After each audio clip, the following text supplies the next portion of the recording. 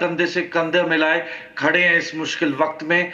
और आप अभी बस मैं इतनी दरख्वास्त करूंगा कि आने वाली पीढ़ियों को एक ये मिसाल बने और लोग जय हिंद के नारे लगाएं और विश्वास भारत माता की जय, भारत माता की जय। सौरभ, भारत माता की जय, भारत माता की जय, भारत माता की जय। इस बार नहीं छोड़ेंगे।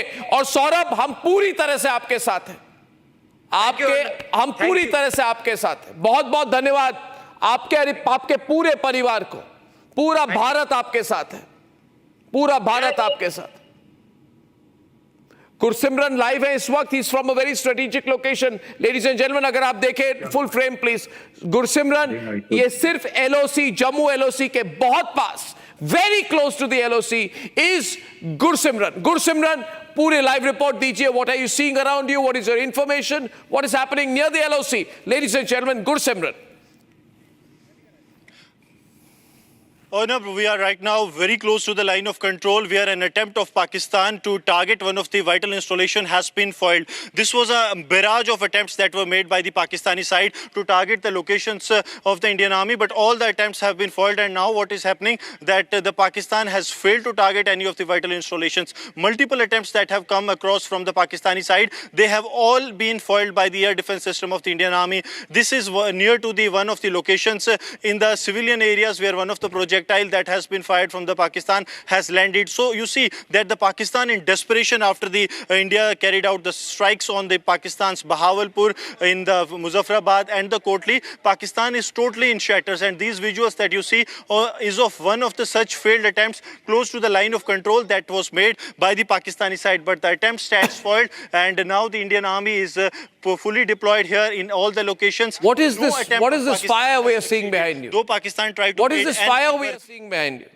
See, Arnab, this is one, yes, I'm explaining. This is one such attempt that was made from the Pakistan to target the installation of the Indian Army, but that attempt was foiled by the air defense system of the Indian Army, and the projectile has landed close to the civilian areas. Because Pakistan is failing, they are desperate to target the areas. We are at a location, the details of the location we cannot divulge, but what we can pick up that the Indian Army has foiled, the Indian security forces have foiled all the attempts of the Pakistan to target the locations.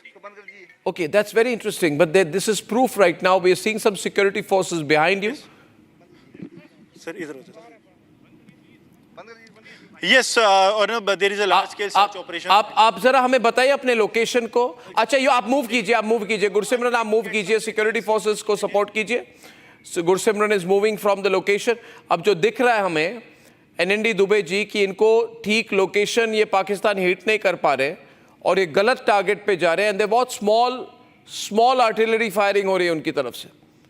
Dubey ji, this is very unfair because India has very calculatively launched its attack specifically on Jaish Mohammed and Lashkar Toiba center, that is Bahawalpur and Muridke.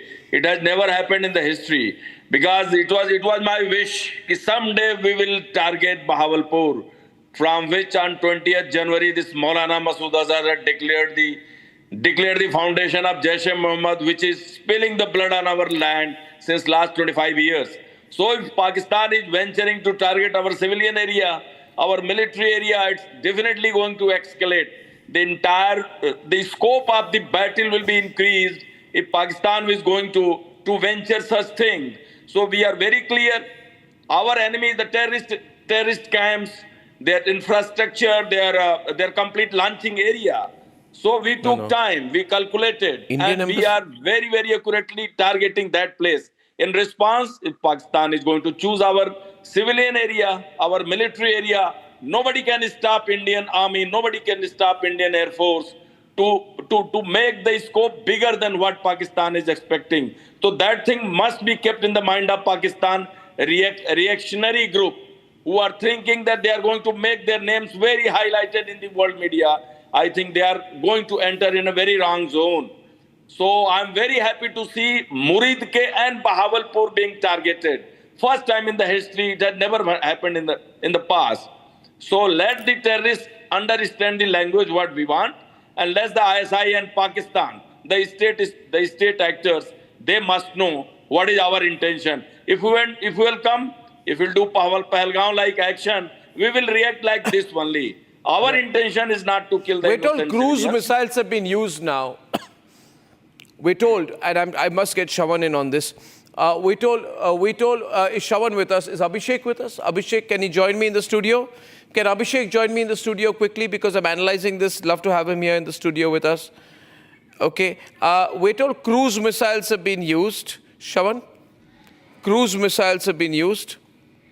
Well, in fact, a confirmation that we have is with regards to the BrahMos missile that has also been used from the Rafale aircraft that was used in the precision strikes. That's a confirmation that's come in a short while back. Apart from that, the Su-30s have also been used by the Indian Air Force. These are the two confirmations that we have as of now.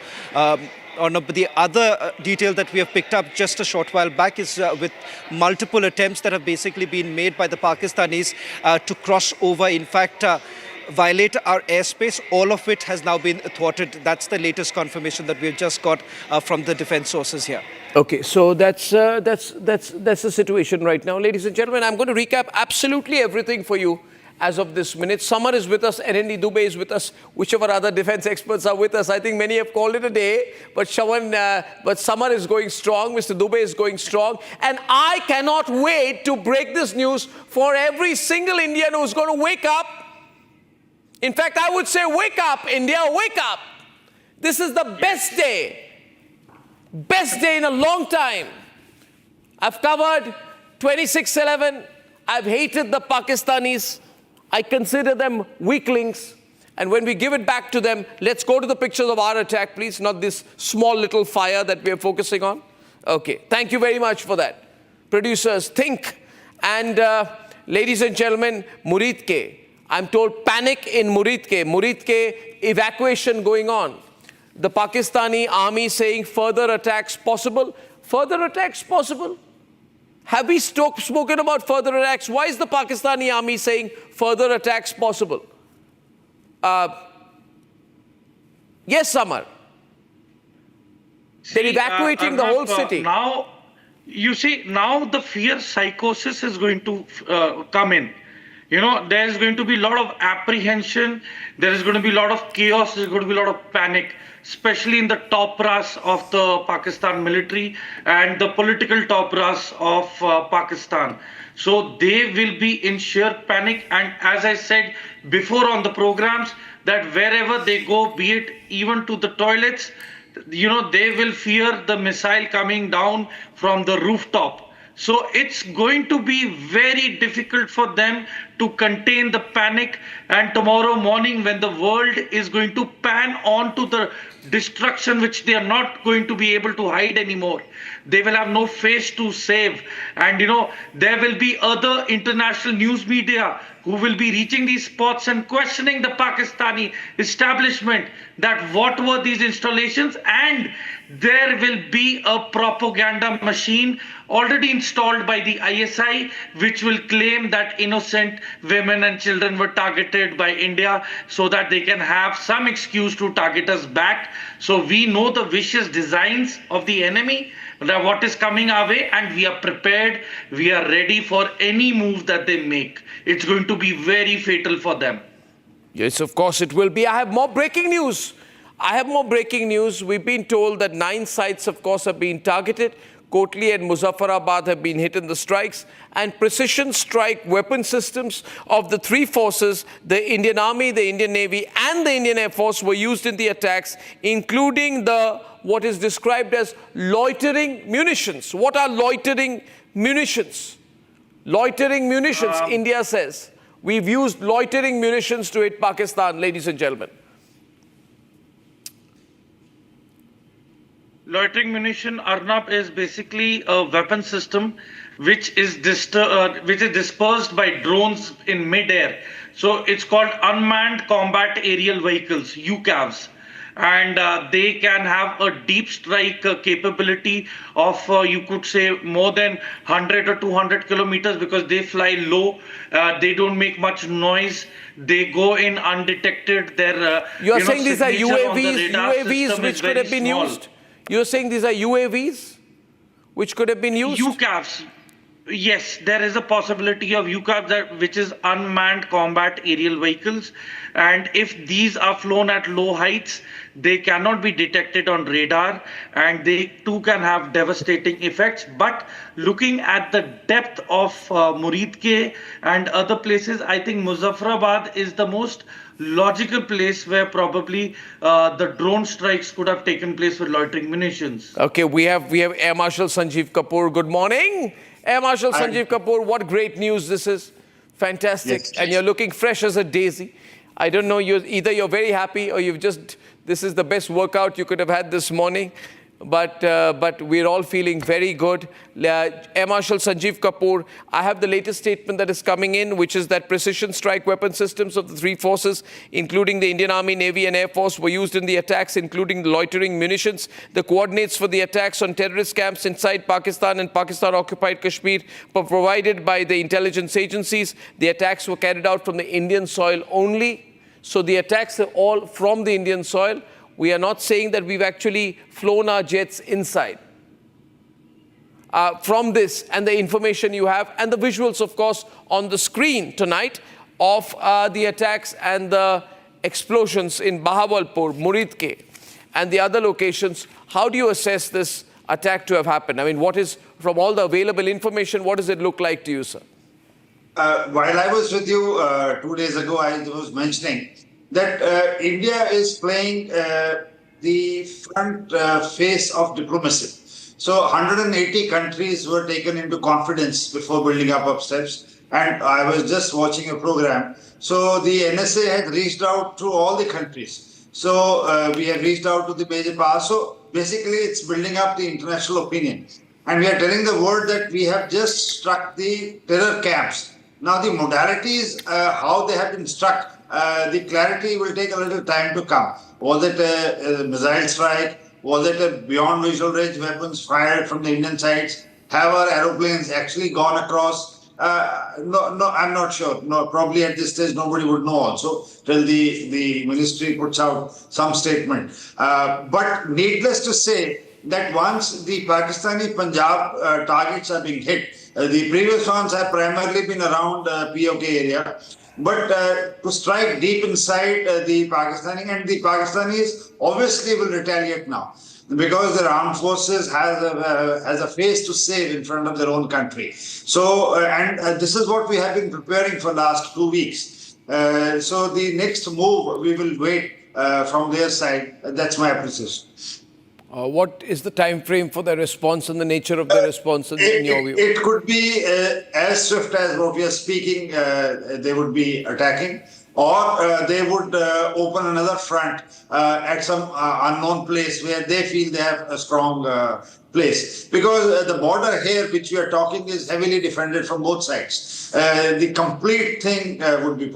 Now, it depends on the leadership as to what level they like to confine this operation to this area along the border in Punjab, POJK, or they want to take it further ahead to other areas. That I'm not sure what will the course of action they will take. But certainly there would be retaliation because the local masses there have to be given a narrative which suits them. So there is no way that their armed forces will take this normally.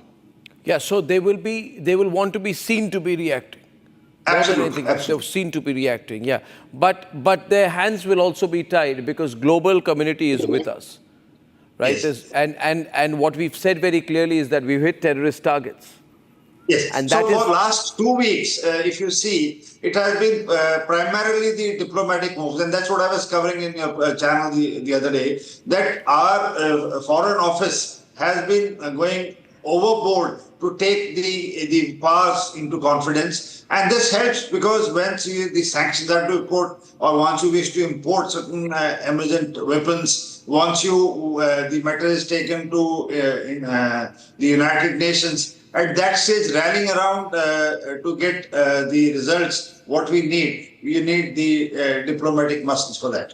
Yeah, I've just got some visuals of shelling from the Tangdar border towards POK, and there are shelling visuals from the Pak side. Luckily tonight, I have all our reporters lined up across different locations along the line of control. From Jhulas border village, we are getting visuals, but this is to be expected. We expect some shelling from the Pakistani side, but they can't make tall claims on this, Samar. This is, you know. I mean, yeah. I mean, this is just saving face, Arnab. Saving face. They don't have a choice, do they? I mean, they don't have the capability of deep strike into India, and if they do so, they are going to pay heavily. I mean, our Navy is ready to do whatever it is supposed to do, you know, near the Gwadar port. And then we have our forces on standby, and any misadventure from them might just cost them POK. So they have to really think twice and weigh the odds, because the Pakistan public itself is going to be bursting out with anger tomorrow. There are going to be massive protests everywhere in Pakistan. And probably PTI has already claimed that the reason for this attack is because of Mullah Munir. So I think tough times ahead in the coming 48 hours for Pakistan. Yeah, beyond noises. Because also, I want to go back to Sanjeev Kapoor on this. We've obviously gamed this out very well. If we've struck, we will want to be, we'll be expecting some counter strikes. So our radar will be very, very clear. I'm sure we've got our AWACS up there. We've got all kinds of tracking ability and countering ability that would have been placed out. Isn't that the advantage that the first strike move gives us? That we can complete? Yeah. Absolutely. It is a choosing of our own timing and the place. So this gives you this, because it's a game of chess. The first move was made by them. Now we have retaliated.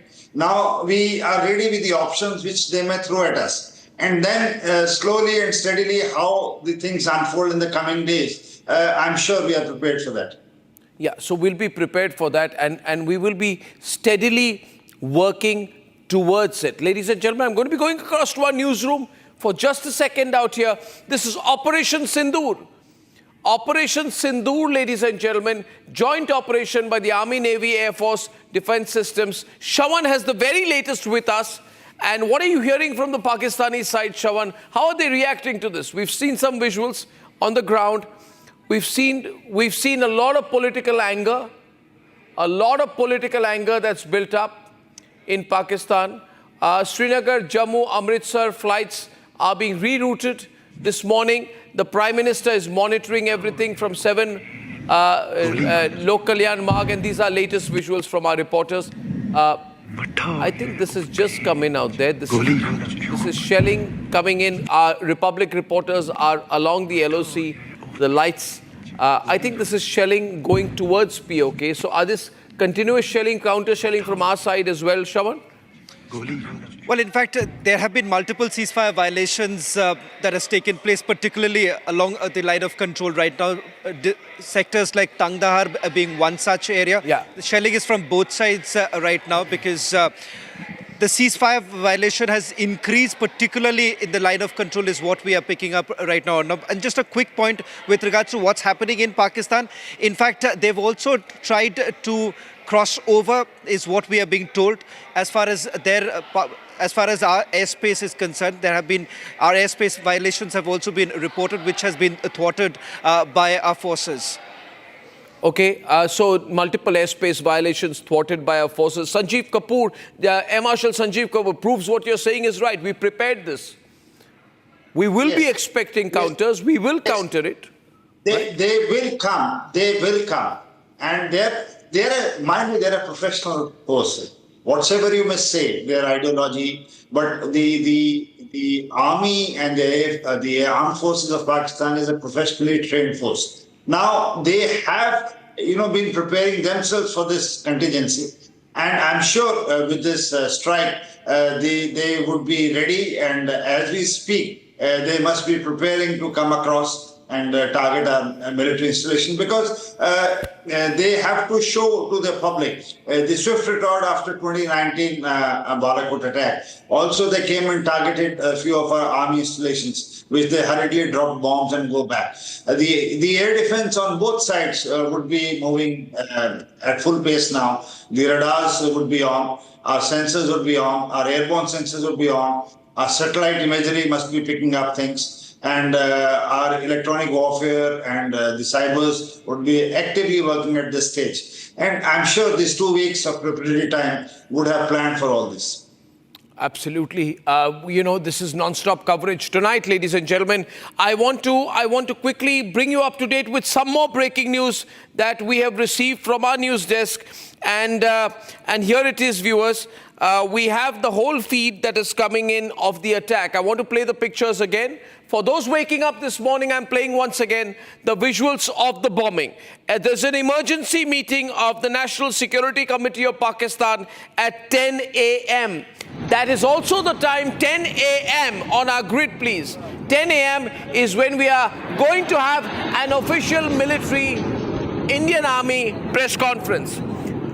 We're seeing the visuals of the shooting. This is when the missiles were hit out, and this is when they hit. The Prime Minister is monitoring Operation Sindoor. He has all the details with him. This has been monitored and super monitored by Prime Minister Narendra Modi, ladies and gentlemen. Dharamshala flights rerouted, Chandigarh flights rerouted. All global powers contacted by India, by Bharat. And this is the moment when we hit. These are the visuals going all across. And the entire terrorist machinery of Pakistan is being targeted clearly tonight. One of the targets is the Markaz-e-Taiba. The Markaz-e-Taiba, the nerve center of the Lashkar-e-Taiba, the group responsible for the 2008 Mumbai attacks. Ladies and gentlemen, Muridke, the city which has been hit, of which visuals you are seeing on your screen.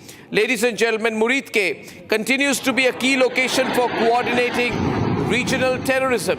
That is what you're seeing tonight. This whole area, Muridke, is connecting the Lashkar-e-Taiba to the broader jihadist networks, including historical ties to the Al-Qaeda. So we have hit not just on our part, but we've also hit on behalf of the entire world, and the world is standing with us tonight, and Colonel Anurag Shukla is with us tonight. Colonel Anurag Shukla, congratulations, and good morning to you. What do you assess of the information we have as a defense expert? How do you view today's attack? Definitely, it is the moment we have been waiting for quite a long time. It has been a 15 days wait. The India has been waiting for last 15 days when to strike and strike them hard. Today the day has come and they have done it. We have done it, and the strike has been so precise that we have given the message that where we want to hit, the world has seen today the might of India. The might of India is seen today just now. And I hope that all those terrorists who are sitting there and their organization structure is destroyed with these strikes, and many more to come.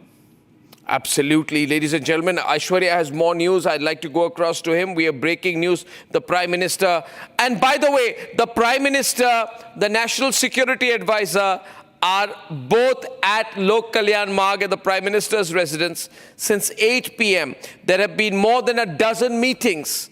All the three forces have been used in Operation Sindoor. All the three chiefs were in direct contact with the Prime Minister and National Security Advisor, Ajit Doval.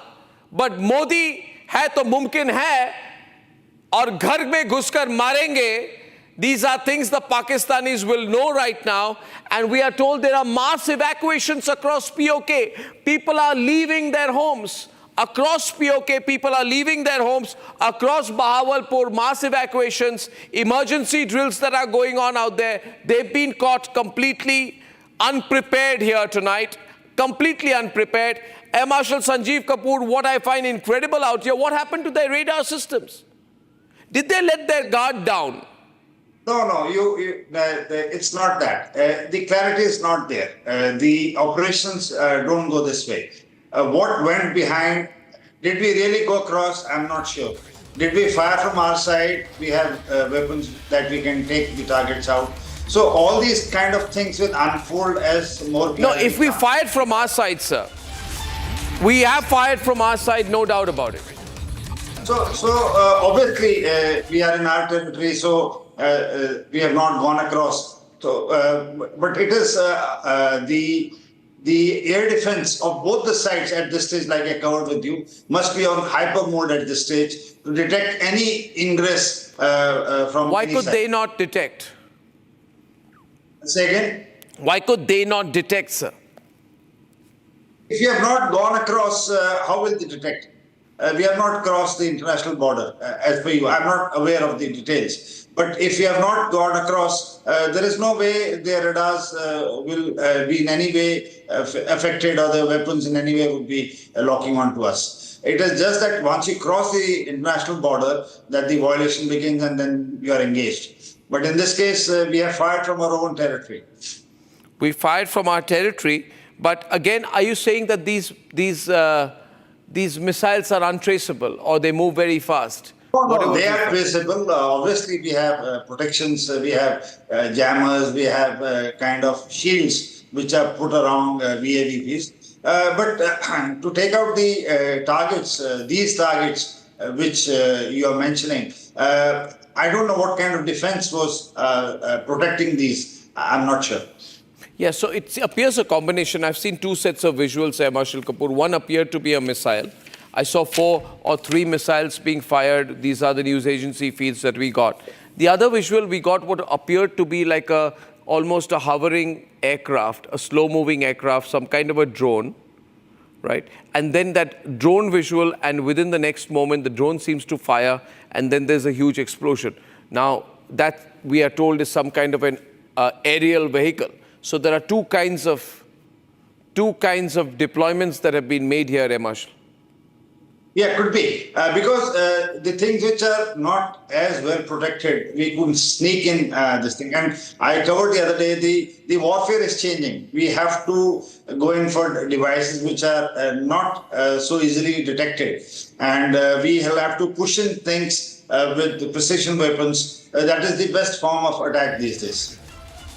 Absolutely. All hits successful. Ladies and gentlemen, the Prime Minister is monitoring this throughout the night with Ajit Doval at the Prime Minister's residence. This has been a very clear operation. We have very realistic summaries and assessments going on right now, especially from Air Marshal Sanjeev Kapoor this morning and from Major Samar Paltur. We have to be realistic. This is not the end. It is probably just the beginning. Yeah, Samar? We have to be watchful. Yes. Very watchful now. I mean, Arnab, you see, this is whatever this strike has taken place, it's an amalgamation of different weapon systems because, you cannot risk putting all eggs in one basket. So definitely a single weapon system has not been used here. Beautiful. It's been multiple platforms of delivery. So probably after today morning's press conference, we'll get to know whether the delivery platforms were from the ground launchers plus the fighter jets oblique the army, the naval frigate carriers. So it's going to be amply clear tomorrow as to how it was carried out. But yes, it is been from multiple platforms, which we cannot even rule out the drones, the unmanned combat aerial vehicles, missile strike. So it is a plethora of weapon systems. Let's see what the military's got to debrief us in the after a few hours from now. Ladies and gentlemen, we are told that 4 Jaish commanders have been eliminated.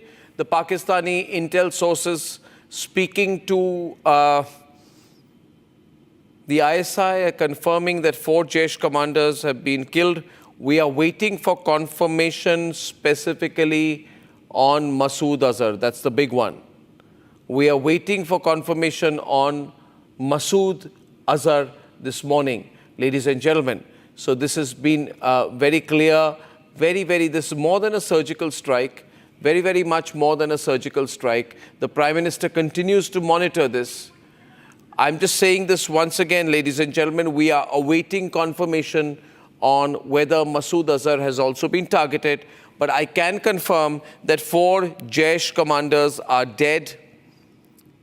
At least 4 top Jaish commanders have been eliminated. We are awaiting confirmation on Masood Azhar. That's what I can tell you. CCS at 11 a.m., Army press conference at 10 o'clock. Ladies and gentlemen, hotline with all the allies tonight. The Indian Air Force has begun its air exercises in Jaisalmer. We are in very top form right now. And as of this minute, massive scrambling and movement of Indian Air Force jets are being reported in and around the Rajasthan area, Jaisalmer. I want Air Marshal Sanjeev Kapoor to explain that. Latest information coming in that around Jaisalmer, lot of Air Force movement. Yes, Air Marshal Sanjeev Kapoor, please. See, these are routine exercises that we do. Every season, especially summers, we do exercise in the Jaisalmer and Rajasthan sector. This is to see how the machines operate, because with the higher temperatures, the tarmac temperatures must be crossing 50 degrees now in certain areas now. And how does your weapons, how does your radars, how does the fuel, oil, gases, the effect of sand, desert on this thing, the human element to sustain heat. So these are routine exercises that go on. And one such exercise has been planned. I was reading, the NOTAM was issued, and today and tomorrow's exercise around the Rajasthan sector. And I'm sure this must be a part of the larger build-up to put our defenses in place and our readiness, just in case the enemy decides to open this front, we are prepared. Absolutely, we have to be very prepared.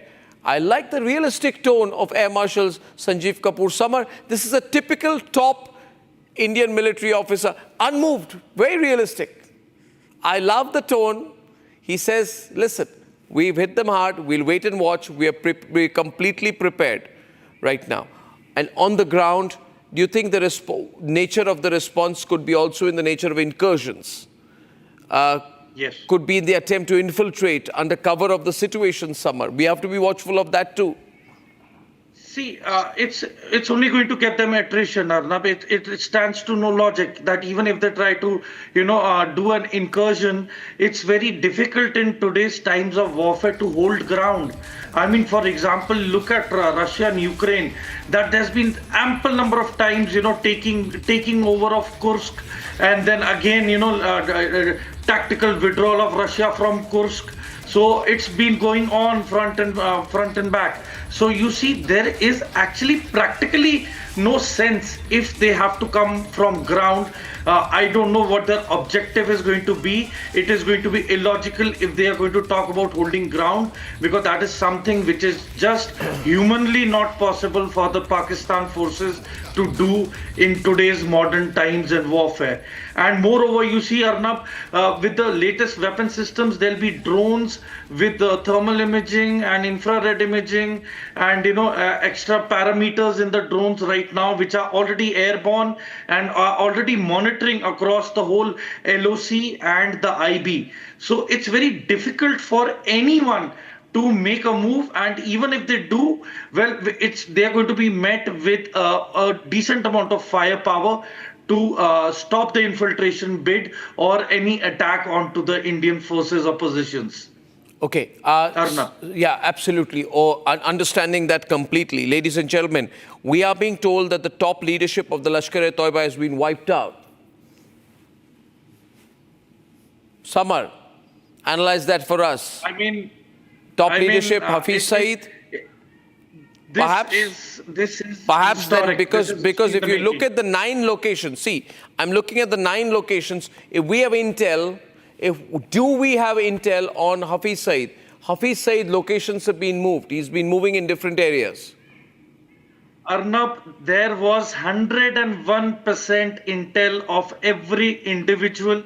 They were being tracked and followed for months together.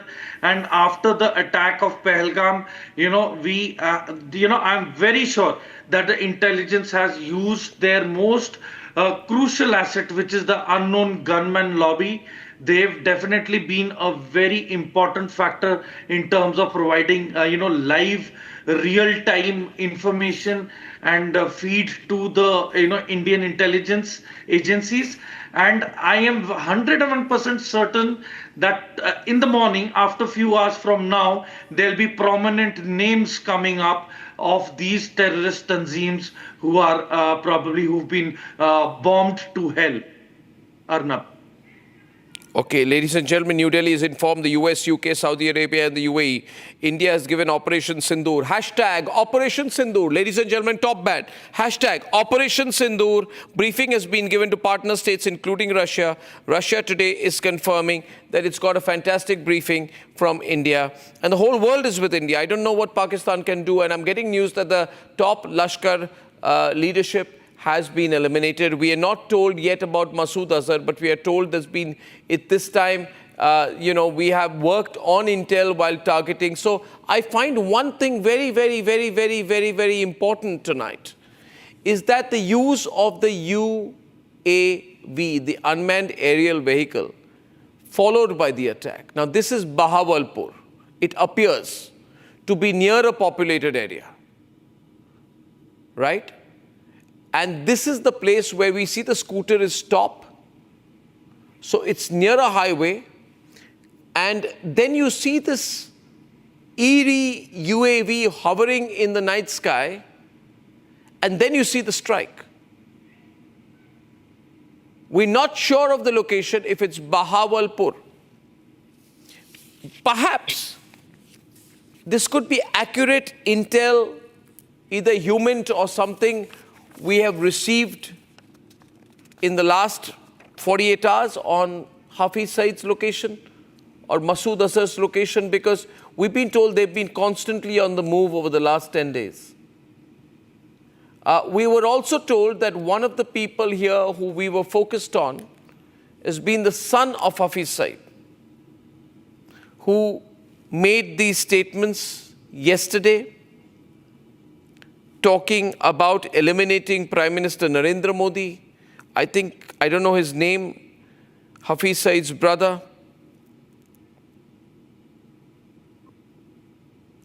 But I think this is incredible.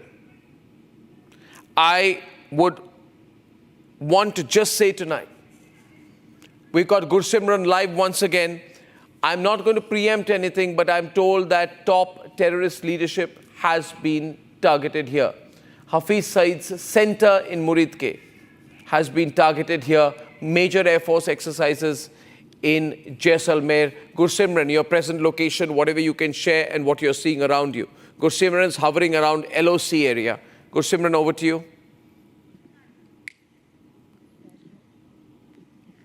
Yes, Arnab, right now we are at the line of control, and I'll request Sarjeevan to show you the visuals of line of control, because there was a heavy shelling that was taking place half an hour ago. But now, after the India's massive retaliation to the Pakistani shelling, now the line of control has fallen completely silent. There has not been a single fire that has been reported, because India has fired heavily to the Pakistan source of fire, and we are told that there have been damages to the Pakistani forward post as well, because soon after the India carried out the strikes within the Pakistan, what Pakistan did, that they opened the line of control from Aknoor to Rajouri district to Poonch district to Kupwara and Baramulla. But when Indian Army has retaliated effectively, we are told that there have been losses to the Pakistani side, and now a lull is prevailing on the ground. There has been a high alert that has also been sounded on the international border, and that ridge line that you see, the lights that have been decked up, this is the line of control and the international border on both sides of the Chenab River that you see. And now there is no firing from the Pakistan,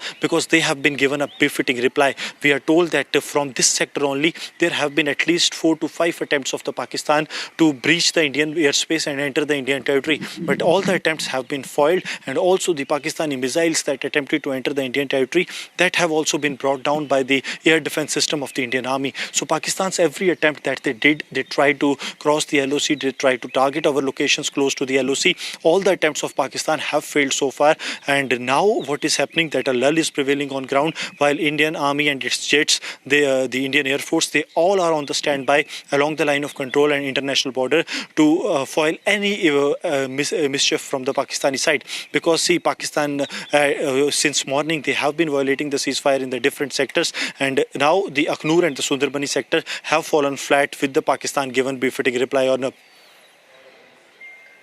Simran is moving in various locations. Ladies and gentlemen, we have been told right now that the Pakistan Tehreek-e-Insaf is planning a demonstration against Asif Munir following what has happened here. The Pakistanis are claiming that 6 places have been targeted. Very interesting. Very, very interesting. They're not claiming 9. They're claiming 6. I wonder why they're claiming 6 and not 9. Is it because they're trying to hide the location of Hafiz Saeed or Masood Azhar or the others? Very, very interesting. They're claiming 34 injuries, 8 people have died, and 6 places have been targeted. 24, they're claiming 24 strikes on 6 locations. 24 strikes on 6 locations.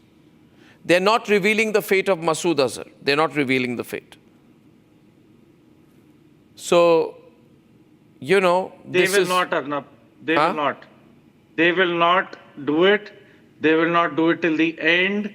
It is only with time that when we realize that there is an absence of statement from these terrorist tanzeems, where these dead leaders are no more visible in the public eye, or you could see that if there is a very massive janaza taking place in Pakistan. But they can't hide it. I mean, they can't hide it. They can't hide it now. They can't hide it now. That is the terrorist leader. Okay, Major General Sanjay Soy joining us this morning. Good morning, 4:42 a.m. and many, many congratulations. And there we have Saurabh Shukla. Now, what do we say to Saurabh? We say good evening to Saurabh. Good to see you back. Good evening, Arnab. But this is, I remember sitting with you when Balakot happened. This is India's day of avenging Pahalgam, and Narendra Modi has again proven yet again that he values every life of an Indian in Pakistan, will not be allowed to get away. This is a moment, a proud moment for every Indian of what our armed forces have done today to dismantle this terror infrastructure. And this is hopefully is a lethal blow. Before I come back to, by the way, Saurabh Shukla, who is the founder and editor-in-chief of News Mobile, great guy joining us from Washington, always our lovely partner. And Major General, I'm going to come back to you, Saurabh, in a minute. Major General Sanjeev Soy is with us tonight to give us his perspective on the information he's seeing tonight. We're doing a lot of real-time analysis out here. Can you just take us through your first reactions to what you see, the likely nature of this attack, the use of this UAV, which seems to have been hovering over the skies before striking, almost as if it's locating a specific target. You know, the way it's flying, it's taking its time. It's in no hurry. It's entered. It's even displaying itself. It's got full, you can optically see it, and then there is a huge and devastating, immediately after that, explosion, which happens a few miles away, clearly. So what are we seeing here, sir, in terms of use of munitions? Arnav, I would say that firstly, my heart really, I feel, get a sense of pride as a veteran and as an Indian that this kind of revenge has taken place. Now, this kind of strike is definitely, we can call it a surgical strike, we can call it a pinpoint strike, and there's no collateral damage. With a detailed planning, thorough planning, lot of intelligence, and a coordinated attack between Army, Air Force, Navy, everybody joined hands together. And you see, when this UAV is flying around, it is pinpointing, it could be the laser guiding the missiles, and then probably the reports are that Rafale should have used the Scalp missile, which has the capability to go up to 250 kilometers to 400 kilometers. So we have carried out a pinpoint attack on terror camps, and we have not touched Pakistan Army, we have not touched Pakistan civilians, we have not touched Pakistani Awam.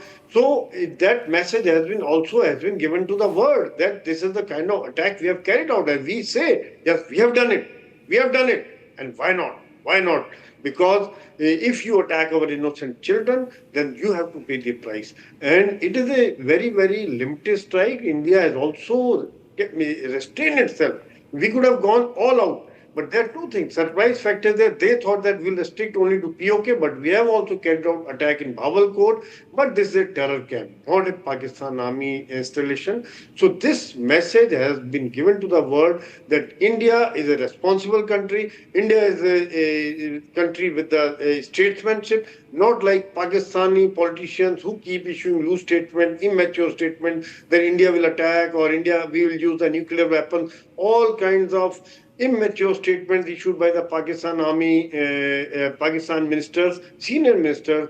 So this shows the detailed planning, maturity, and I feel I get a sense of pride in this, Arnab. Absolutely. We've been told all schools and colleges across Pakistan have been closed. Airspace is being shut down. Indian Air Force jets are flying very, very rapidly along Jaisalmer. We're seeing a lot of action from the Indian Air Force near Jaisalmer. Ladies and gentlemen, Rajasthan border very hot tonight. Very, very hot tonight. We've been told Lashkar top leadership has been eliminated. We've been told top-level Jaish leadership has been eliminated. We can now confirm there appears to have been a use of very, very superior UAVs in this specific attack. And 10 a.m. we are going to get the full details with a joint military press conference at 10 a.m. Ladies and gentlemen, Samar wants to add something there. Samar. Arnab, there are unconfirmed reports of one Pakistani aircraft being shot down. Now, by the visuals, it looks like an aircraft. They say it might be a F-16, it could be a JH-17. So these are unconfirmed. Okay, we're getting reports. breaking news. The Two other visuals are locations there. which have also been targeted are Gulpur and Bhimbar. Bhimbar Gali. In Pakistan, where is the location in Pakistani territory? Chak is Amru. towards, Another location is Chak Amru. Chak Amru. Bhimbar. Very close to the These are LOC. These are terror launch pads. Chak Amru Bhimbar terror Gali. launch pad. Gulpur. Beautifully located in that map there you see, ladies and gentlemen. Gulpur, Chak Amru, Bhimbar, Muridke, Kotli, Muzaffarabad, Sialkot. Sialkot is an interesting location. Would you like to shed some light on Sialkot, sir? Any of you, sir? General Soy? Yeah, in fact, this Chakamru, Muridke, Kotli, they are the areas opposite Rajouri and Punch area. Those are the areas which were used by the Very nice use of visuals as a launch pad. Yeah. From there, and Sialkot is of course a big city. One can see the lights of Sialkot from Jammu border also. So if that is also a headquarters, so it is also closer to LOC only. Towards the Punch side, definitely towards Akhnoor side, I would say.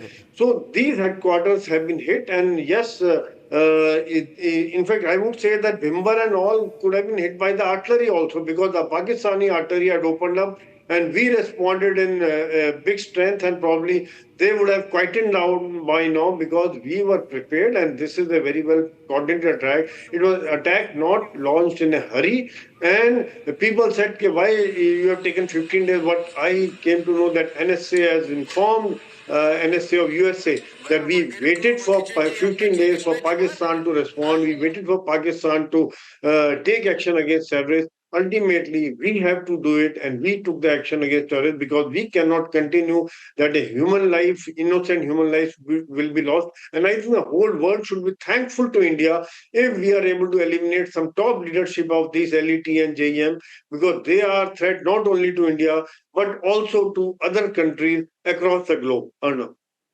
Absolutely. We're getting a lot of visuals, ladies and gentlemen. Some news coming in of some Pak planes shot down. Cannot confirm authenticity of visuals either. But NSA spoke to Rubio. What's the buzz from Washington? Yes. Sir? Arnab, so, I'll tell you, not only is this a great success when it comes to a strategic strike hitting at Pakistan's terror infrastructure. It is also a clear manifestation of a new India today standing tall at the diplomatic stage as well. A journalist here asked US President Donald Trump, and he clearly indicated that he saw it coming, speaking about the horrific Pahalgam terror attack. And National Security Advisor Ajit Doval just spoke a short while back to US Secretary of State Marco Rubio, clearly telling him that India's attacks were targeted at Pakistan's terror infrastructure. And I'll tell you, you and me have covered foreign policy for a long time. Unlike in the past where people would tell them that you be restrained, they say, India has to follow suit and make sure that India's security concerns and anybody who targets India, the terror infrastructure has to be destroyed. That's India's call. So this is the big difference that is happening in a new India under the leadership of Prime Minister Narendra Modi, that you have the world also appreciating. Yes, there will be some statements coming from certain quarters, but India will do what it wants to do in its self-interest, and also to take care that anybody, if you see the name Operation Sindoor, you know that there is a significance of that.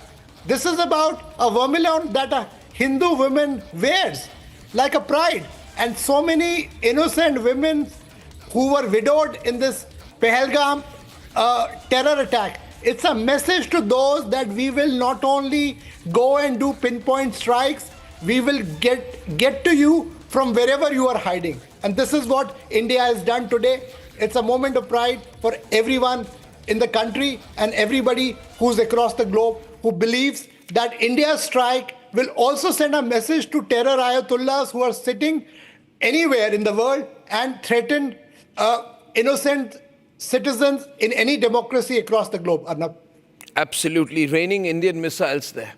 It's raining Indian missiles in Pakistan this morning.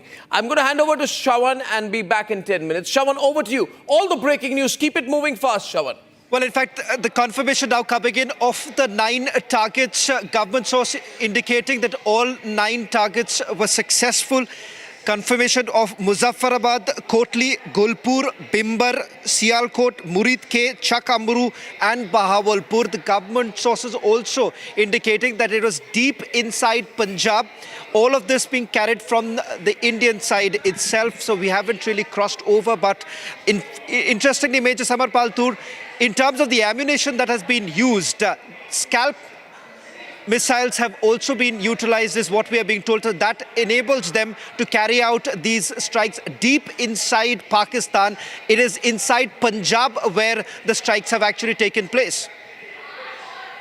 See, Shravan, the best part about it is that the acquisition of the targets has been done by noting their coordinates, because the static positions of the terrorist Tanzim headquarters were always under constant vision of our intelligence satellites. So there is no surprise regarding we knowing the location of these infrastructures and these terrorist Tanzims. The criticality here was the presence of high value targets, the live intelligence inputs that we were getting. So probably it was not because we chose this certain time, but probably the presence of high value targets were available at a certain time, which was the mid of night, and Right. then a call was taken that yes, everyone is in place and can be taken out, and a final call was given. Second, the depth with which the deep strikes have taken place definitely projects the strength and the upgradation of the technology that the Indian armed forces possess. So definitely, you see, when you have, the futuristic organizations like ISRO and, the semiconductor industry coming up, Right. The drone industry booming. So you see, there is going to be a usage of high technology when it comes to warfare. And you see, Russia and Ukraine. So this is a similar design which has been done. And, drones are not being ruled out in this. that unmanned combat aerial vehicles Major Tur, can be seen are the loitering munitions a clear indication of the usage of drones? Because these were 48 such loitering munitions that were basically delivered to India just about some months ago.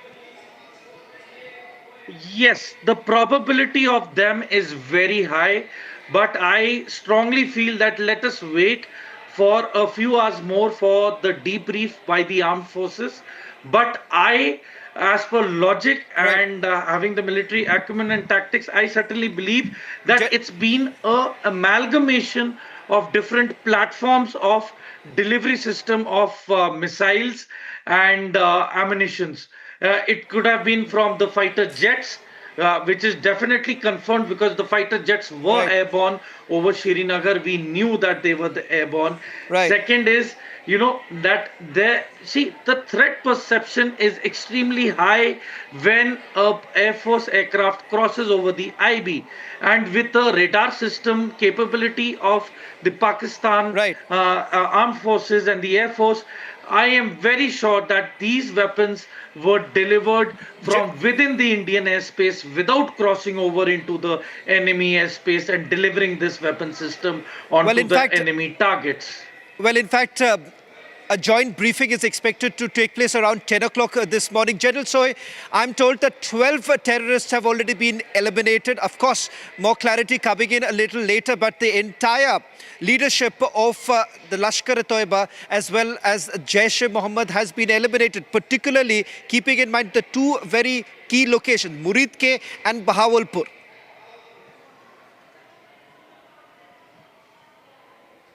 After a thorough planning and only on specific intelligence inputs. There's not been any collateral damage, pinpoint attacks have been done, and the way hospitals and Murid in Bhavalpur and Muridke have been activated, and there was a large crowd outside the hospital, the visuals we were getting, and there was emergency declared in these hospitals. It is very sure that large number of casualties. I think the numbers would go up. It will not restrict to 12. I think it will be much more. And as the reports come in, but surely casualties are there. The top leadership would have been there, and it is very, very important that to understand that India Right. has still shown the restraint. We have carried out these attacks from our side of border with the long-range missiles, and as Colonel Toor had mentioned, that it is a combination of drone, surface-to-surface missile, or air-to-surface missile. All kind of weapon system would have been used to maintain the surprise. And we have also informed the world accordingly. The USA, NSA has been spoken to by our NSA, the Russia, UAE, Germany, a lot of countries have been informed that way India has carried out this attack with a lot of responsibility in a restrained manner, because it is a war against terror. And this kind of, if the top leadership is eliminated, I think the world should be Right. thankful to India for carrying out these attacks. Shravan. Well, Saurabh Shukla, as General Yeah. Sanjay Soy was also pointing out, in fact, the latest breaking news also coming in, New Delhi has already informed US, UK, Saudi Arabia and UAE. So on the diplomatic front too, India has basically got all its partners together, a clear indication that Pakistan today stands completely isolated. Absolutely, Shravan. And see, this is what a proactive diplomacy is all about. That one, we tell our friends and allies that we will go ahead and do it at the time of our own choosing. We are not shying away from saying that we will go and defend India's strategic interests. And that's what India has done. It has already told. In fact, there was a clear indication. I was, in Washington, I can tell you, US President Donald Trump did not look surprised. So perhaps India had kept its allies completely, I would say informed. Obviously, nobody tells them operational details that we will go ahead and hit at these terror infrastructures.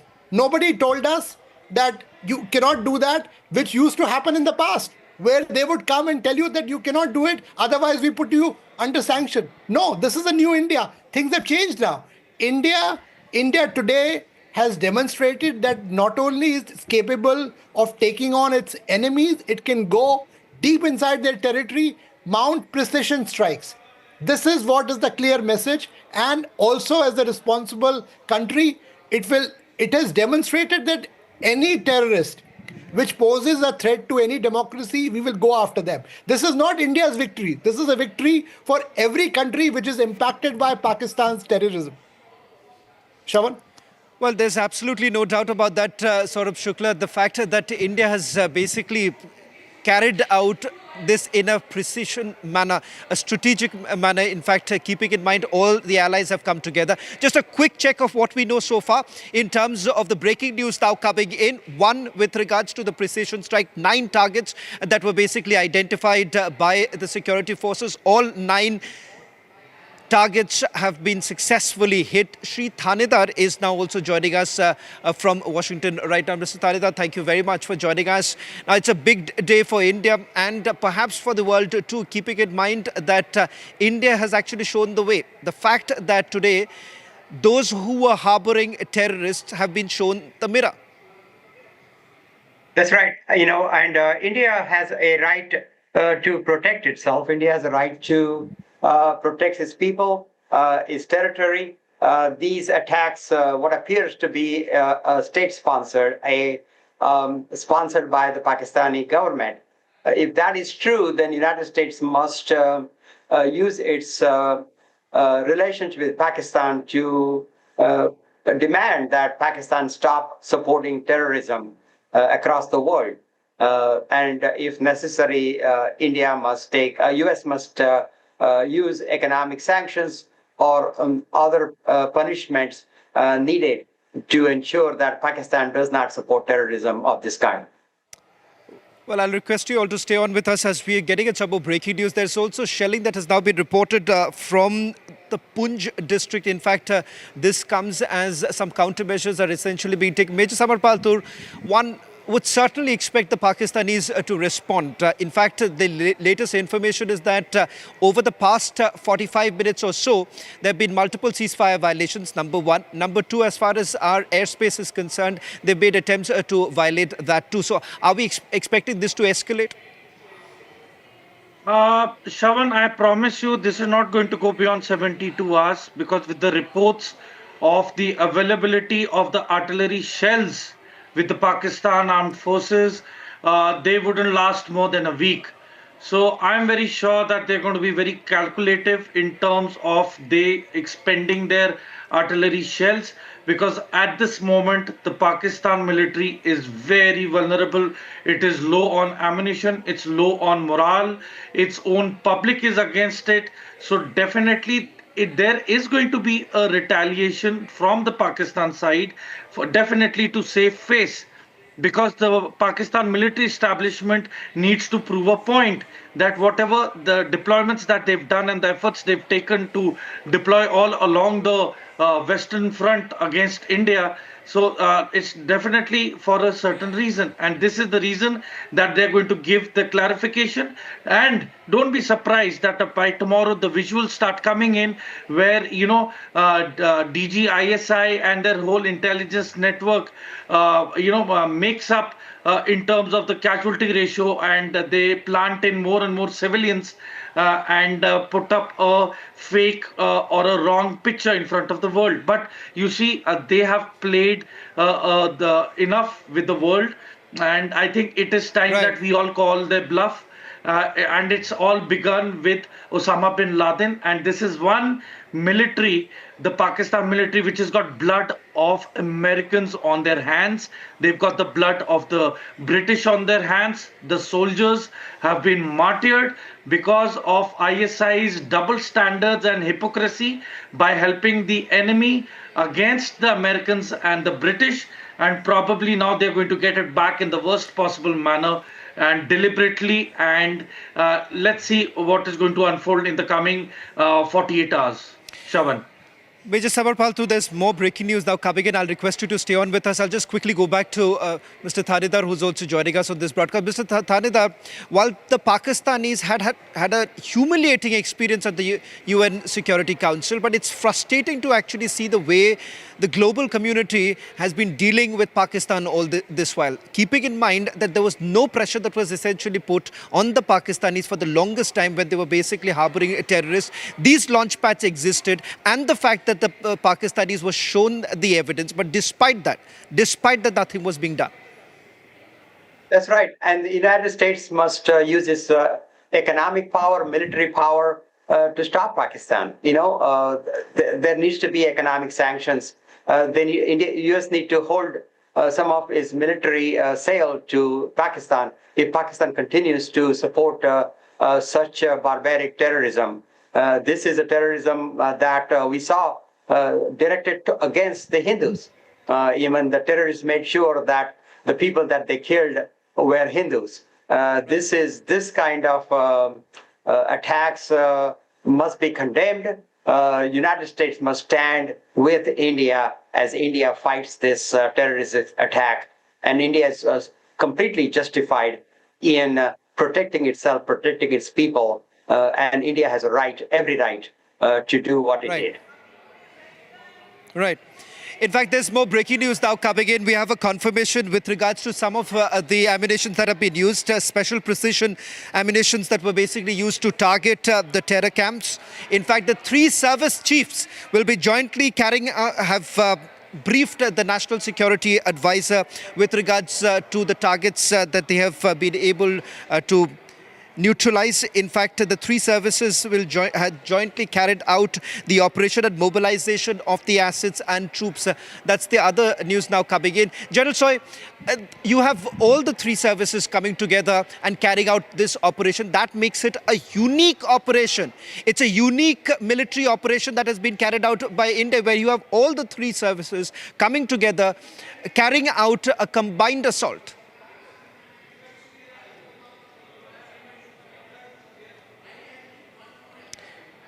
So, Saurabh Shukla, if I can also bring you in. Yeah. You wanted to make a point. Go ahead. Yeah. So, what I was saying is the Congressman Thanedar still there with you? I wanted to bring him in as well because there is a strong demand now to sanction Pakistan's generals and, ISI officials, because clear complicity of them in these behind these terror groups and Pahalgam terror attack has been established, and it's time that the West, including the US, sanctions these generals. And clearly, India's strike illustrates, and I must tell you that it's a time when India is not only gathering intelligence itself, a lot of friendly countries have provided intelligence to India on the presence of these terror groups. So clearly, there is clear Pakistani complicity which has been established, and these strikes only underscore the fact that India, as I mentioned earlier, is not only fighting this battle on behalf of people of India, but everybody who's impacted by these terror camps being run inside Pakistan. So that's the reason why world needs to unite even further to sanction Pakistan and make sure that these Pakistani officials, they are put under sanctions.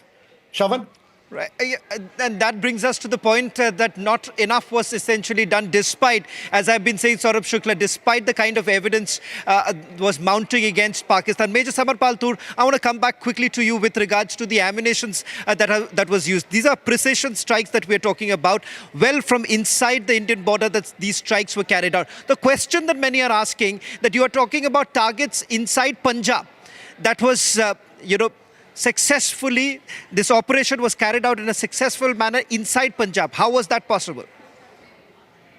I mean, see, Shavan, there are reports that, could be that the Navy has also fired cruise missiles.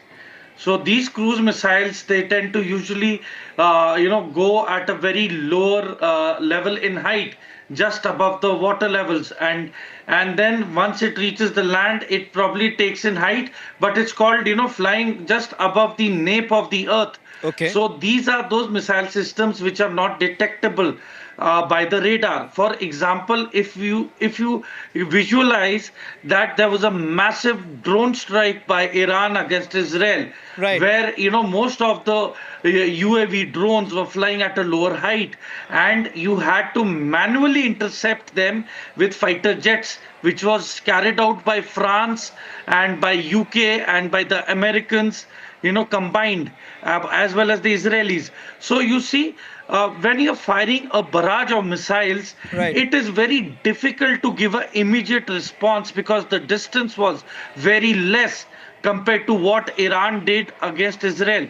So Right. you see, reaction times were less. These were hypersonic missile systems, and they were launched from different platforms. So the signatures are going to be different. The detectability of all wouldn't have been possible. They would have been flying at a very low altitude, just above the nape of the earth towards their targets.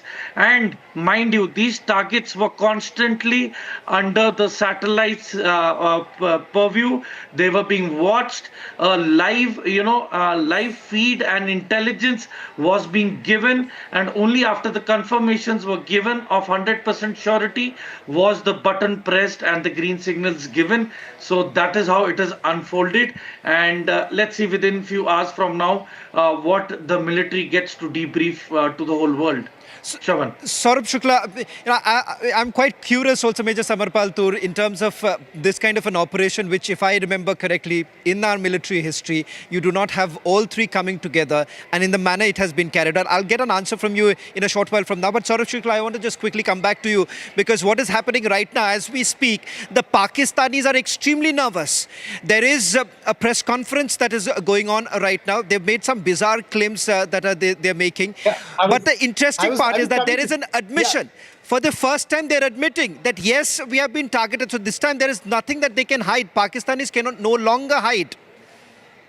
They cannot hide. And Shravan, the thing is, they know that they've been hit hard where it hurts. Because these are the terror ayatollahs that they were shielding, who were under the protection of the Pakistani ISI. And we have gone ahead and done this. So that's the reason they are scared. They should be, I would say that happy that India is a civilized country and a responsible country, that they're not targeting some of these, terror masterminds in their armed forces who are behind this.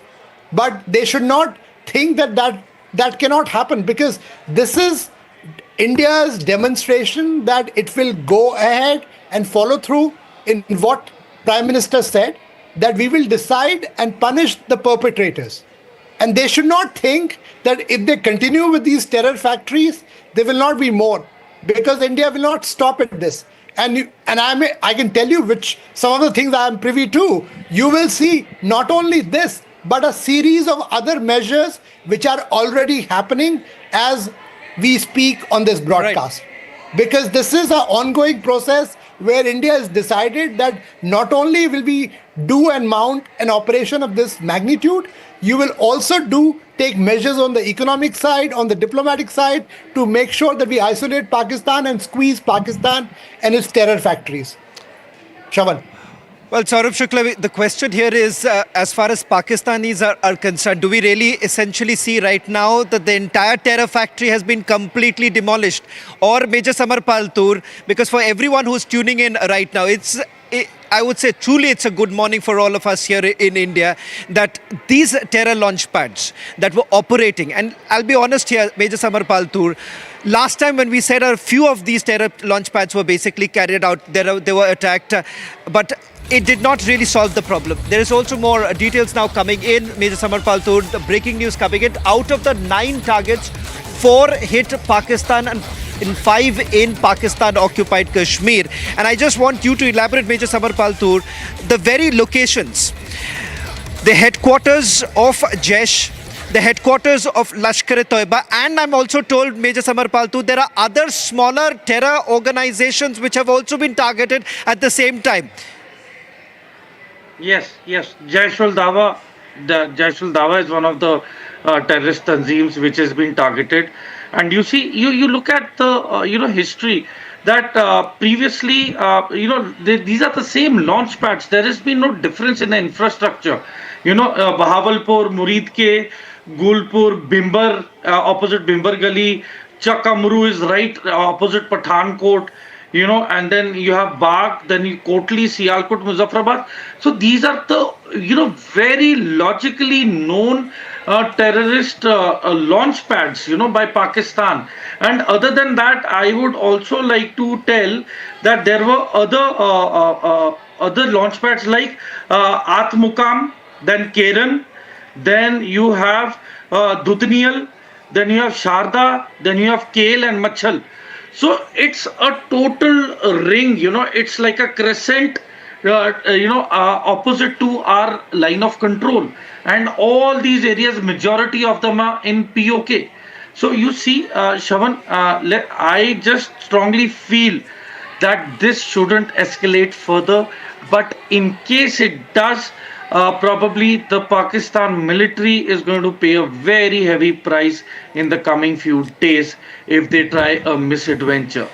Major Sabarpal, I've just got very important, crucial details from my source right now in terms of the exact camps which have been targeted. And I'm telling you, you'll be extremely elated to know that the Sarjal camp, that's the Jaish-e-Mohammed camp, opposite the international border, you have opposite Samba and Kathua has also been targeted.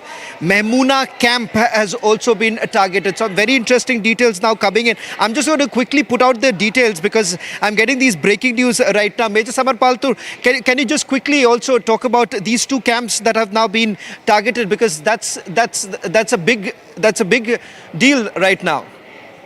See, you just mentioned Memuna camp, and which one was the other one, Shavan? I just got the information right now, Major Samarpaltur. It's Sarjal camp, which is opposite Samba Kathua. It's the Jaish-e-Mohammed camp. The Mehmuna camp has also been targeted. That's the Hizbul Mujahideen. Hizbul Mujahideen's training camp has also been targeted. Can we just put the breaking news coming in? Two more camps, Sarjal and Mehmuna camp, have also been targeted. See, Shavan, these two camps have been very notorious. They've got a very bad history, and majority of the encounters which usually take place, it is easy to infiltrate because the area is a flat land.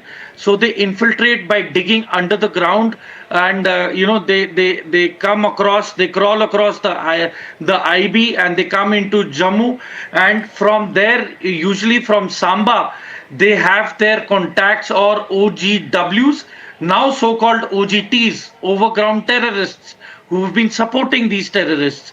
So so these terrorists, once they infiltrate, they usually pose as laborers. And at any of the sabji mandis, they act as laborers. They load the trucks, and then these trucks have a side opening rather than the tailgate.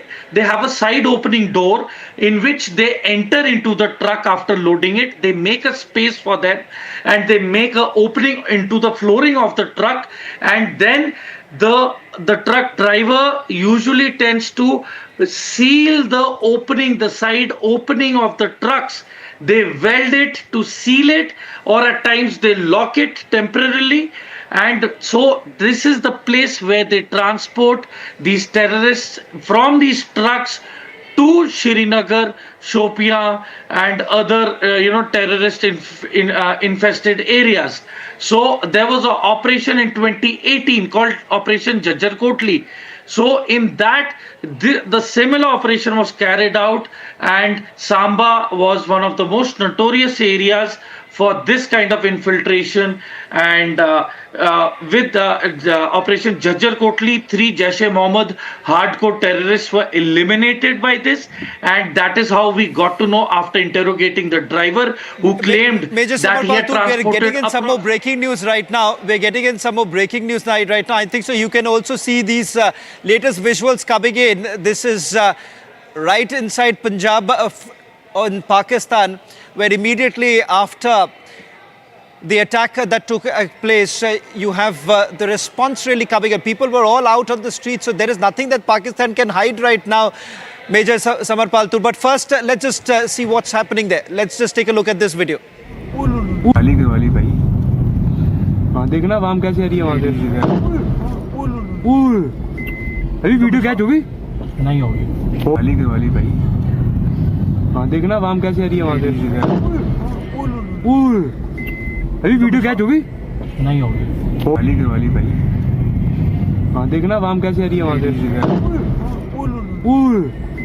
अभी video catch होगी नहीं होगी वाली के वाली भाई हाँ देखना वाम कैसे आ रही है वहाँ से अभी वीडियो कैच होगी नहीं होगी वाली के वाली भाई हाँ देखना वाम कैसे आ रही है वहाँ से अभी वीडियो कैच होगी नहीं होगी वाली के वाली भाई For that. Okay, viewers, good morning. Good morning to everyone watching us right now. I just got this latest video. This is Republic TV, and I'm Arnab live with you. I've been live since about 2 o'clock in the morning. And we have Samar Pal still with us. We have Saurabh Shukla from Washington. We got some latest video. I think the latest video was from a car, and you can see the gnats out there. There is a person. I want to play this. We have been told right now. We've been told we have got some interesting information which is coming with me right now. Samar, good morning to all the viewers. 20 minutes past 5. You're on your favorite network, the Republic Media Network, on a day when we are making history. And ladies and gentlemen, Shawan has a breaking news with us. Shawan, please, over to you, Shawan, quickly. Well, Shawan. Niranjan, Arnab, I've just got the exclusive details of the camps that have been targeted. Apart from Jaish Mohammed as well as Lashkar-e-Toiba, you have Hizbul Mujahideen's camp that is in Mehmuna terror camp that has been destroyed. Sarjal terror camp has also been destroyed. I have specific locations I've been given by my top source here. The Lashkar-e-Toiba's Kotli camp, which is about 15 kilometers from the line of control, has also been destroyed. Barnala camp, 10 kilometers from the line of control, opposite Rajouri, has been targeted. Sarjal camp, Jaish Mohammed camp, about 8 kilometers from the IB, opposite Samba Katwa, destroyed. Mehmuna camp, 15 kilometers from the IB, near Sialkot, that is the Hizbul Mujahideen training camp, destroyed. Then you have in Gulpur, which is about 35 kilometers from the LOC Punj, Rajouri, that has also been eliminated. Importantly, this attack that took place was on the 20th of April in Punj, and this was all planned from Gulpur, and this terror launch pad has been destroyed. This was the attack on the innocent pilgrims that were traveling on 24th of June. So India has avenged several of the attacks that were carried out by the Pakistanis. All these camps, Muridke, 30 kilometers from the border, has also been eliminated. Bahawalpur, that's the headquarters. That's the latest. These are specific details of each of these terror camps that have been completely destroyed. Okay, so when you're saying this, and this is exclusive information coming in, that these are exact camps that have been targeted, and also some smaller camps and terror launch pads have been destroyed. Ladies and gentlemen, good morning, and you're also watching this rolling non-stop coverage out here. We can confirm right now from our sources that Hizbul Mujahideen camps have also been destroyed, and at the Mehmuna terror camp of the Hizbul Mujahideen has been destroyed. So there are 3 terrorist groups that India has targeted, which is the Lashkar-e-Toiba, the Jaish Mohammed, and the Hizbul Mujahideen. I can also confirm to you tonight, as you're as you're watching this broadcast, that there is information that we have that there's been some serious damage to the top leadership of the Lashkar-e-Toiba and the Jaish Mohammed. We do not have confirmation on whether Masood Azhar has been eliminated yet, but I'll be joined by Aishwarya Kapoor in a minute with details of that. Ladies and gentlemen, Samar Pal and Saurabh are with us tonight. We also got some information, fleeting information, that an attempt of intrusion by Pakistani fighter jets has been strongly countered. I have some information that some fighter jet of the Pakistanis could have been brought down. I don't have confirmation of that yet. We got some fleeting information. We've not authenticated the information, so we can't put it out yet, ladies and gentlemen. But the Barnala camp, which is 10 kilometers from the LOC opposite Rajouri, has been targeted. The Lashkar Kotli camp, 15 kilometers from the LOC opposite Rajouri, that's a bomber camp, 50 terrorist capacity, eliminated 50 terrorists killed in that. We saw also very, very downcast ISPR press conference, Samar. No energy. They were totally on the defensive. Nothing to say. Nothing to add. I mean, Arnab, they are in a state of panic right now, and he's the same minister who created panic at 2 a.m. almost last week in Pakistan. So definitely, they are in a state of panic. They are in a state of anxiety. They are in a state of hysteria. And in the morning, it is going to be difficult for them to give explanation to the world media, the international media, when they are in front of these sites. Because you see, this is an open area. It is not a area which is unrestricted. They can't hide that. They can't hide that. They can't hide that. Absolutely not. They can't hide that. If I can add here, Arnab, that the fact that India chose these terror camps with, I would say, great amount of detailing has gone into this, Aishwarya, because it also exposes Pakistan's double face. Because all these are terror groups. Pakistanis have been saying that they never existed on their territory. Now there is not only a proof but also a living example which the Pakistanis have been forced to concede that these particular areas have been hit, which obviously is known by global intelligence agencies, which India has also been keeping them informed. Obviously, they did not inform them about the operation. But the fact is, Pakistan has been exposed yet again. So that's a strategic import of these attacks that I wanted to bring to the viewers. Arnab. We've been told that the Pakistani media is confirming right now. We got Aishwarya joining in with Shawan out there. They're confirming that Jaish Mohammed's Maulana Masood Azhar's madrasa in Bahawalpur was targeted by the missiles in the attack. But we do not know whether Masood Azhar has been killed yet. Shawan, Aishwarya is with you. Do you have more on this, Ash? Well, absolutely. At this point of time, the Bahawalpur was the third strike, and that is said to be the madrasa of Maulana Masood Azhar, Shawan. But whether he was there or not, that is yet to be confirmed, isn't it? So as of now, we are told 12 terrorists have been eliminated. In fact, we were told one top. We do not know whether it is Maulana Masood Azhar, whether he was there or not, but we are being told 12 as of now. Well, absolutely. And if you see, the first two strikes were at Muzaffarabad, third was at Bahawalpur. That is where the Maulana Masood Azhar's madrasa is there, and the fourth was in Kotli, fifth was in Chakamru, sixth in Gulpur, seventh in Bimbar, eighth was in Muridke, where Kasab was trained. Terrorist Kasab was trained, and the ninth one is in Sialkot.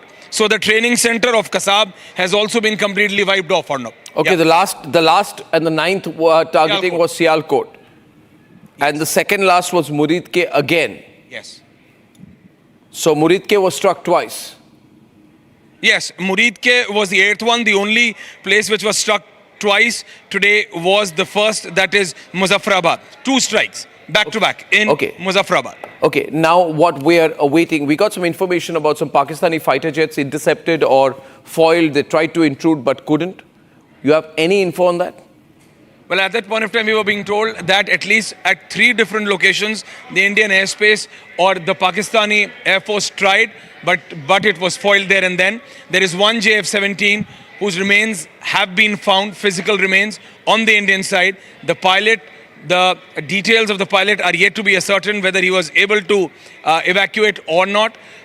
So that is something which is yet to be confirmed. But yes, there are remains of a Pakistani aircraft on Indian soil, which was put down by our anti-aircraft system, Shawan. Okay, that's very important. There are reports now coming in. We're waiting for an official confirmation to come in, because they're making an assessment, because we're told that the service chiefs have already briefed the National Security Advisor. In fact, what has happened is that immediately after these strikes were carried out, you've had the Pakistanis trying to counter this. In fact, there have been ceasefire violations. At the same time, they have also violated our airspace. So during which we are being told that there was some sort of a dogfight that has actually taken place. Or no? So there was an attempted intrusion and the Indian jets countered. The Pakistani jets tried to go back. Some reports of the debris of a Pakistani jet having fallen near the Indian side. We are getting this information not authenticated yet. We are waiting for official authentication. But it's going very, very badly for the Pakistanis, because, they obviously tried to scramble something and they were intercepted. And they've gone back. Some planes tried to come in, went back.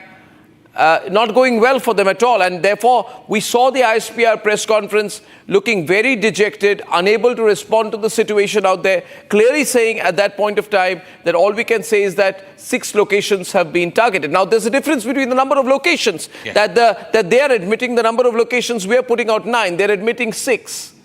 Are they trying to conceal any big terrorist eliminated in the UAV strike? Well, the complete top brass of Jaish has been eliminated, Shaban. We are being told at least 4 to 5 top commanders. What about Hafiz Saeed? Hafiz Saeed. Not that yet. What is that? Hafiz Saeed. Yes. Yes, Hafiz, whether he was there or not, that confirmation is still awaited, Shaban. Well, in fact, you've had Jaish, Lashkar-e-Toiba, and interestingly, even Hizbul Mujahideen Arnab has already been targeted. So these. But we've had signal intelligence and human intelligence on Hafiz Saeed's location as well, haven't we? We've had signal intelligence on Hafiz Saeed's location. We have human intelligence. We know exactly where he is and where he's moving. So we can't rule out the possibility there. Well, we have the information. We have the information whether he has been eliminated or not, because we need to be double, triple confirmed on that. And that is why, because that particular precise strike is for someone special. And that's a special gift from our Indian forces to that top terrorist. In fact, the very mosque that was basically being used by Maulana Masood Azhar, and that is the reason why that has been targeted. Okay, they've only said Maulana Masood Azhar's mosque, madrasa have been targeted. They're not mentioning what happened to him, Samar. Yes. So they're also concealing something. I think there appears to be a bit of confusion on the Pakistani side. They don't know what to talk about, whether their planes have come down, whether their top leadership has been killed. They don't know. They're not being able to formulate a cohesive response yet. No, they are confused at a different level. The Prime Minister says that the Indian Air Force has not crossed the Pakistani airspace. The Pakistani DG ISPR comes out and says that we have. So they are confused. They don't know. They are completely rattled and they are confused. We are very clear that we haven't crossed over. Yes. We haven't violated anyone's airspace. That's very clear. We haven't crossed over. We use UAVs, very, very, very dangerous and effective UAVs. Samar wanting to come in. Samar, yeah. See, Arnab, it's a very precarious situation for the top brass of the Pakistan military, because you see, with what face are they going to tell about these terrorist leaders that they are no more? So definitely they will conceal it, they will be lying about it, and it is only with the matter of time, the funeral processions. The biggest funeral procession would let us know, and the intelligence agencies know who actually the person is. But as far as the Pakistan government is concerned, I really and seriously have my doubt whether they're going to admit or that it's going to be Masood Azhar, or it's going to be Hafiz Saeed, Saeed Salahuddin, any of these top terrorist leaders. Okay, so, major strike this morning, ladies and gentlemen. Many viewers calling us saying, good morning, Arnab. Can you tell us what happened last night? And I'm going to recap everything for you. Ladies and gentlemen, you're waking up to a great morning. A fantastic morning. Saurabh Shukla from Washington. Samar is with us. Now I'm going to recap some interesting visuals for you, and I'm going to talk over it. In case you're watching tonight, and this is a visual of a very, very specialized, very high-tech, very, very AI-enabled some kind. Now, let me go back to the previous visual, please. Let me take my time over the visuals. People are joining in right now. A UAV spotted in the Pakistani skies. Flies menacingly. I'm told this is Bahawalpur. I'm not totally sure. And then the visual blurs. The next you see, the UAV has fired and there's a huge blast. Ladies and gentlemen, the blast so intense, so major, that across that whole area of Bahawalpur, people stop and watch from miles away. The entire sky goes red. This is one of the 9 strikes that we've carried out. Samar will tell you what you're seeing tonight. First set of visuals with Samar. For those joining us this morning, a recap of Operation Sindoor, Indian Army's gigantic attack on the Pakistanis very early into the morning today. Samar, explain the last set of visuals with us. Okay, the last set of individual, the scenes that you're watching on the screen. Yes, sir. See, Arnab, what I foresee is I will. that drone has probably come over the space over there after the missiles have been launched, probably to give a certain live feed of the damages and the hits on the targets, number one. So it could be a Indian drone. Scenario number two, it could be a Pakistani drone trying to assess the damage in the area after the missiles have hit. Why? Because no drone would have its lights It's on incredible. to For it to be spotted. in the enemy area. Good point. Okay, now this is happening all 2 weeks. Good morning. Good morning to Lieutenant General Raj Shukla. Good morning, sir. How are you? Very, very, very, very, very, very well. Good morning to you. 2 weeks after the Pahalgam attack, precision strike weapon systems of all the three forces have been used in this attack, including what we are told, loitering munitions. The coordinates for the attack on the terrorist camps inside Pakistan and POK were given by intel agencies.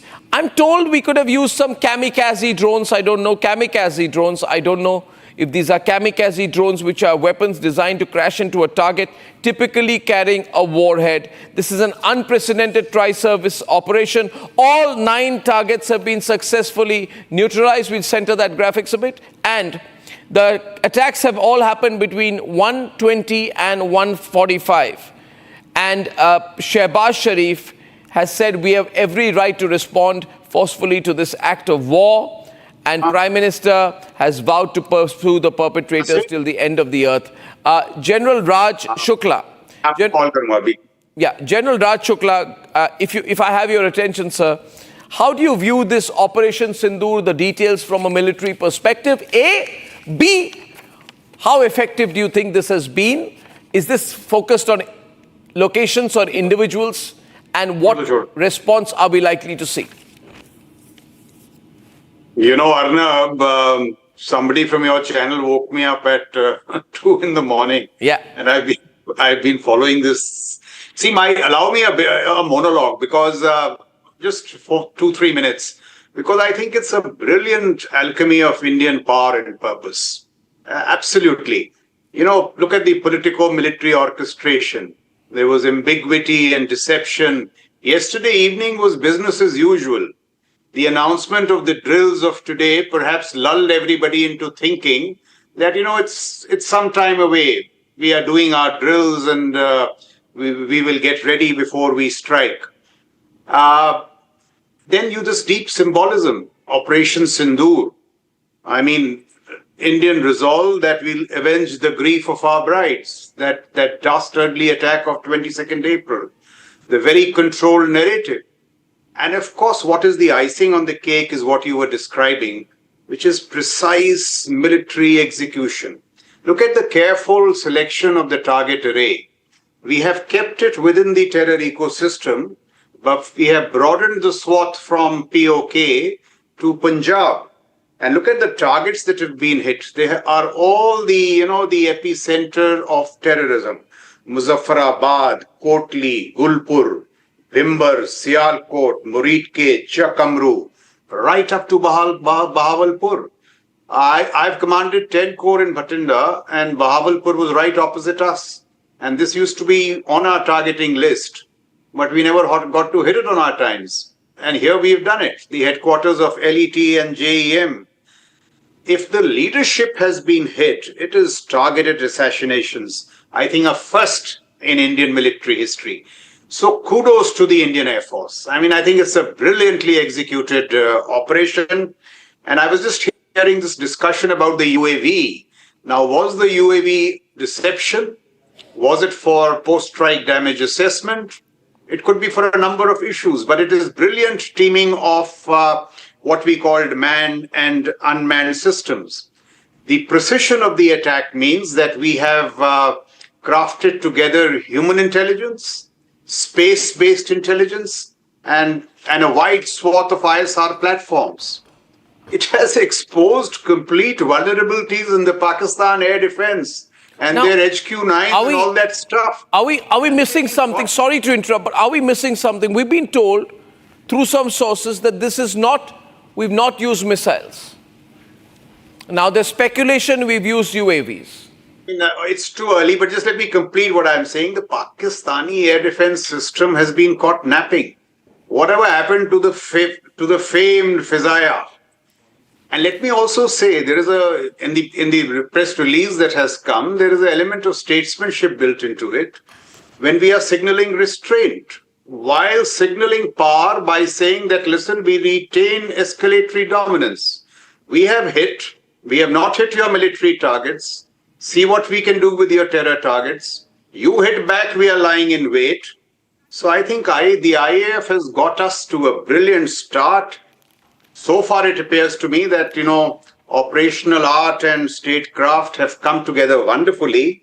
I think it's time for Pakistan to realize the potency of Indian power, to banish the thought of terror from its statecraft, swallow its pride, reform its state, so that we can live in peace. But if they choose to respond, I think we are prepared for further escalations across the ladder. Absolutely, we are. I think what you've said there, Abhijit Iyer Mitra, good morning. Thank you for joining, well-known defense expert. And we have the great NND Dubey, ex-NIA, with us here in the studio. Abhijit, your first comments, this is very quick, and your assessment from overall level of what we've done and what options we retain to respond should they choose to take it further from here. So Arnab, thank you for having me. Good morning to you. It's a very good morning, actually. Yes. So looks like we've hit them really hard.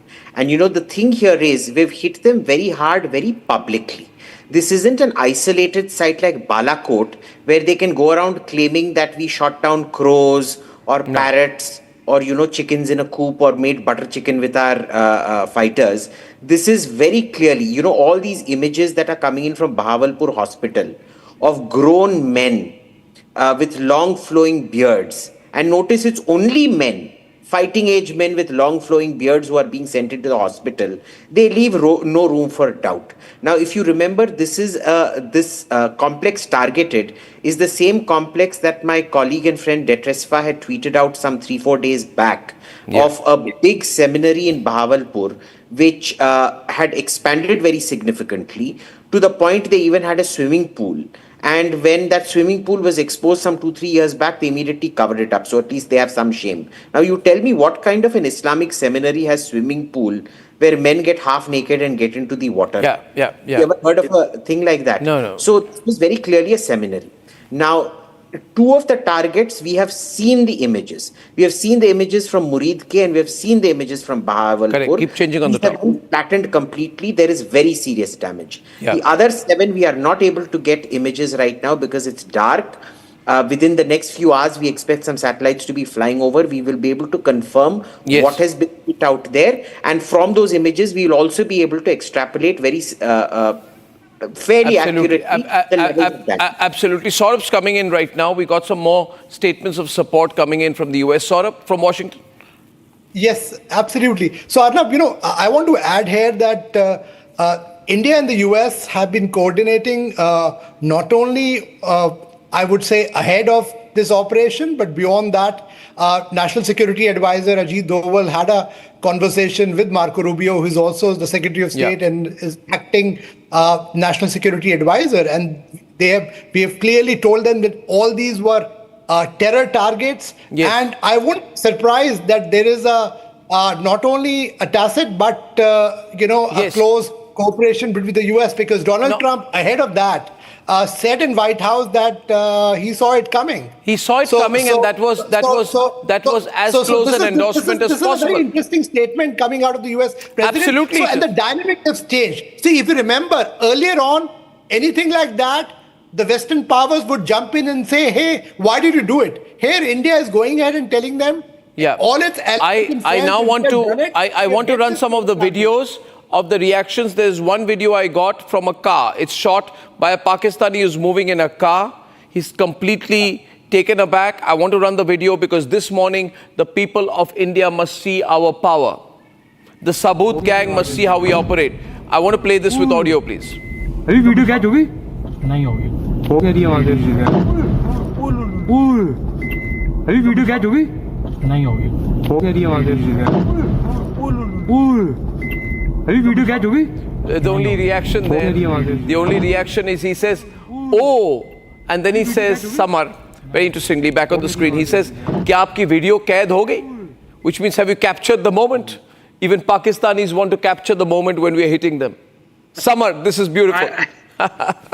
I am telling you, 90% of the people around would be of PTI, who would have taken out their phones and would have been making the videos of these attacks and then showing it. They will be now putting it on to the Mullah Munir. Absolutely, absolutely. Now, we are told that seaborne strikes could have been carried out. We are not clear yet about the nature of the strike. We cannot speculate. But I have a video that we got from news agency right at the moment when there were strikes. So what we see are, and I want General Shukla to shed some light on this.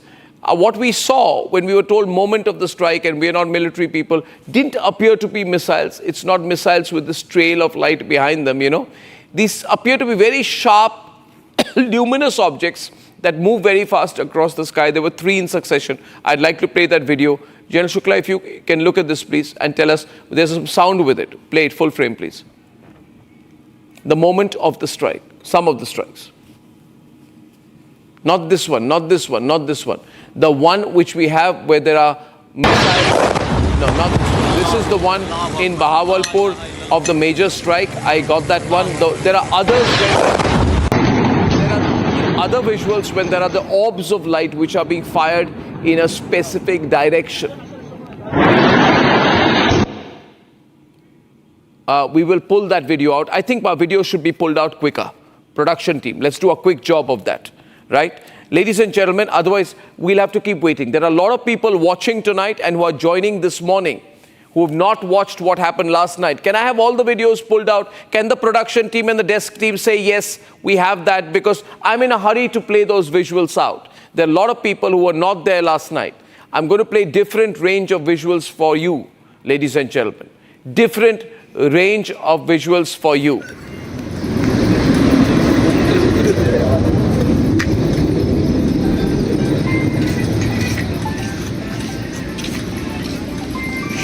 This is not the one. This is not the one. I want the video from early in the morning. Aditi, I'm naming you. You need to pull out the video from early in the morning where we saw the orbs of sort of light move across the sky. There were 3 rounds of firing. There was ambience audio over them. I would like to direct our production team to run the right video at the right moment. People are watching right now and they don't want to be made to wait. This is the shelling video. This is the shelling video. This happened much later. You can keep changing the video and I'll talk over it. This is shelling video. This has happened after the initial range of attacks. We have different sets of video with us. I remember every single video. Ladies and gentlemen, this video came in around 3 o'clock. This video was from Bahawalpur, where the first series of strikes happened. There are 2 strikes that we can see which have happened devastatingly in Bahawalpur in a distance of about 3 odd kilometers from each other. If you see the horizon stretch, you can see this is probably at a range of about 3 odd kilometers from each other. And this is the kind of imagery it created, and Pakistan was in a sense of shock. The Pakistani media is being told not to run these pictures. The Pakistani army has gone to every location and is desperately trying to make sure that the media does not go in, and the whole areas have been cordoned off. Ladies and gentlemen, I'm going to show you some other sets of visuals right now. This is of what I feel. These are light flares that were put out. This was from Synindhur, General. This was from Synindhur. This was around 3:15, 3:30. After the firing was over, there were flares that were put up in that area. It could be from the Pakistani side, could be from the Indian side. The whole area is very close to the LOC. So there was a commentary there of our reporter talking over this set of visual. I wish we can get that visual where there were 3 firings that were reported. I don't know why we are not. Yeah, that's it. This is the visual I want Colonel, I want General, to see. General Raj Shukla, if you can see this visual and tell us what you think we are seeing here. So frankly, Arnab, from these visuals, it's very difficult to come to any military conclusion. So I won't do that. But the point that I wish to make is that if we have used our own fighter platforms, our drones, and if these are these sea-based, strikes, if at all, perhaps it is a product of the orchestration of forces and the preparation of the battle space that we saw over the last 7 to 8 days. And if it is, all three put together, I think it would have been a major factor in overwhelming the air defenses of Pakistan. So that is one. And if it is sea-based strikes, I think, it is what I've been arguing for very long, that Indian military power across domains, when you unleash it, Pakistan will simply crumble. In the past, we have done very focused, isolated strikes, but this is the unleashing of Indian power. That's why I began by saying, India's power and its purpose. The second point I'd like to make, is I think a very careful preparation of the diplomatic space. Contrary to what I've heard in the media, I have followed statements of President Trump, J.D. Vance, Pete Hegseth. Everybody said that we will support India in its defense of terror. Meaning that, I think there would be a nudge and wink from them, the Israelis on our side. Yeah. The last communication which the Prime Minister had with President Putin also seemed to be very positive. So that's why I say our statecraft has come of age. Diplomatic space, the military prowess, the whole information orchestration, politico-military convergence. So as I think Abhijit said, it's a really good morning. And yeah, it's a fantastic morning. I got a visual of a forward post of the Pakistani army destroyed in India's retaliation across the Poonch and LOC. Can I run that visual, please? We have fantastic visuals that have just come in of a forward post of the Pakistani army destroyed in India's retaliation in Poonch across the LOC. We are told very heavy damage is being given to the Pakistanis each time they are trying to do some shooting across the LOC. Ladies and gentlemen, see these visuals.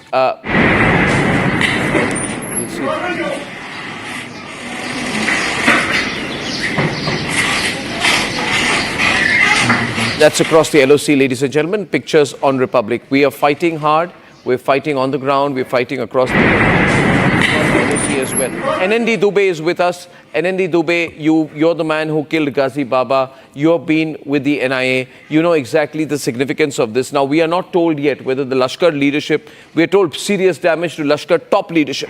We don't know about Masood Azhar yet.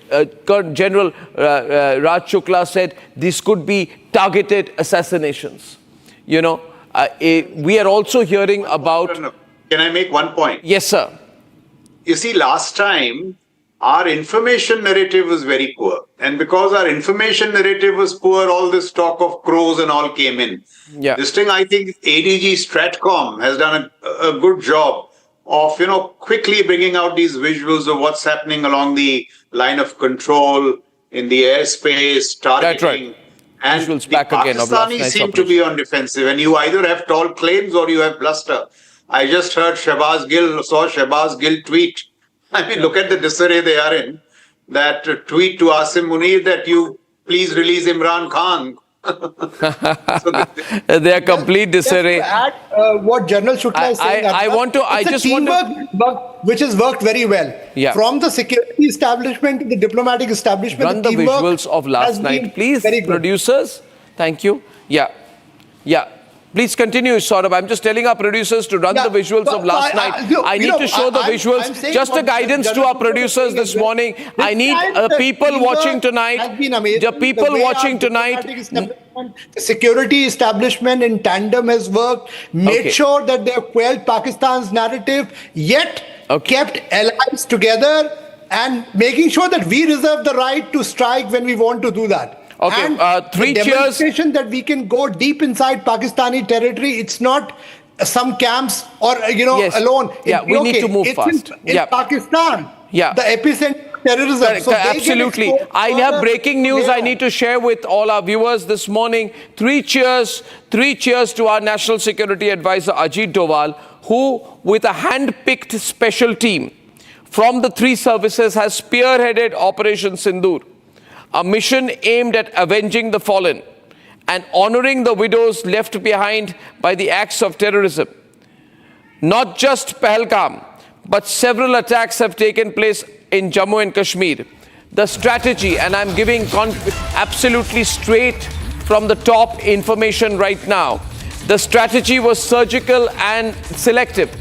And I can run the visuals if you're watching this morning's broadcast on the Republic Media Network, your favorite network. Then, ladies and gentlemen, I will run the visuals, production team, visuals of last night. Please, thank you so much. Thank you so much. Show all the visuals that came in from 1:30 till 3:30, including the visuals of the devastation, including the visuals of the rubble, including the visuals of the Pakistani army trying to cordon off the area, including the visuals of the damage done. Run the visuals. Don't run any one visual on a loop. Do not do that. People joining in right now are wanting to see all the visuals of last night, and I want to show it to them. So, ladies and gentlemen, the strategy this time is surgical and selective. We are told by government sources, top government sources telling us that the National Technical Research Organization has played a very critical role in the early stages, helping to identify high-value targets. Once confirmed, each target that the NTRO put out was put under intense surveillance, leading to a refined list focused solely on the terror elements. And ladies and gentlemen, I have some more information to share with you this morning. The final go-ahead came from National Security Advisor, the one and only Ajit Doval himself, after briefing the Prime Minister Narendra Modi on the mission scope and objective. Ajit Doval was there till 8 o'clock yesterday.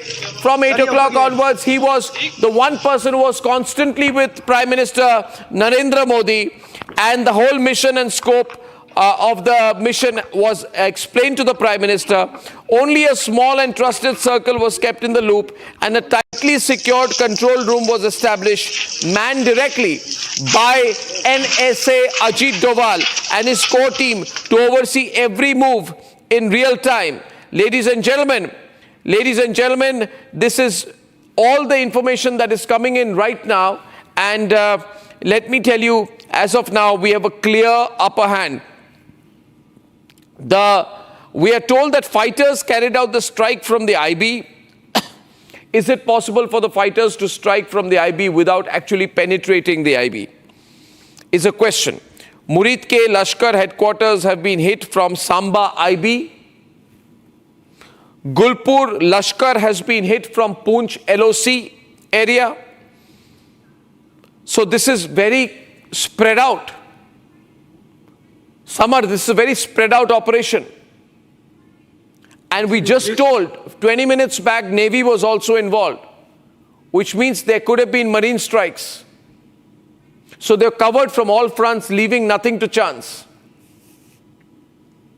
I mean, they've stretched them out. They've stretched their resources out. They've stretched their satellite imagery or their capabilities to the limits. And probably I feel that, the double strikes in Muzaffarabad might have been a deception for the Pakistan Air Force to focus more towards the north, leaving the Western Front exposed.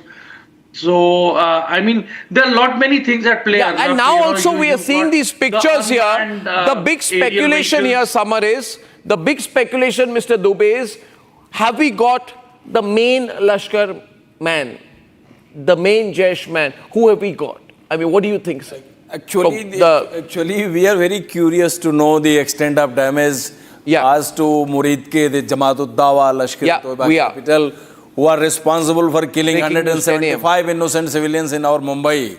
So Lashkar is the main matter of interest, that how much damage has been caused to them, and how many terrorists, how many their leadership have been killed. That is one question. And the second anxiousness is about your Bahawalpur. Because in the last 25 years, Bahawalpur has never been touched. and they are running the complete factory of Jaish-e-Mohammed from Bahawalpur.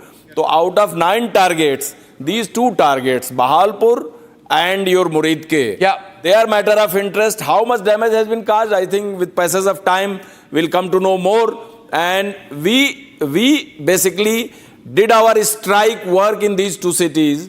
They are very important. Capital of POK, Muzaffarabad, already taken care of.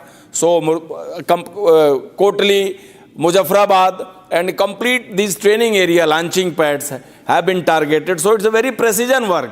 Now we have to see, because with the blast and the visuals, it is very clear that very significant damage must have been done to their infrastructure and the terrorist people who are hiding there. Definitely some assets might have been shifted because of this ongoing 12-13. What they've done is I can confirm, our reporter saying here tonight, we got information that and here's the information with us, that there have been some civilian casualties on our side in Pakistani firing. We are told that cross-border firing has happened. The Pakistanis, and the press release says that during the intervening night of 6-7 May 2025, the Pakistani army resorted to arbitrary firing, including artillery shelling from posts across the LOC and IB operators at J&K. 3 innocent civilians lost their lives in indiscriminate firing and shelling. Indian army is responding in a proportionate manner. Ladies and gentlemen, we are also told that 7 civilians injured in park shelling in Uri, Salamabad, and many houses have also been damaged. So, broad story is tonight, and I want to take you through all the visuals. You are seeing the reactions out there. And now I'll quickly, in 1 minute, summarize all that's been going on. Before I go back to our expert guests, General Raj Shukla, NND Dubey, Saurabh Shukla from Washington, D.C., and the one and only Samarpal Toor. I'm going to recap things. Ladies and gentlemen, it's a great morning. It's exactly 6 o'clock by my watch, and it's a fantastic morning for all of us. There have been precision strikes by India on Pakistan. This is 2 weeks since the Pahalgam attack. We have avenged Pahalgam. These are precision strike weapon systems that have been used in the attack, including loitering munitions. General Bakshi's recorded clips will play next. The coordinates for the attacks on the terrorist camps inside Pakistan and Pakistan-occupied Kashmir were given by intelligence agencies. The whole operation was overseen by the incredible National Security Advisor of India, Ajit Doval.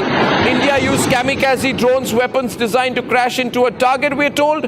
It's an unprecedented tri-service operation. All 9 targets have been successfully neutralized. Shehbaz Sharif is nervous. The army is under attack. These are different visuals from different parts of Pakistan. We have bombarded Pakistan in a way that even Israel doesn't do. Ladies and gentlemen, all Pakistan is responding nervously as of this minute. They are saying we are going to go to the United Nations Security Council. Key airports all across Pakistan have been cut for about 48 hours. Ladies and gentlemen, we still do not know the exact fate of specific Lashkar leadership, specific Jaish leadership, but these are places where the Pakistani army patronage is very clear. The Pakistani army has sent its people, and I can show those other visuals. Let's show the pictures of the damage now, production team. Let's show the pictures of the damage, because immediately after it happened, a stunned group of people started walking around aimlessly along the areas. That's the nature of the damage that we have done.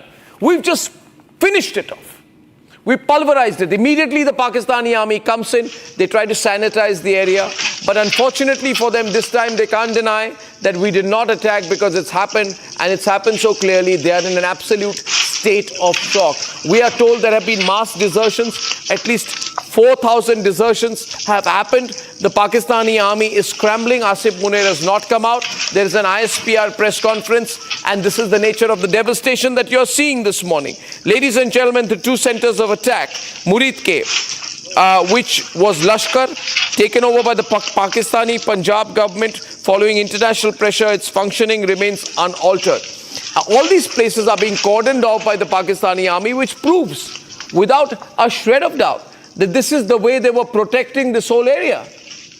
Right? And indeed, they're protecting it. They're the guardians of that place.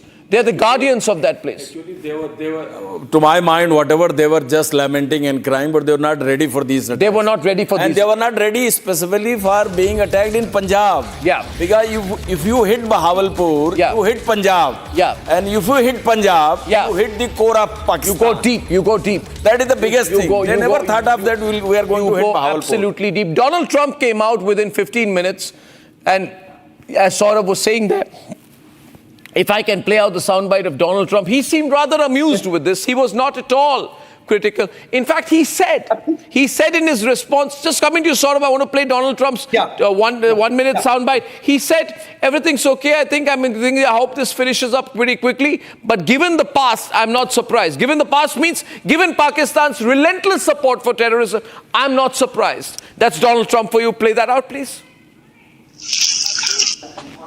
No, it's a shame. We just heard about it just as we were walking in the doors of the Oval. Just heard about it. I guess people knew something was going to happen based on a little bit of the past. They've been fighting for a long time. You know, they've been fighting for many, many decades and centuries, actually, if you really think about it. No, I just hope it ends very quickly. Ladies and gentlemen, that's as clear. Saurabh, how do you read that? You know, how do you read that? You've been in so many Trump conferences.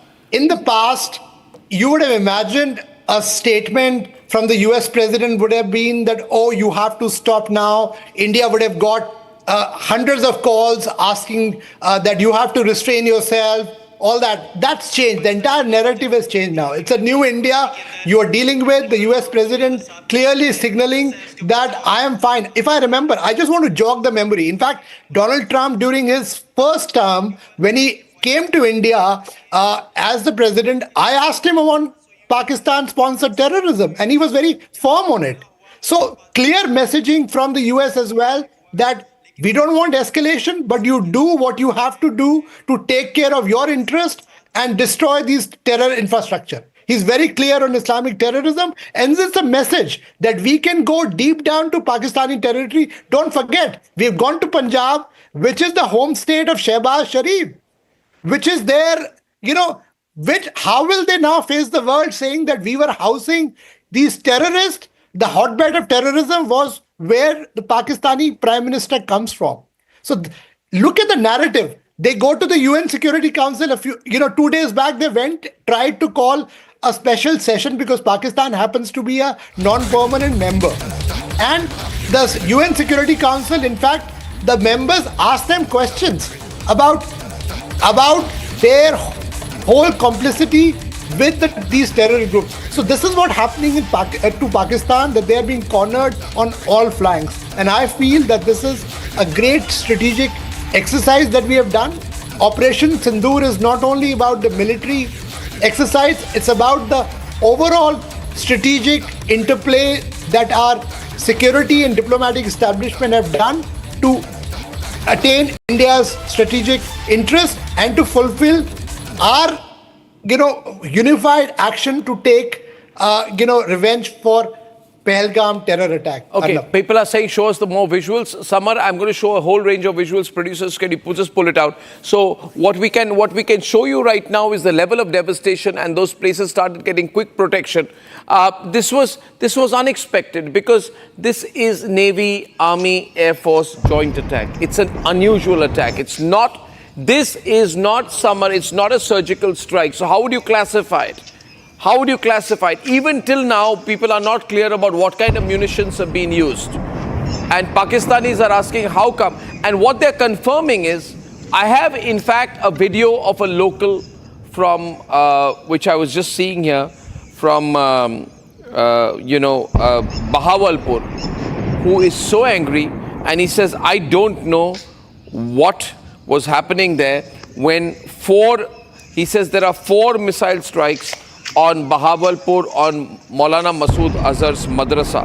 I would like to take that video in just a bit. I'll edit a small portion out and I'll show it to you. But, okay, we have former Air Chief Air Marshal Bhaduria with us. Good morning, sir. Fantastic morning. Good morning to you. Morning, yes. What do you make of the nature of the attack, the munitions used, the technology used, and the strategy, No, the that's, military strategy. I think it's exactly like the Prime Minister said. Honorable Prime Minister had given very clear direction, unimaginable punishment for the terrorists and their backers and supporters. All 9 targets, all terrorist sites or infrastructure, the choice of weapons, all precision strikes, and already reports emanating from Pakistan on the kind of damage done. So it's looking good, great. I think overall very effective measures taken and a very calculated and a response. No military target chosen, all related to terrorists, and a very strong message. Yeah. So what kind of ammo has been used here? Missiles, artillery. No, I think details are not available, but I would expect it would be a combination of standoff precision weapons and some loitering munition too. It could be. This mean? Can you tell me in lay words, what is loitering munitions? What is... Loitering munition would mean something like it is unmanned. It is just a munition. It is like a bomb flying. It is totally unmanned. It goes. The target is given. It goes and attacks the target. So it would be a combination. It can't be intercepted. No, it can be. It can be intercepted. So they failed to do it. So the Pakis failed to do it. We would need to see if they've intercepted anything of that. Some of the standoff weapons are more difficult to intercept, especially some are very high-speed one. Some are with standoff distances which are high. So it would be a combination. Now, when details emerge, we'll know more. But the kind of targets in terms of depth chosen and the type of targets, it will be a combination of these. Okay, what I'll do right now, viewers, I'm going to show you a soundbite. I'll cut off the last 10 seconds. Yeah, we done that? Okay. We got a soundbite of a local in Bahawalpur. Watch this carefully. I'll run the video of the hammering of Bahawalpur, which is found from a car. You know, a moving car stops and you see the devastation out there.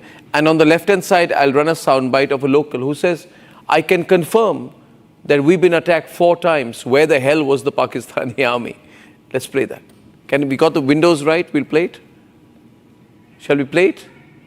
Let's go. Pakistani और India ने जंग शुरू कर दी है। अभी मेरे Bahawalpur city के अंदर मौलाना मसूद अजहर साहब के जो है मदरसा है उसके ऊपर 4 मिसाइल दागे गए हैं। 4 मिसाइलों के साथ हमला किया गया है मौलाना मसूद अजहर साहब के मदरसे के ऊपर। हम अपनी अफवाज पाकिस्तान के साथ खड़े हैं, लेकिन मेरा सवाल है कि हमारी एजेंसीज कहाँ सोई हुई थी, हमारी अफवाज पाकिस्तान कहाँ सोई हुई थी जब ये हमला हुआ। मुजफ्फराबाद की भी खबर आ रही है कि मुजफ्फराबाद वाली साइड पर भी ये अटैक हुआ है, लेकिन सबसे पहले मेरे बहावलपुर सिटी के अंदर अटैक हुआ है ब्लास्टिक मिसाइल के साथ। उन्होंने हमला किया है मौलाना मसूद अजहर साहब के। Cut it out there, and ladies and gentlemen, just watch that.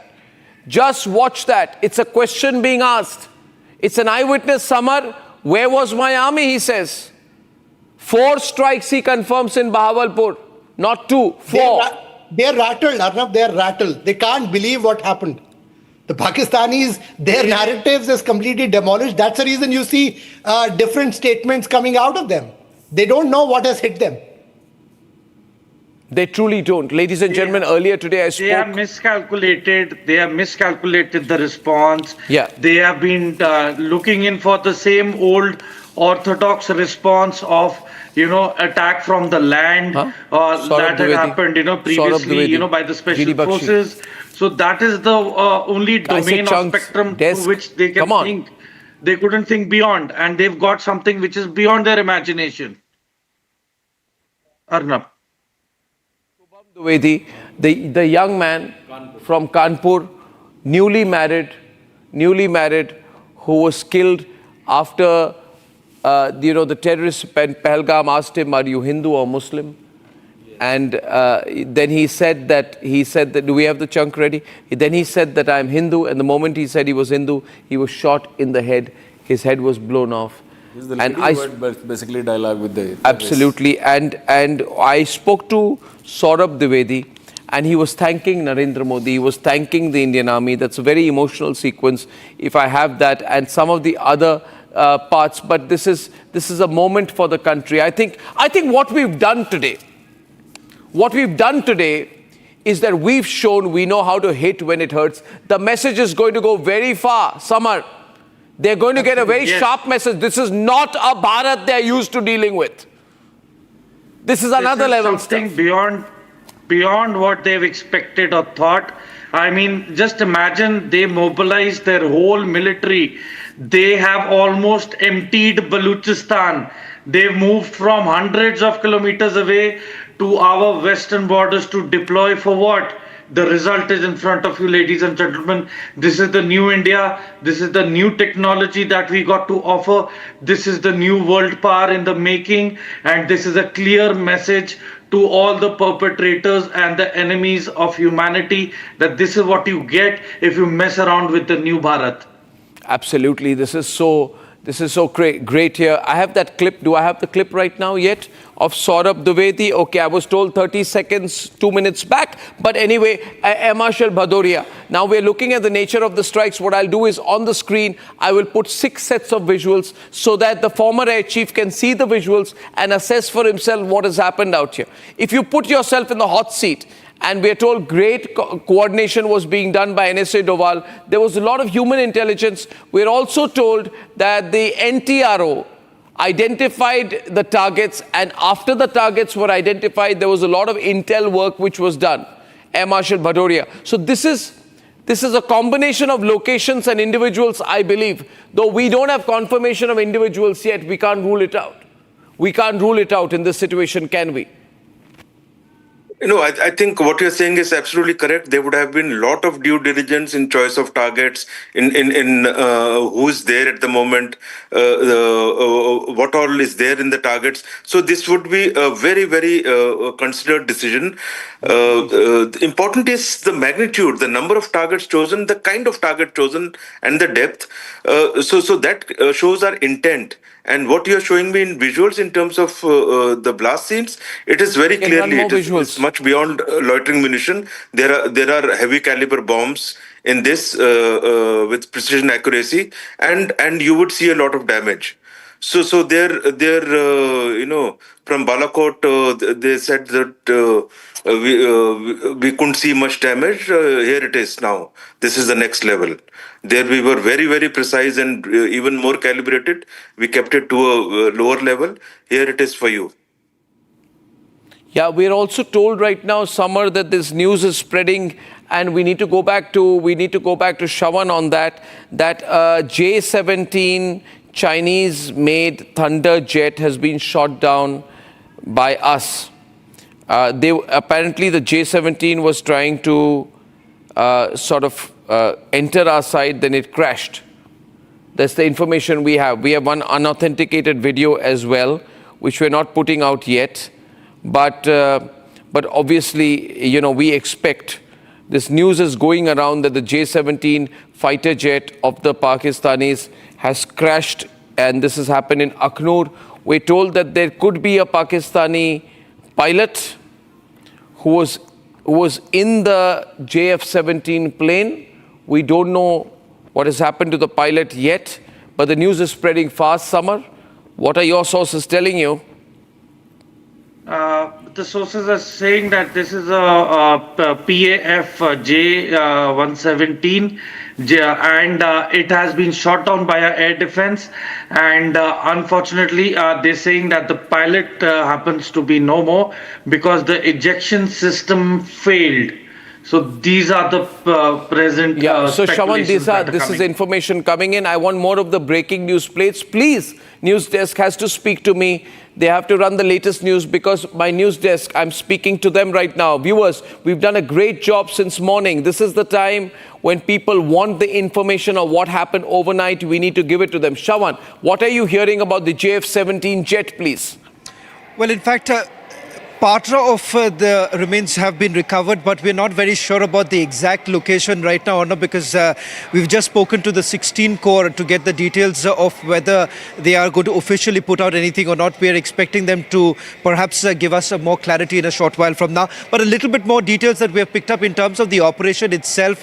Remember, with the National Security Advisor and the special team, which had basically formed these very locations that were basically selected.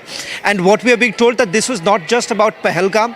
They're saying that this was about the terror attacks that have taken place earlier too. So they're avenging the terror attacks that have taken place in Jammu and Kashmir over the last 1 year. That is the reason why each of these 9 targets were meticulously selected by the National Security Advisor along with the special team. And the NTRO was actually called in for carrying out the surveillance. Okay, we'll stay with the breaking news right now. Shawan, I want you to recap. We can keep the special graphics off. I want the big breaking news plates so that with that we can carry the news forward. And can the news desk please respond to the direct live instructions which I'm giving on air right now and not make me work so hard, for God's sake, please. All right, can we just put all the news out? I'm speaking to my output team and my production team because I'm going to be recapping right now for all our viewers everything that has happened. And so this has happened 2 weeks since the Pahalgam attack, ladies and gentlemen. What we'll do is we'll take the breaking news plates and intersperse those with the visuals. Thank you. And 2 weeks since the Pahalgam attack, there have been multiple precision strike weapon systems. Oh, thank you very much for that's old news. For all the 3 services which have been used in the attack on Pakistan, including what are called loitering munitions, or keep changing it, or unmanned aerial vehicles. Ladies and gentlemen, let's not be repetitive on the one plate. Can we move fast? The coordinates for the attack on the terrorist camps inside Pakistan and Pakistan-occupied Kashmir were given by the intelligence agencies. Some reports that these were kamikaze drones which were used, which means there were perhaps some specific targets. But one leading information I can share with you this morning is that Ajit Doval was very, very involved. So this is not symbolic attacks. This is based on very, very, very, very specific. Keep changing the news information plates, please, news desk. Come on. Right? I got that news point that you've got, but you need not stay on that. Rather, I would say tonight that what you need to put out is what has happened overnight.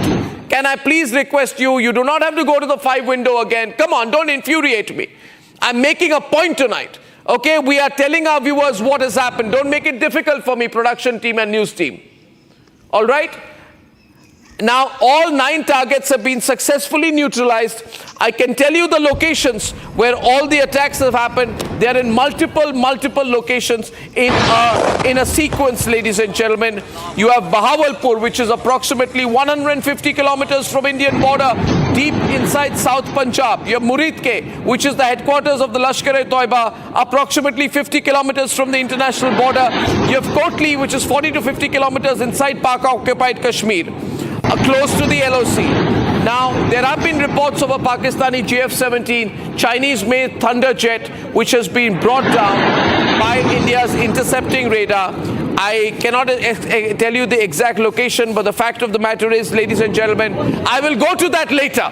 Please focus on the information and not studio theatrics. Please do not distract me. Please do not distract me. I'm giving the news to our viewers. Thank you very much. Can we just take all the news that happened overnight in the plates, please? Ladies and gentlemen, this is Operation Sindoor. I'm giving you a full detail of the locations which we have struck. Bahawalpur is the critical location, Muridke. And ladies and gentlemen, the Prime Minister is not yet clear whether the Prime Minister will be briefing himself, but I'm told the Prime Minister is having a Cabinet Committee on Security meeting at 11 a.m. And in any case, we are all aware that there's going to be a planned security mock drill across 244 districts in the country, 34 states. So this is all going to happen today. Now we can sequence this, that when Rajnath Singh said yesterday, day before yesterday in fact, that I want to assure you that under the leadership of the Prime Minister, what you wish for will be done. There was obvious clarity, and he was one of the first people to tweet today. He simply said, Bharat Mata Ki Jai. The strikes have occurred in the early hours of May 7, 2025. Ladies and gentlemen, between 1 o'clock and 2 o'clock Indian Standard Time, specifically after 1:28, starts getting reported around 1:40 in the morning. What we were doing here is that we were leveraging the nighttime conditions to maximize the surprise. Change the plates. We were leveraging. I'm sure we can run more visuals than that. We were leveraging the nighttime conditions to maximize surprise. Reduce civilian exposure. I'm sure we have more information on plates. I'm sure we have more visuals. And exploit Pakistan's very limited nocturnal air defense capabilities.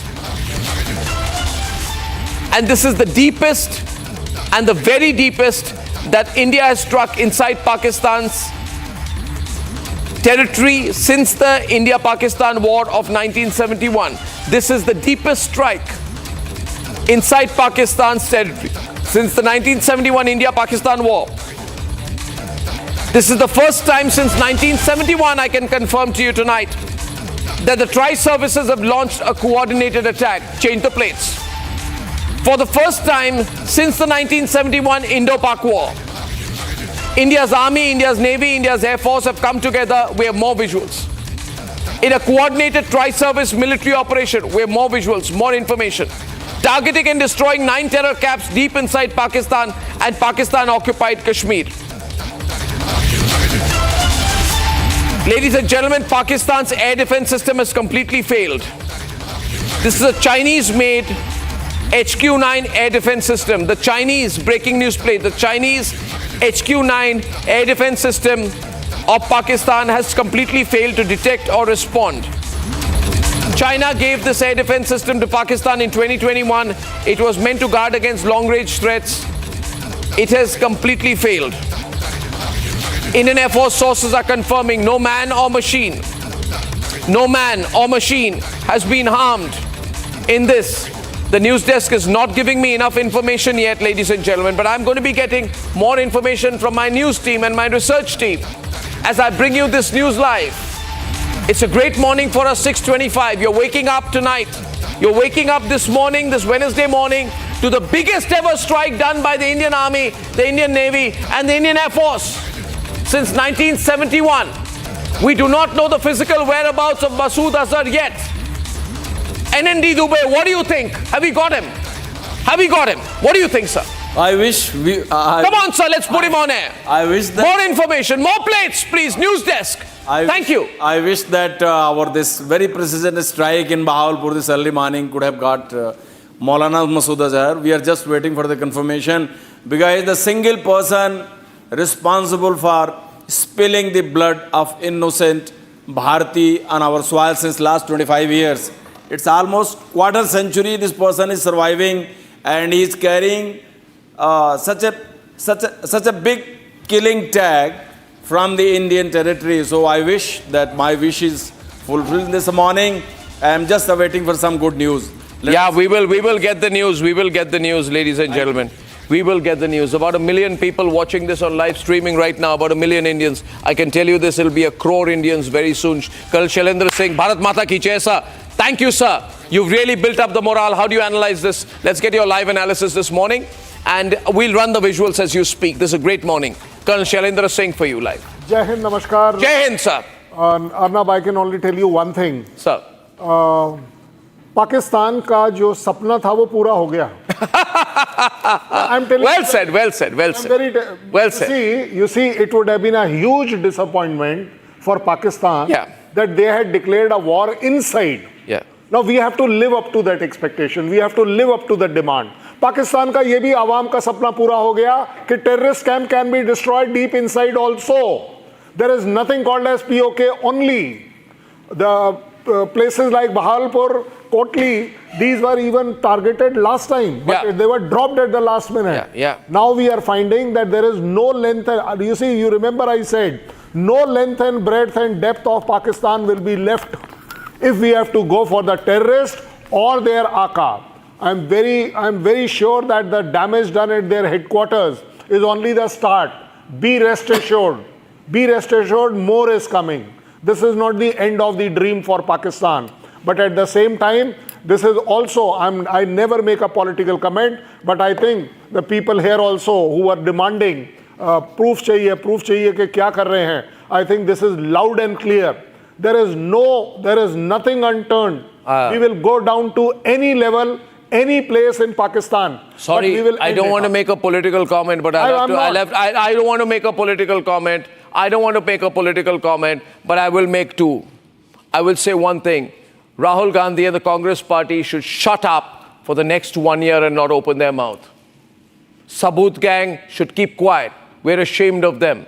Mallikarjun Kharge, Sonia Gandhi, Robert Vadra the Great should keep their mouth shut for the next 10 years, quit politics and quit public life. We're ashamed of them. Don't go by anything. This is the happiest day. I have a message from a dear friend of mine who says, it's the happiest day of my life, brother. Yes, it is the happiest day for us as well. But the happiest day for us also is because we know how to induce pain.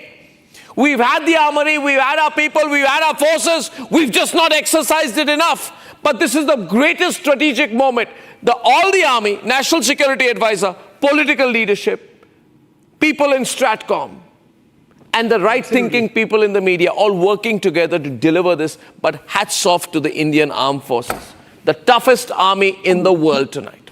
The toughest army. I've always wanted a hit like this. These visuals are the shock and awe that we need. There is nothing clandestine about this. It's all very much in the public, and that's what makes it doubly beautiful. Visuals on the screen, ladies and gentlemen. That very moment when a Pakistani says to another, oh my God, hum mar jayenge. Somebody says, are capture kya footage mein? Camera mein capture kya? Indians humko maar rahe. And I want to play one more. Let's hear that video. Hear that video. वाली भाई हाँ देखना वाम कैसे आ रही है वहां से अभी वीडियो कैच होगी नहीं होगी I know वाली भाई म्यूजिक हाँ देखना वाम कैसे आ रही है वहां से अभी वीडियो कैच होगी नहीं होगी वाली भाई हाँ देखना वाम कैसे आ रही है वहां से I want to say one thing. I want to say one thing, ladies and gentlemen. I have been told that these weak, incompetent Pakistani summer are floating fake videos using an AI voice of mine and my face, putting out fake news. That's all they can do. Imagine the military used a video game clipping. Yeah. So this is, I think, nothing new to us. I'm calling out those fake, hypocrite, liar, weak cowards on air. If you can come and face me, don't use my fake imagery. You can't come close to the real one. Ladies and gentlemen, we also have with us, Lieutenant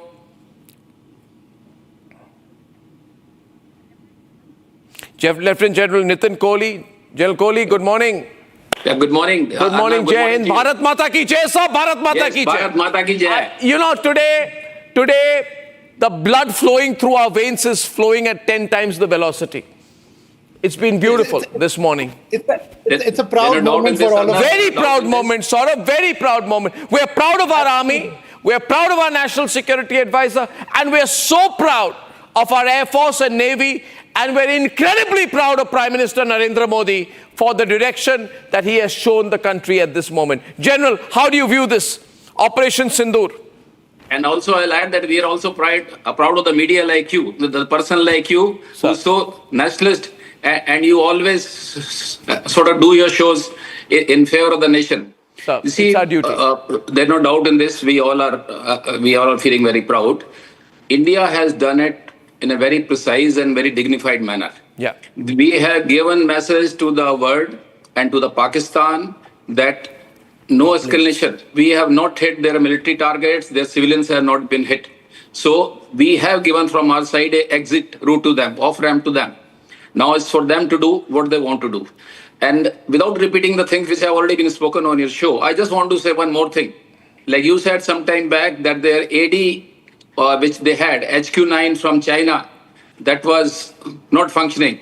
And even JF-17 has been brought down. Okay. This also gives a message to the world that how reliable Chinese equipment is. You see, this JF-17 in Myanmar also has not been working. So these are the side messages which will go.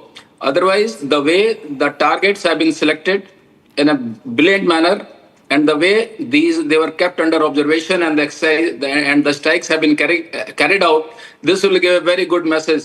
And the Pakistan, and for the remaining, and even for some of the peoples in our country also, the message should be loud and clear. At the time of Balakot, they did say that there's no proof, nothing happened. Now they can't say. Pakistan themselves have accepted this. Also, Arnab, I want to say, they've been sort of blustering that the moment you cross the border, something happens, we will fire nuclear weapons. Where are the nuclear weapons now? So their bluff has also been called out. But yes, at the same time, there is no room for complacency. They will sort of retaliate. Their army there has a larger than life image. So for saving their face, something they will do. But that makes no difference. I'm sure our armed forces have done all the calculations, and we are very well prepared to retaliate or to sort of take care of anything they try out. At the moment also, firing has been going on, artillery firing on LC from both the sides, it has been going on. Unfortunately, some casualties will be there. The details are not known as yet, but the message which has been given to Pakistan is loud and clear. And our government also needs to be complimented, those who have taken the strong decision. And basically, this is not a message for Pakistan only, it also for the world, that these terrorists, Pakistanis or otherwise, what kind of mischief they do in the democracies, that they should be hit like this. Arnab. Absolutely. Calls for the change of the army chief in Pakistan are going across. PTI is putting out a statement that that Asim Munir should be held responsible for what has happened. Saurabh, Samar, there's complete chaos in Pakistan. Absolutely. They've declared emergency. They're going helter-skelter. Make sure that the Pakistani army, which was trying to tom-tom that they can take on any strike from India, they have been exposed. Also, their backers, China, which has been providing them with satellite imagery and all kind of other equipment, they have been exposed as well. So it's a double whammy for Pakistan and its backer China as well. It's a clear message that don't test our patience. This is a Naya Bharat which can go deep down.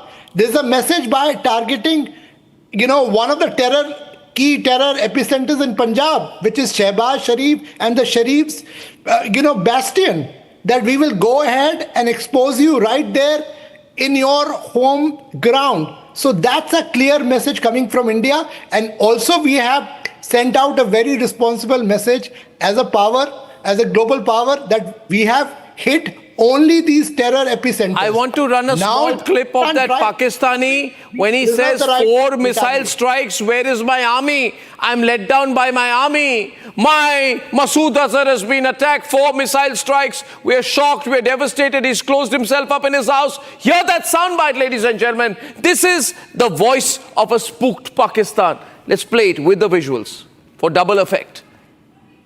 Pakistani और India ने जंग शुरू कर दी है। अभी मेरे Bahawalpur city के अंदर मौलाना मसूद अजहर साहब के जो है मदरसा है उसके ऊपर 4 मिसाइल दागे गए हैं। 4 मिसाइलों के साथ हमला किया गया है मौलाना मसूद अजहर साहब के मदरसे के ऊपर। हम अपनी अफवाज पाकिस्तान के साथ खड़े हैं, लेकिन मेरा सवाल है कि हमारी एजेंसीज कहाँ सोई हुई थी, हमारी अफवाज पाकिस्तान कहाँ सोई हुई थी जब ये हमला हुआ। मुजफ्फराबाद की भी खबर आ रही है कि मुजफ्फराबाद वाली साइड पर भी ये अटैक हुआ है, लेकिन सबसे पहले मेरे बहावलपुर सिटी के अंदर अटैक हुआ है ब्लास्टिक मिसाइल के साथ। उन्होंने हमला किया है मौलाना मसूद अजहर साहब के मदरसे के ऊपर 4 missile. Okay, ladies and gentlemen, look at that. That's the voice of Pakistan tonight, Samar.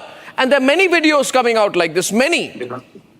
Because you see, it's going to spread like wildfire, the amount of content that they've made. And I'm telling you, 90% of these guys are PTI supporters. And I am telling you, within hours, there is going to be an increase in the momentum of BLF, BLA and BRA attacks on the Pakistan military, and there is going to be a lot that is going to happen at the Durand line from the Afghanistan border towards Pakistan. So Pakistan is not realizing that within a matter of few hours they are going to get busy from many fronts. Okay, I have another set of incredible visuals. Yeah, you're saying something, Shailendra, Colonel Shailendra Singh. General साहब ने बड़ा अच्छा बोला ना कि message I am saying we are not giving sir any message to anybody या we have done it now you take the message the way you want to take it. What the hell you want? Let the US take it the way US wants it. What the hell they want? Yeah, we don't. We're not answerable. We're not answerable. Absolutely, absolutely. मैं जिसको बोलता हूँ कि ना भूलेंगे ना छोड़ेंगे, लेकिन सिर्फ और सिर्फ अब हम तुम्हें तोड़ेंगे। अब हमने तोड़ना शुरू कर दिया है. Do what you like and let us see that act of war and every damn thing. We have shown you our act of war. Now you show whatever you want to show. I couldn't care less what you are into. और जिसको जो message लेना है अपने तरीके से ले ले. We have delivered a Hindustani message to you by striking deep. You always thought POK, we have gone wherever we want to. And be rest assured, maybe, I'm just saying maybe, your further dreams will come true, that we'll come towards you more often, in better way. I got one more video. General Raj Kochhar joining our non-stop coverage tonight. General Rajan Kochhar, nice to have you with us. We have more and more evidence of fantastic Indian airstrikes that have happened in the overnight, right? And people are very excited. Better than you expected, sir, this one. Yes, I think we were discussing this yesterday. Yes. And it's happened much more than our own expectations, and the way it has been done all along the line of control. Even Punjab has been addressed, which we were anticipating that only line of control LC would be addressed. But here, a very, I think, intricate planning has gone into it, and I'm quite impressed at the selection of the targets, because all these 9 locations, if you analyze, they are camps where active recruitment was going on. So today Pakistan can't say कि 2 कौवे मर गए थे वहाँ पे, because here a definite intel was available. And so the NTRO has identified and confirmed key targets. Yes. Confirmed key targets. Sir इस बार ना सिर्फ कौवे नहीं मरे हैं, भेड़ बकरियां भी मरी हैं, क्योंकि for them these are all भेड़ बकरी. Their headquarters have been hit of the terrorist camp. I think you are right on the line. Absolutely. Jaish Mohammed and Lashkar headquarters have been hit. Yes. And when a headquarter is actually like a nerve center, when you hit a headquarter, you are bound to cause casualties to some of the senior leaders. You see, all this information will start trickling in after some time, and Pakistan is going to deny it. So whatever you ask from Pakistan... okay, we've got a video coming in which identifies the location where the attack has happened. He says, ye hai Markaz-e Umar something, whatever it is. And idhar attack kiya gaya hai. The Pakistani is giving running commentary out there. Oh God, this is fantastic. Let's play this latest video of the Indian attack. ये नुकसान, ये 9 number.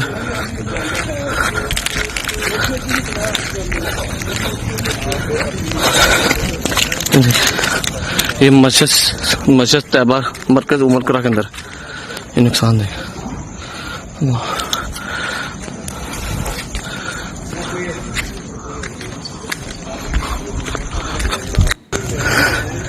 ये नुकसान, Pakistanis, ladies and gentlemen, there's a loop out here, and the Pakistanis really are not being able to respond this morning. They're in a state of, they're disheveled, they're confused, and we've done this very well because diplomatically, and there's a point to underline repeatedly, that we've said we've only hit your terrorist installations, we've not hit your military yet, we've not hit your army, we've not hit your air force, we've not hit your special forces, we've not hit the army headquarters yet. So we've done what we need to in a retaliatory way. Now, I had a wonderful conversation with Saurabh Dwivedi. Very, very emotional conversation. He's the brother of Shubham Dwivedi of Kanpur, young man, recently married, who was killed because he was a Hindu. And this was his first reaction. I think I recorded it around 2:45 in the morning. Can I play my conversation with Saurabh Dwivedi, please? Can we run that, please? Tonight, General Bakshi, I have with us tonight Saurabh Dwivedi. Saurabh Dwivedi, brother of Shubham Dwivedi. Saurabh, good morning. And Shubham was killed by these terrorists in Pahalgam, right? And we've just got the news, Saurabh, that India has hit 9 locations, including the Lashkar headquarters, including the Jaish Mohammed headquarters. This is the first time since then that I'm speaking to a victim's family. I'd like your thoughts. We've just got the news. And it's called Operation Sindoor. Arnab, this is a true homage to my brother by the government. Through you, I would like to thank PM Modi, Home Minister Amit Shah ji, the whole Indian Army, all 3 defense forces, This is a true homage to my brother. My whole family is in debt. And I have my brother here sitting with me. I have my whole family here sitting with me. They took away my bhabhi's Sindoor, and Indian Army has returned her the respect, the vengeance she wanted, and whole family will always be in debt to the government, to the armed forces. Is your family watching this? When did you first hear? Yes, we got the news as soon as the strike happened. A lot of calls came, and everyone, they told us that this is the true homage. Everyone was saying कि सरकार ने श्रद्धांजलि दी है शुभम को आज. बहुत बड़ी श्रद्धांजलि तो दी है सौरभ जी, मगर इसके लिए जो प्राइस देना पड़ा आपको, आपके पूरे परिवार को, ये तो कभी वापस नहीं आ सकते. मगर मुझे लग रहा है कि जिस तरह से मोदी सरकार ने इस बार मुरीद के, बहावलपुर, जो अलग अलग टारगेट्स है, इतनी डीप गई है, एक तरह से जो दृढ़ता हमारे सरकार ने दिखाई है कि कोई ये डेकोरेटिव स्ट्राइक नहीं है. पाकिस्तान को बहुत क्लियर मैसेज है. इस वक्त अगर आप और आपके परिवारजन ये तस्वीरें देख रहे हैं तो मैं कहना चाहूँगा आपको, और आपके लिए एक खबर मैं देना चाहता हूँ कि वही पाकिस्तानी आर्मी, वही आसिफ मुनीर जिसने पहलगाम करवाया, उसी ने अभी अभी अपने फौज को भेजकर कहा है कि जहां जहां भारतीय सेना ने अटैक की है उस पूरे एरिया को कॉर्डन ऑफ कर दो, ताकि पाकिस्तान की जनता को पता ना चले कि कितनी बुरी तरह से हमारे मिसाइल्स ने अटैक किया है. We have hammered them so badly. I want to tell you Saurabh, it is total devastation. It is the main headquarters. They don't know, they did not expect. ये पिछले 12, 13, 14, 2 हफ्तों से एक ही बात कह रहे थे, करना चाहते हो अटैक तो आके करो. मगर जिस रात अटैक हुई, ये टोटली अनप्रिपेयर्ड है सौरभ. इनकी एयर डिफेंस एस्टैब्लिशमेंट टूट चुकी है. ये सिर्फ वहां पे निहत्थे लोगों पर अटैक कर सकते हैं. ये कायर पाकिस्तानी सिर्फ निहत्थे इनोसेंट टूरिस्ट को मार सकते हैं. मगर जब इंडियन आर्मी बाहर आती है और ये जॉइंट ऑपरेशन है Saurabh, I want you to tell your family, this is a joint operation of the Bharatiya Vayusena and the Bharatiya army. This is a big operation, big operation. Arnab, मेरे भाई की शहादत पूरे देश को एक तरफ जोड़ेगी. अगर पाकिस्तान युद्ध करेगा तो हम उसको बहुत बुरी तरीके से हराएंगे. इस बार उनको खत्म कर देंगे सौरभ. हमने फायर पार तो अभी शुरू किया. मैंने आज कहा, जब ये अटैक हुई, मैंने कहा कि ये मुरीद के में तो हमारा ट्रेलर है, बहावलपुर में हमारी फर्स्ट चैप्टर है. अगर पाकिस्तान हिम्मत करे, इसके बाद मुझे नहीं लगता करेगी, सिंबॉलिकली कुछ कर सकती है, मगर इस बार छोड़ने वाले नहीं है. समरपाल तूर कुछ कहना चाहते हैं आप? हमारे रक्षा विशेषज्ञ कुछ कहना चाहते हैं आपको? समरपाल तूर, सौरभ द्विवेदी जी को कुछ कहना चाहेंगे? उनकी पूरी परिवार आज इसको देख रही है. क्या करेंगे वहां करके? सौरभ, मैं आपको विश्वास दिलाता हूं कि जो आज जवाब दिया है बहुत ही सोच समझकर प्लानिंग के साथ दिया गया है. अगर दुश्मन इस बात को आगे बढ़ाएगा तो मैं आश्वासन देता हूं कि शायद मैं इस टीवी स्क्रीन पे भी ना हूं, क्योंकि मैं भी जाऊंगा जंग लड़ने के लिए. तो आप फिक्र ना करें, और हम सब आपके परिवार के साथ इस वक्त खड़े हैं और पूरी जिंदगी भर खड़े रहेंगे. हम ये कुर्बानी और ये शहीदी कभी नहीं भूलेंगे, और अपने मरते दम तक कोई भी हिंदुस्तानी, आपके परिवार ने जो खोया है वो हमारा लॉस है, हम सब का नुकसान हुआ है, और हम सब आपके साथ कंधे से कंधे मिलाए खड़े हैं इस मुश्किल वक्त में. और आप अभी बस मैं इतनी दरख्वास्त करूंगा कि आने वाली पीढ़ियों को एक ये मिसाल बने, और लोग जय हिंद के नारे लगाएं और विश्वास. भारत माता की जय, भारत माता की जय. सौरभ, भारत माता की जय, भारत माता की जय, भारत माता की जय. इस बार नहीं छोड़ेंगे. और सौरभ, हम पूरी तरह से आपके साथ हैं. हम पूरी तरह से आपके साथ हैं. बहुत बहुत धन्यवाद आपके पूरे परिवार को.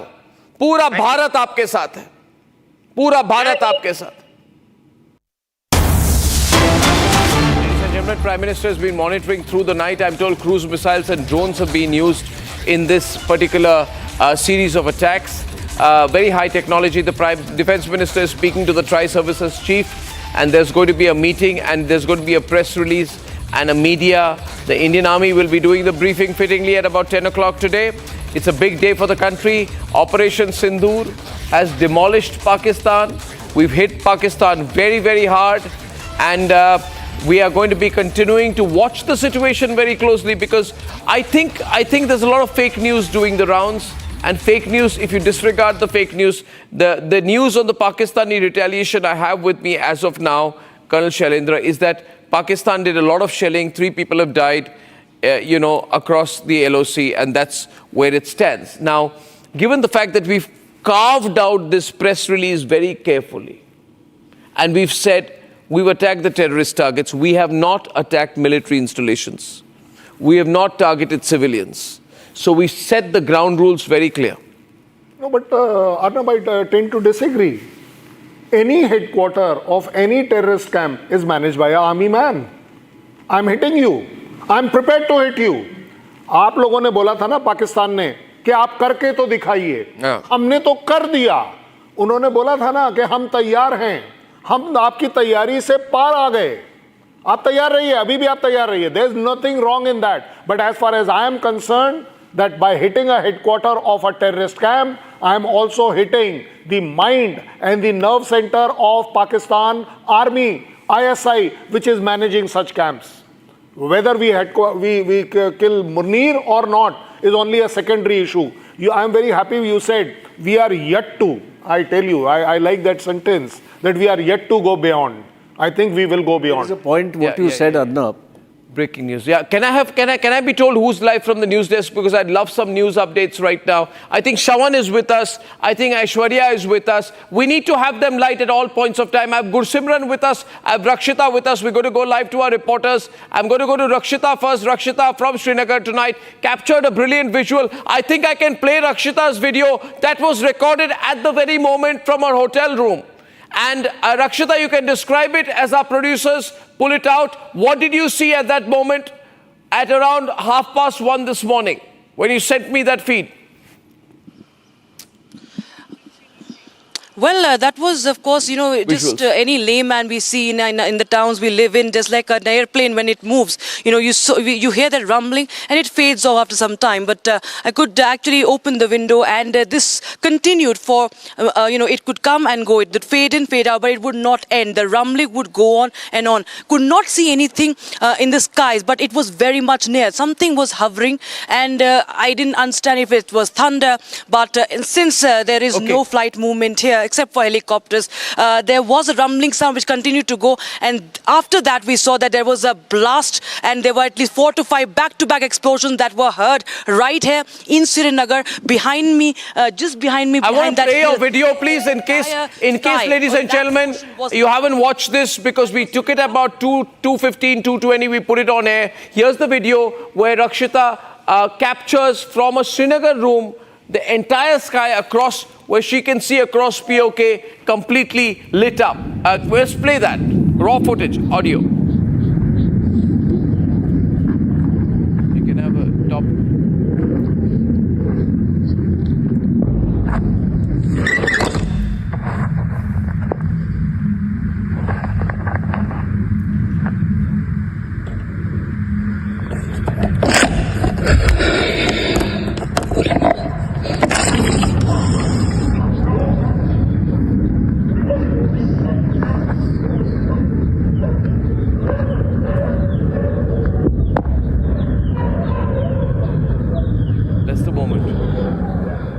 Captures from Synindhur. I think we can see an explosion. We hear an explosion. Jets hovering here right now in Srinagar, and we can actually smell some smoke, and the sky at one part became red. There was an explosion sound, very much visible. That's Rakshita's video. Gursimran, what's your location now and what is happening along the LOC? You've been moving all night. No, right now I'm from the, yes, I have been moving from the IB to the line of control. Right now we are at the line of control in Akhnur, and this Akhnur stretch of the line of control has fallen silent for last 2 hours after the India's retaliation, because the retaliation that we saw in Poonch, where one of the Pakistani posts was destroyed, similar kind of retaliation was done here. There was damages to the Pakistani side because Pakistan opened this front at the first, because it was the location from where at least 3 targets were hit by the Indian side. That includes the Barnala, Gulpur, and also the Kotli camps of the Lashkar-e-Toiba. They were hit from this side, that the Indian jets scrambled from this side of the LOC, and they strike the Pakistani terror launch pads deep inside the territory, ranging from 8 kilometer to 15 kilometer to 35 kilometer. The Gulpur was the far off that was achieved from the Sundarbani sector, that is some 15 to 20 kilometers from this point right now we are reporting from. So this was the exact area, complete stretch of 30 kilometers from where India launched 3 strikes into the Pakistan. It was in the Barnala area, Kotli, and the Gulpur's base of the terror groups. Mostly it was of the Lashkar-e-Toiba that was operating from the line of control and has been making the attempts to push in terrorists into the Indian territory. So this was the place, and then what happened that the Pakistan all of a sudden opened the heavy artillery into the Indian territory that was repulsed by the Indian army, and also yes, pictures of the damage done. We're getting more pictures of the damage done. I want to run the map that we have out there, which is telling you the locations where the strikes have happened. Ladies and gentlemen, there have been multiple strikes. I want to run the map of where the strikes happened. These are very, very critical, and to show the map where the strikes happened. Can the graphics team kindly put it up? The operation has struck 9 terrorist sites across Pakistan and Pakistan-occupied Kashmir with pinpoint accuracy, targeting key terror infrastructure of the Jaish-e-Mohammed and Lashkar-e-Toiba headquarters in Bahawalpur and Mudirke. We can run other visuals too. This level of coordinated can we get off the 5 window and run other visuals too? This level of coordinated multi-site precision strikes involving all the 3 armed forces is very rare, ladies and gentlemen, and showcases advanced military planning that Pakistan has not experienced since 1971. I would like to run some pictures full frame. Aditi, please do me the favor. Can we move out of the 6-5 window? Thank you so much, so much. Ladies and gentlemen, you do not have to tell me the visuals. I can see them. You need to run the visuals. All right? Now, ladies and gentlemen, there is chaos across Pakistan. Ambulances have been pulled in. Different videos are beginning to come out, which are showing the nature of the attack. What you're seeing here, for example, is this is the place where we see these strikes happening. I don't know whether these are drones or whether these are artillery shelling, but we did see this around the time that India was hitting around 1:30. Ladies and gentlemen, what you're seeing tonight are the visuals of Operation Sindoor, a close, calm, coordinated attack. India's biggest hit on Pakistan since 1971. Not yet a full-scale military-to-military conflict yet, but we have shown, in fact, I would say, tremendous restraint not to target Pakistani military installations. We are saying that these attacks we've carried out are necessary, they are focused, they are measured and non-escalatory, especially in its response. Remember, viewers, we can hit Rawalpindi, we can hit their army headquarters, we can hit their air headquarters, we can hit their airfields. We can target Gwadar, we can target where they've kept their F-16s. We can target, it's all within the range of our artillery and our missile forces. We can also, if we want, any point of time, we can target anyone across the LOC and the international border. It is our choice that we are not hitting their military installations yet. Operation Sindoor has been in full swing in Poonch, and Republic has been breaking this news live. We're getting a lot of support, ladies and gentlemen, from the international community. I'm now going across to a graphics which will show you the various locations which have been targeted.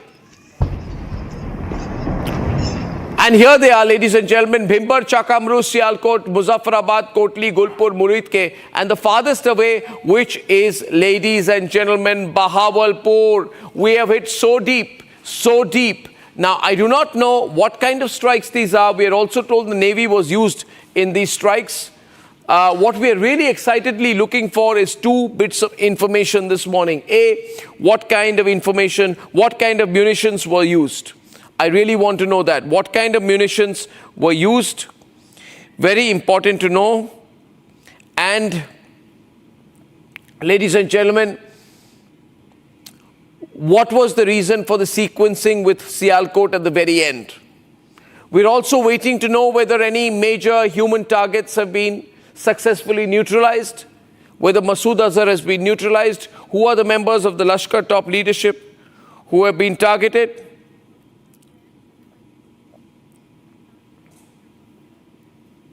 Later.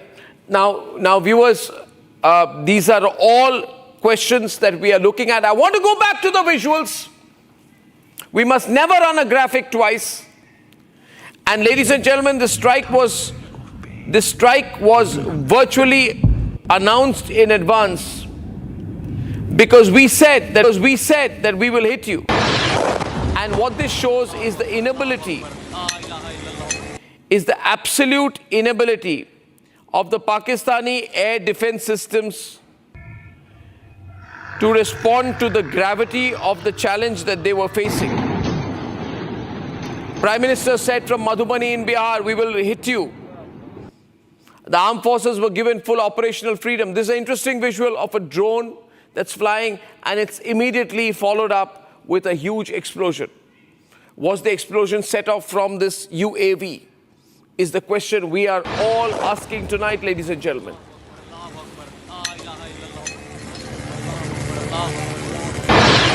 Captain Sham Kumar, previously from the Navy, is with me in the studio. Captain Sham Kumar, what do you think can be used from the Navy side on this? We told Navy also was used here. The present reports which we are trying to consolidate is all coming through the media channels, etc. And 10 o'clock we are going to have a conference on this, and armed forces would give the exact picture. But the coordination between the armed forces of Army, Navy, Air Force has been very evident, especially the intelligence gaining and the kind of posturing that we had, so that we keep the pressure on the adversaries in a well-coordinated manner. Yeah, absolutely. Please carry on. Can I get different sets of visuals, please? Two sets of visuals at one time. Two sets of visuals at one time. Ladies and gentlemen, my team is making me multitask tonight, which is not good. This morning, which is not good, but I will continue to do it till I get you the best information on the screen. Ladies and gentlemen, in previous attacks as well, India has always acted swiftly. After Pulwama, February 14th, 2019, and the Prime Minister gave a statement the very next day that the Balakot strikes followed 12 days later. This time it has happened within 2 weeks. The pictures on the right-hand side of the screen tonight are pictures around 3 a.m. when the Pakistani army was called off to cordon all the areas to try and make sure no media enters and shows what has happened. I also have some very interesting visuals. The Pakistanis have called machines to pull down the buildings so that they do not show up as the Jaish headquarters. They have brought in their own JCB type of equipment right now, bulldozers, to try and bring down what has already come down largely. Ladies and gentlemen, the pictures are revealing the extent of the devastation. I want to run you a clip from 4:21 a.m. when we were talking about the extent of devastation. This clip, in case you missed it, I'm going to bring you up to date with what has been going overnight. 4:21 a.m. 4:21 a.m. when we discussed the extent of the devastation. These are clips from our coverage overnight in case you missed it. I need a go from our director to fire that.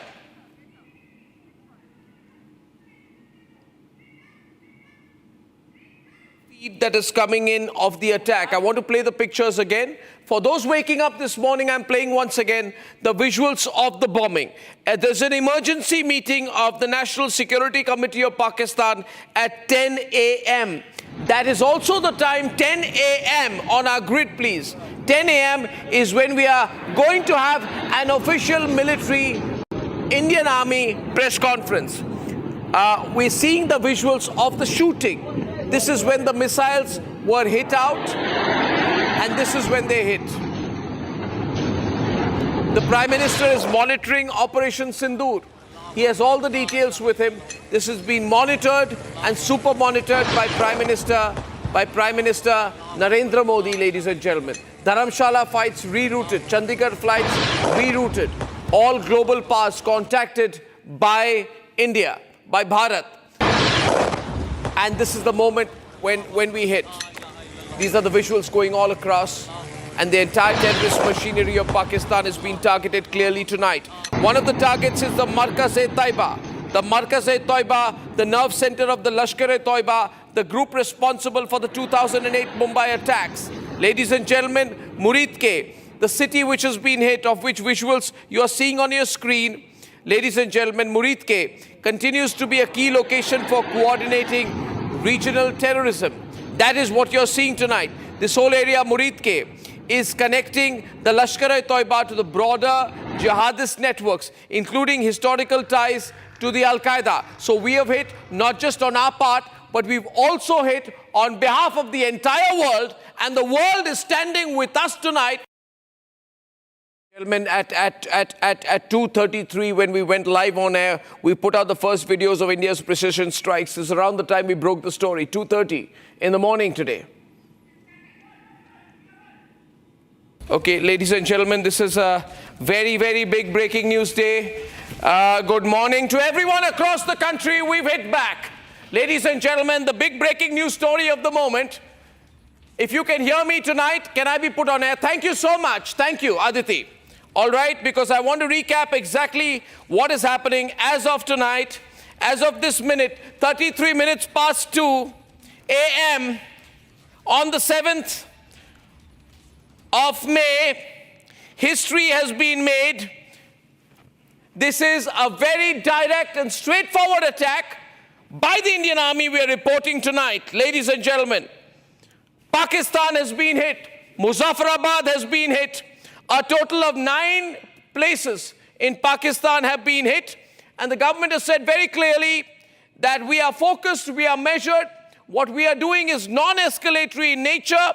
They've said that no military targets of Pakistan have been targeted. They've also said that we have demonstrated considerable restraint, and we have demonstrated considerable restraint in the selection of the targets and the method of execution. These steps come in the wake of the barbaric Pahalgam attack, in which 25 Indians and 1 Nepali citizen were targeted and murdered.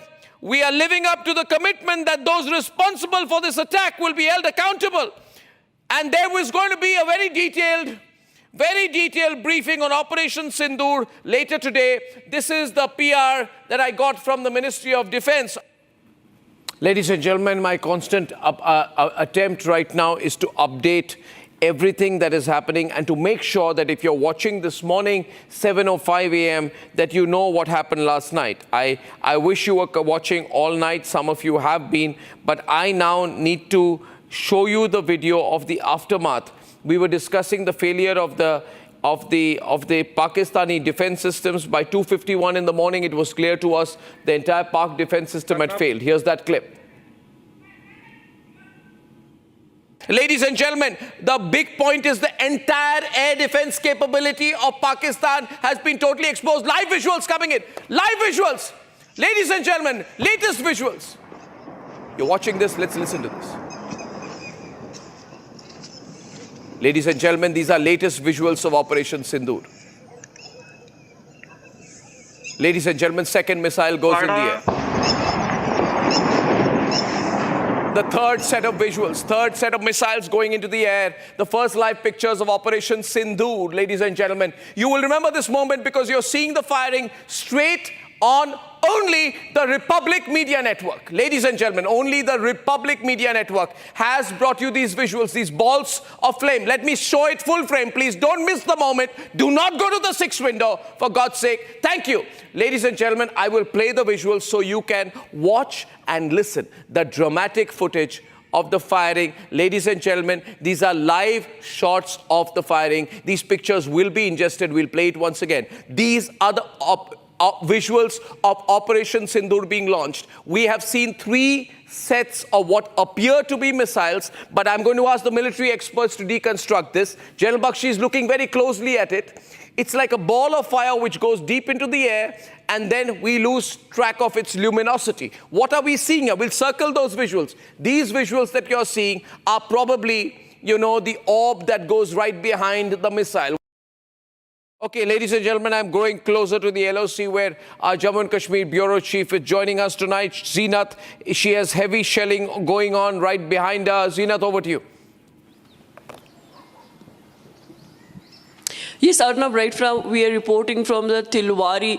This is one of the last village of line of control, and the heavy shelling has begun here. In fact, this is the Haji Peak sector, and behind this is the Pakistan post, and we are hearing very loud bangs. We are hearing the shelling in a huge volume of fires are being instigated by the Pakistan army. In fact, this village presently it has been left all open, and most of the villagers have fled from this place. Some one or the two house inmates are still present, but this is one of the very close posts of the North Kashmir's Haji Peak sector, where from we are reporting, and heavy shelling is going on. In fact, in Uri, Islamabad, some 7 houses have been damaged, but this is coming at a time when we see the border escalation between India and Pakistan. India has retaliated in the most effective manner to Pakistan, and this is the Operation Sindoor, which Indian Army has in a way giving a befitting reply to Pakistan's terror attack in the Kashmir Valley. So the regions that you see, it connects you to the Pakistan, and this region, all you see that there is the forces that are deployment are there, and also the heavy artillery was used while giving a befitting reply. The volume of fire continued for almost 3 minutes here when we heard the loud bangs. These all are the Indian posts, and behind this is the Pakistani post, the Haji Peak sector of Uri, where at present the heavy shelling is going on. And in fact, the people who received the injuries here, they have been also evacuated to Uri for the treatment. Meanwhile, it has stopped just a while back, but we see the border post on alert as the escalation has begun between India and Pakistan, and escalation has increased in the last this is the 13th day when we have been also seeing the ceasefire agreement is being violated by the Pakistan army, and Indian army is giving a befitting reply and is responding in the most effective manner. As far as this sector is concerned, the heavy shelling was reported while back. This is Haji Peak sector of Uri, where the heavy shelling has begun once again, where the Pakistan army is trying to target the Indian army posts that are located along the line of control. Okay, Zeenat, I'll come back to you. Zeenat, I'm going to come back to you, because now I want to show the visual of the aftermath by 2:55 a.m. It was clear what the aftermath of these strikes were, ladies and gentlemen. By 2:55 a.m. and after that I will come to our guest from Ernakulam. 2:55 a.m. clip, please. Thank you. This is the aftermath. We are seeing some incredible visuals on the Republic Media Network tonight. Ladies and gentlemen, the Pakistani threat is empty. The Pakistan are an incapable people. They have got an incompetent army. We are beginning to avenge them. Now, General Bakshi, what have we just seen? What have we just seen? Arnab, if you recall, going by military history precedents, Iran fired a barrage of missiles on Pakistan in the wake of that incident when the Baluchi Sunni insurgents had hit them. Right? And Pakistan's Chinese radars had totally failed. Pakistan had complained bitterly to China that your radars failed to detect the incoming missiles. They have still Pakistan has declared an emergency. Keep the breaking news ticker on, for God's sake. Pakistan has declared a state of national emergency. The latest updates I'm also getting tonight is that residents in the area of Jhulas have moved into bunker amidst constant firing from the Pakistani side. There is heavy shelling on the borders of Kupwara district, which are continuing. I'm going to get our reporters up who are in the area. I have more visuals, full frame, ladies and gentlemen. The Pakistani army, full frame. Pakistani army Army assessing the damage. Full frame, please. Full frame, please. Thank you. Ladies and gentlemen, look at this. This is the Pakistani Army. They just don't know what has happened. They've been completely destroyed, taken aback. They were protecting the Lashkar headquarters and now they're reduced to rubble. They were protecting the Jaish headquarters. They've been reduced to rubble. There is absolutely nothing left on the location. The Pakistani Army are looking for bodies of the terrorists and trying to retrieve. We're told several terrorists have been killed. They are looking to retrieve the bodies of the terrorists, which also shows their complicity. Ladies and gentlemen, we are not sure which missiles have been used here, but I can tell you this has been extremely effective this time. Very strongly effective. Ladies and gentlemen, I'm joined right now this morning, and I'm getting a lot of guests in. I'm joined by Arvind and Aarti. Arvind is Mr. N. Ramachandran's son. Aarti is his daughter. And they are Mr. N. Ramachandran, who is from Kerala, was among the 26 people killed by those brutal Islamist terrorists on April 22nd in Pahalgam. And Arvind and Aarti, thank you very much for joining us. This news came to us about 1:45. We were live by 2:15 a.m. And, this has been very big, the attacks. I can share with you the nature of the attacks is very big. It is not a surgical strike. 9 locations, Indian Army, Navy, Air Force have all been together and they have taken the revenge that is so important for all of us to see, that we've taken revenge for Mr. Ramachandran and for your family. I'd like your thoughts on this moment, please.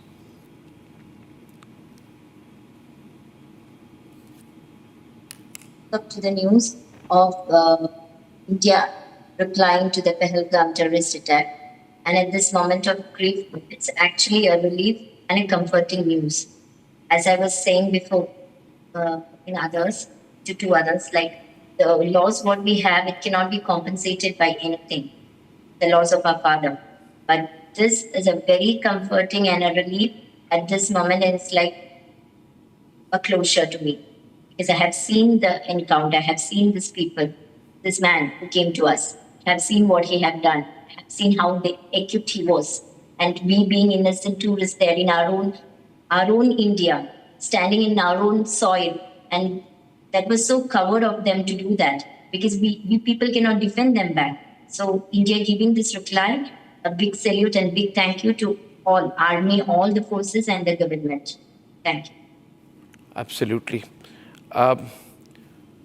Thank you very much for that. I would also like to, get the thoughts of, all our panelists. And before that, for Arvind, before I let you go, Arvind, would you like to say something, please? On your thoughts I think, on this? as my sister said, it is a befitting reply that we have done. And we are so proud that this has happened. We are hoping that it's a matter of time that this will happen. And I'm so happy that this has happened now. And I hope that this is just a starting. This is just a phase 1 of what we saw. And I hope the rogue state called Pakistan and every terror organization that operates from this rogue state is demolished and is put to ashes by the Indian forces. And we have full confidence in this government, Prime Minister Modi ji and Amit Shah ji and the entire forces, that they will ensure that no terrorist will ever think of taking their arms and attacking whether the forces or the innocent people of this country. Thank you very much, Arvind. Thank you very much, and my deepest condolences. My deepest condolences, to you and to your family. Samar, now we are getting some more information. I'm sure you're also swimming in information this morning. Samar, you've been valiantly live with us early morning onwards. I really appreciate that, my friend. Now, we are looking at the impact of this. We've seen no real response from the Pakistanis yet. We can't say there won't be, but all we've seen is some heavy shelling across the LOC. And we're seeing reports of a Pakistani F-17 jet that has been downed, on our side. But we've seen no effective response yet. We're seeing scrambling. Militarily, how do you view their response? Arnab, if you see militarily, they are going to strike back 99% by tonight or by tomorrow. They take 2 days. That is what they did in Balakot. So they will also keep us guessing. Secondly, all those cities which are near to the international borders need to be very vigilant, especially Amritsar. Because you see, there has been a lot of troop movement, lot of armor movement in Lahore. So after the attacks, that is what the visuals have been coming in and the inputs that I've been getting. So I think it is very critical for places like Amritsar and bordering belts like Jalalabad, Firozpur, Fazilka to be on the extreme alert, because in case, even if they are not wanting to invade or come in, they will cause damage by artillery shelling somehow or the other.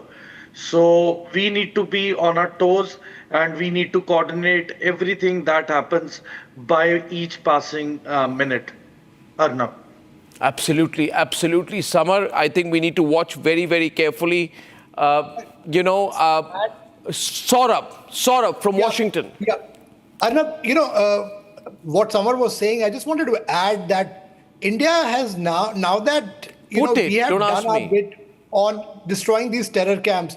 What we need to do now is to clearly tell the world with a diplomatic offensive that in case Pakistan now tries to escalate, India will make sure that it will carry out strike which will be inside Pakistani territory and also destroy Pakistan's army installation. Because all India has done is to carry out attacks against terror camps and terror infrastructure. If Pakistan tries to respond, it will tantamount to threatening India with a warlike situation. So this is a messaging which is going to happen in the next 24 hours from India's side. And I do know that we are already ringing a lot of global interlocutors with this messaging. Arnab. Absolutely, we are. And I think it's very, very well thought out. General Rajan Kochar, we have a big briefing today at 10 o'clock tonight. Okay. 10 o'clock. How much do you think they will share? How much can they share? What are the key highlights or the details you're looking for in that briefing? Arnab, what I'm looking for in the briefing is that they're going to tell us that why these targets have been selected. They're going to tell us that the military targets have not been addressed. We have been very, very particular in addressing those terror infrastructures. They're not going to divulge the weapon platforms which were used, because I don't think in these kind of briefings we will come to know, as you mentioned, that what was the ammunition used, because we have made our own assessment. In my own assessment, loitering ammunition has been used along with the drones, and drones have been very effective in this operation, I would say that. And it's a mix of missile and drones. But in this briefing, I don't think it will be mentioned. They would mention certainly that missiles and drones have been used in this attack. They would mention that they have not gone across the line of control. These targets have been addressed from within our own areas, and also they would emphasize that they don't want to escalate this issue further, because a response from India, as was expected, as the Prime Minister wanted, this kind of response have been given to Pakistan. And they would also like to tell Pakistan in this press briefing that dare you escalate the issue, and if you... They're not in a position to escalate this, sir. I'm sorry, I'm reading this. They're not in a position to... They'll make noises, sir. They cannot escalate this. Summer, they cannot escalate this. I do not understand how they will escalate it. For having an escalation, you need an escalatory mechanism. Yes. They cannot go to the world and say our terrorist sites were hit and therefore we killed Indian civilians. It's not going to work. Yeah, they're going to have to do something optically. That's why they're putting out fake news and stuff like that. They are going to... By the way, Indian Air Force has taken full control of the Srinagar airport, and we're using it for very strong military reasons and other reasons we can't disclose. Yes, Samar. So they are going to activate the sleeper cells. So don't be surprised if there are sporadic news of gunfire at different locations in Kashmir today, because these tanzeems are already going to pass, or probably they would have passed the orders that the moment something goes wrong, you guys activate. So most logically, yes, these terrorists who have infiltrated and were as a sleeper cell are going to get activated in a matter of few hours.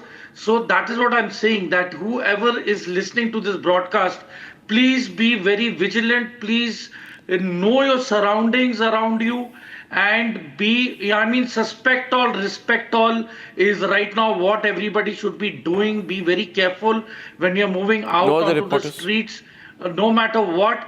And anything suspicious, you report it immediately to the forces, because this is the only way as a deterrent that we together can counter it. But as of now, this is what I foresee. And by the time nightfall comes, I am very sure that Pakistan is going to get adventurous in terms of its shelling and maybe, intrusion from the gaps by sending in the terrorists. So yes, this is the most likely response that I think they will be doing. Arnab. Yeah, we're getting visuals. We're being told production is free to put out visuals without telling me. I can't be telling you what to do. Right? We have pictures of celebrations. We have the fantastic and handsome Deepak Vohra walking into our studios this morning, particularly happy, particularly dapper, even by his exacting standards. And I'm going to pull in a chair for him. Can we pull in a chair for Deepak Vohra, please? Ladies and gentlemen, celebrations. Just walk in, sir. Celebrations here across the country. We can run the celebrations as well as run the pictures which we need to put out this morning so that we can have more visuals on air, more news on air, more graphics on air. Can we do that, please? Producers, can we do that, please? I'm sure this individual on the screen is not the greatest newsmaker of the day, that we need to have him full frame. Can we show the visuals we need to show? Thank you. My God, I've been prompting all morning. Deepak Vohra, fantastic. How do you feel this morning, sir? Great to have you in our studio. This was unexpected, expected. When did you get the news? When did you wake up? All right, I should tell you. Okay, Deepak Vohra, on air, please. Thank you. Thank you. Thank you very much for giving me this opportunity. Sir, when I'm with you... Sir, can I have you on air, please, first, sir? All right. Thank you, sir. Please, thank you, sir. Yeah, sir, go on. When I'm in your presence, sir. I feel I'm with divinity. I say this from the bottom of my heart. You exude goodness, and so do the other colleagues. Thank you, sir. Thank you. I heard about it at about 3 o'clock in the morning. An American friend woke me up. Now, sir, please listen to this. This American friend was with me. He was an American diplomat. When 9/11 happened, I was in Spain. And I told the American diplomat as I was signing the condolence register, today I am American because you have been hit by terror. You know the message from him? He said, Ambassador Deepak, today I am Indian because you are. Isn't that beautiful, sir? He remembered it for so many years ago.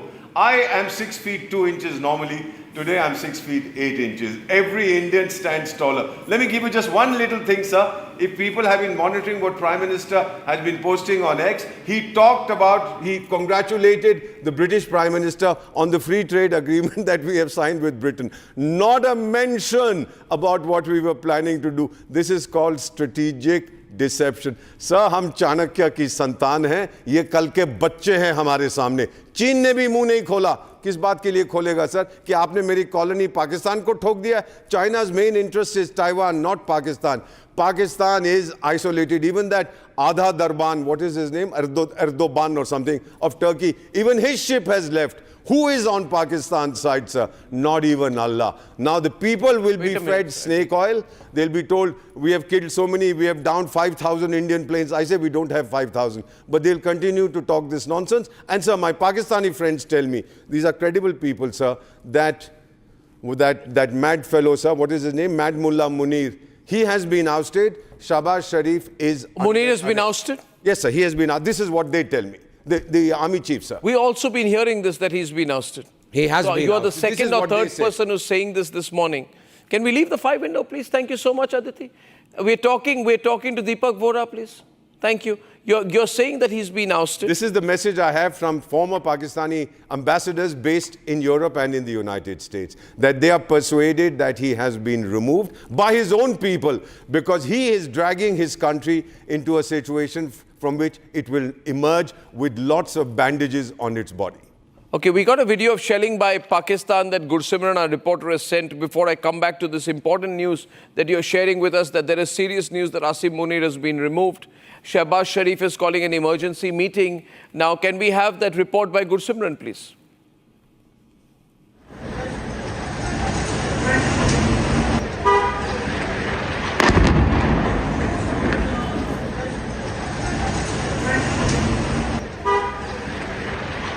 Put it on the group, I can't do without that. I am directing.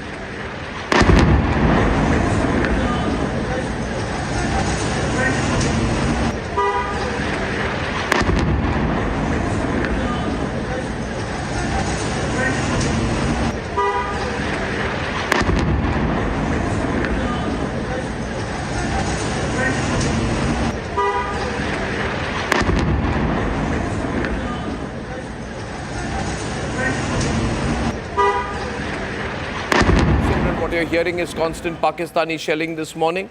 Pakistani shelling the border areas. They've gone berserk, they've gone crazy. And you can see a little bit of explosions on the bottom left of your screen there. Samar, please analyze this for us, sir. Samar. I mean, they are going to do a lot of damage, and just see, with no motive. That's purely a civilian area. It is not even a military area. So you can just see the psyche and the mindset of the Pakistanis. They have basically now decided for the attrition part. So, you know, the only catch is they have limited amount of artillery shells.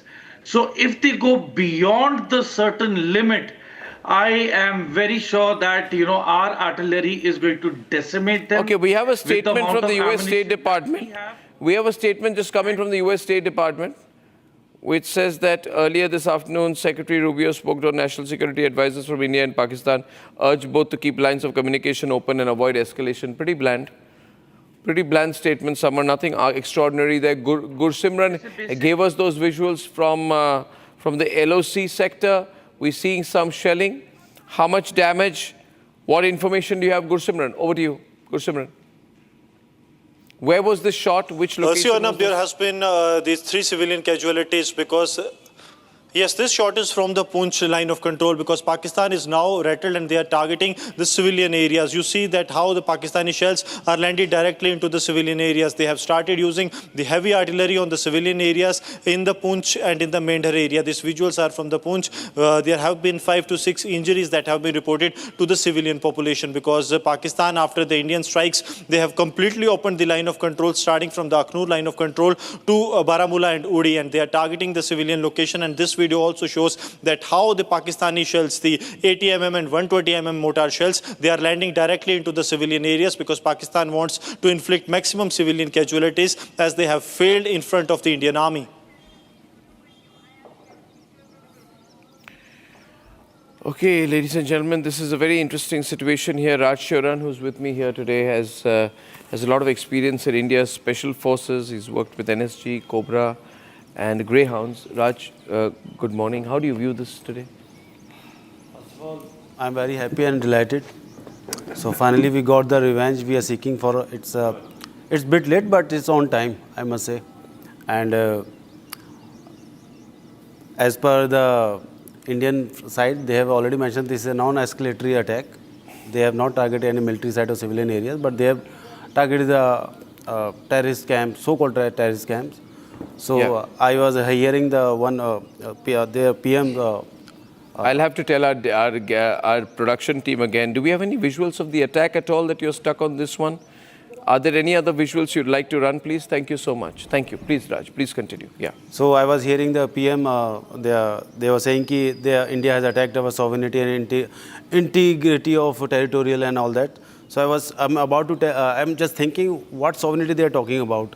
If they have any such type of sovereignty, they wouldn't have been in these perils. Ambassador Vora will concur with me. So I think they are just talking about pseudo sovereignty. If they actually have sovereignty, they won't have Osama bin Laden on their soil. That's a broader point that you're making. I would rather stay stuck on the operational details of what has happened. That's more important than the news. I don't want to make general comments, Raj. But allow me, I have Prashant Satpathy with me. I have Jayant Satpathy with me today, who is deceased, Prashant Satpathy's younger brother. Prashant Satpathy is from Balasore, is among the 26 people who was killed in the April 22nd Pahalgam attack. But before I go across to him, I want to run a couple of visuals, just the explosions, just one after the other. The 4 sets of visuals I can play here, please. It'll be very useful if I run the visuals before I go across to my next guest, so that we can give you a clear sense of what it was like. In case you missed some of that, then I can also take you back and tell you. Some of our viewers want clips of what happened last night. In case you missed what happened last night, I'm happy to play some of those clips back for you, viewers. I already played a few, but now I will lead my production team onto the videos that they need to play. I would like to play the visual of the aftermath of the strikes at 2:55 a.m. Can I get that, please? The 2:55 a.m. video, followed by the 3:15 a.m. video of how Pakistan resorted to shelling. Back to back, please. Thank you. The aftermath. We are seeing some incredible visuals on the Republic Media Network tonight. Ladies and gentlemen, the Pakistani threat is empty. The Pakistan are an incapable people. They have got an incompetent army. We are beginning to avenge them. Now, General Bakshi, what have we just seen? What have we just seen? Arnab, if you recall, going by military history precedents, Iran fired a barrage of missiles on Pakistan in the wake of that incident when the Baluchi Sunni insurgents had hit them. Right? And Pakistan's Chinese radars had totally failed. Pakistan had complained bitterly to China that your radars failed to detect the incoming missiles. They have still Pakistan has declared an emergency. Keep the breaking news ticker on, for God's sake. Pakistan has declared a state of national emergency. The latest updates I'm also getting tonight is that residents in the area of Jhulas have moved into bunker amidst constant firing from the Pakistani side. There is heavy shelling on the borders of Kupwara district, which are continuing. I'm going to get our reporters up who are in the area. I have more visuals, full frame, ladies and gentlemen. The Pakistani army, full frame. Pakistani army assessing the damage. Full frame, please. Full frame, please. Thank you. Ladies and gentlemen, look at this. This is the Pakistani army. They just don't know what has happened. They've been completely destroyed, taken aback. They were protecting the Lashkar headquarters and now they're reduced to rubble. They were protecting the Jaish headquarters. They've been reduced to rubble. There is absolutely nothing left on the location. The Pakistani army are looking for bodies of the terrorists and trying to retrieve. We're told several terrorists have been killed. They are looking to retrieve the bodies of the terrorists, which also shows their complicity. Ladies and gentlemen, we are not sure which missiles have been used here, but I can tell you this has been extremely effective this time. Very strongly effective.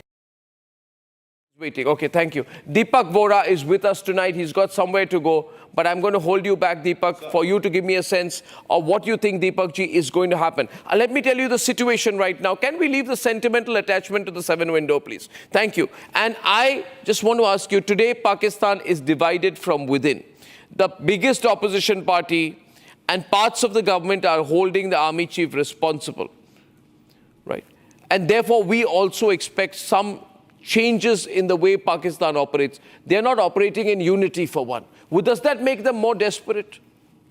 Sir, may I just say that you are familiar with Shakespeare, you have read his Othello. There's a character there called Iago, and his attitude was described as motiveless malignity. Malignity, you are malignant if there's ambition, if there's revenge, if there's greed, whatever. But in this case, it is the worship of evil for the sake of evil.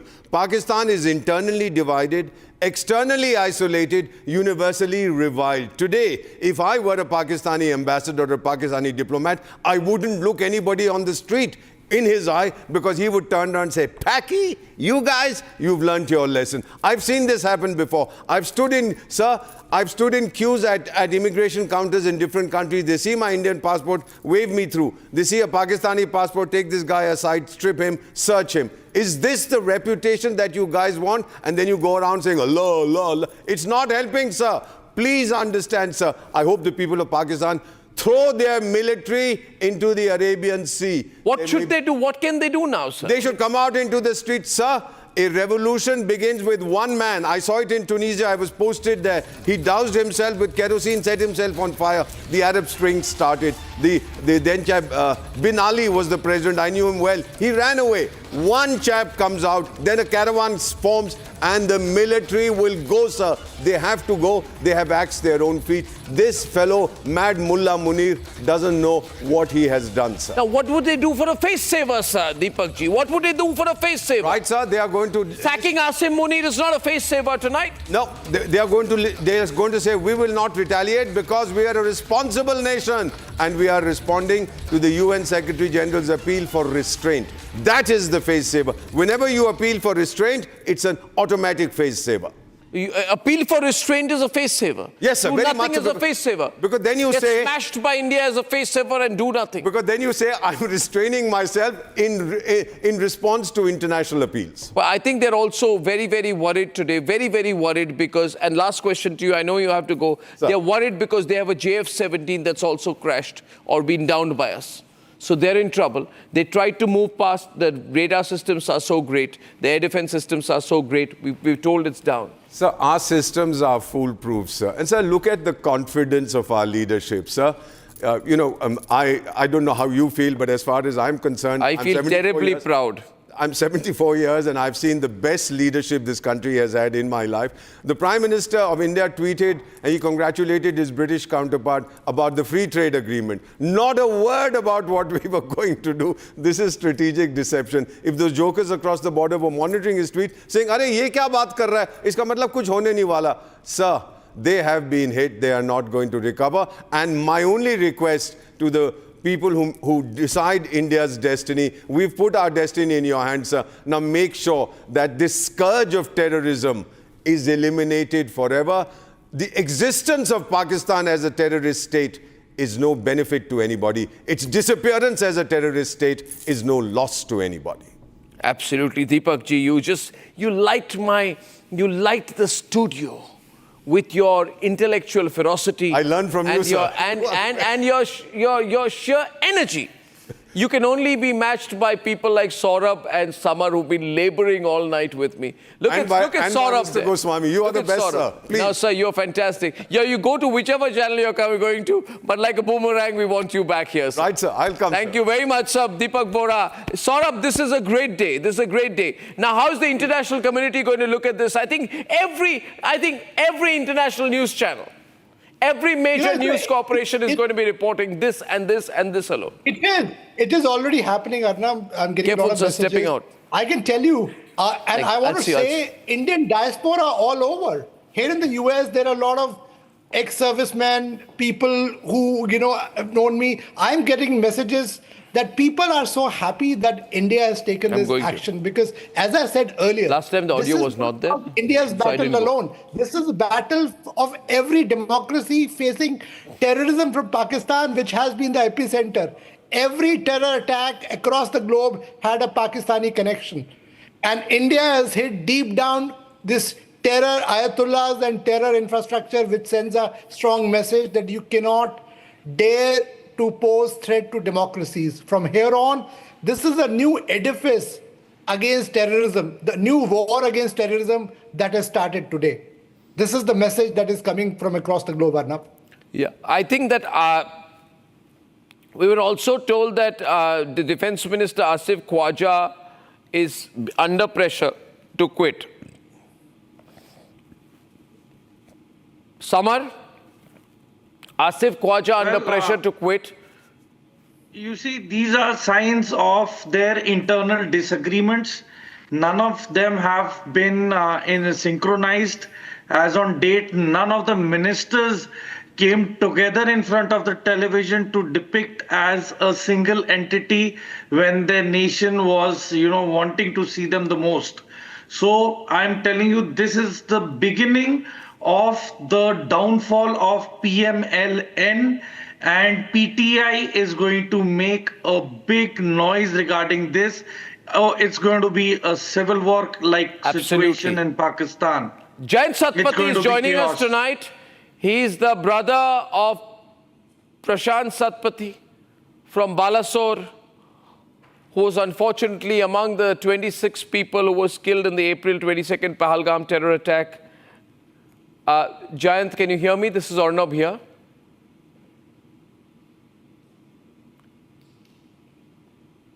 I think you're muted. I think you're muted. Can I get your audio up? Yes, Jayant? Can you hear me, Jayant? You can hear me, but I can't hear you yet, so maybe there's an audio glitch. I was told to go across to you, but I'll have to go wait for another time to speak to you. I'll come back to you in a few minutes, the moment that I have the connection with you. Ladies and gentlemen, I have various reporters up. I think there are... Abhishek, you're there with me tonight, this morning. Abhishek? Abhishek, can you join me in the studio, please? Thank you very much. Just be careful running in. Thank you, Abhishek. Can someone pull a chair? I'll do that. Thank you, Abhishek, just being multifunctional this morning, calling people in, getting the guests, fixing the windows, getting the hot visuals right. Abhishek is coming into the studio. Abhishek, you've been analyzing this situation today, and I want your understanding. You have connections at the highest levels of government, intelligence, and the security services and the forces. Are you mic'd up, Abhishek? Can you tell us the latest news updates you have with us this morning? So the latest is that we are looking at the joint briefing by the three forces and the Ministry of External Affairs. There would be a joint briefing with a united front being presented by India and a statement being made to the rest of the world about the details of the precision strikes which we have carried out. 9 locations, all terror targets, no military targets, and Pakistan has confirmed that 24 missiles of India struck those targets in those locations that we have already shared and are on air. Yeah. And the joint briefing is going to be done by senior officials of the Army, Navy, Air Force and the Ministry of External Affairs. Yeah. And we are going to see India making a statement. We have some reactions, global reactions coming in. Yeah. The United States has said that there should be no escalation. We have seen Turkey making a statement in support of... statement? So their ambassador has reached out and in Islamabad and made a statement that Turkey stands with Pakistan in the time when their sovereignty has been breached by India. Yeah. That's the statement coming in from Turkey. Not unexpected. Not unexpected. How much does it matter? How much weight does it carry? Turkey traditionally has stood with Pakistan or not, so that it's a given. China? China, no statement yet.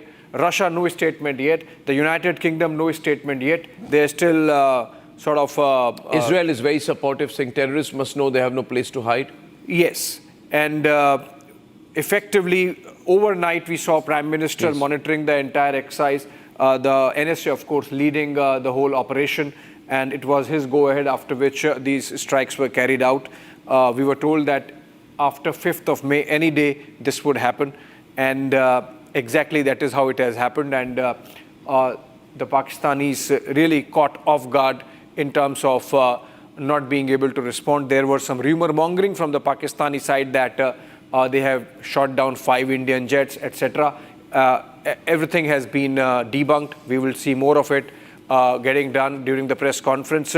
Pakistan Defense Minister has egg on his face. He first said that there have been some Indian soldiers have been captured. He himself retracted the statement. He had to go back on that. He had to retract his statement. So obviously, the situation on the border is tense but under control.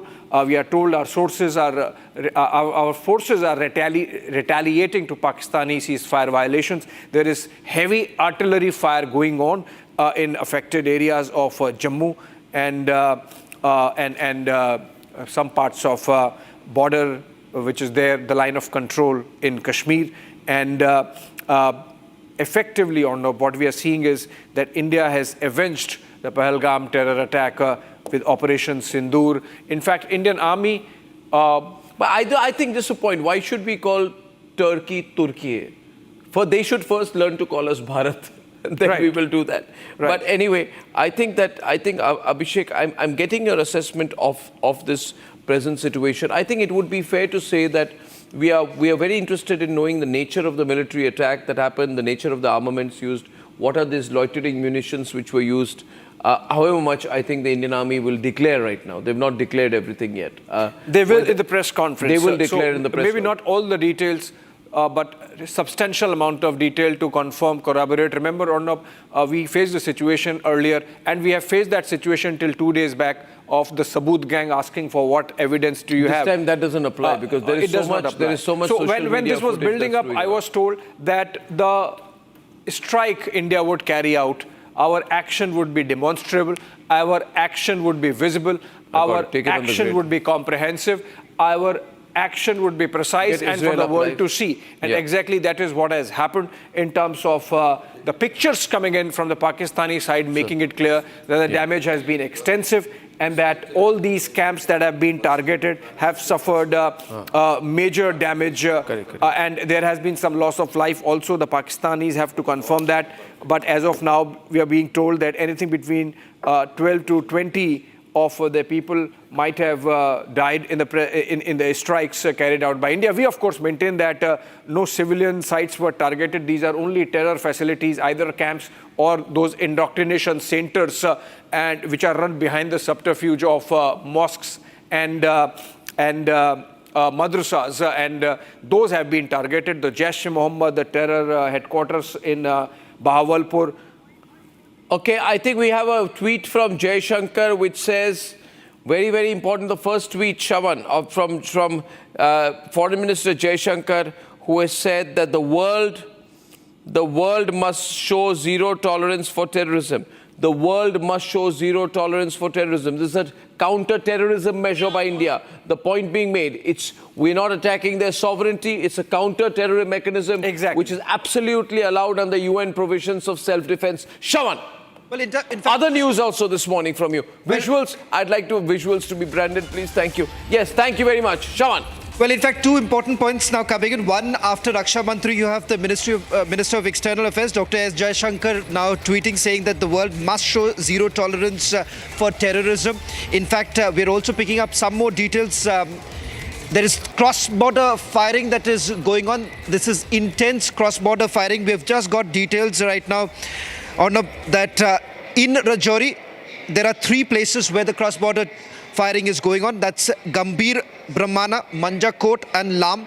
In Punch, it's in Krishna Ghati, Shahpur and Mankot. In fact, heavy artillery firing that is taking place, and a confirmation now coming in. 3 Pakistani posts have been destroyed. Yes. Okay, can I share? Yeah, can I share Abhishek has some more information. Okay, Abhishek. so this is basically both the Army and the Air Force carrying out these strikes. Majority of these strikes are carried out by the Indian Army, just about 1/3 by the Air Force, and those were standoff weapons, as they say. We did not cross the border. We shot those missiles off, the details of which would be shared by the forces. The Army essentially, Arnab, this is the first time that the Indian Army has done this. These were those kamikaze drones that were used, which went in and shot themselves into those targets. And that's a big one. So precision munition being used there. And the Indian Army carrying out those strikes along with the Air Force. So majority of them by the Indian Army, the details of which, of course, would be shared. That's a big one. The targets were mugged out over the last few days. And this was a joint operation in which, while the Navy held on to their territory and acted as a decoy, so to say, and a foil for attention, so far as the Pakistanis are concerned, the essential operations having been carried out by the Army and the Air Force. Yeah, we'll have to get more breaking news and go across to more reporters. That's my advice to our news desk right now, more to reporters. And Shawan will keep us updated with the very latest. Ladies and gentlemen, 9 sites have been targeted. The map can also be put up, producers. Yeah, thank you. It's difficult to direct and anchor at the same time, Aditi. So what I'm saying is, can we put the map up and also put the visuals up so it's easy for us to comment over the visuals and the information which is on the screen. Ladies and gentlemen, Bahawalpur is 100 kilometers from the international border. I would be very curious to know, very curious to know, Captain, what kind of equipment or munitions were used to target Bahawalpur? As we are getting the reports, firstly, we are thinking of the Rafales, the standalone weapons like, Scalp missile, surface-to-surface missile, and the kamikaze drones that we are coming up. We don't have to cross the IB for that. So with this, we have a range of, say, 15 kilometers from the LOC up to about 150 kilometers. And according to the distance, the ammunitions would be used. So I'm sure when we are talking about kamikaze drones, this would be used for 15 to 30 kilometers. And for the longer ranges, this time we have gone beyond imagination. Bottom left. Yeah, this time we have gone beyond imagination, and that is basically attacking in Pakistan territory, not only in the POJK. So this is what the Prime Minister was saying, the attack, the retaliation. Why is it stuck on a graphics? The kind of befitting reply which will be given would be beyond imagination. And he also used the word called persuasion. And he said ITP, identify, trace, and punish. Now he didn't say eliminate or kill. He used the word in a calibrated manner, that punish. And enablers, supporters, and financiers. So now we know, when he talked about persuade, that means the hot persuade. This is a requirement, this is a legal requirement. We are not attacking a country. I don't even call it a strike, I call it persuade. We have done a hot persuasion, and we have actually hit the target, which is actually damaging the country by soft bleeding. So we must understand that we have not attacked Pakistan. We have done our job well within our rights, and we are at liberty to do so at the right place, right time, and right occasion. So therefore, hot persuasion has been done.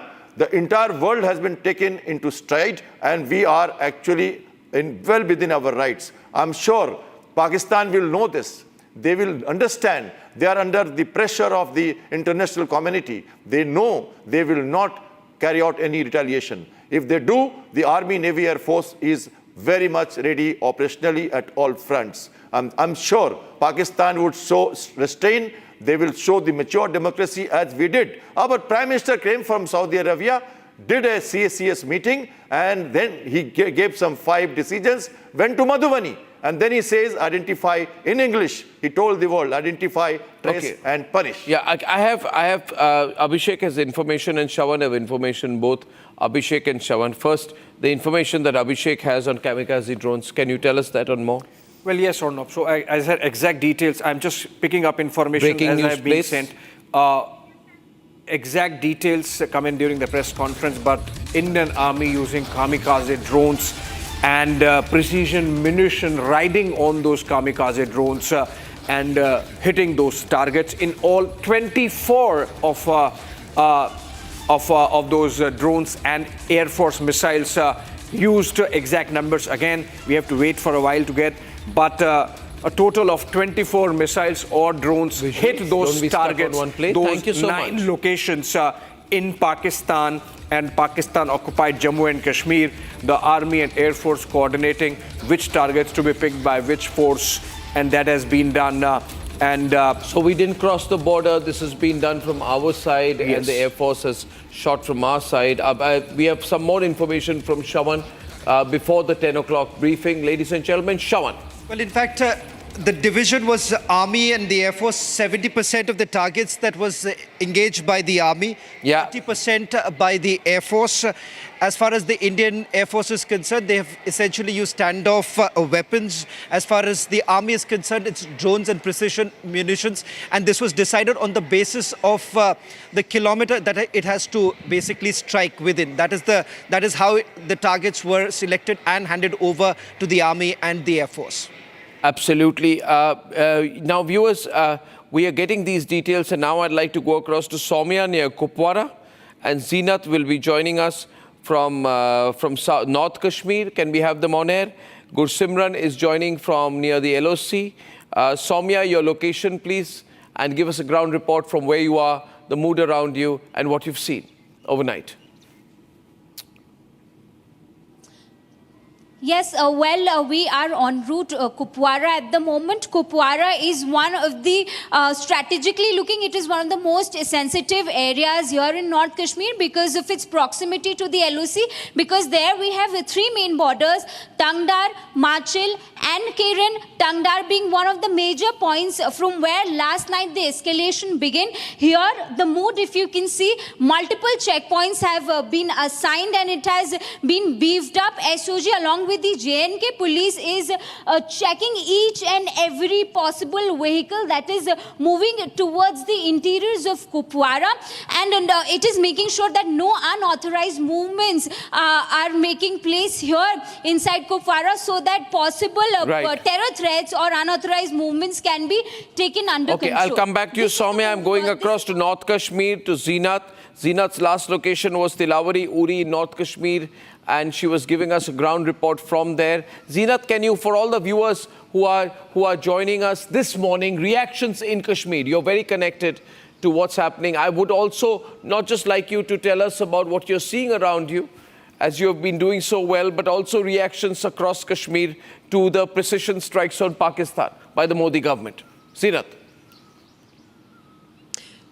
See, Arnab, we have always been seeing that the Prime Minister Modi has always taken people by surprise, whether it was the Balakot or the Uri time. But this time also people were expecting this mock drill, and when actually the Indian Army, along with the two other services, strike inside the Pakistan, and people in Kashmir Valley itself were taken by surprise when these planes and fighter jets starts hovering in the sky. People start coming out from their homes to see what actually is going on, and within no time there was a press release coming from the government that they have gone all inside the Pakistan and hit their 9 locations, although they have not touched the Pakistan army. But yes, those who planned that attack and carried their hideouts, their territory was targeted by the Indian Army, Air Force and other services. As far as the Uri sector is concerned, this is Uri sector. The Uri sector where you see that the Pakistan army carried out heavy mortar shelling on forward villages along the line of control here in the Kashmir Valley. And in fact, they tried to carry out the heavy shelling here. The intense shelling from Haji Pir sector was also reported in the area of North Kashmir's Kupwara, and which was also retaliated, and Indian Army was responding to the strike effectively. Meanwhile, in retaliations against the horrific massacre, Indian Army forces carried out missile attack today morning on 9 terror targets in the Pakistan and Pakistan-occupied Kashmir, including Bahawalpur, which is a major base of Jaish Muhammad, as we know, which is one of the deadliest, and were involved in a terror attack in 2019 against the CRPF. As far as the Pakistan, once again violated the ceasefire agreement by firing artillery here in the North Kashmir's Haji Pir sector, in Kupwara, in Salamabad, and all other posts that are close to line of control, and they were and Indian Army responded to these all violations effectively. In fact, we are seeing now the entire village has turned completely empty. It is a thick foliage, and in fact, you see the kind of ridges. This has always been a kind of an infiltration route also being used by the terrorists in the past, although the Indian Army has been posted on these ridges. But as you see the surroundings and the topography that this area has, because of the thick foliage, then the nala, you have the stream is also flowing, so at times it really makes difficult to walk. Even you have to walk very carefully because the mortar shelling at present is on. Okay, we are getting Rakshita from Srinagar right now live as well. Rakshita, defense sources, what are you hearing? You're very deep with the defense sources, army sources. What are they telling you? Rakshita. Well, there is going to be, of course, a press conference that we understand is, and then as far as the, the ceasefire violations continue, we've seen that happening, and this was the moment when all these cells got activated right after this strike that happened. There has been, of course, there have been 3 innocent civilian lives that have been lost. Indian Army has responded, of course, proportionately. India continues to, maintain that it is not looking for escalation right now. This is just a first step, Arnab, as we were talking about. But India has avenged the attack with Operation Sindoor, and as far as the briefing is concerned, the latest we have is that in Delhi there is going to be a briefing today by 9:30 by around 10 a.m. So 10 a.m. is the time when the army will be holding a press conference. This will be a briefing about the entire operation, and there is a Ministry of External Affairs press briefing as well that will be followed. Remember, the three service chiefs have already spoken to the defense minister. It's a historic operation. It's a historic tri-service operation that has happened, that we all have witnessed, that has sent ripples through Pakistan. They're in state of complete panic. They are trembling. They have been trembling ever since India has vowed revenge. And we've seen that the kind of firing that continues in Uri sector, in Poonch, as our colleagues are showing, the shelling, that incessant shelling that is happening from both sides along the LOC. It clearly shows how Pakistan is responding. The Pakistani Prime Minister is completely clueless what's happening. And as we speak here in Srinagar, to come close here, there are many fake news that is being peddled by Pakistan's propaganda machinery about the airbase. But what we know, as per officially, that the Srinagar airbase is completely safe. It's just Pakistan's propaganda machinery in order to cover up to its own people. Pakistan knows it's already breaking, but the Srinagar airbase is completely safe. Srinagar airport has shut down. Amritsar airport has shut down for the safety reason. No civilian movement can happen there. No air traffic for civilians. All the flights have been cancelled. But yes, there has going to be a briefing. Everybody will be having their eyes on that briefing by the Indian forces, because all want to know how this history was made, how revenge was, how this operation was carried out. Yeah. Absolutely. You know, in previous attacks, just pointing this out here before I go to Gursimran, can I get another set of clips, please? It'll be very useful, because I'd like to update our viewers with the action that happened overnight. And I do not think that we have used all our clips, have we? So at 3:22 a.m., ladies and gentlemen, by 3:22 a.m., we were getting a good sense of the kind of shelling that was going on. So we got a report around 3:22 a.m. when shelling was going on around the IB, and the LOC and Republic was live at that time. I'm running that clip now. Harsha, your location, please, tonight. Ladies and gentlemen, Harsha, location, please. Thank you, sir. Thank you. Harsha, what's your location? Right now, I'm at Mender because at first we got... So right now my location is Mender. I'll show you the visuals also, because continuous noises and firing could also be heard here. I'd like to show you the visuals, because at first at 1:28 p.m. when we heard the heavy noises, we got to know that the first strike was initiated from the side of Mender and Balakot. These are the visuals right now. I've already reached Mender here. These are most some of the visuals. I can see some. Are near the LOC. No. This is a long shot. I can see in the sky there's somebody who shot something to light up the whole area. Are you seeing this visual? What are you seeing in that distance? Ladies and gentlemen, this is from Mendar, our camera in Mendar tonight with Harsha. Harsha, describe what you're seeing in the sky. I can see. And then we are continuously hearing heavy shelling and this firing continuously. We have seen this firing from two sides. Near Mender, there's one side of the area, Surankot, and the other side of the area is Degbar. And right now I'm in the middle of the Mender, and continuously such firing scenes. Can you want to hear that, please? 1 minute. Harsha, 1 minute. And right now, Harsha, we are seeing some shelling. What we are showing you tonight is some shelling that's going on. This is in Mendar. General Bakshi knows this area like the back of his hand. Samar knows this area. Samar and General Bakshi on the screen. Can you keep your camera to what those pictures and not on yourself, please, right now? Can you move? Tell your camera person to show what's behind you. Thank you very much. Okay, what are we seeing here? Thank you. Zoom in on that. Thank you. That's much better. What are we seeing here? General Bakshi, what do you think? I would reckon these are flares, especially the very bright one was flares. when you are not sure of what is happening, the ground troops start firing flares to light up the area in front of them. That's a flare, I think. That is a flare. This is a flare from our side? A flare no, from flares would be from the Pakistani side to find out what the hell is going on. Acha, Arnab, I have a very important piece of information. Bawalpur is 565 kilometers inside Pakistan. So quite obviously our jets have been used. Our fighter jets have been used to fire a cruise missile. I think it is the Rafales that could have hit Are you saying, sir, that there is a possibility that the Indian Air Force has gone 560 kilometers inside Pakistani territory to do this? Not necessarily they have to go in that deep. From a standoff range, they can fire that missile. It might entail some level of penetration. The French cruise missile on the Rafale has this range 500 to 600 kilometers. So I think Bawalpur has been definitely hit by the Air Force cruise missile. The other targets in Muzaffarpur and Kotli, etc., have been hit by either the army cruise missiles, or they could also have been hit by I think those are within 120 kilometers. They could have been hit by smaller range missiles also. We have a whole range of them. Okay. Coming in from where the press conference is going to happen. This is the press conference. This is live, ladies and gentlemen. We are already live. There are cameras are placed there.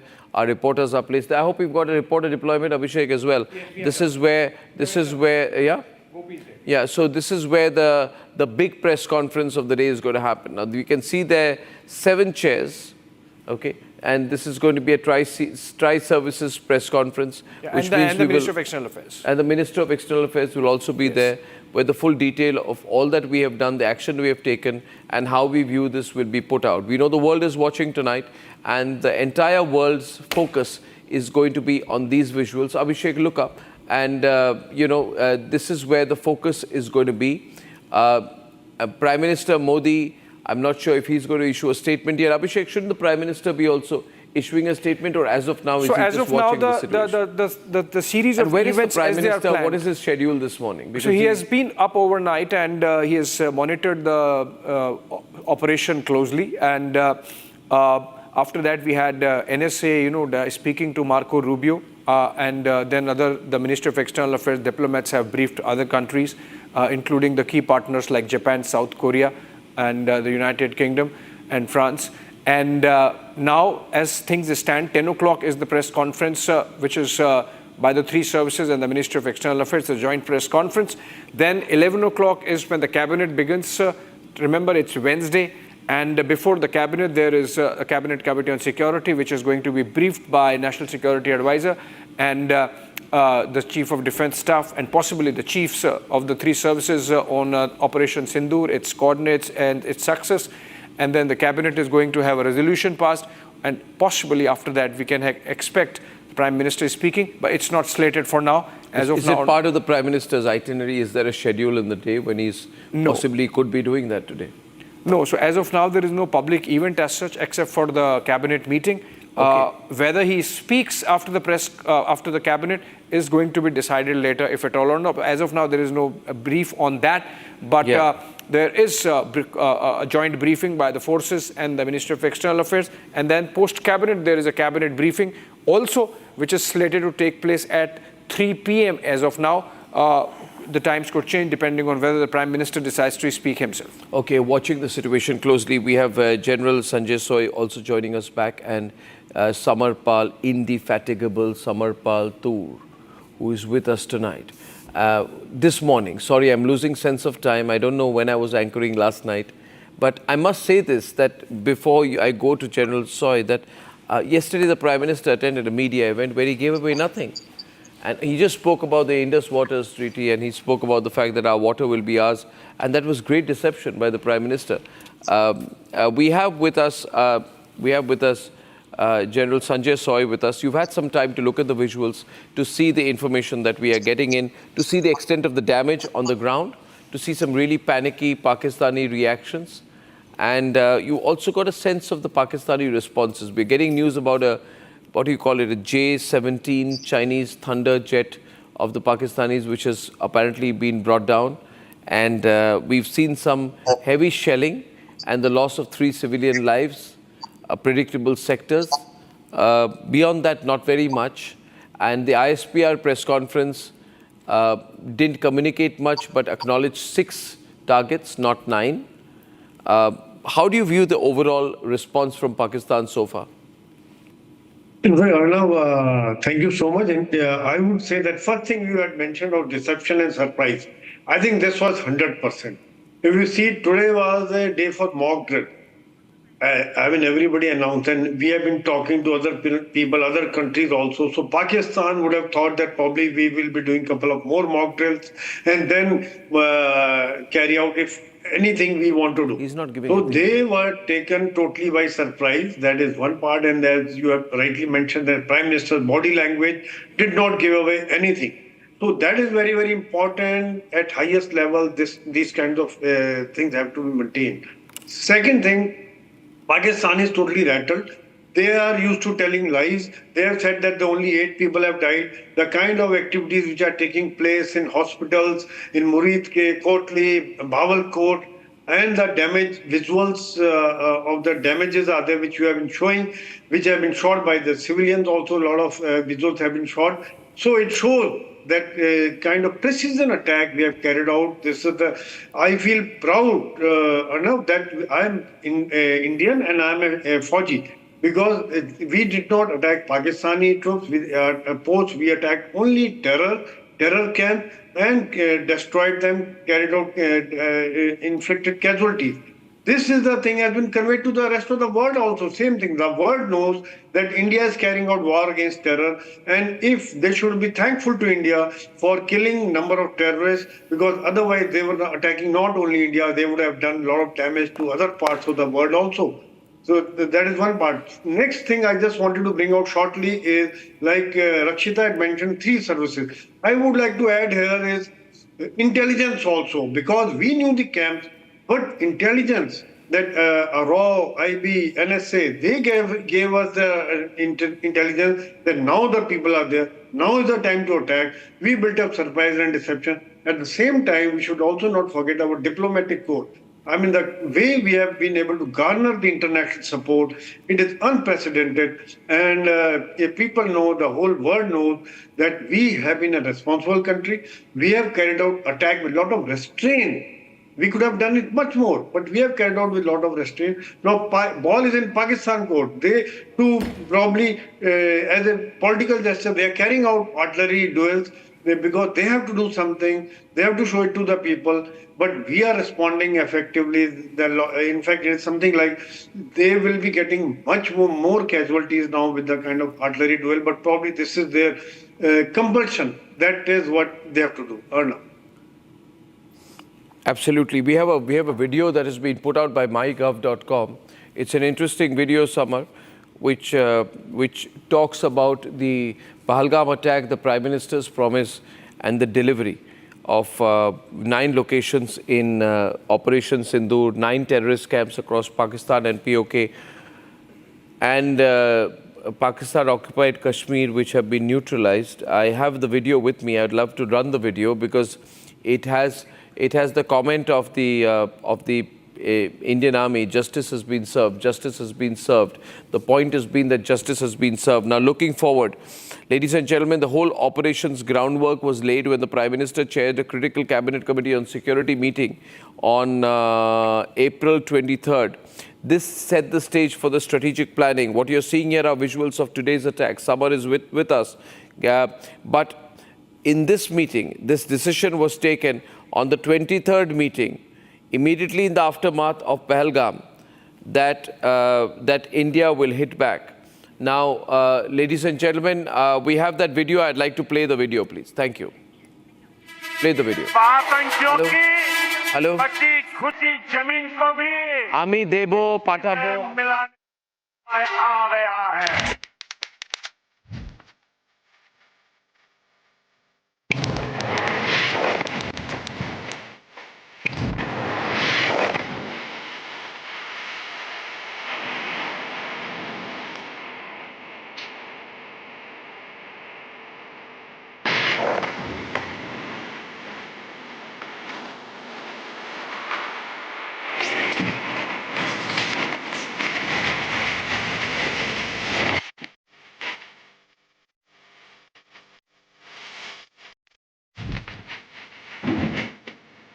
धन्यवाद करती हूँ, उनसे बहुत thank you कहती हूँ कि उन्होंने मेरे पति की मौत का बदला लिया है।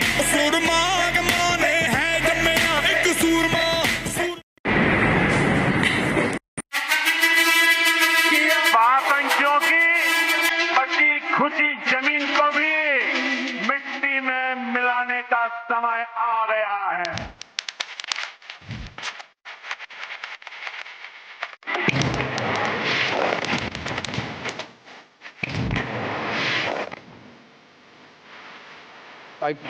Run a clip.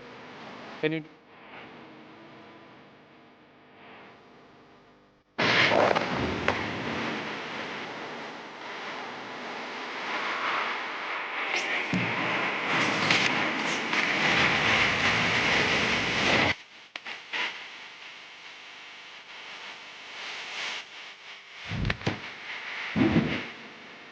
धन्यवाद करती हूँ, उनसे बहुत थैंक यू कहती हूँ कि उन्होंने मेरे पति की मौत का बदला लिया है।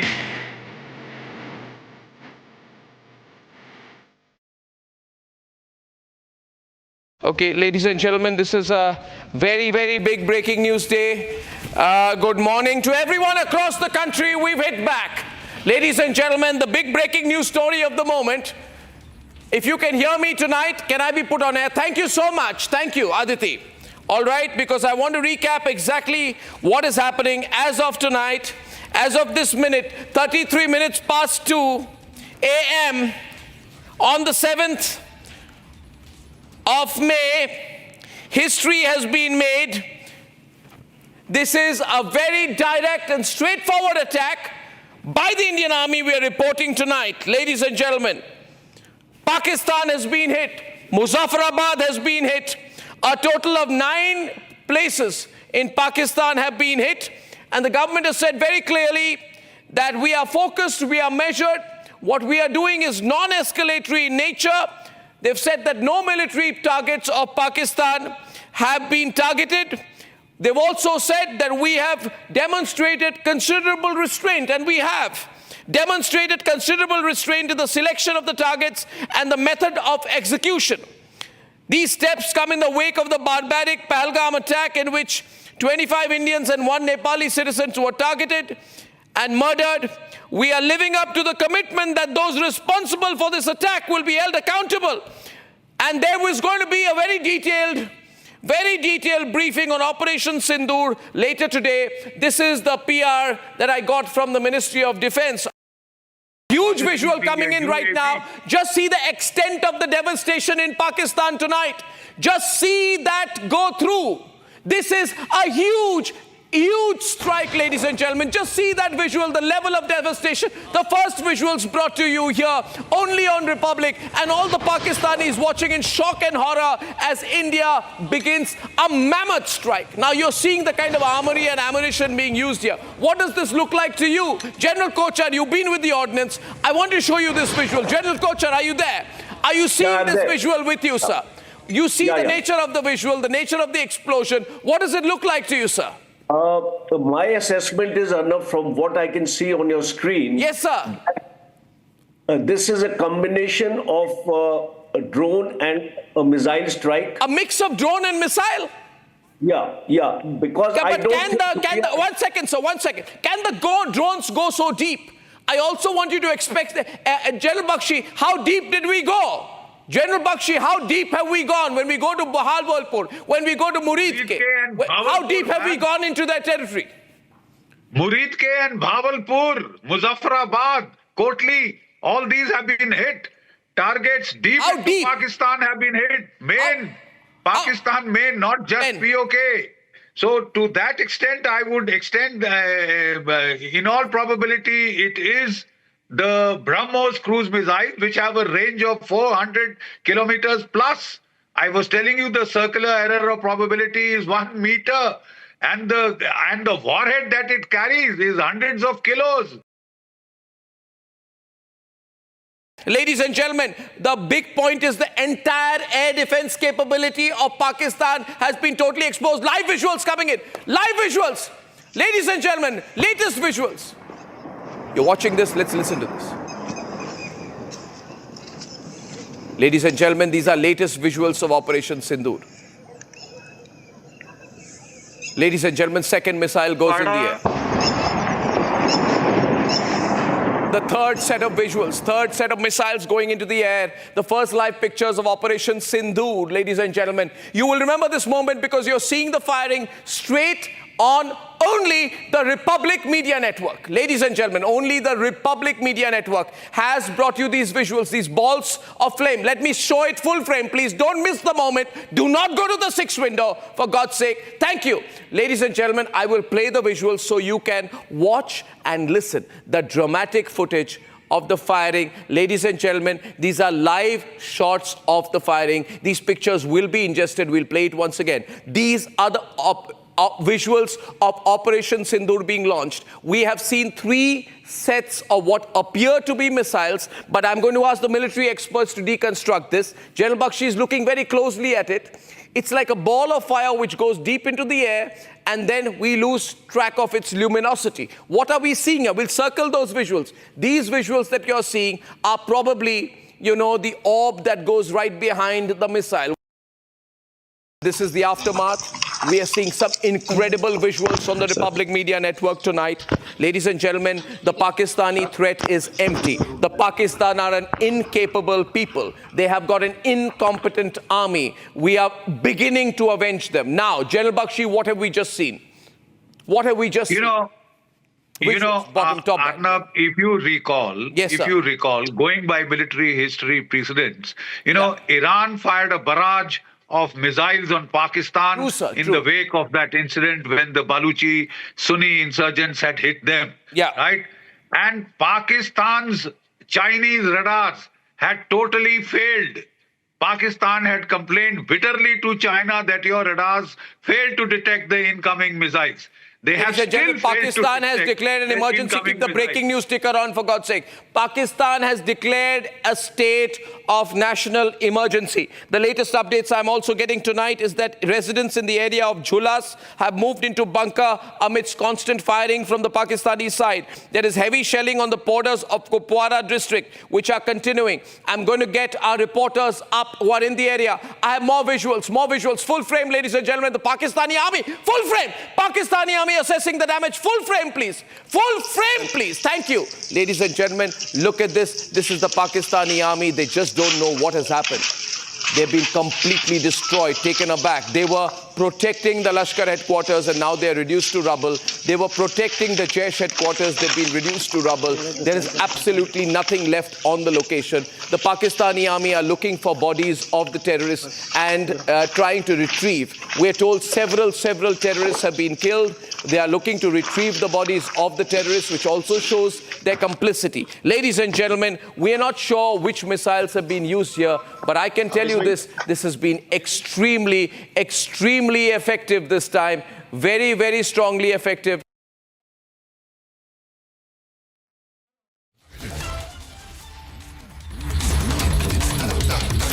All right, we are getting one more breaking news development connected with Operation Sindoor, which is that the name itself, Operation Sindoor, was given by Prime Minister Narendra Modi himself.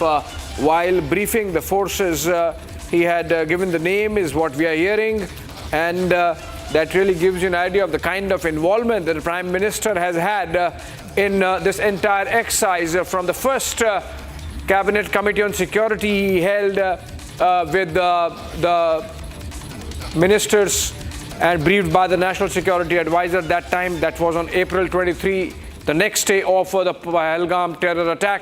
And then the second Cabinet Committee on Security, which cleared the military operation and India's response, and Operation Sindoor there. Now, more information coming in. Let's cut to that, go to that. And the information is that the joint operation which was carried out by the Army and the Air Force, 7 of those 9 locations were targeted by the Army using loitering munition, or smart munition as it is called, essentially kamikaze drones carrying explosives. And out of those 9 locations, as many as 7 were targeted and executed using those smart munitions and kamikaze drones, as they're called in common parlance. Rest of them were taken down by the Indian Air Force using its scalp missiles.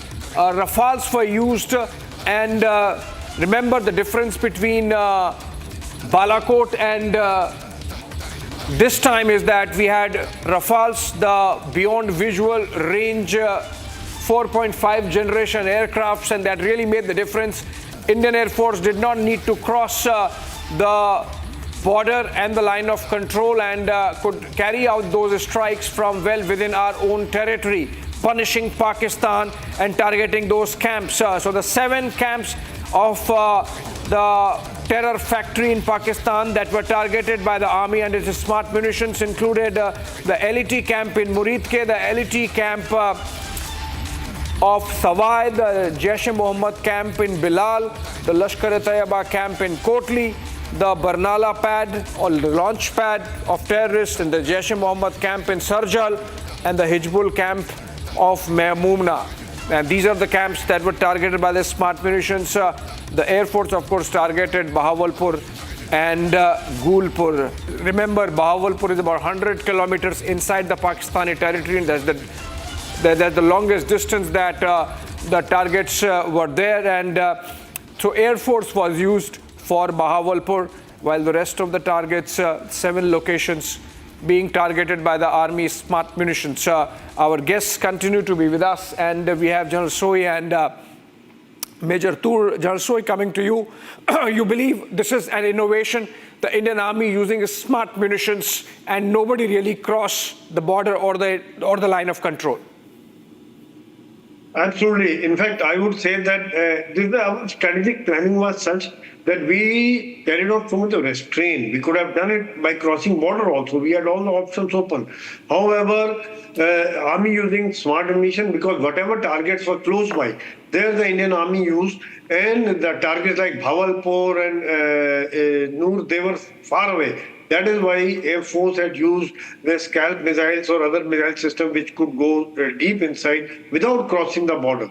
So aim was because our statement, the Government of India has issued that statement, we did not want to escalate it. We still maintain a lot of restraint in spite of all kinds of irrational and immature statements by Pakistan leadership. The ministers, they're talking of Indian Army will attack. They were talking in use of nuclear, but we did not bother about it, and we did our task in a very, very professional manner, strategic, and hats off to Army, Air Force, and the Navy on the other side, and of course our intelligence operatives and space, which gave us precise information. And this also shows the professional attitude, professionalism of Indian Armed Forces, where no collateral damage, no attack to Pak Armed Forces, only attack on terror operatives, attack on their camps. And so that the message goes loud and clear that we can go anywhere deep inside, how deep you are, you cannot remain hidden. And second thing, message was also there, we cannot, that we are not restricted by attacking only POK. We can go to Punjab also. Jalsoy, we had that Sabut gang active just 2 days back also. And now, in fact, the confirmation is coming in from the Pakistani side. Look at this. Let's hear this man who's talking about Masood Azhar's Jaish-e-Mohammed headquarters having been targeted. He's confirming that from the Pakistani side. Listen to him. Pakistani और India ने जंग शुरू कर दी है। अभी मेरे Bahawalpur city के अंदर मौलाना मसूद अजहर साहब के जो है मदरसा है उसके ऊपर 4 मिसाइल दागे गए हैं। 4 मिसाइलों के साथ हमला किया गया है मौलाना मसूद अजहर साहब के Balakot. These are the visuals right now. I've already reached Mender here, and most of the visuals I can see some are at near the Pakistani और इंडिया ने जंग शुरू कर दी है। अभी मेरे बहावलपुर सिटी के अंदर मौलाना मसूद अजहर साहब के जो है मदरसा है उसके ऊपर 4 मिसाइल दागे गए हैं, 4 मिसाइलों के साथ हमला किया गया है मौलाना मसूद अजहर साहब के मदरसे के ऊपर। हम अपनी अफवाज पाकिस्तान के साथ खड़े हैं, लेकिन मेरा सवाल है कि हमारी एजेंसीज कहाँ सोई हुई थी, हमारी अफवाज पाकिस्तान कहाँ सोई हुई थी जब ये हमला हुआ। मुजफ्फराबाद की भी खबर आ रही है कि मुजफ्फराबाद वाली साइड पर भी ये अटैक हुआ है, लेकिन सबसे पहले मेरे बहावलपुर सिटी के अंदर अटैक हुआ है ब्लास्टिक मिसाइल के साथ। उन्होंने हमला किया है मौलाना मसूद अजहर साहब के मदरसे के ऊपर, 4 मिसाइल मारे गए हैं। अभी ये कहना कबल वक्त है कि गोया कितनी सच्चाई है इस खबर के अंदर, किस साइड से ये मिसाइल आए हैं, ये अभी कंफर्म होना बाकी है, लेकिन ये कंफर्म न्यूज़ है कि उनके मदरसे के ऊपर 4 मिसाइल मारे। All right, now obviously the day has started and the celebrations have begun across the country.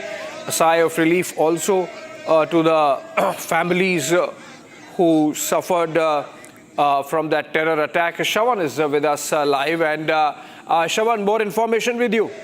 Well, Abhishek, I've now got the specific details of the targets. In fact, of the 9 targets, 2 were basically targeted by the Indian Air Force, Bahawalpur and Gulpur, because this happens to be the farthest location. That's almost 100 kilometers, and the other happens to be about 35 kilometers from the line of control. And that is the reason why the Indian Air Force basically carried out those precision targets. Scalp missiles were essentially used. Now, talking about the Indian Army, the breakup is like this. 7 locations that were targeted by the Army, which includes the Lashkar-e-Toiba camp in Muridke, the Lashkar-e-Toiba camp in Sawai, Jaish-e-Mohammed camp in Bilal, Lashkar-e-Toiba camp in Kotli, Barnala launchpad, Jaish camp in Sarjal, and Hejbul camp in Mehmoona.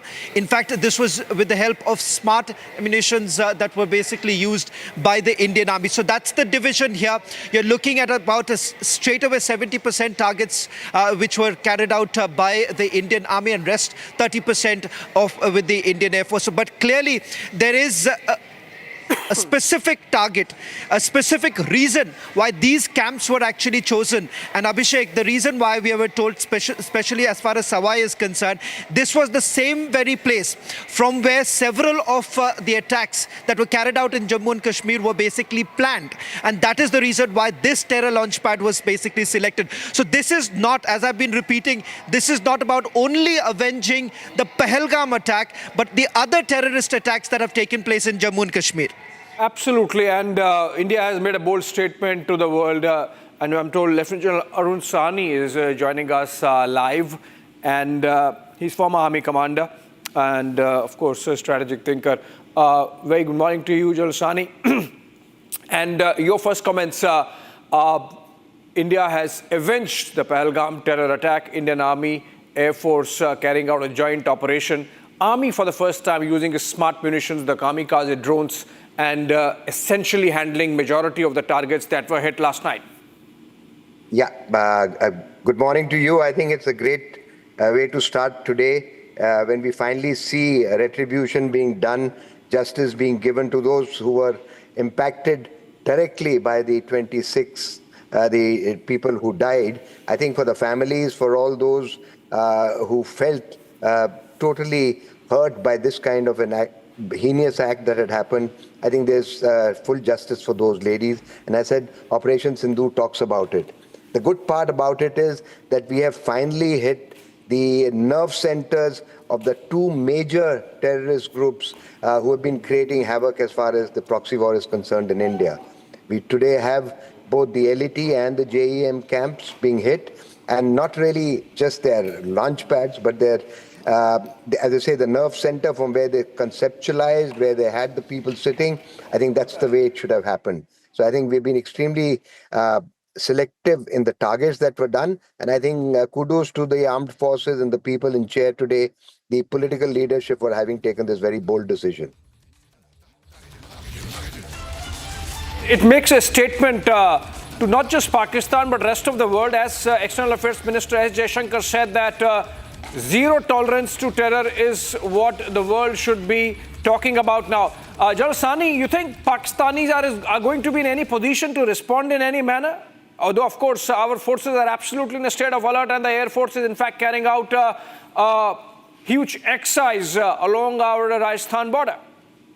So let me just put it like this. I think the selection of targets have been such that we've actually only hit the terror camps. So really speaking, we have made sure that they have no justification or moral justification to react. But as you said, armed forces and the nation is prepared that if there is some kind of a reaction from them, our forces are currently deployed both on the ground, air, and the naval flotillas are out. So I think we are prepared to take on anything that they want to do in case they decide to escalate. But I think the selection of the targets has been very, very appropriate. You have hit the nerve centers of the terrorist infrastructure that exists, supported by the deep state.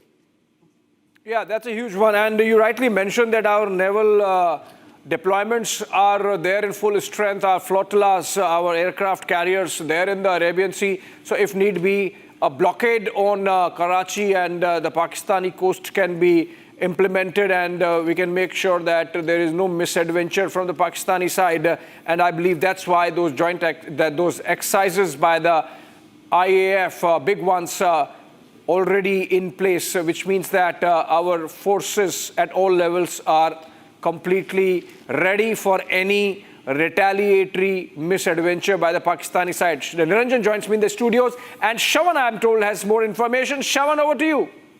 Well, in fact, more details coming in with regards to the ammunition. As I just pointed out, the scalp ammunition that was basically used by the Indian Air Force, artillery firing that has also been done by the Indian Army. This was immediately after the precision munition. So essentially what you're looking at is that after the strike was carried out, this is roughly around 1:44 in the morning. We're getting in more clarity right now as to the exact timing when the precision strikes actually began. And immediately thereafter, you've had the Indian Army also responding to the ceasefire violations that have taken place. But importantly, okay, the briefing is starting. Briefing is starting. Let's cut to it live. Let's cut to it live.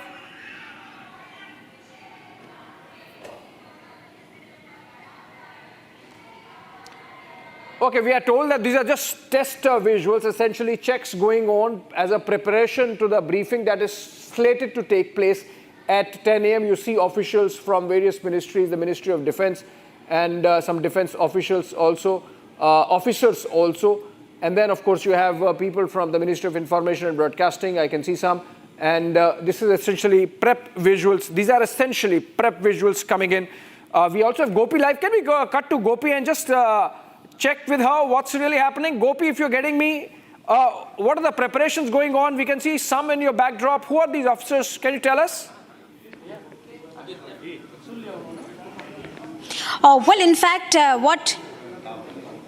what in fact you can see here is this is the National Media Centre's conference hall, and we are awaiting the most important press conference to begin, which will jointly be addressed by the Ministry of Defense as well as Ministry of External Affairs. What we are learning, what we are picking up from our sources is it will also be the MEA spokesperson Randhir Jaiswal will be here along with the Army as well as Air Force Chief. This is what we are picking up from our sources as of yet. But yes, we are yet to confirm who all will be holding this press conference. As you are seeing the live visuals, the preparation is underway. All eyes at this press conference, which is going to begin at 10 a.m. The preparations are going on in full swing. What we are expecting is Randhir Jaiswal will be here along with the Army as well as Air Force Chief. That is what we are picking up from our sources as of now. All right, building up to that big moment when our forces together with the Ministry of External Affairs hold that press conference, brief the world, brief India first and rest of the world, of course, about India's Operation Sindoor, India's avenging the Pahalgam terror attack, India's massive anti-terror strike on Pakistan and targeting of the terror factory that Pakistan harbors. Even now we are getting those pictures, Niranjan, of Pakistanis giving away the fact that they have been harboring terrorists. There are visuals coming in of Jaish-e-Mohammed sympathizers talking about how those camps have been hit, their headquarters has been hit, and many of their facilities have been hit. Abhishek, these are visuals that we've accessed, and we are doing some background checks before we put that video on air. But what primarily we see is because one of the stills that we also saw from this video, one of the stills matches that of the initial picture that comes in. So this is from a hospital in Pakistan. It is a Pakistani army officer in the hospital. Now we are checking the details of what they have said in that video. What it confirms is that Pakistan army was backing Jaish because they are seen in that video. Secondly, some slogans are being chanted. Jaish slogans are being chanted, which will only confirm what we have been saying, that we have struck Jaish and Lashkar targets. Now, on Operation Sindoor, you just saw the preparatory visuals in New Delhi. The joint Ministry of Defense, Ministry of External Affairs news conference lined up in just about 90 minutes from now, 80 minutes from now. It will be live from Delhi, where the full details will be given. But let's tell you a little bit about Operation Sindoor. We have successfully struck 9 targets in Pakistan. We have gone deep into Pakistan territory, which means we haven't just gone into POK, not just POK, we've gone deep inside Pakistan and struck targets even close to big cities in Pakistan. Let's tell you that we have specifically targeted terror camps, and the strikes began a little after midnight. Some of the details show that perhaps it started a little after 12:10, 12:15, lasted perhaps anywhere between 20 minutes to half an hour. And the first visuals started to come in a little after 1 a.m. And that is when even our reporters who are in Srinagar in different parts along the international border and line of control reported some activity. The timings match, and essentially India has gone after Lashkar-e-Toiba, Jaish-e-Mohammed, Jamaat-ud-Dawa terror camps, and specifically we have the name of the camp, name of the terror group that was operating out of that camp. Markaz Shubhanallah in Bahawalpur, where the Jaish-e-Mohammed was primarily operating from. Markaz Taiba Muridke, where the Lashkar-e-Toiba's headquarters are based. Sarjal Tehra Kalan, where the Jaish-e-Mohammed's terror camps are based. Markaz Abbas Kotli, where the Jaish-e-Mohammed terror base camps are based. Maskar Rahil Shahid in Kotli, where the Hizbul Mujahideen camps are based. Shawain Allah camp, Muzaffarabad. Sayyidna Bilal camp, Muzaffarabad, where both the Lashkar and Jaish-e-Mohammed have been operating and have been trained respectively, not just to carry out the Pahalgam attack, but many attacks in the last 2 to 3 years. Abhishek, we are picking up more details. We've been told the Prime Minister was monitoring the situation since 8 p.m. But we know that, of course, the NSA, he had met the NSA last evening. We saw the pictures that came in. There have been 10 to 12 meetings that have taken place at the Prime Minister's official residence. Give us more details of the planning, the monitoring that took place. Shawan and Abhishek. Abhishek, you can take that one. Well, you see, so the operation, the contours of the operation started taking shape, Niranjan, immediately after the first Cabinet Committee on Security, the entire operation being helmed by National Security Advisor Ajit Doval, the service chiefs getting in terms of their own operational involvements and the coordination. There was a war room in place coordinated by the Office of the Chief of Defence Staff, and everything was put in place. In fact, we had this information that something is going to happen immediately after 5th of May, and exactly next day this has happened. Indian Army, Indian Air Force and the Indian Navy in a joint operation executing Operation Sindoor. Indian Navy, of course, did not actively participate in hitting the targets, but they were involved in holding Pakistan, pinning down Pakistan insofar as the coastline is concerned, and their defense forces on that side are concerned. Indian Air Force hitting targets as far as Bahawalpur, which is 100 kilometers inside the Pakistani territory, and Indian Army using smart munitions, as they are called, loitering munitions. Shawan has more details, in fact, about the kind of ammo India has used in these attacks, both the Army and the Air Force. Shawan, if you can share some details before, of course, that press conference, by which time we will have more and more information about the exact minutiae of the Operation Sindoor executed by India and our armed forces. Well, in fact, Abhishek, the inside story of Operation Sindoor, remember, this is something that was spearheaded by the National Security Advisor with a special team from the 3 services. Now, the targets, as we have already pointed out, the details of each of these places and the significance of each of these camps that have been targeted. In fact, after it was basically selected, you've had the NTRO basically putting out a full-fledged surveillance that was actually carried out to basically look at the presence of a terrorist at these very locations. In fact, there are more specific details about each of these terrorists belonging to the Jaish Mohammed as well as Lashkar-e-Toiba, and their movement was largely, targeted by when this entire discussion was actually taking place off the very locations.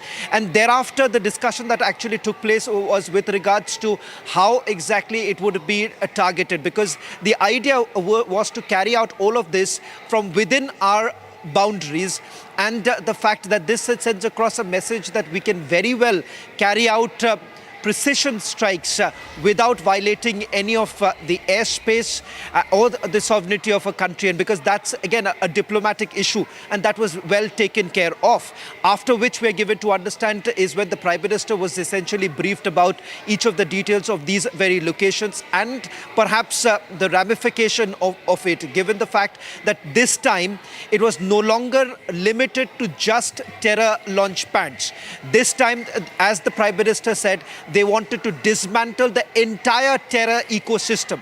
That is the reason why it wasn't limited to Jaish-e-Mohammed as well as Lashkar-e-Toiba, but it was also Hizbul Mujahideen, because remember, Hizbul Mujahideen, despite being a fledgling terror group, you've still had them targeting and ensuring that nothing is left. Yeah, absolutely. And let me get in General Sani again once more. General Sani, India has effectively really raised the bar in terms of our response. So look at Uri surgical strikes, then the Balakot air strike, and now this massive Operation Sindoor. I think Pakistan should get a message that this far no further. If they do anything of Pahalgam kind attack in future, the escalation would be much higher. A benchmark has been set. You're absolutely right. I think the most important thing is, by saying terrorist camps, I think we actually downgrade the impact of the targets that have been selected. You actually hit the nerve centers. You have the places where this whole thing was conceptualized, and that is where I think the messaging goes, that every time you now do this, we will get in deeper. Distance doesn't matter. We have the wherewithal, and I think what you have seen in the last about 4 to 5 years is that today the capacity to be able to carry out standoff attacks has improved, whether it is with loiter munitions, whether it is with the standoff missiles which the aircrafts have, or what we have with the arsenal that is available on our ships today. So you're absolutely right. The messaging is there that you have crossed a red line, and hereafter, thank you very much. If you try this, we will keep coming back to you. And I think that is where the message is. We are going to sustain this kind of activity every time you try and raise your head till you stop supporting this terrorist, financing this terrorist, and supporting them in their endeavors to try and create chaos in our country. I think that's where the whole messaging goes. And I think what this shows is the capability and the capacity of the armed forces to be able to carry this out. I think the synchronization is one aspect, but more importantly, today you have the wherewithal to be able to do this, sitting very much within your own boundaries, without transgressing the LOC or the international border, but hitting targets which actually materially will affect this whole terrorist infrastructure as far as Pakistan is concerned. And it's unfortunate that those military officers who are supporting this kind of initiative may have been there in the camps of JEM, as well as the Hizbul Mujahideen or the LET are being part of the collateral damage. I do not see any justification, moral justification for Pakistan to react, but let us be very sure there will be a reaction like it happened last time, and the country needs to be prepared. Our defense forces, the armed forces are fully ready, so I don't think we have to worry on that. But we have to make sure that those living along the borders are a little more conscious, and these drills which have been initiated since yesterday will actually tell them that they need to take action every time there is the necessary signaling from the government of India. Right, sir. Thank you so much, Jarsani, for joining us and that perspective. India really setting a benchmark now in terms of our policy of hot pursuit. Whenever terror attacks happen from Pakistani soil, we'll go right there in and target the terror infrastructure, dismantle it as we have done it this time with Operation Sindoor, Niranjan. Abhishek, now I'd like to play out a few clips because we've been live since 1 a.m. Since 1 a.m. we've been rolling live here on Republic TV. And in the course of our broadcast, as those pictures came in, we had our editor Arnab Goswami as well live in the studios. Of course, he will be back in a few minutes. But as those videos came in, something inside all of us, as those pictures came in, just charged us up. I want to play out some of the videos. When the first video came in, when the impact was shown on television and how Pakistan tried to retaliate but failed. Here are some of the clips from our coverage earlier today. One set of visuals, I'm not sure of the location, but this is probably of the firing. We play this again. Live firing. This is the firing that happened.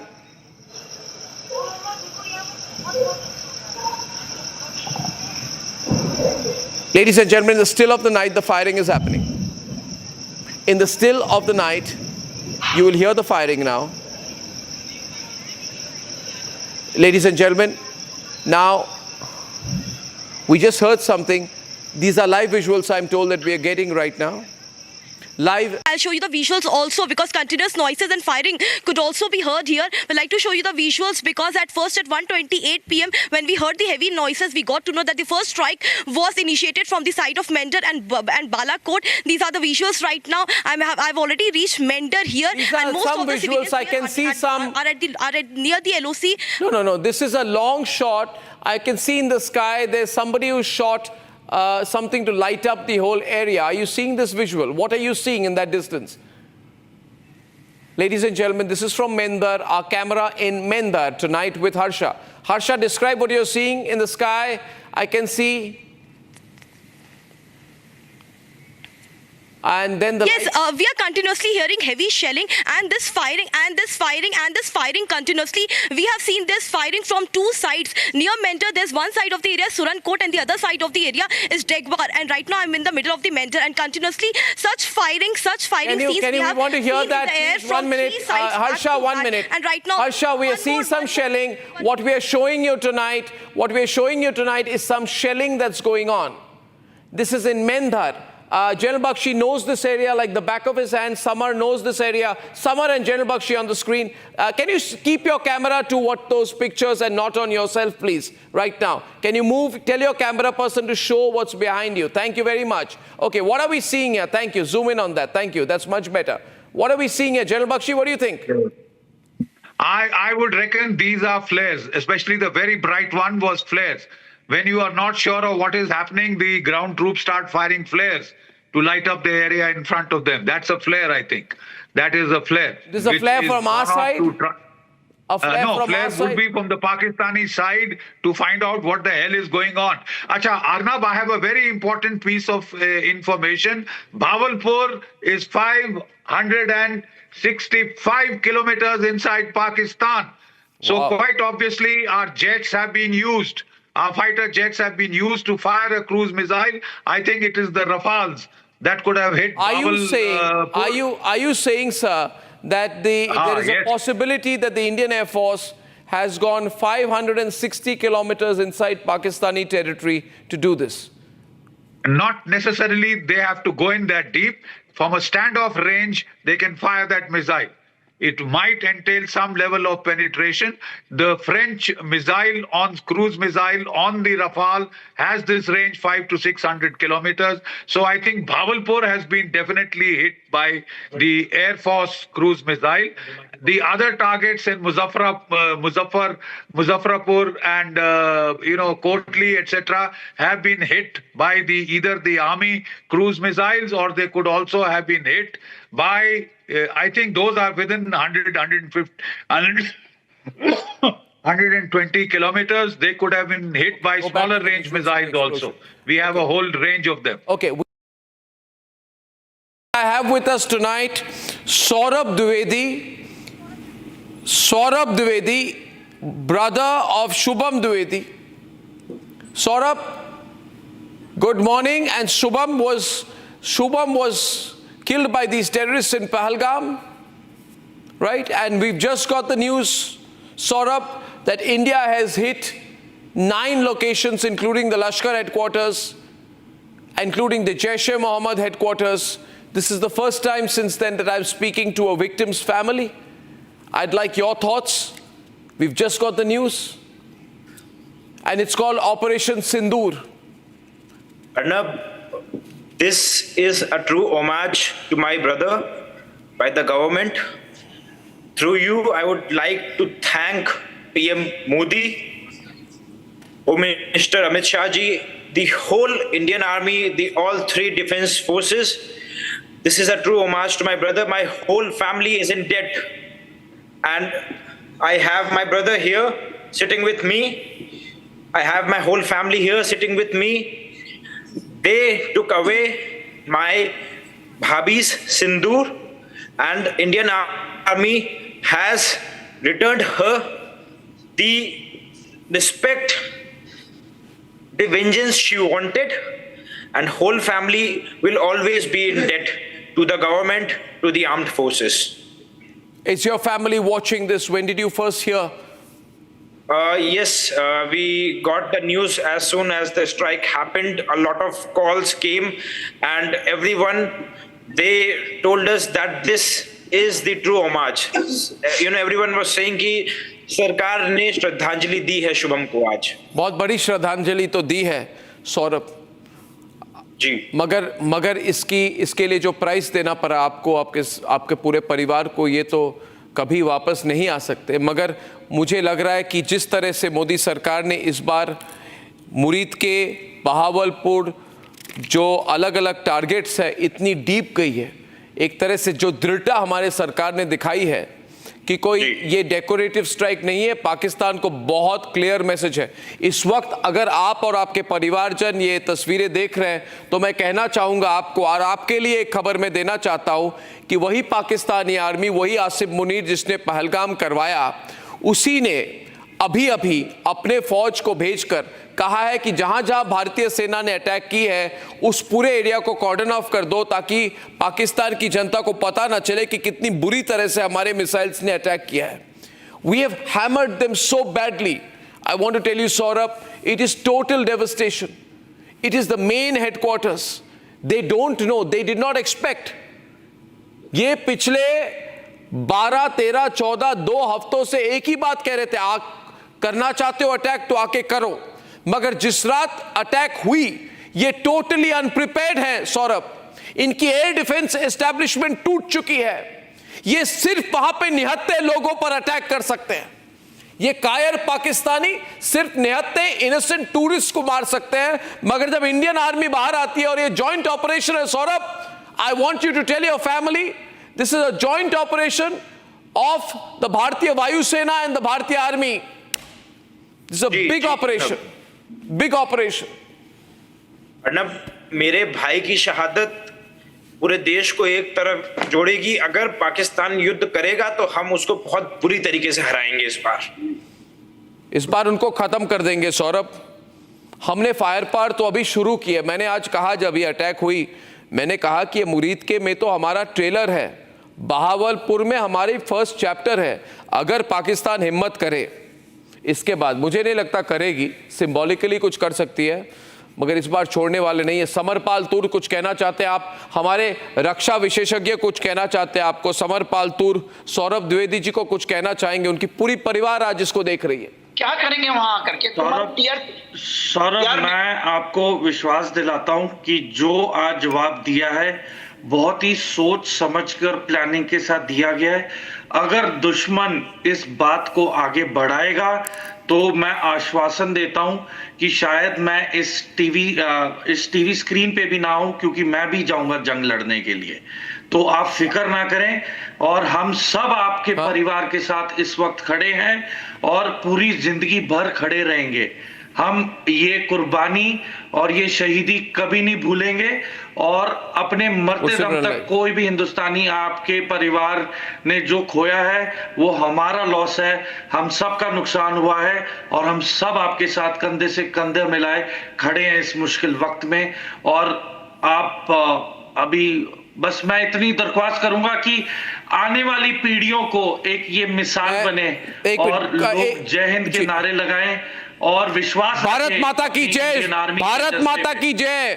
Saurabh, Bharat माता की जय, भारत माता की जय, भारत माता की जय। इस बार नहीं छोड़ेंगे। और सौरभ, हम पूरी तरह से आपके साथ हैं, हम पूरी तरह से आपके साथ हैं। बहुत बहुत धन्यवाद आपके पूरे परिवार को। पूरा भारत आपके साथ है, पूरा भारत आपके साथ। We're expecting a news conference from the MOD and MEA. It's a joint briefing in New Delhi with full details of Operation Sindoor. Meanwhile, Gursimran sharing some details. He also brought in some pictures of the firing by Pakistan, the shelling across both the international border and the line of control. We're getting in some details now that 8 civilians have been killed. So Pakistan trying to take aim at civilian homes on the Indian side. We will wait for an official word on that. Unofficially, there are Indian casualties. Many have been injured, including women whose pictures came in earlier, as Pakistan trains its guns towards civilian areas now. Lieutenant General Nitin Kohli also joining us on the broadcast. General Kohli, Pakistan has tried to give a response in terms of shelling. Their retaliation has been limited to that after their air defense systems have failed overnight. Yes. Good morning. You see, the Pakistan has been given a very strong message. They've been hit very badly. Now, since the army has created over a period of time an image of larger than life, and they claim that they are the only saviors, they certainly need a off-ramp. So this firing which has been going on, like cowards, they've been firing on civilians. So they will find some excuse. Their ISPR will also keep working, and some false news will also coming, which are already coming since morning, that 2 our fighter aircrafts have been brought down, and one of the brigade headquarters gone. I heard it in the morning also, which is absolutely false. So they are doing this basically to save their face. But their masses will also get the message, and their handlers, those who are behind, especially Mullah Munir, he would have got the message that whatever he has said and whatever he initiated, he has to face the consequences. And it's only question of time. If this keeps happening, they will lose their credibility very badly. In any case, people there are not very fond of army there. It's not like Indian army, the way people respect them and the way they conduct themselves. They are especially their senior officers are quite corrupt. And the way they treat their own civilians at Balochistan or KPK, the way they've been doing it, they've been firing on them. The people are disappearing from there. So they don't have too much of respect for them. But this time, which they never expected, in Punjab they've been hit. Their terror infrastructure has been hit. And very brilliantly, we have chosen the targets. If you ask me, these are the bold targets, and in an excellent manner, these targets have been chosen. We have not hit their civilians. We have not hit their military. So there should not be any escalation. We have given them an exit route. So now it's for them to sort of play their card. But you see, they were done their war gaming before this, the way we have done it. They also know that they really cannot fight with us. They do not have the wherewithal for doing all this. It may be in terms of the military wherewithal, ammunition, etc., economy, but even the international support, even their domestic support, everywhere they are lacking. So they know their limitations. So they will do a stunt like this only. They will hit some civilians and claim their victory. Thank you. Sir, you've been live since 1 a.m. and our editor-in-chief Arnab Goswami has been leading the coverage. You know, I want to show some of the clips of when the pictures first came in. At different stages of this coverage, when the videos came in, when we realized it was not just 1 or 2 strikes, there were nine targets. This is the first time that the videos came in. But before that, I think the government has also put out a video to avenge the Pahalgam terror attack. I'm playing out a short clip that the government edited, put out this morning. आतंकियों की बची खुची जमीन को भी मिट्टी में मिलाने का समय आ गया है।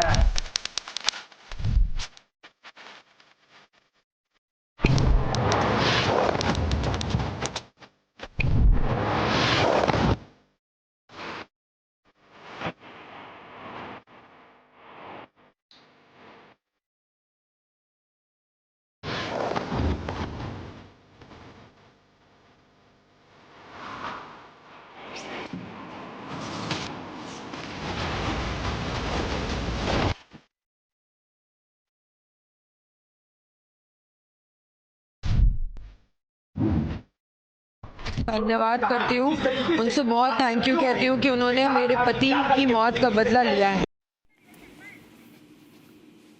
All right, let's go back to the moment when those strikes happened, and Arnab Goswami was there in the newsroom, in the studio for you. Look at the broadcast of that moment to understand how it all panned out. Okay, ladies and gentlemen, this is a very, very big breaking news day. Good morning to everyone across the country. We've hit back. Ladies and gentlemen, the big breaking news story of the moment. If you can hear me tonight, can I be put on air? Thank you so much. Thank you, Aditi.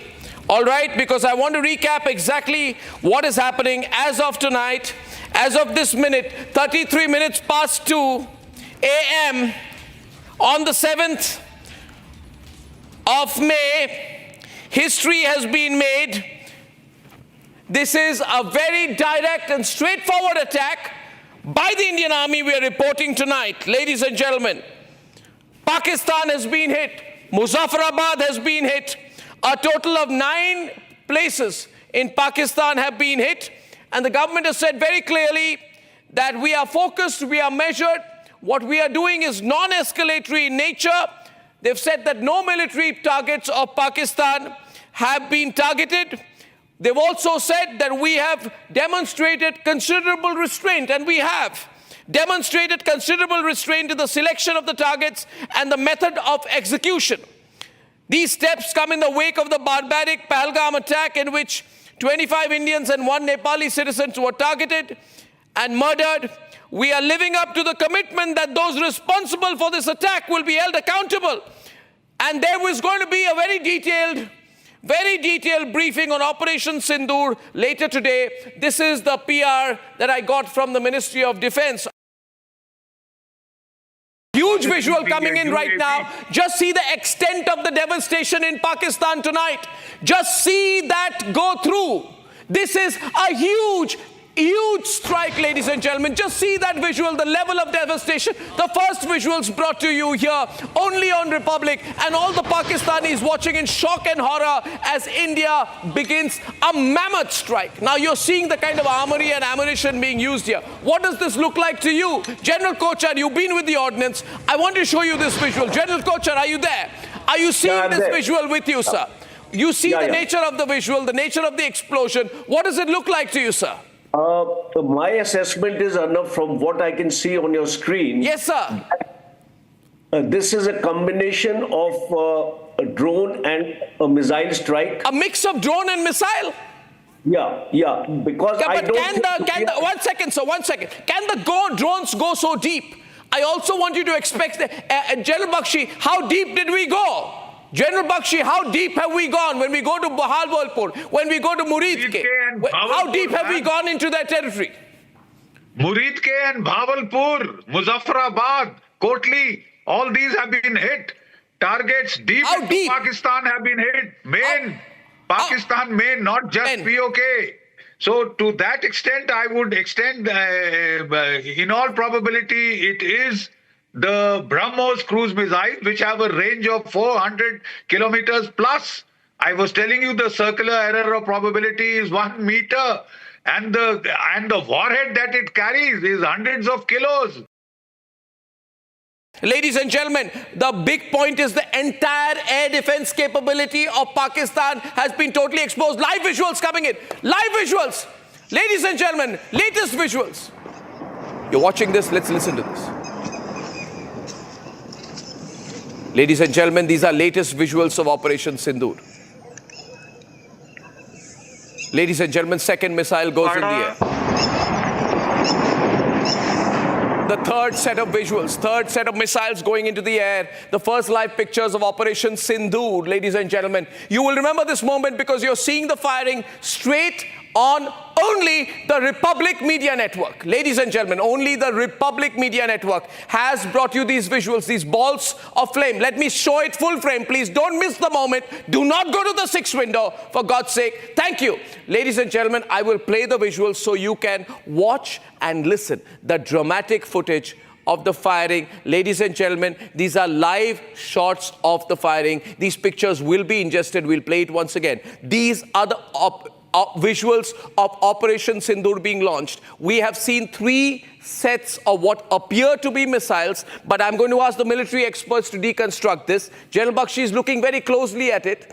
It's like a ball of fire which goes deep into the air, and then we lose track of its luminosity. What are we seeing here? We'll circle those visuals. These visuals that you're seeing are probably, you know, the orb that goes right behind the missile.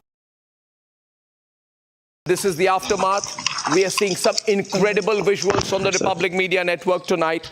Ladies and gentlemen, the Pakistani threat is empty. The Pakistan are an incapable people. They have got an incompetent army. We are beginning to avenge them. Now, General Bakshi, what have we just seen? What have we just seen? Arnab, if you recall, going by military history precedents, Iran fired a barrage of missiles on Pakistan in the wake of that incident when the Baluchi Sunni insurgents had hit them. Right? And Pakistan's Chinese radars had totally failed. Pakistan had complained bitterly to China that your radars failed to detect the incoming missiles. They have still Pakistan has declared an emergency. Keep the breaking news ticker on, for God's sake. Pakistan has declared a state of national emergency. The latest updates I'm also getting tonight is that residents in the area of Jhulas have moved into bunker amidst constant firing from the Pakistani side. There is heavy shelling on the borders of Kupwara district, which are continuing. I'm going to get our reporters up who are in the area. Ladies and gentlemen, look at this. This is the Pakistani army. They just don't know what has happened. They've been completely destroyed, taken aback. They were protecting the Lashkar headquarters and now they're reduced to rubble. They were protecting the Jaish headquarters. They've been reduced to rubble. There is absolutely nothing left on the location. The Pakistani army are looking for bodies of the terrorists and trying to retrieve. We're told several terrorists have been killed. They are looking to retrieve the bodies of the terrorists, which also shows their complicity. Ladies and gentlemen, we are not sure which missiles have been used here, but I can tell you this has been extremely effective this time. Very, very strongly effective. One set of visuals, I'm not sure of the location,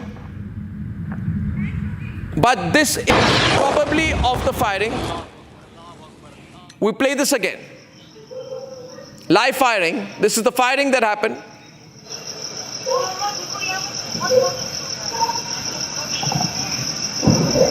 Ladies and gentlemen, in the still of the night, the firing is happening. In the still of the night, you will hear the firing now. Ladies and gentlemen, now we just heard something. These are live visuals I'm told that we are getting right now. Live news agency feed coming in. And another news agency feed coming in of the devastation on the right. Can we go to the international news agency feed? Multiple crew are reaching the ground, but across the world right now, this is the network to watch. It's only and only Republic. Secretary of State in the United States, Mr. Rubio, has spoken to National Security Advisor Ajit Doval. Everything's very good and totally under control. The Pakistanis are taken aback. They have a weapons problem, they have a tanks problem, they have an artillery inventory problem, there is panic in the army, and we are told there are calls going back and forth, ladies and gentlemen, after these precision strikes that have happened at the terror camps. Shawan, this situation is building fast, very, very fast. Is the army talking much right now? They're waiting. We have the first, ladies and gentlemen, the first reaction of China on Pakistan, on India's strike, counter-strike, and they played the Pakistan card predictably. The first reaction of the Chinese Foreign Ministry, Shawan, regrets India's strikes on Pakistan.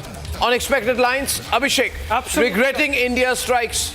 So they've obviously taken Pakistan's side. Absolutely unexpected lines. It's a shame that Chinese are doing this. They are saying that they are concerned about escalation, possible escalation, and they regret India having taken this action against Pakistan. Remember, we have only hit the terror infrastructure of Pakistan. We have not hit any civilian targets. We have not hit any military target also, because we know that we don't want escalation. And the world should see the message in this, and the Chinese refusing to do that. Their first reaction, expressing regret at India's military strikes. Okay, we have a two-window right now. We have a Ministry of External Affairs press conference that is expected very, very soon. There's some movement at the press conference venue.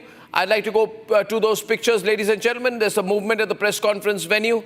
They are seating. The seating is being fixed. Who's going to sit where? The preliminary round of officials has come. This is a big news briefing that we are waiting for on Operation Sindoor. Ladies and gentlemen, Operation Sindoor, which is a series, result of a series of steps that we've been taking.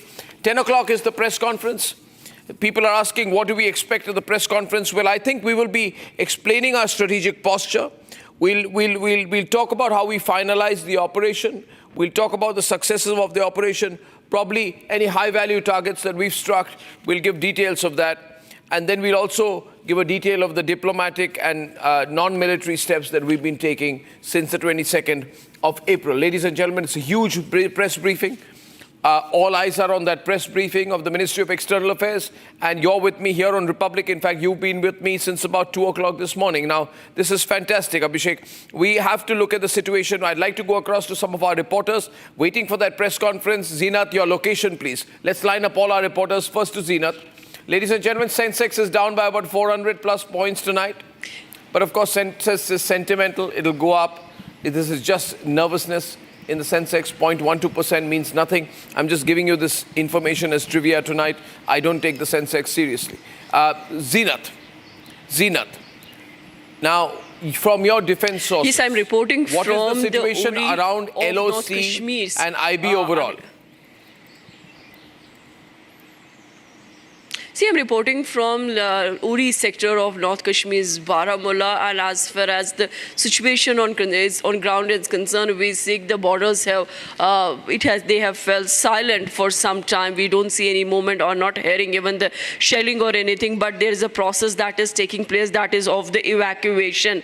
The evacuation is taking place for the safety of the border residents, and there has been a directions that all those who are living close to line of control, these border belt residents should be shifted to safer locations, and government is ensuring the boarding, lodging and the food and the Medicare and the transportation of all those individuals who are living close to line of control. As far as the border shelling is concerned, Pakistan Army has been resorting to unprovoked violation and was targeting the Uri, Karna and Tangdar sector of North Kashmir, where some damage has been done to the residential houses, and also few of the people have suffered injuries. They all were evacuated and were given medical aid first at a place, and they were later shifted to the medical facility where they are being treated by the doctors. As of now in Srinagar, we see the divisional administration has asked for the closure of the schools of the two districts. In fact, movement is not being allowed close to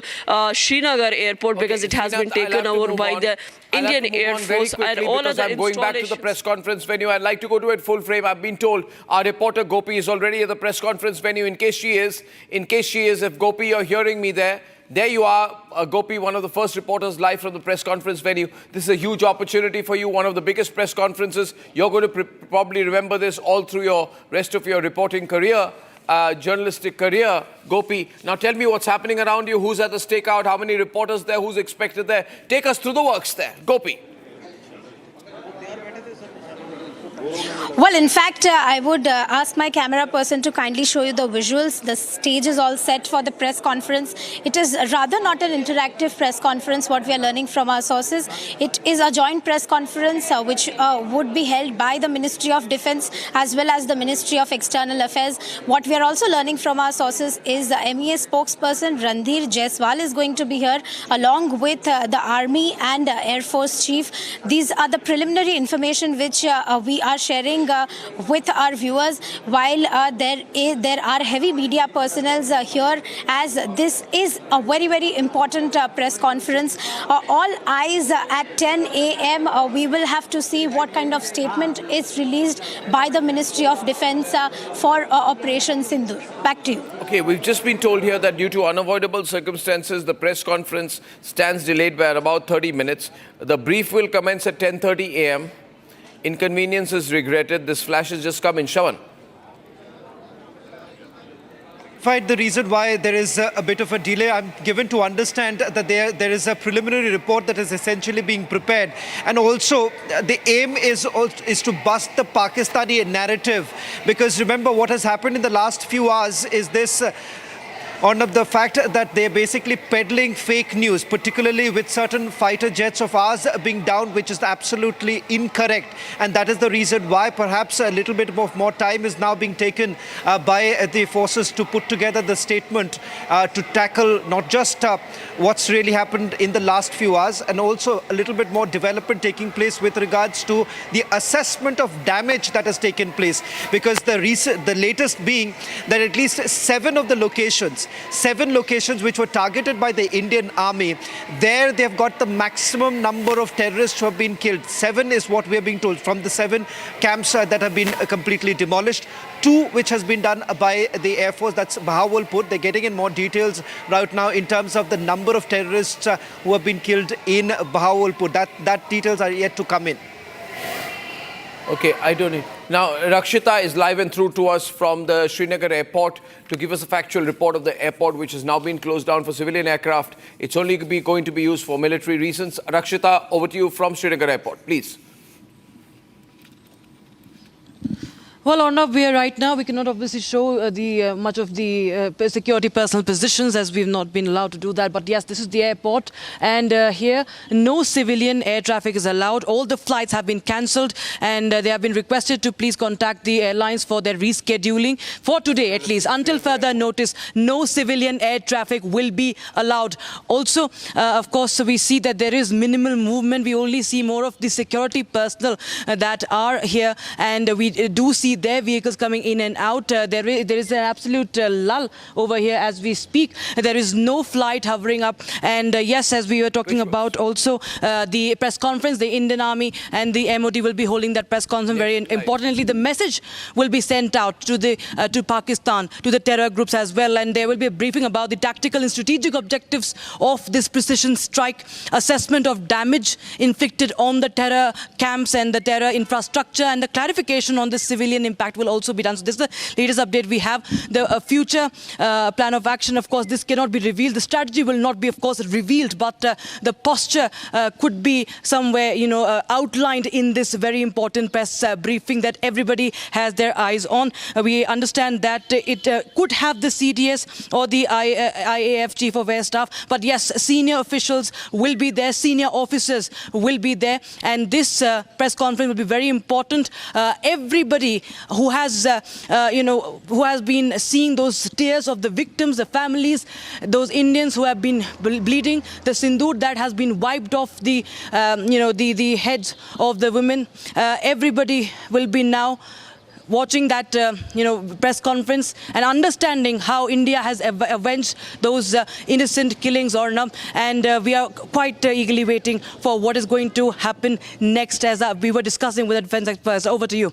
Yes, absolutely. Viewers, now, we have been doing a multi-pronged operation. By the way, that press conference has been delayed for a while, and we would like to go across to our esteemed guest this morning. Yeah. We have with us, we have General Asthana with us. Good morning, General Asthana. Arnab here.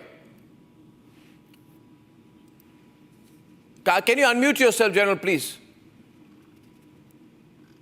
Good morning to you and pleasure talking to you at a historical occasion of today. What a day it is, General Asthana. I agree with you. What a day this is, right? Now, in military terms, let's go down to brass tacks. What do you expect the Pakistanis to do now? What can they do? The Pakistanis have no choice but to retaliate. And this was very well calculated because what we have done is a very professional military strike. And this strike is purely onto the terror camps. It's a very matured decision and a very professionally conducted strike in a manner that it is a standoff strike. Nothing has crossed line of control.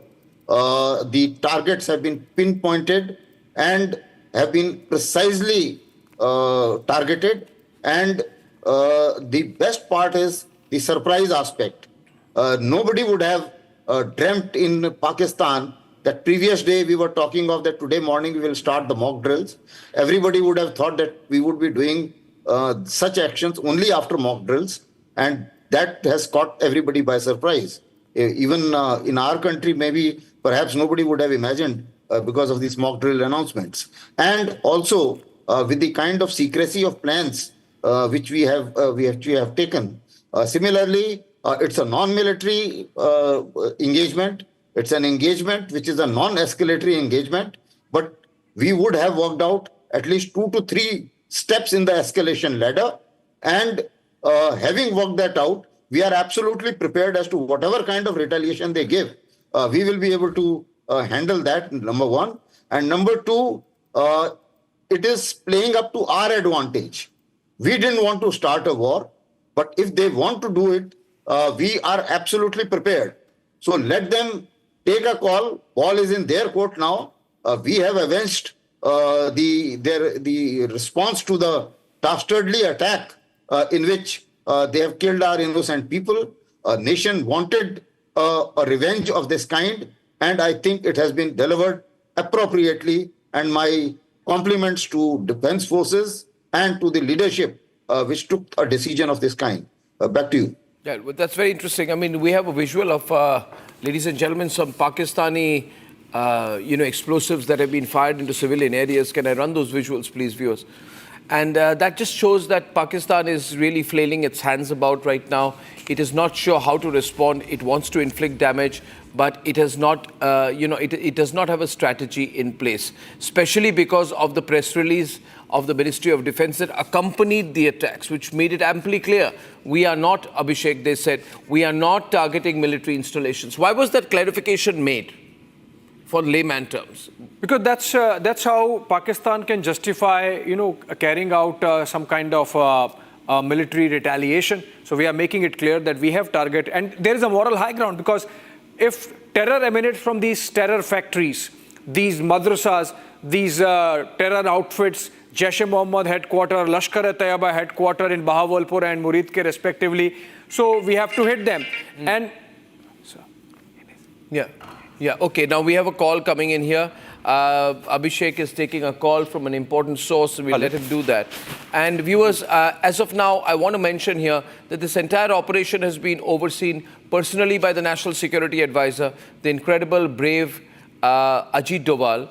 He has been commandeering the operation, and I think, Shaman, we must say he's done a brilliant job, because, when Ajit Doval in charge, you have strategy, covert, clandestine, overt, all rolled into one. But nobody really can predict what his next step is going to be. So Shaman, I lost you out there, but I can see you on the screen. Could you like to say something about Ajit Doval's role in this? Well, in fact, this morning when we were basically trying to get more details of how this operation looked like, what we've been able to pick up is this, that the National Security Advisor basically created a special team which included members of the three forces, the three services who were part of it. In fact, the National Security Advisor's clear message was this, that this is not going to be about just avenging Pahalgam attack, but the multiple terrorist attacks that have taken place in Jammu and Kashmir starting for almost a year. And that is the reason why, if you look at some of these terror launch pads and these areas, like for example Sawai, it is the same very terrorist launch pads from where at least 4 terrorist attacks were planned, conspired, hatched, and that is the reason why the NSA was very clear. The entire ecosystem will be dismantled, and that's how the list of 9 targets were selected. We are then told that the NTRO was roped in by the National Security Advisor to basically look into the surveillance of these very 9 sites. Over the last few days, the surveillance was essentially done. In fact, one attempt was actually already been made by our forces, but there was a last-minute certain changes that were actually brought in. Only thereafter, you've had the DGMO and others basically playing an important role in finalizing these very sites, and a coordinated assault was also carried out. In fact, the decision was taken that the Indian Air Force is basically going to target the farthest locations. That's why Bahawalpur and Gulpur are the 2 farthest locations that were targeted by the Indian Air Force. The rest of them was given to the Indian Army because they could have then used the smart munitions to carry out the target precision. All of it, remember, is something that was conceptualized by the National Security Advisor, and of course, you've had the forces included.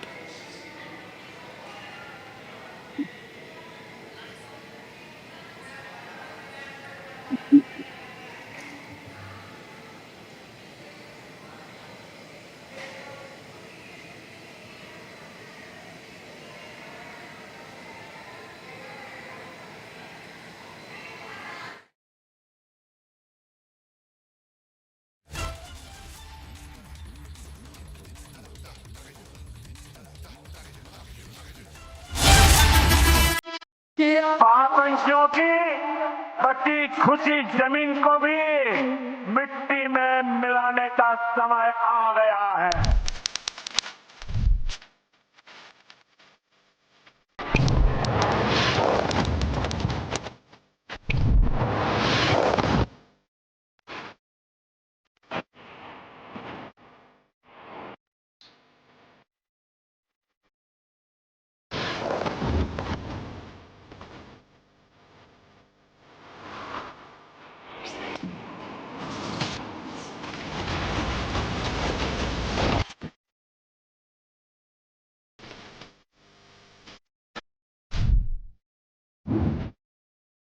धन्यवाद करती हूँ, उनसे बहुत thank you कहती हूँ कि उन्होंने मेरे पति की मौत का बदला लिया है।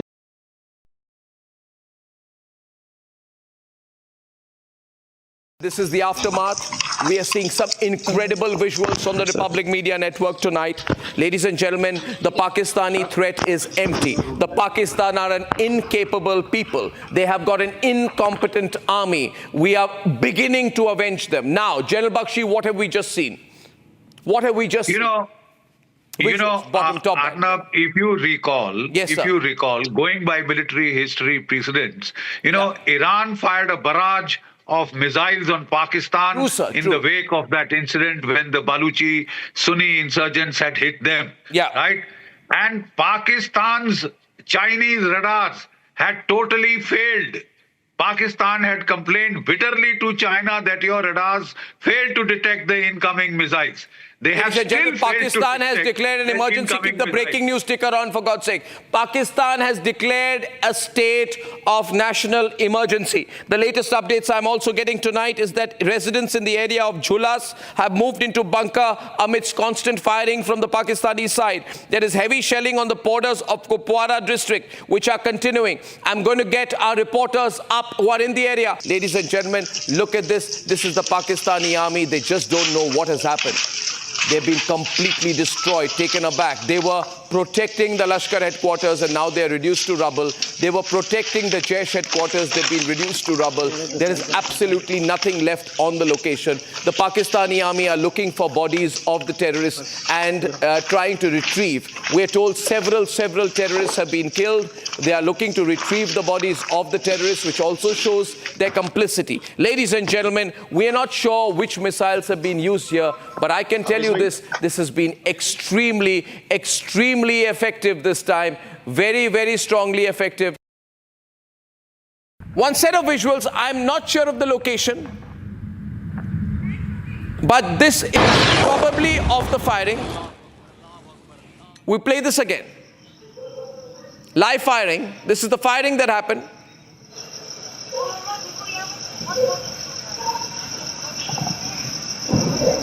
Ladies and gentlemen, in the still of the night, the firing is happening. In the still of the night, you will hear the firing now.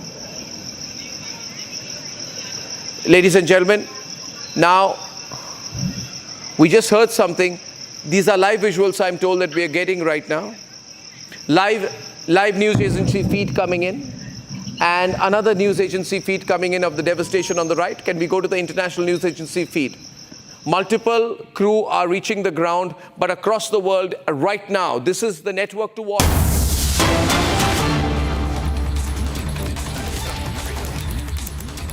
A red alert has now been issued in Uttar Pradesh after Operation Sindoor. Remember, we have also been on high alert. The Border Security Force has also issued an alert along the international border at this point in time, as the cross-border firing still continues along the international border as well as the line of control. So important to point out here, as what we are essentially looking at, two things. One, the cross-border firing which continues as we speak, and the matter is being looked into. We are also getting more details, more breaking news now coming in. We're just taking through all these images that are now coming in. We have, in fact, what you're seeing right now on your screens, the damage that has been inflicted upon the Pakistanis right now. On your screens, I'm going to take you one by one with each of these target list that has been accessed by us. First is from the Marcus Subhanallah Jaish Mohammed, Bahawalpur, Punjab, Pakistan. That's on your screens right now. Let me just also go back to the breakings that we have just got right now with regards to the operation dossier. In fact, each of these places, if I can also have Abhishek with me just to help me break it down, because this is a 28-page full list of the pictures of each of these targets, and the fact that we are given to understand. Abhishek, we have got the full list of the targets and the significance of it. If we can just break it down, because there is a thought behind each of these targets, and as we just pointed out, that for the National Security Advisor this time it was important that this is not going to be just symbolic, but it sends across a very strong message to the Pakistanis right now.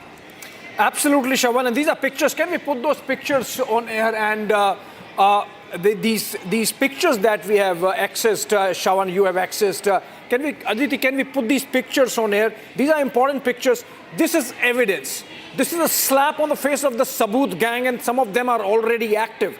These are pictures of the terror targets that have been eliminated, that have been hit, and these are pictures of those places, those targets after India's Army and Air Force carried out those strikes. These are pictures of the damage that these targets suffered after India carried out those strikes. Shawan, there are more details of the terror targets and the manner in which those have been hit. And let's break it down for our viewers. Right. So the information contained, Shawan? So the first is in Bahawalpur, that's the Jaish Mohammed headquarters. The picture that we're going to put out in a short while from now. This also details what really happens at the headquarters and the fact that who are present there. Because remember, you have Masood Azhar being there at the headquarters. We do not know when the strike took place, whether at all he was present there or not. But the number of terrorists, as Abhishek is now reporting, has actually gone up. It's almost 100 terrorists who have been eliminated in this precision strike that has been carried out by the Indian Armed Forces. So that's the other big breaking news now coming in. 100 terrorists eliminated by India in the precision strikes that have been carried out. 9 sites where these strikes have been carried out. So first, on your screens that we're going to put out is of Bahawalpur, that's the Jaish Mohammed headquarters. Then you have Markaz Taiba, that's the Lashkar Taiba's headquarters in Muridke. There too we have got details of those who are present. I'm just going to make a mention of the fact that Amir Hamza, Abdul Rahman Abid, Zafar Iqbal, they all reside in the Marcus. So that's the other important details coming in. Amir Hamza, Abdul Rahman Abid and Zafar Iqbal reside in the premises of the Marcus. LAT commanders Kublai, Isa and Qasim, they frequently visit the Marcus. No, this is not the Marcus. This is the Bahawalpur headquarters. So I'm going to just stick with the Bahawalpur details. Now, in this dossier, what they have also made a mention of the fact is the recent visits. The recent visits that was made, the last known visit of Maulana Masood Azhar is of 30th of November. That's the other breaking news now coming in. Now, the other, let's move to the other. This is the first picture that we have just got. The first picture is of the Bahawalpur headquarters. Now the other, they also make a mention that Masood Azhar was seen on 20th. Now can we move to the other? Can we move, Aditi, if we can move to the other, Muridke in Marcus. That's the headquarters. Yeah, if we can have that visual in right now, because this is the Bahawalpur visual that we have just put out. That's the headquarters. Can we move to the second picture, which is of the Markaz Taiba, which is the Lashkar-e-Toiba's headquarters in Muridke. Yes, that is the picture that you have. Now, what is important to point out here, they make a mention of those who are present there and the recent activities that have actually taken place inside this Markaz, where they have made a mention of... I'm just going to put out the names right now. It is Amir Hamza, Abdul Rahman Abid and Zafar Iqbal who reside in the premises of the Markaz. Now, we cannot confirm whether at all they were present. Whether they were present when the attack took place. We're just also getting in some more breaking news right now. We have Raksha Mantri, Rajnath Singh's first pictures now coming in. Remember, Rajnath Singh, the first Minister Modi's, Prime Minister Modi's cabinet, putting out that tweet soon after the strikes have taken place. In all likelihood, he's headed for the cabinet meeting, which is scheduled around 11 o'clock this morning. The cabinet is going to convene around 11 o'clock. So this is going to be just shortly after the press briefing takes place. Abhishek, any more details are you getting with regards to what is to be expected now?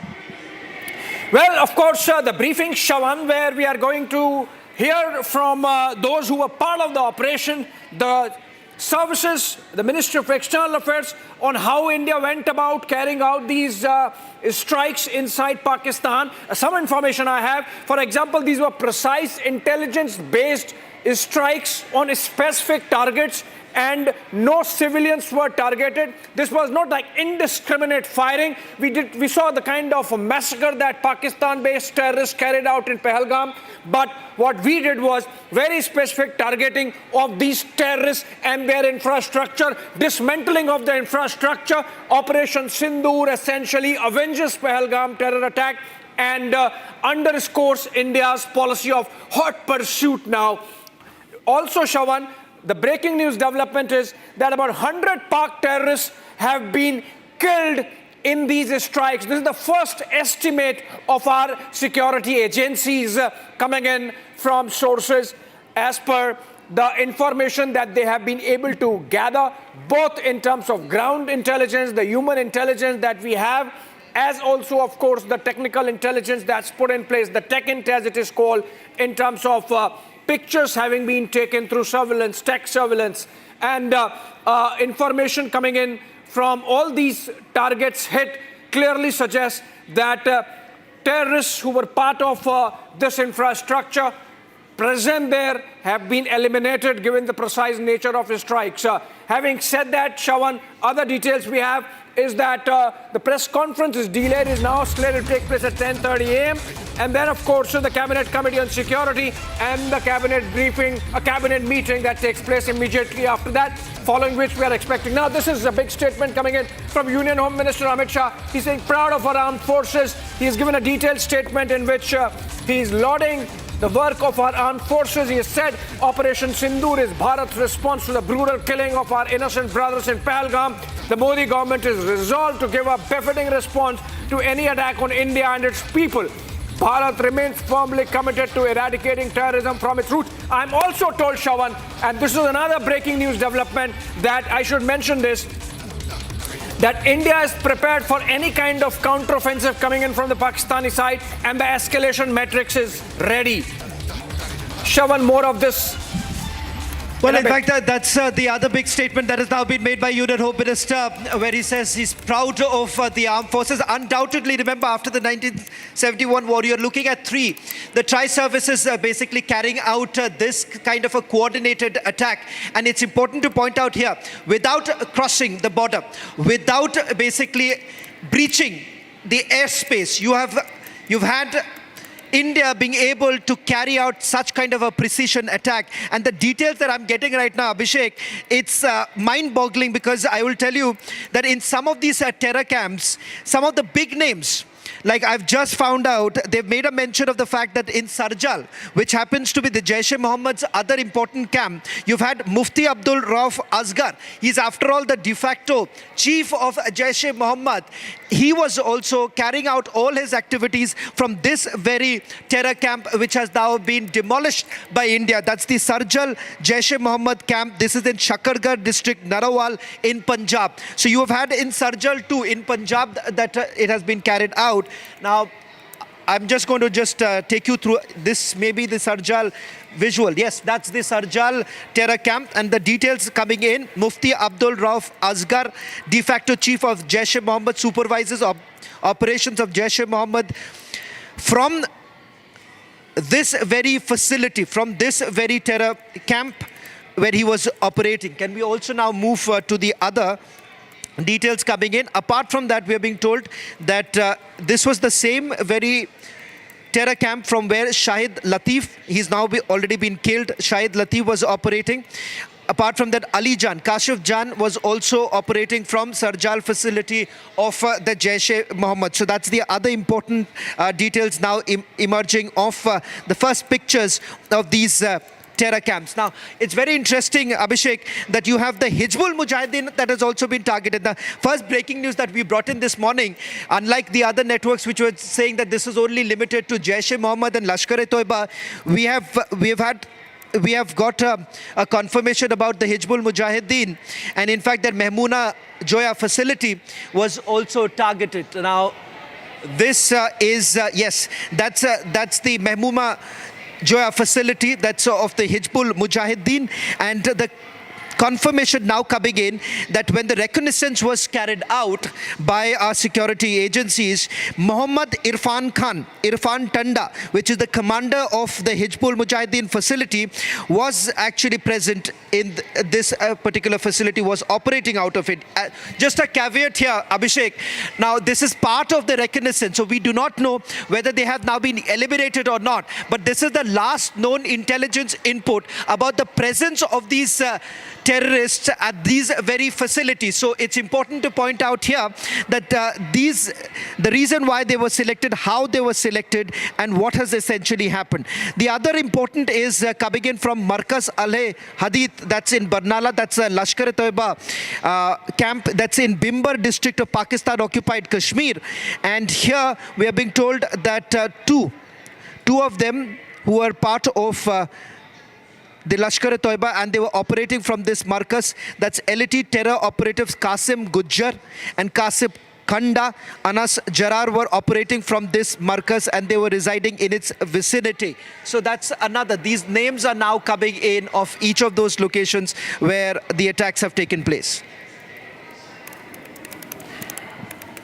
All right, another round of breaking news development coming in, Shawan. We keep breaking very crucial information connected with Operation Sindoor, which is that coming from very top sources, that in case Pakistan indulges in any misadventure, India is ready with its escalation matrix. We have our retaliatory response ready. In fact, there is an Operation Sindoor 2 which is in place, and the war rooms are buzzing, and our forces are at it and that in case Pakistan indulges in any kind of military response, they will hear it from us again. Well, absolutely. And as we are bringing this broadcast, just want to put one more point here that Abhishek, I'm informed you've been speaking to the highest levels of the government and they've given you some information. Would you like to share, what you've heard without, of course, naming any of your sources, please? Well, yes, Arnab, so what we were told is that this was a very precise intelligence-based operation. It was very, very specific information. And the intelligence for this selection of targets went in for about 5 to 6 days. And in fact, I was told that this operation could have happened maybe 3-4 days earlier also, but then it was delayed because we were looking at very specific location of certain targets that we were after. Are there any human targets here? Yes, there were, and in fact we are told that in a bit we should be hearing about the scale of achievement in terms of what we hit and whom we hit. That information is still being gathered. Yeah, and there's a briefing going on. Prime Minister Narendra Modi is speaking right now to Rajnath Singh. Ladies and gentlemen, Rajnath Singh is briefing the Prime Minister, but the man who's really at the center of all of this, who's executed this for the Prime Minister, is Ajit Doval. He's done a great job. He's coordinated the Tri-Series sort of operation out here. Rajnath Singh is meeting the Prime Minister on Operation Sindoor. This is breaking news coverage here on Republic TV. Ladies and gentlemen, the key terror targets which have been hit under Operation Sindoor and those are pictures of the Prime Minister's residence and Rajnath Singh just about going in. He's going in or coming out right now? He seems like he's going in, parking the car. Okay. He's going in to meet the Prime Minister. Big press conference delayed to about 10:30 p.m. today. Ladies and gentlemen, only fast and quick news here on Republic. I'd like to give the list once again of the key terror targets which have been hit under Operation Sindoor. Back on the screen. 1. Markaz Subhan Allah, Bahawalpur, Pakistan. Operational since 2015. This is a 15-acre Jaish-e-Mohammed headquarters, which is the nerve center for the training, radicalization and operations. And it hosts all the top leadership, including Masood Azhar, Abdul Rauf Asghar and Maulana Amar. Now, do we have any information here yet on whether Masood Azhar has been killed or Abdul Rauf Asghar or Maulana Amar have been killed? We haven't been told yet. But I suspect that in 38 minutes from now, we should be able to get you very specific information on that. Shawan is more breaking. Shawan.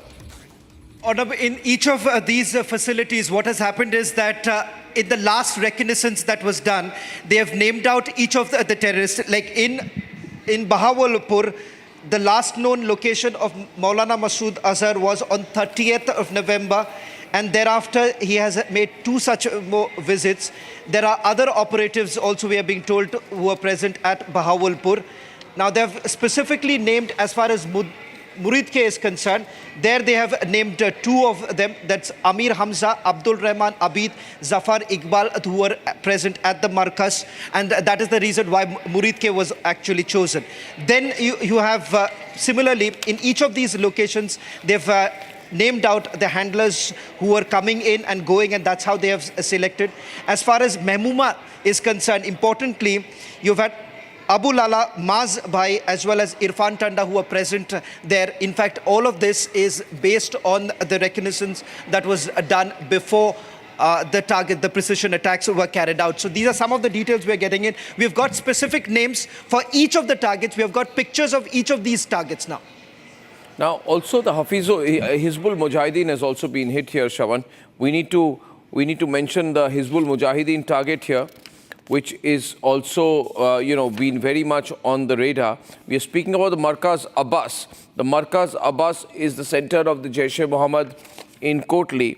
But there's also centers of the Hizbul Mujahideen which have not been spared either, have they, by this attack?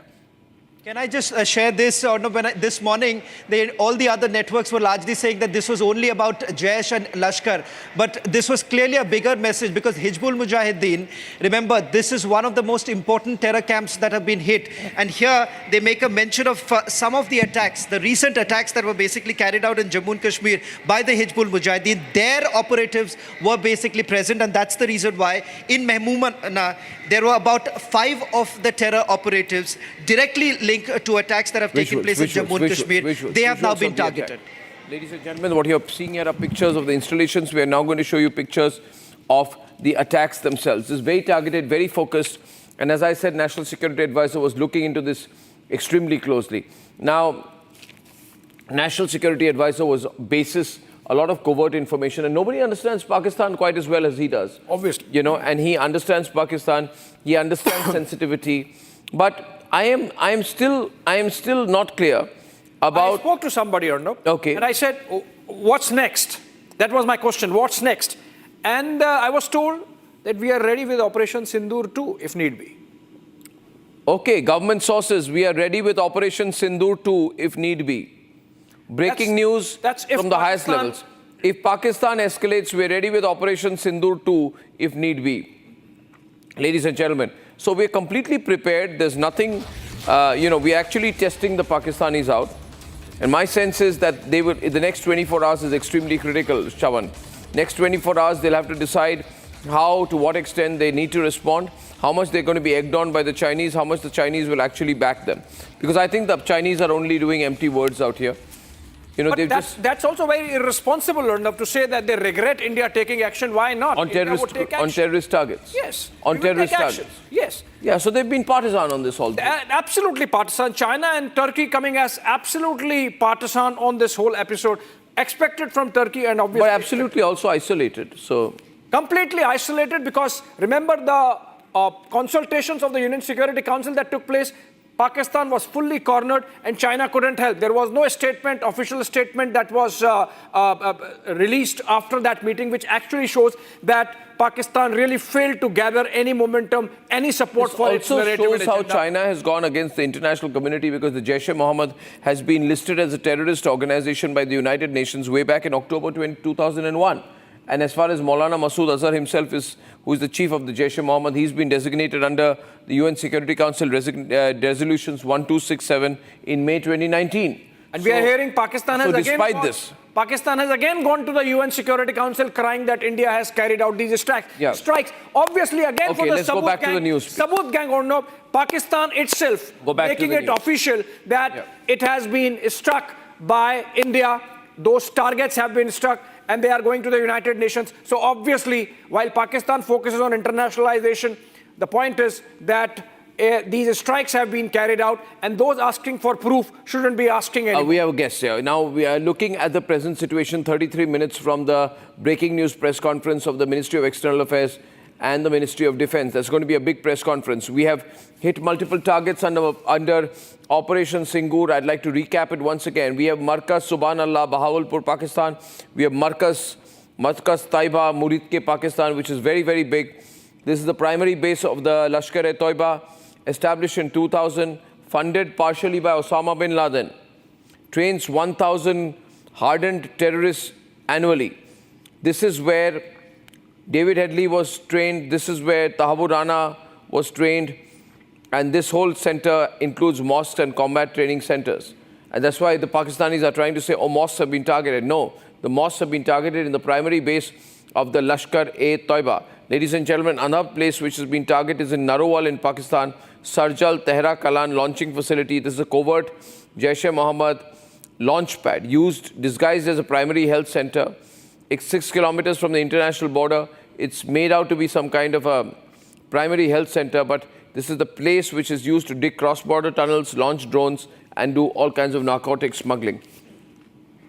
I think this is Ajit Doval's stamp all over it. Absolutely, 100%. This has got Ajit Doval's stamp all over it.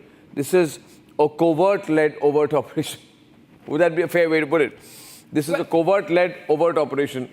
It is as overt as can be and as covert as it is always like that with him. But the fact of the matter is that tremendous amount of care has been taken to make sure that we are not hitting the civilians, unlike the cowardly terror attacks that emanate from Pakistan, which target civilians. Okay, let's go back to the valley and let's get Rakshita before we go back to Shawan. Rakshita is live from Srinagar Airport. Rakshita. Any movement there?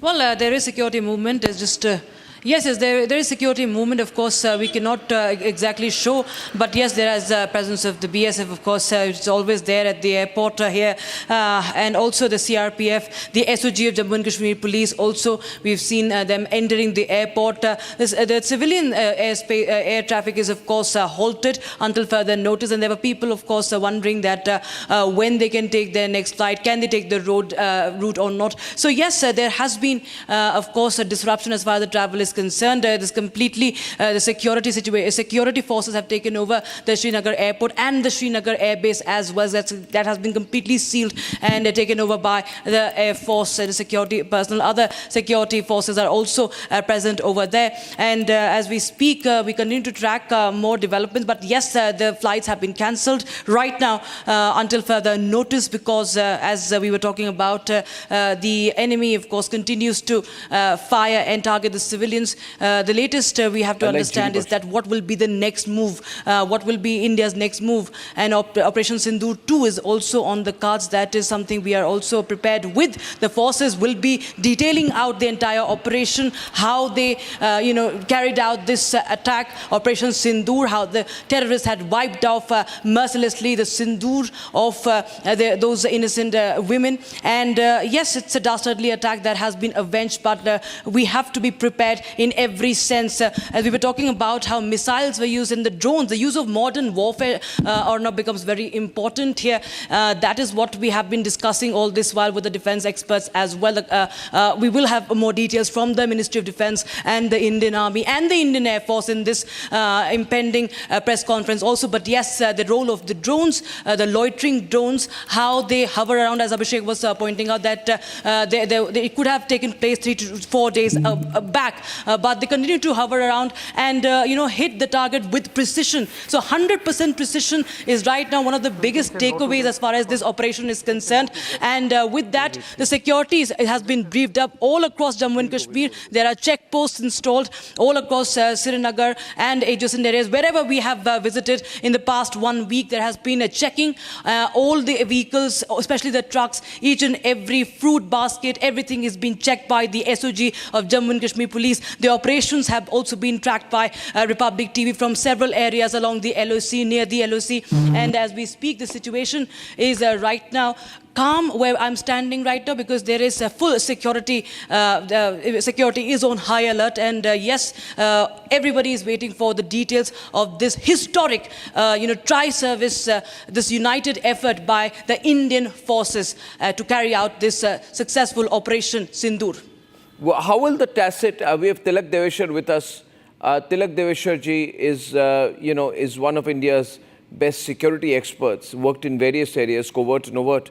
Tilak ji, can you hear me? In this particular situation that we are in, Mr. Deveshwar, how do you factor in the Pakistani response? We would have game planned it, but what are their options, if any, now? No, thank you, Arnab, for having me on your show. You see, Pakistan has a problem. They have to respond within 24 to 36 hours. I'm very clear that they will respond. But what do they respond to? There are no terror training camps in India. If they react and attack a civilian target or a military target, they are going up the escalatory ladder, and the response from India will be swift and devastating. So what they did after Balakot was they dropped munitions in a forested area which was uninhabited, and they claimed equivalence. What do they do this time? That is the point number one. Point number two is the position of Asim Munir. You see, he had thought that after he had done this thing on Pahalgam, there will be a military response in India like after Balakot. He will establish his credentials and his extension in November.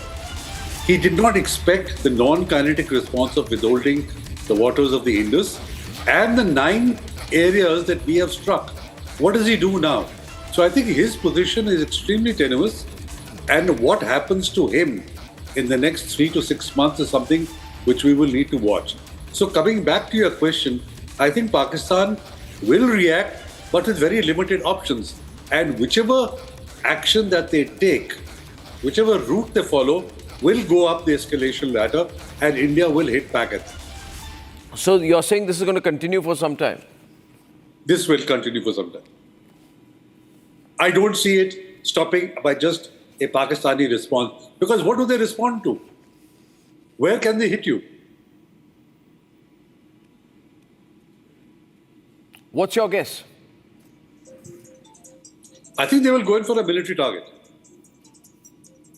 But if they go in for a military target, it goes up many notches.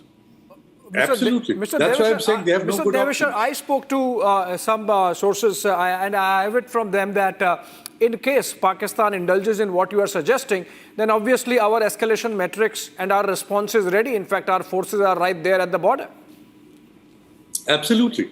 Absolutely. You see, because a terrorist strike, another terrorist strike in India, whether it's in J&K or whether in other parts of India, will prove Pakistan as a terrorist state. Firing on the LOC itself will not satisfy the people of Pakistan. You know, the Pakistan army pretends to be this macho kind of an organization. They have to strike at some equivalence with India. And what that equivalence will be, we'll come to know within 24 to 36 hours. But as I said, they don't have any good options. Well, really, literally running out of options, they're saying, but the point you're making about a possible military escalation is one which will, make alarm bells ring. I'm sure we factored it out. I'm sure we factored it out, and there's a lot of posturing also happening right now. Ladies and gentlemen, the CDS and Rajnath Singh are meeting, and then they're meeting the Prime Minister. Pakistan is getting away with a lot of misinformation, Arnab. So one report which is being circulated there on their side is that Pakistan has already retaliated and an Indian military battalion has been hit, their headquarters have been hit. Obviously, those things do not happen.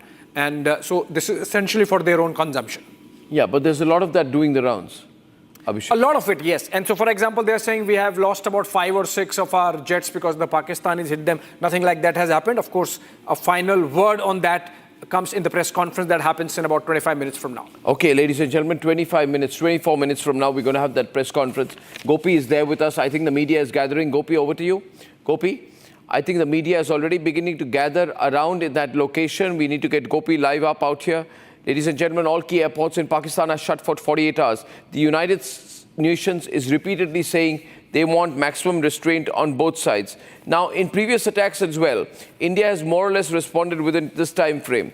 I remember in the case of the Pulwama attacks, the Prime Minister gave a statement the very next day. The Balakot airstrikes happened about 12 or 13 days later on the 26th of February, if I'm not mistaken. Similarly, after the Uri attack happened September 18th. 2016, 2 years into the Prime Ministership of Narendra Modi, and the surgical strikes happened within 10 days on the night of September 28th. So if you actually see the nature of responses from India, after Uri, we had the surgical strike. Now, Pulwama, we had Balakot within 12 days. This time, between the attack in Pahalgam and now, it's been 2 weeks.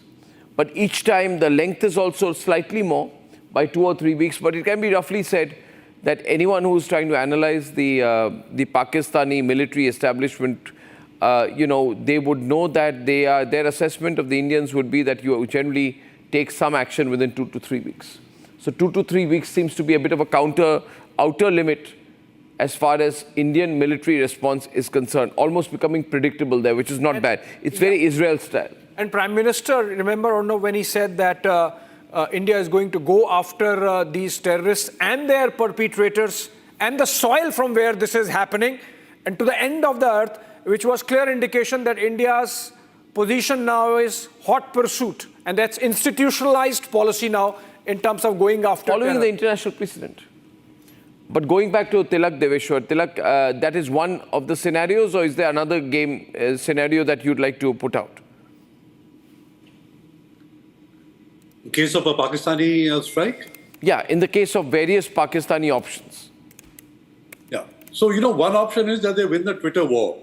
As Abhishek mentioned, downing 3 aircraft, taking out a battalion headquarters. Yeah, they can probably use that as one of the options.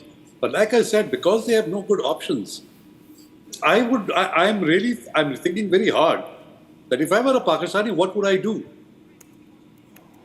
Because they can't climb down. And they know that any of the options that they exercise will lead up the escalatory ladder. And they know that the Indian reaction is going to be swift in case it's a military target, and especially if it's a civilian target. Because there are no terror camps in India. India has that, well, if you can call it an advantage, scores of terror camps to choose from, especially the snake pits of Muridke and Bhavalpur, which we have taken out. So where does Pakistan go? It can't use its navy because it'll get blown out of the water. It can't use ground troops. It doesn't have fuel for its tanks. Air Force it can use, but what does it strike at? Right? So I think in the next 24 hours, we will see, or maybe like after Balakot and they want to diffuse the whole situation, they'll drop munitions in the Rajasthan desert and claim equivalence.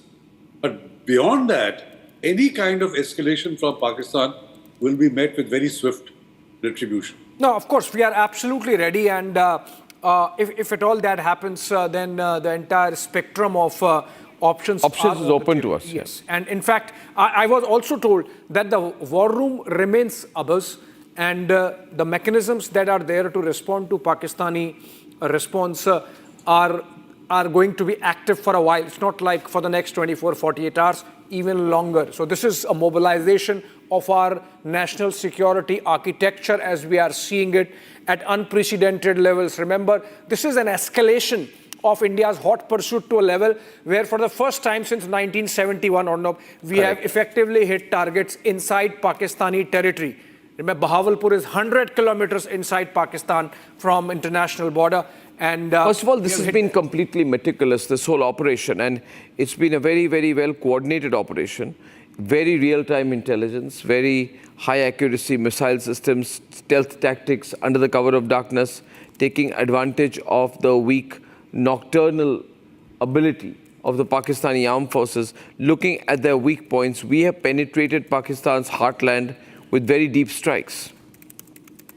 And there is some movement at the press briefing. Let's go to Gopi. Gopi, are you there? Gopi's. Okay, so Gopi is on her way to get some material. We have the ANI news feed, ladies and gentlemen, that is from the MEA and MOD press briefing. Full frame to that, please. Now, these press briefings usually, are most unexpected, but I can see that there's a full screen put behind, which means there is going to be some visual elements which are going to be shared in the press briefing. Now, either this could be airborne visuals, either this could be the data that remains with the fighter jets, but there is some visual, some graphic, some imagery which is going to be presented at that press conference. Ladies and gentlemen, huge press conference of the Ministry of External Affairs and the MOD. Shawan, would you like to share more on how these press conferences work? What is the protocol usually? Well, in fact, previously, when this kind of an operation was carried out, you've had the DGMO being present there. So far, we haven't got any official confirmation whether this time it's going to be by the DGMO or it's going to be led by the Chief of Defence Staff himself. Because remember, in all the operational details that was being worked out along with the National Security Advisor, it was the Chief of Defence Staff who was there. And then, of course, he's had multiple other meetings, but as far as this briefing essentially goes, you would have a representative from each of the services along with the Ministry of External Affairs. It totally depends now whether at all you would have a high-ranking officer to the nature of the DGMO being also present there. All right, so we're building up to that press conference. More and more information coming in of how India carried out those precision strikes right there inside Pakistan. And this really gives an idea of the kind of work we did. The people we have spoken to includes the US NSA, Marco Rubio, the UK NSA, Jonathan Powell, Saudi NSA, the UAE NSA, and we have established contacts with the French and the Chinese. Remember, India has made an outreach to China also. They were briefed about terrorist attack by Pakistan-based terrorist groups and the Indian attack on their facilities. Dr. Masood Al-Ahad, Minister Security of Saudi Arabia, among others. So this is essentially the massive outreach that India has made around the world, and we are getting this information that India has made a massive diplomatic outreach with National Security Advisor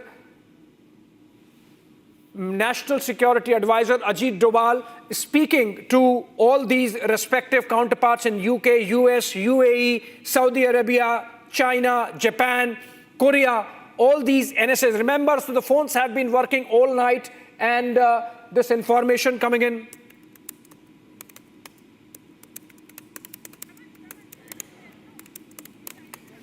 All right. Can we break this information? Yeah, Abhishek, I'll just help you out. Yes. Put it on the wall. Put it on the BBG. Get this information out.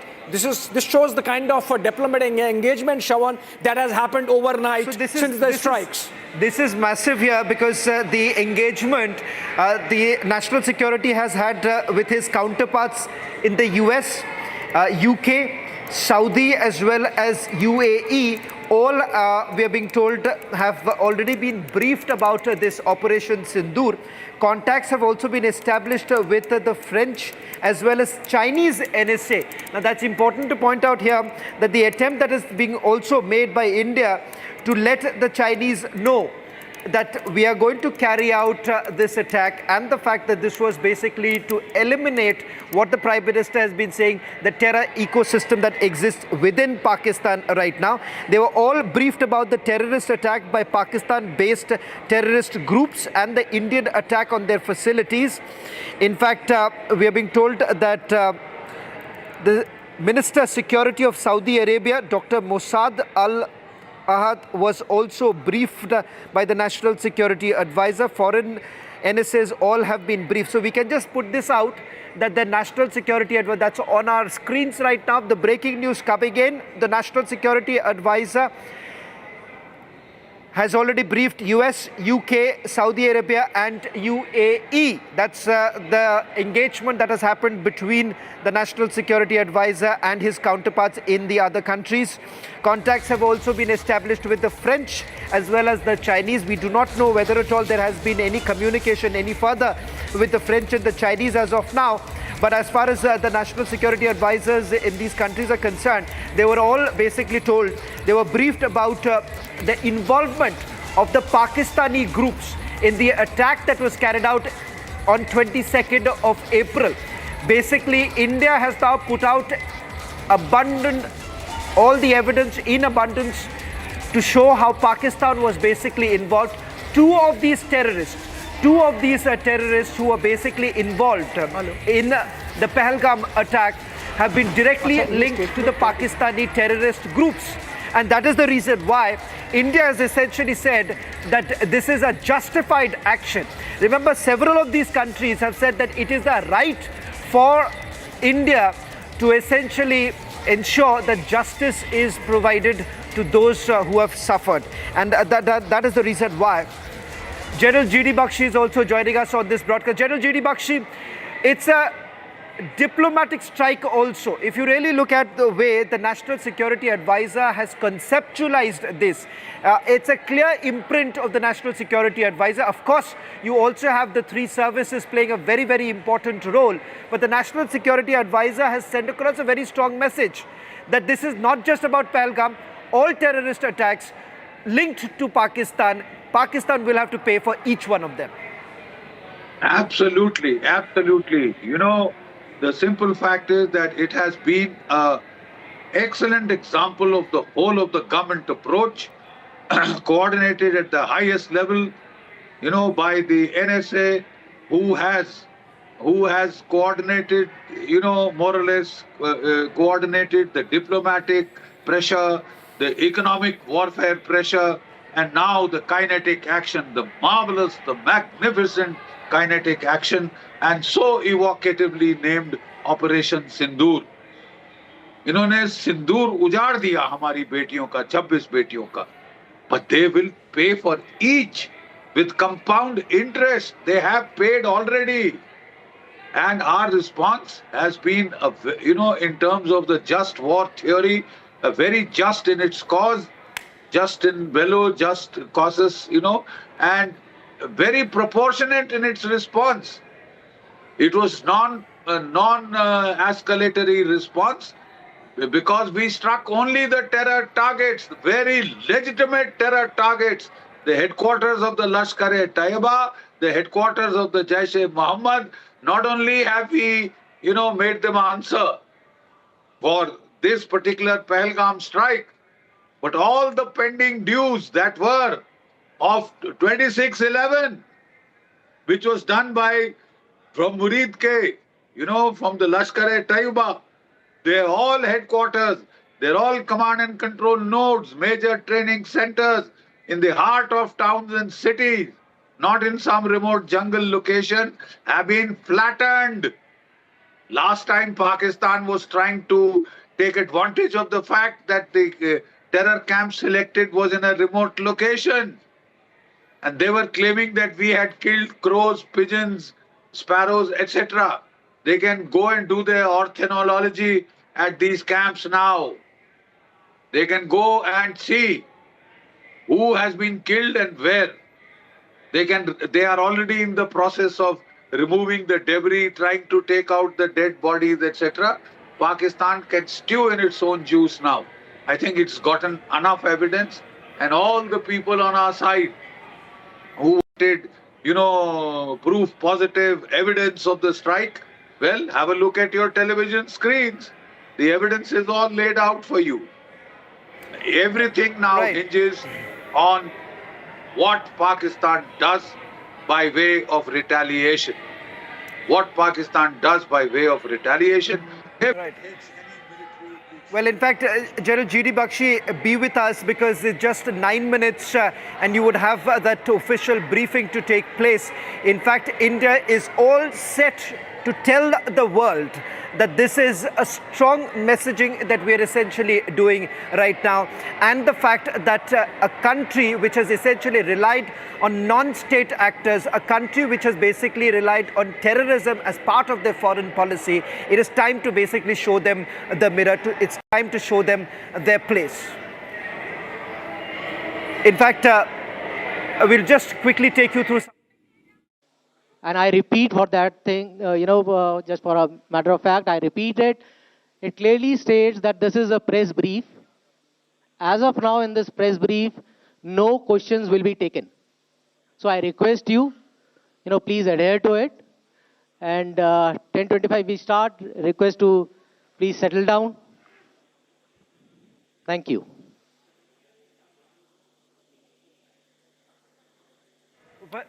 Well, in fact, in the next few minutes, you would have the briefing to take place, and there you have all the officers who are now settling down. The latest information now coming in as far as those officers who will be involved in a briefing. You have 2 young women officers, Colonel Sophia Qureshi, Wing Commander Vyomika Singh. In attendance, you would also have the Foreign Secretary Vikram Misri, who would be briefing about Operation Sindoor. That's the latest now coming in. Also, visuals coming in of Raksha Mantri Rajnath Singh, who's left from the South Block. In fact, immediately after this briefing actually takes place, you would have the cabinet meeting to take place. That's scheduled for around 11 o'clock. A joint briefing of the Ministry of Defence and External Affairs is also expected in a short while from now. In less than 3 minutes or so, it's expected to begin. Around 10:25 is the latest announcement that has been made. So it's going to be very crucial. We'll also see if I can get a quick word from Mr. Tilak Devashar, who's also joining us on this broadcast. Mr. Devashar, if you can hear me, do you really expect Pakistan to mend its ways, or you would essentially see Pakistan carrying out with their own tactics of a counter-attack?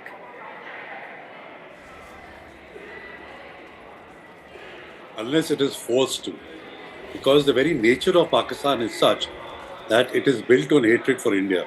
So it will not change its spots as far as India is concerned, but you have to make sure that the costs for not changing its behavior and the costs that you impose on it for doing this kind of terror strikes on India are so high. has to threaten the very existence of Pakistan. It's only on that circumstances that Pakistan will change its spots, otherwise it will not.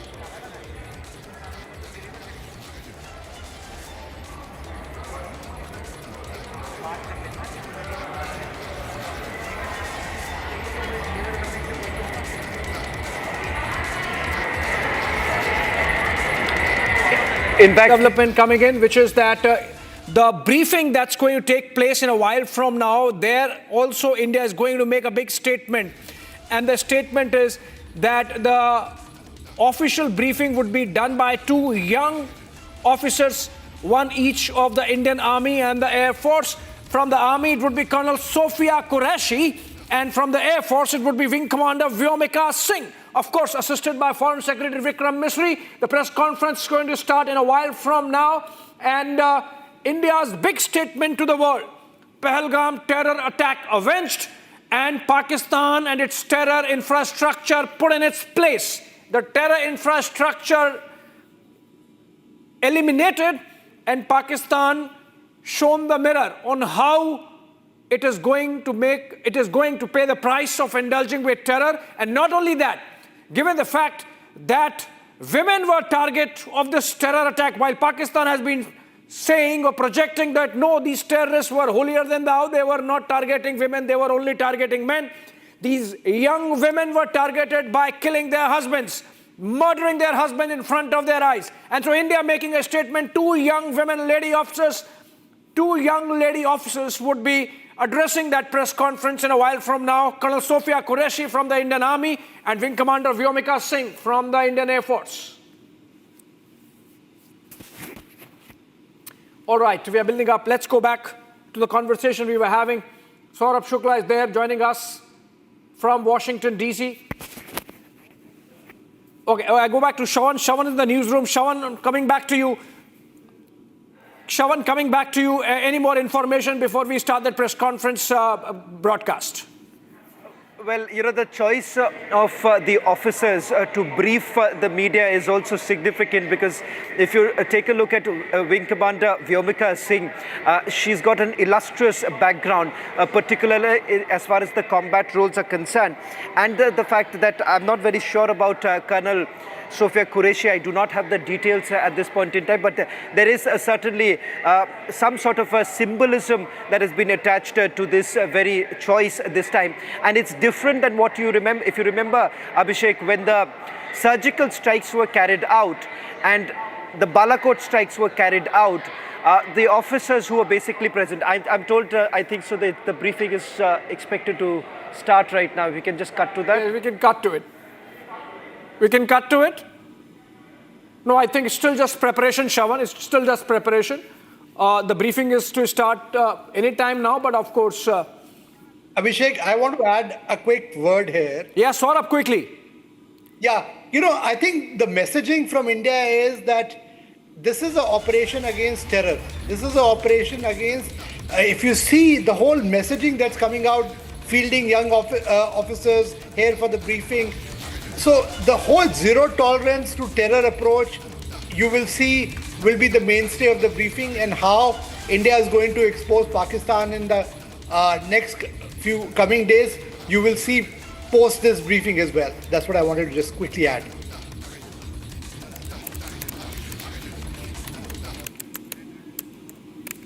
Abhishek? Yes, thank you so much, Saurabh. In fact, we have a breaking news development, which is that Union Home Minister Amit Shah has spoken to Omar Abdullah, the Chief Minister of Jammu and Kashmir. This is important because, remember, internal security aspects are also under the focus now of our government. And while today is the day we are carrying out mass mock drills of civil defense to make sure that there is a whole of the nation approach in defending India, and the citizens are also involved in this entire exercise, sensitized to what they need to do whenever, if at all, there are military escalations building up, given India's response. We have General Bakshi with us. General Bakshi, sir, you were mentioning about the possibility of Pakistani counter-move. You think with the kind of mobilization we have across the border, Pakistan would have the stomach to really indulge in any kind of military misadventure? Look, Pakistan knows very well that it will be tempting fate if it tries to escalate to the next step, because that next step, if it takes by attacking any armed forces, installation, personnel, or civilians of the Republic, Indian Republic, India will have the full justification to strike at Pakistan's armed forces. That is what we are looking for. That is what we need. Because the real head of this monster, this Hydra-headed monster, is the Pakistani army and the ISI. You know, they are the real source of the trouble. They are the real planners. Yeah. So ultimately we have to get to them, but to get that justification, we are just waiting for Pakistan to trigger its response, and it will trigger the escalatory ladder. We will take Pakistan as far as it wants to go. If this is sufficient, we will leave it for the time being here. The choice is Pakistan's. The choice is Mullah Munir. And I'm sure he's a very, very harried man today. Yeah, absolutely. Absolutely. Sir, the fact that we have had absolute precision strikes. We picked up the targets. It was essentially intelligence-based. It was not indiscriminate. So we are sending across a message to the world. Let me take this to Mr. Deveshwar on this. Mr. Deveshwar, this is essentially India's message to the world that in gravest of provocation, we have conducted ourselves with utmost responsibility. Absolutely. Absolutely. In fact, all the targets, the 9 targets, are all terror training camps. And the narrative that Pakistan is trying to push out is that mosques were destroyed. You know, the fact of the matter is that both in Muridke as well as in Bhavalpur, they have the terror training camps and they built a mosque in front of it and a medical center on the side, trying to make sure that they have protection. And now they're trying to build the narrative that India has targeted mosques, which has a communal connotation. But we must not fall for this narrative and emphasize that these were terror training camps which the cowards were trying to protect by keeping women, children and mosques in front of it. And India, through precision strikes, has attacked the terror training camps and not targeted the mosques. I think that's the important thing to remember. So I think India needs a lot of congratulations for having done, 9 attacks at one time is something which requires the meticulous planning. Mr. Deveshwar, just hold on to your thoughts. We have another breaking development coming in, which is that Defence Minister Rajnath Singh has just reached 7 LKM, Prime Minister's residence, and fast-paced developments taking place as we build up to that announcement by India of its strike against terror infrastructure in Pakistan under Operation Sindoor. All right, we are cutting live pictures to 7 LKM from where we're getting information that Defence Minister Rajnath Singh has reached there, and we are told that in the war room, everyone was watching these strikes live, and Prime Minister, the service chiefs, the NSA, everyone was hot there in terms of making sure that the operation is executed to the last detail, and that's the information. So, Mr. Deveshwar, coming back to you, huge lessons there for India's national security architecture in terms of how to execute and escalate and yet be in control. Yes, absolutely. I think it was very, meticulously planned. And, one thing you realize that India is still not mobilized. Normally what happens in mobilization is you cancel leave, you requisition trains, troops, move to the border areas. Unlike Pakistan, we have done nothing of that sort. So India's messaging that we are hitting you, we are punishing you for what you have done. If you want to take the next step and move up the escalatory ladder, we are going to be prepared. And that is the important thing. Yeah, to Mr. bear, Devishu, and this is sorry why I to think- interject again. We have pictures coming in of Foreign Secretary Vikram Misri and the two lady officers, Colonel Sophia Qureshi and Vyomika Singh. There now. They might start speaking in a while, and we are cutting directly to those pictures coming in from the National Media Center in New Delhi. Okay, let's cut to the press conference.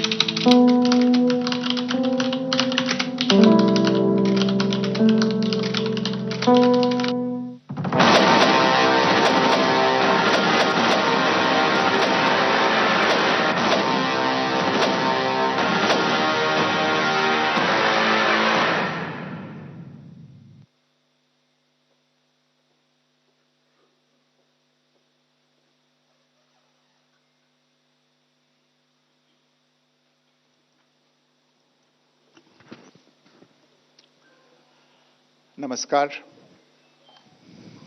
इस briefing में शामिल होने के लिए आप सभी का धन्यवाद।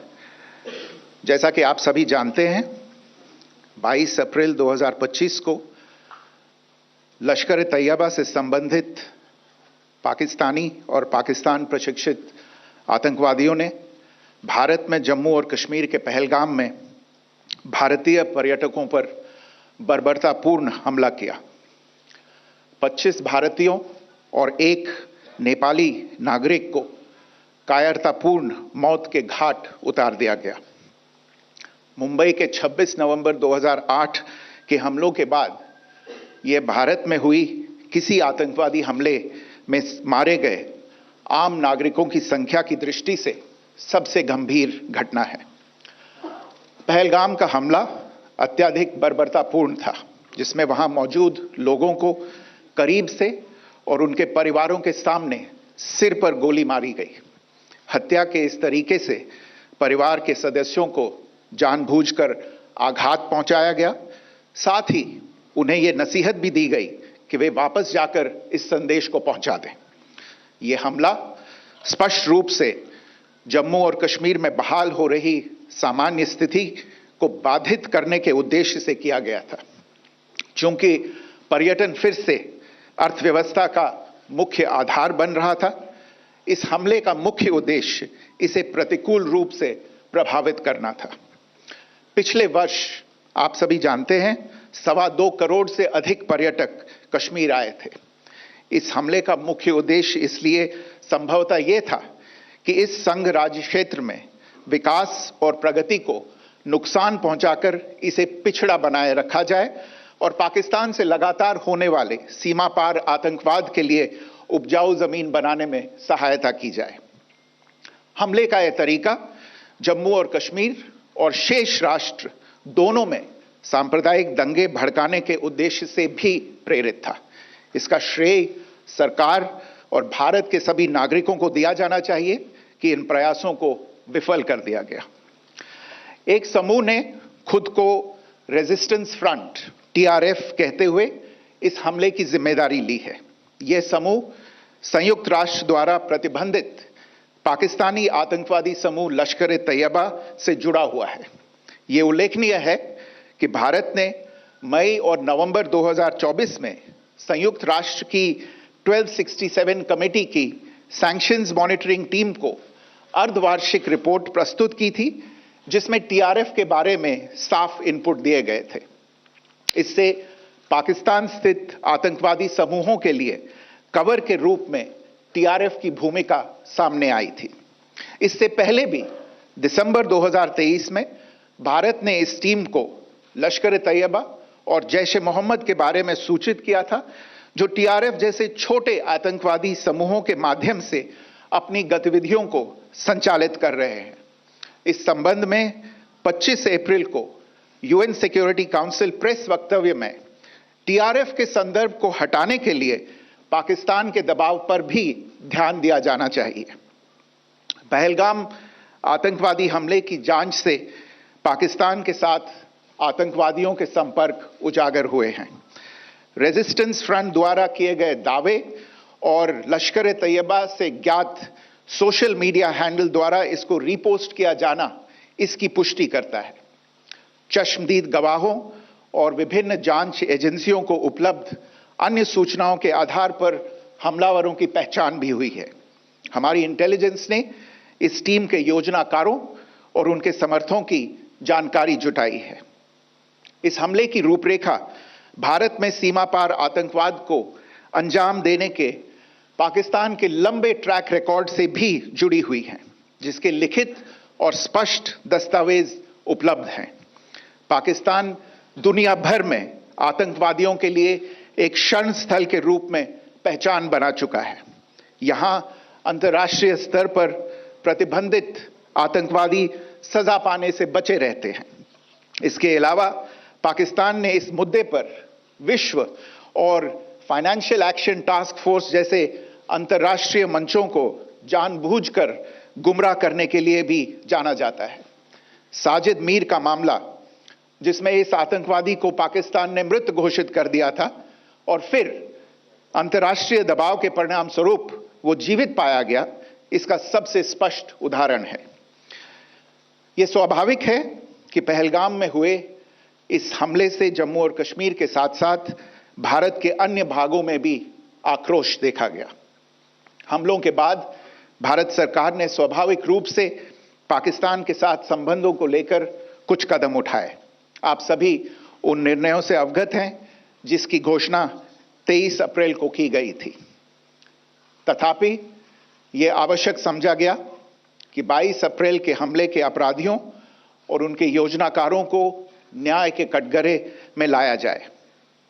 हमलों के एक पखवाड़े के बाद भी पाकिस्तान द्वारा अपने क्षेत्र या अपने नियंत्रण वाले क्षेत्रों में आतंकवादियों की इंफ्रास्ट्रक्चर के विरुद्ध कार्यवाही करने के लिए कोई स्पष्ट कदम नहीं उठाया गया है। उल्टे वो इनकार करने और आरोप लगाने में ही लिप्त रहा है। पाकिस्तान आधारित आतंकवादी मॉड्यूल्स पर हमारी खुफिया निगरानी ने संकेत दिया है कि भारत के विरुद्ध आगे भी हमले हो सकते हैं। अतः इनको रोकना और इनसे निपटना दोनों को बेहद आवश्यक समझा गया। आज सुबह, जैसा कि आपको ज्ञात होगा, भारत ने इस तरह के सीमा पार हमलों का जवाब देने और उन्हें रोकने तथा उनका प्रतिरोध करने के अपने अधिकार का प्रयोग किया है। यह कार्यवाही नपीतुली, नॉन एस्केलेटरी, आनुपातिक और जिम्मेदारीपूर्ण है। यह आतंकवाद की इंफ्रास्ट्रक्चर को समाप्त करने और भारत में भेजे जाने वाले संभावित आतंकवादियों को अक्षम बनाने पर केंद्रित है। आपको यह भी स्मरण होगा कि 25 अप्रैल 2025 को संयुक्त राष्ट्र सुरक्षा परिषद ने पहलगाम आतंकवादी हमले पर एक प्रेस वक्तव्य जारी किया था, जिसमें आतंकवाद के इस निंदनीय कार्य के अपराधियों, आयोजकों, फाइनेंसरों और प्रायोजकों को जवाबदेह ठहराने और उन्हें न्याय के दायरे में लाने की आवश्यकता पर जोर दिया गया था। भारत की आज की इस कार्रवाई को इसी संदर्भ में देखा जाना चाहिए। Good morning. Thank you all for joining this briefing. As you are all aware, on April 22, 2025, Pakistani and Pakistan-trained terrorists belonging to the Lashkar-e-Taiba carried out a savage attack on Indian tourists at Pahalgam in Jammu and Kashmir in India. They murdered 26 people, including one national of Nepal, causing the largest number of civilian casualties in a terrorist attack in India since the 26 November 2008 attacks in Mumbai. The attack in Pahalgam was marked by extreme barbarity, with the victims mostly killed with headshots from close range and in front of their families. Family members were deliberately traumatized through the manner of the killing, accompanied by the exhortation that they should take back the message. The attack was clearly driven by the objective of undermining the normalcy returning to Jammu and Kashmir. In particular, it was designed to impact the mainstay of the economy, tourism, with a record 23 million tourists visiting the valley last year. The calculation, presumably, was that harming growth and development in the Union territory would help keep it backward and create fertile ground for continued cross-border terrorism from Pakistan. The manner of the attack was also driven by an objective of provoking communal discord, both in Jammu and Kashmir and the rest of the nation. It is to the credit of the government and the people of India that these designs were foiled. A group calling itself the Resistance Front has claimed responsibility for the attack. This group is a front for the UN-proscribed Pakistani terrorist group Lashkar-e-Taiba. It is notable that India had given inputs about the TRF in the half-yearly report to the monitoring team of the UN's 1267 Sanctions Committee in May and November 2024, bringing out its role as a cover for Pakistan-based terrorist groups. Earlier too, in December 2023, India had informed the monitoring team about Lashkar and Jaish-e-Mohammed operating through small terror groups such as the TRF. Pakistan's pressure to remove references to TRF in the April 25 UN Security Council press statement is notable in this regard. Investigations into the Pahalgam terror attack have brought out the communication notes of terrorists in and to Pakistan. The claims made by the Resistance Front and their reposting by known social media handles of the Lashkar-e-Taiba speak for themselves. Identification of the attackers based on eyewitness accounts as well as other information available to law enforcement agencies has also progressed. Our intelligence has developed an accurate picture of the planners and backers of this team. The features of this attack also tie in with Pakistan's long track record of perpetrating cross-border terrorism in India, which is well documented and beyond question. Pakistan also has a well-deserved reputation as a haven for terrorists from around the world, with internationally proscribed terrorists enjoying impunity there. In addition, Pakistan has been known to willfully mislead the world and international forums, such as the Financial Action Task Force, on this issue. The Sajid Mir case, in which this terrorist was declared dead, and then, in response to international pressure, brought back to life, found alive and arrested, is the most glaring example. The latest attack in Pahalgam has understandably generated deep anger in Jammu and Kashmir and in other parts of India. Following the attacks, the government of India naturally responded with a set of initial measures relating to our engagement with Pakistan. You're all aware of the decisions that were announced on the 23rd of April. However, it was deemed essential that the perpetrators and planners of the 22nd April attack be brought to justice. Despite a fortnight having passed since the attacks, there has been no demonstrable step from Pakistan to take action against the terrorist infrastructure on its territory or on territory under its control. Instead, all it has indulged in are denials and allegations.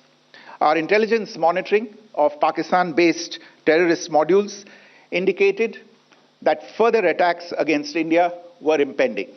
There was thus a compulsion both to deter and to preempt. Earlier this morning, as you would be aware, India exercised its right to respond and preempt as well as deter more such cross-border attacks. These actions were measured, non-escalatory, proportionate, and responsible. They focused on dismantling the terrorist infrastructure and disabling terrorists likely to be sent across to India. You would also recall that the Security Council on 25th April 2025 had issued a press statement on the Pahalgam terror attack, underlining, and I quote, the need to hold perpetrators, organizers, financiers, and sponsors of this reprehensible act of terrorism accountable and bring them to justice, unquote. India's latest actions should be seen in this context. Joining me for this briefing on our actions earlier this morning are Colonel Sophia Qureshi and Wing Commander Vyomika Singh. I will request them to share some details regarding Operation Sindoor with all of you.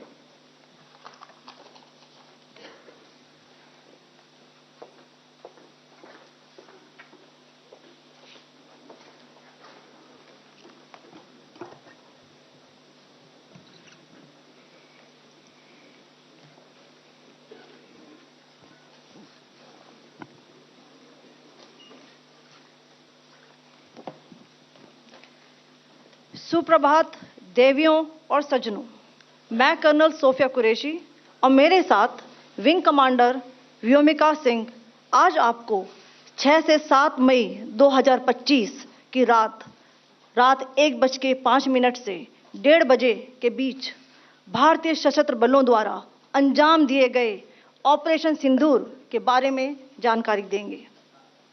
Operation Sindoor 22 April को पहलगाम में हुए विभत्स आतंकवादी हमले के शिकार मासूम नागरिकों व उनके परिवारों को न्याय देने के लिए लॉन्च किया गया था।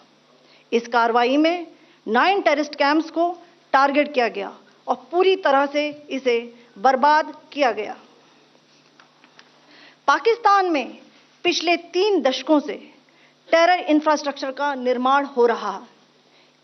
इसमें recruitment, indoctrination centres, training areas व लॉन्च पैड शामिल थे, जो पाकिस्तान और पाक अधिकृत जम्मू कश्मीर POJK दोनों में फैले हैं। Operation Sindoor was launched by Indian Armed Forces to deliver justice to the victims of Pahalgam terror attack and their families. 9 terrorist camps were targeted and successfully destroyed. Over the last 3 decades, Pakistan has systematically built terror infrastructure. It is a complex web of recruitment and indoctrination centers, training areas for initial and refresher courses, and launch pads for handlers. These camps are located both in Pakistan as well as Pakistan-occupied Jammu and Kashmir areas. Some of the well-known training camps are located, as you can see on the screen. They are distributed from Savai Nala in the north, counting to approximately 21, ending at Bhagalpur to the south. इन लक्ष्यों का चयन विश्वसनीय intelligence सूचनाओं के आधार पर हुआ ताकि आतंक गतिविधियों की रीढ़ तोड़ी जा सके और यह खास ध्यान दिया गया कि निर्दोष नागरिकों और सिविलियन इंस्टॉलेशन को नुकसान न पहुंचे। The selection of these targets for Operation Sindoor was based on credible intelligence inputs and role of these facilities in perpetrating the terror activities. The locations were so selected to avoid damage to civilian infrastructures and loss of any civilian lives. This was done with due diligence, and the camps selected for targeting and their engagement will now be shown to you one by one. POJK के target मैं आपको बताना चाहूंगी। सबसे पहले सवाई नाला camp Muzaffarabad, जो कि POJK के लाइन ऑफ कंट्रोल से 30 किलोमीटर दूर है। यह एक लश्कर-ए-तौयबा का ट्रेनिंग सेंटर था।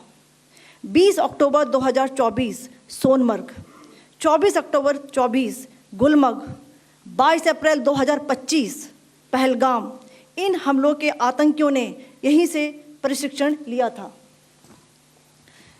सैयदना बिलाल कैंप, मुजफ्फराबाद, यह एक जैश मोहम्मद का स्टेजिंग एरिया है। यह हथियार, विस्फोटक और जंगल सर्वाइवल ट्रेनिंग का केंद्र भी था। गुलपुर कैंप कोटली,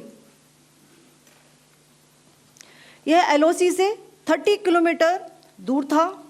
लश्कर ए तोयबा का बेस था जो रजौरी, पुंछ में सक्रिय था। 20 अप्रैल 2023 को पुंछ में और 9 जून 2024 को तीर्थ यात्रियों के बस हमले में यहीं से आतंकी को ट्रेन किया गया था।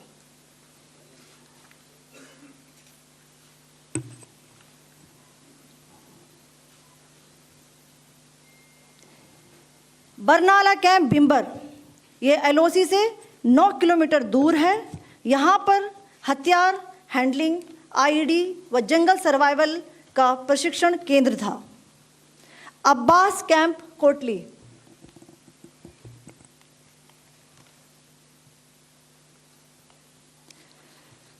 यह एलओसी से 13 किलोमीटर दूर है। लश्कर ए तोयबा का फिदाइन यहाँ तैयार होता था। इसकी कैपेसिटी 15 टेररिस्ट को ट्रेन करने की थी।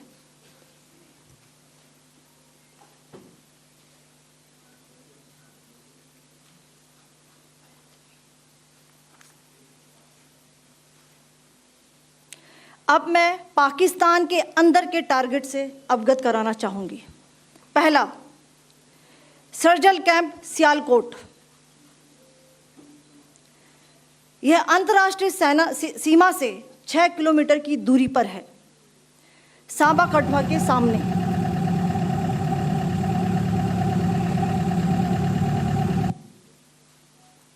मार्च 2025 में जम्मू एंड कश्मीर पुलिस के 4 जवानों की जो हत्या की गई थी, उन आतंकवादियों को इसी जगह पर ट्रेन किया गया था।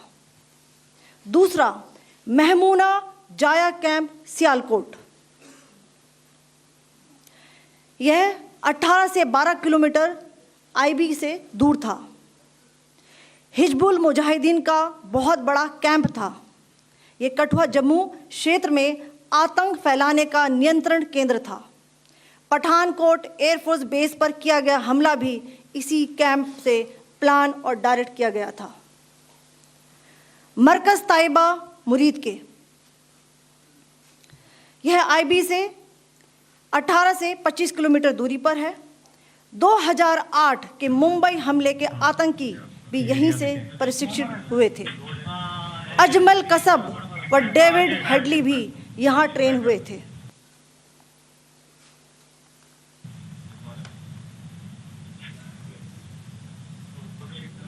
आगे दूसरा आया।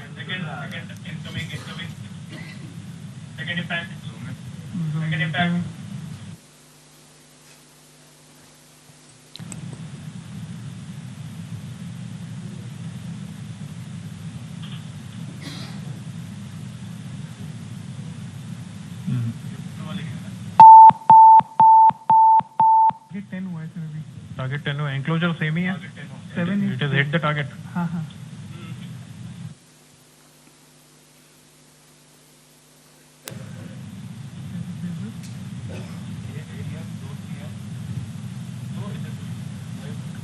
तीसरा आ गया sir, impact.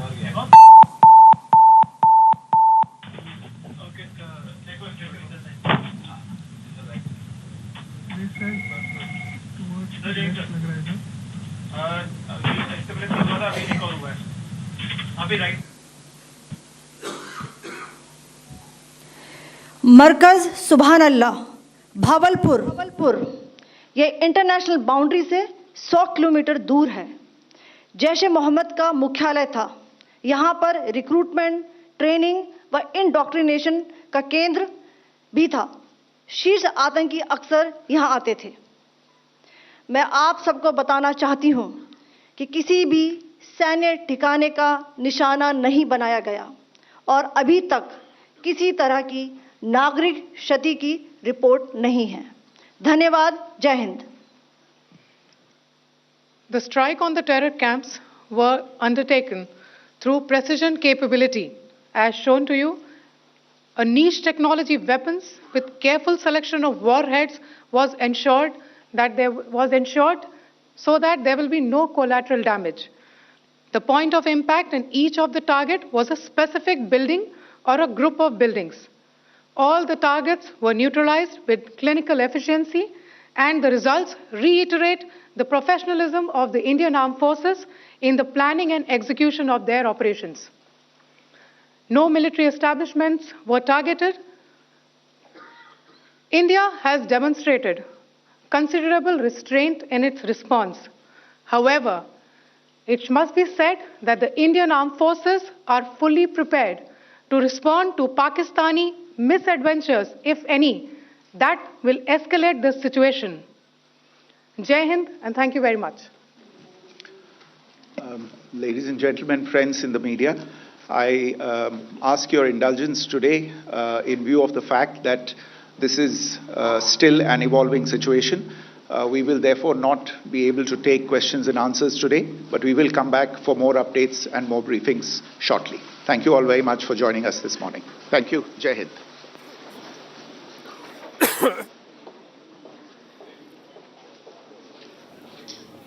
All right, the most comprehensive statement yet coming in from India, led by Foreign Secretary Vikram Misri and two lady officers.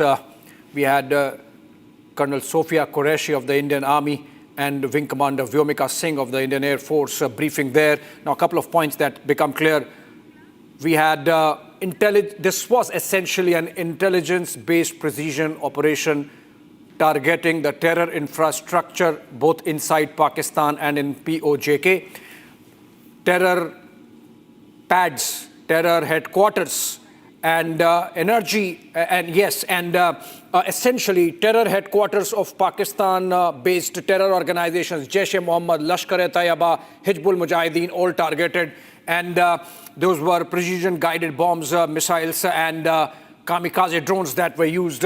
India making it clear that no military installation or infrastructure was hit, that no civilian casualties have been reported, and India inflicting costs of terror on Pakistan, making it sure that the world hears it loud and clear that we are not going to let go of an opportunity to inflict costs of terror at the soil from where the terror emanates. Saurabh Shukla continues to be with us. That was a huge statement, Saurabh, coming in from India, that we have demolished terror infrastructure. We have targeted all terror organizations, and we have gone deep inside Pakistan. 100 kilometers is where Bahawalpur and the headquarters of Jaish-e-Mohammed in Bahawalpur is, and we have targeted that. India also making a diplomatic statement there with two lady officers making that statement. Saurabh, your first comment.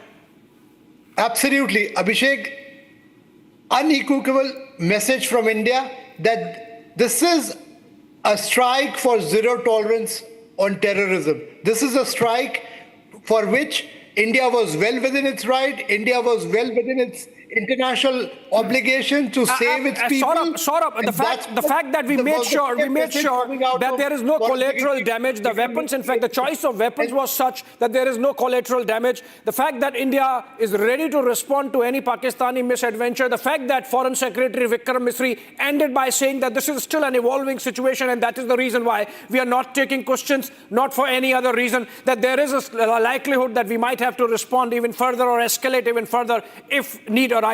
I think, and the fact that the Foreign Secretary Saurabh mentioned more than a couple of times the UNSC statement and many UN resolutions under which India has carried out this strike as a right to defend itself. Also the fact that Foreign Secretary mentioned that there was intelligence that further terror operations were being planned or were being conspired to from all these locations, and that is why those places have been targeted. Abhishek, there is a reason why he said that, because Pakistan, in all likelihood, will try to take this issue to the UN Security Council. This is India's preemptive diplomatic strike as well. India has declared very smartly by having this briefing that this was a targeted campaign against terrorism. It was not a strike against Pakistani military. It was not a strike against Pakistani civilian. This was a pure play strike against terrorism, and that's what India has done, for which India was well within its right. It has defended its citizens. So when Pakistan tries to play foul and go to UNSC, India already has a counter to it. So I think it's a very smart strategy to have a briefing like this, and I'm sure in the days to come, India will have a briefing, a follow-up where they will field questions, but I thought it was a very, very fine-tuned and a well-calibrated diplomatic strategy after a fine, I would say, Operation Sindoor, which happened yesterday. Absolutely, Abhishek. Absolutely. I'm going through some of the pointers that come out really of that briefing by MOD and MEA. We have General Bakshi continuing with us. Essentially, Jaish-e-Mohammed's Tehra Kalam facility destroyed, Hizbul Mujahideen's Mehmoona Joya facility destroyed, by MOD and MEA. Lashkar's Markaz Hadith Barnala in POK destroyed, Jaish-e-Mohammed's Markaz-e-Abbas destroyed in Kotli, that's the Kotli terror camp, and we have Lashkar-e-Tayyiba's Markaz-e-Tayyiba Indoctrination Center destroyed, JEM's Markaz-e-Subhan Allah destroyed, terror camps selected for strikes exposed in that briefing by the joint briefing by the Ministry of Defense and the Ministry of External Affairs. And as it was mentioned, the strikes were based on credible inputs accessed by India through its technical intelligence and, of course, ground human intelligence. Remember, we have deep sources there also in Pakistan. And we ensured that civil installations or civil infrastructure or even civilians were not targeted. Even military installations or military infrastructure was not targeted. It was out and out an attack on the terror infrastructure on the Pakistani soil. Go back to the statement made by Prime Minister Modi that we will go after these terrorists to the end of the earth and make sure that the soil from which it emanates is targeted. I think Prime Minister could not have been more forthright, General Bakshi, in making that statement that we are going to do what we are going to do. I mean, there was no sort of, hiding behind the cowardice, hiding behind in any manner like the Pakistanis do in the cowardly manner that they do behind these non-state actors.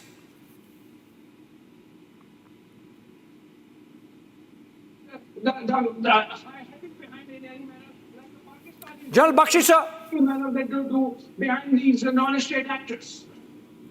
You are absolutely right. I was listening and we were informed that the attacks were delayed by a couple of days because you are absolutely right. The attacks were delayed by a couple of days because we were trying to gather precise intelligence because the Pakistanis were in absolute panic and they were scampering, trying to hide their terrorist minions, merge them with the civilian population, merge them with the women and children so as to keep them safe, get them the human shields. That is why, there was so much turbulence in the terrorist infrastructure. And we had to keep a precise eye, minute by minute eye on who was moving where. That is why even the strikes were delayed up to a fortnight. But I think when they have come at a precise, very precise time, because we are going to be entering into the monsoon shortly, the rains, etc. So quite obviously, we had to do it within the correct weather window. We have exploited that weather window, that Met window. Yeah. We have hit 9 terror camps. And most of these are well-established terror camps. Their command and control headquarters, with massive, buildings, very grand buildings of the Subhanallah camp at Bhavalpur. They have been reduced to rubble. They've been reduced to rubble. Joel Bakshi sir, you saw that video presentation. Sir, my question to you, with the kind of presentation that's been made by those two lady officers today, the kind of pictures that have been shown, the kind of video evidence that has been shown, I think there is no doubt whatsoever, there should be no doubt whatsoever in the minds of those doubting Thomases that unfortunately we have in our country, the Saboot gang, their mouths should be shut forever.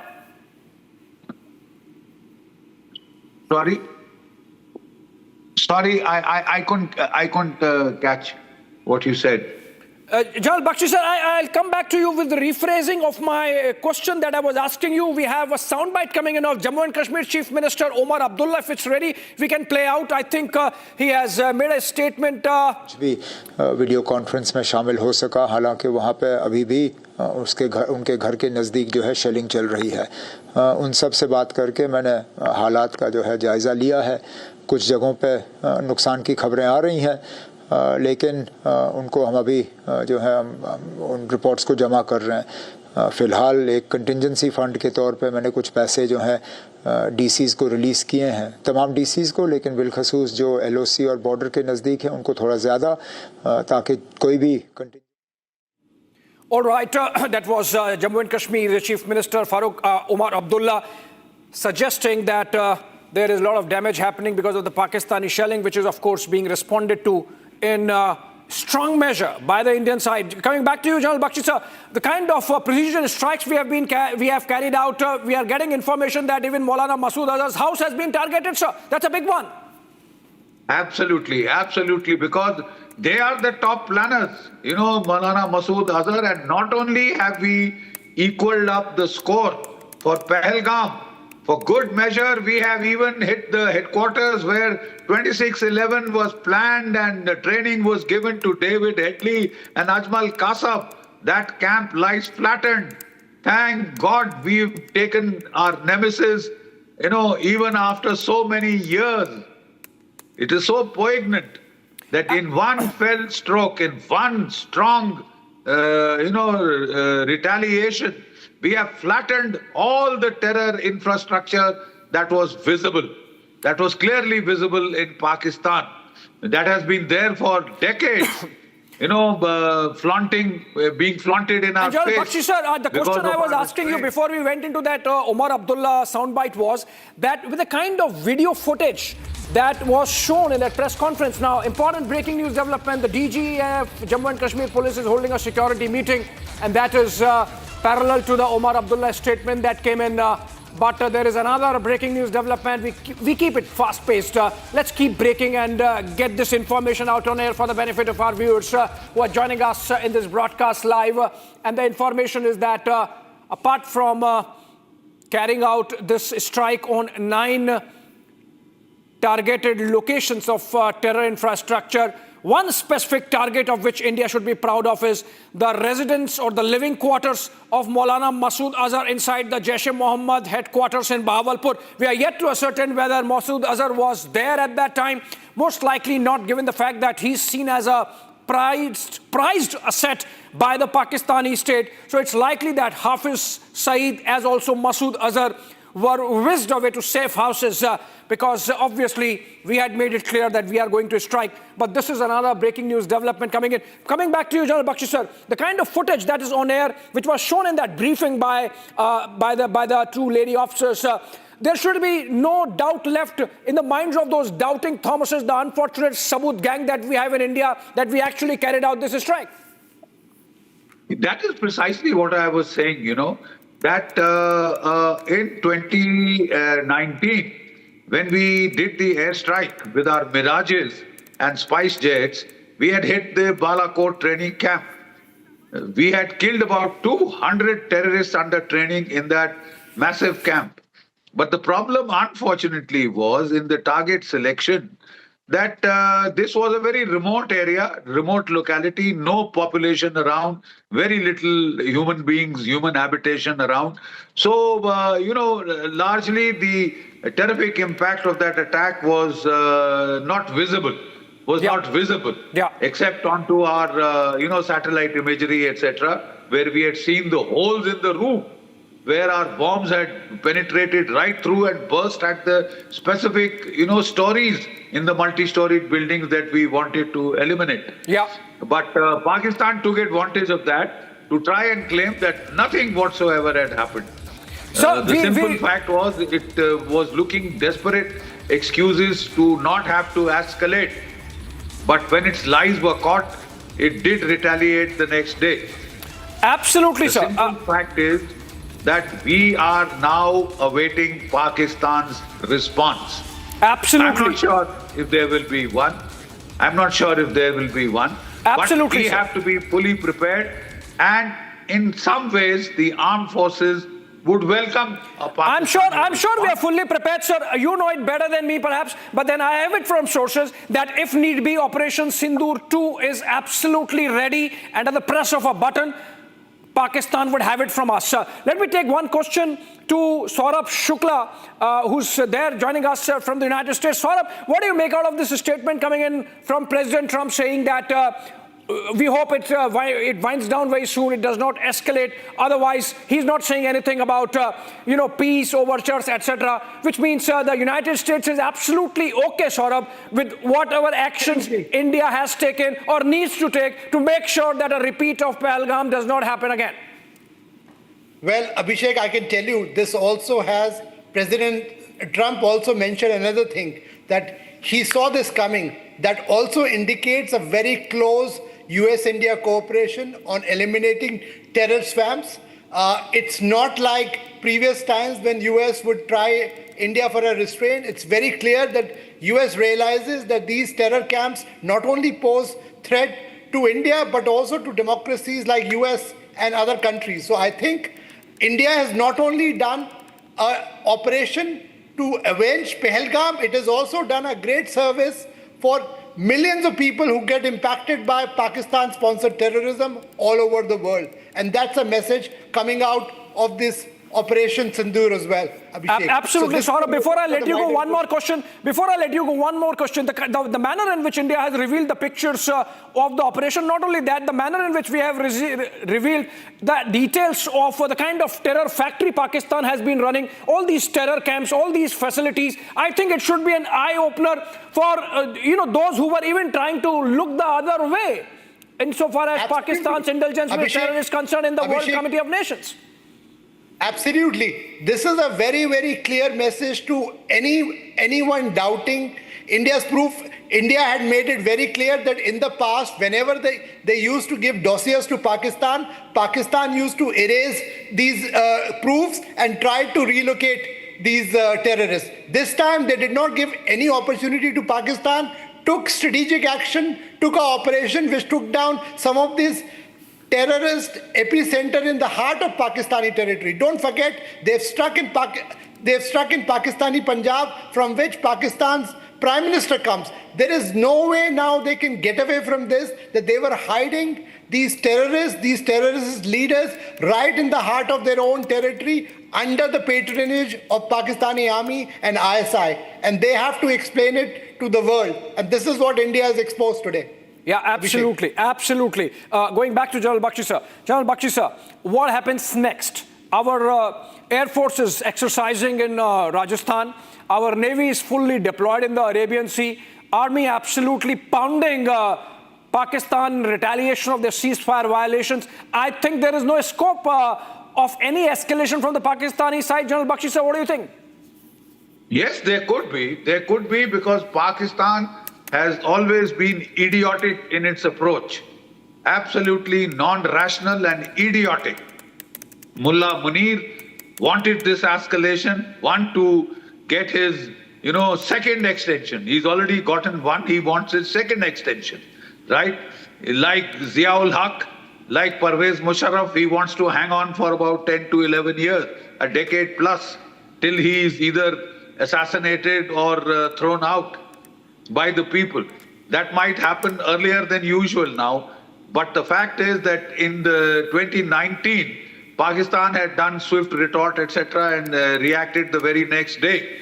This time, I think they will have to think it over very carefully. They would be under pressure right now from the United States, I'm sure Foreign Secretary Marco Rubio would be putting pressure, other American officials would be putting pressure because Donald Trump does not want escalation. We have said that we've done what we wanted to do. We have knocked out not just those camps involved in Pahalgam, but the camps that were involved even in 26/11, we paid back that old debt, and should Pakistan choose to escalate, target Indian military installations or civilian targets, Pakistan will be signing its death warrant. The simple fact is it will give us the precise justification we need to escalate to military targets in Pakistan and take on the real head of that terror infrastructure, the terror ecosystem that they have been, sustaining for all these decades. Right. So, even as we have this broadcast, there are intense rounds of meetings going on. One at 7 LKM, Prime Minister's official residence, where Union Home Minister Amit Shah and Defence Minister Rajnath Singh both are closeted with the Prime Minister, having a discussion on, obviously, the fallout of Operation Sindoor and how to take it forward. But let's look at those pictures that were shared by the Government of India in that joint press conference by the Ministry of Defence and the Ministry of External Affairs. Look at this video, which gives timeline of Pakistan's involvement in terror, going back to, of course, the Parliament attack and even earlier. Let's have a look.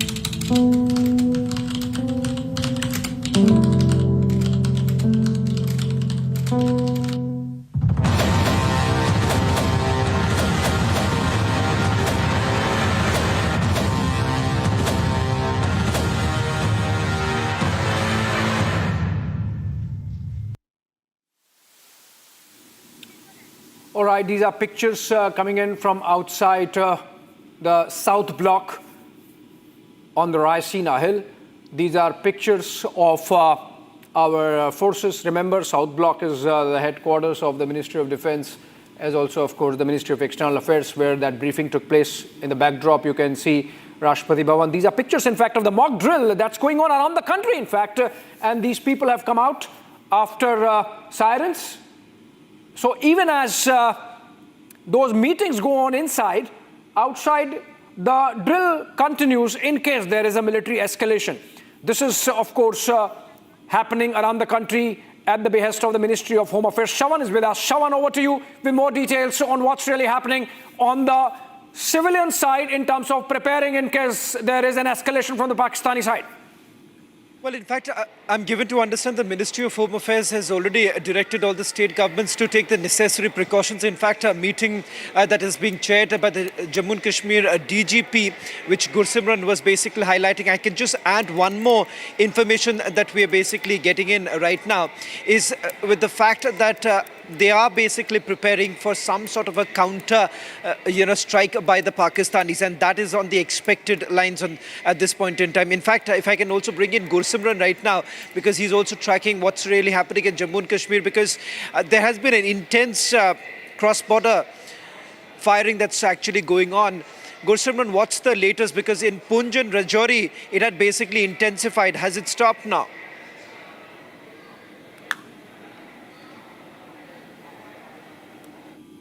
In the Rajouri and the Poonch district, but at regular intervals there have been cross-border violations that the Pakistan is resorting to, especially in the Poonch. The Poonch has been hit by the Pakistan. The civilian areas even have been hit. And as we speak, the DGP of the Jammu and Kashmir Police, Nalin Prabhat, is chairing a security assessment meeting. He is chairing it virtually from the PCR in Srinagar, in which all the district SPs and the senior officials are taking part, and the directions have been given to the officials on ground to be on standby. They have been asked to increase the security in the hinterland, reason being that the terrorists that are active in the hinterland may try to carry out some sabotage, and anti-sabotage drills are being asked to heighten. Apart from this, there have been directions given to increase the security of all the power projects, hydroelectric power projects on the river Chenab and the river Jhelum, because they could be potential target of the Pakistan, as the water flowing to the Pakistan is now being regulated by the Indian side. And as you have also mentioned that the DGP has also directed to be prepared for any eventuality. Also, that includes the possible retaliation from the Pakistan side, because the LG administration has already given directions for the evacuation of the civilians from the areas that are prone to the Pakistani shelling, because 10 precious lives have been lost in Poonch in the Pakistan's cross-border shelling, and that's why the decision was taken that the evacuation will also take place shortly from the vulnerable areas. That is what the Jammu and Kashmir Police has been asked to ensure at an earliest, Shravan.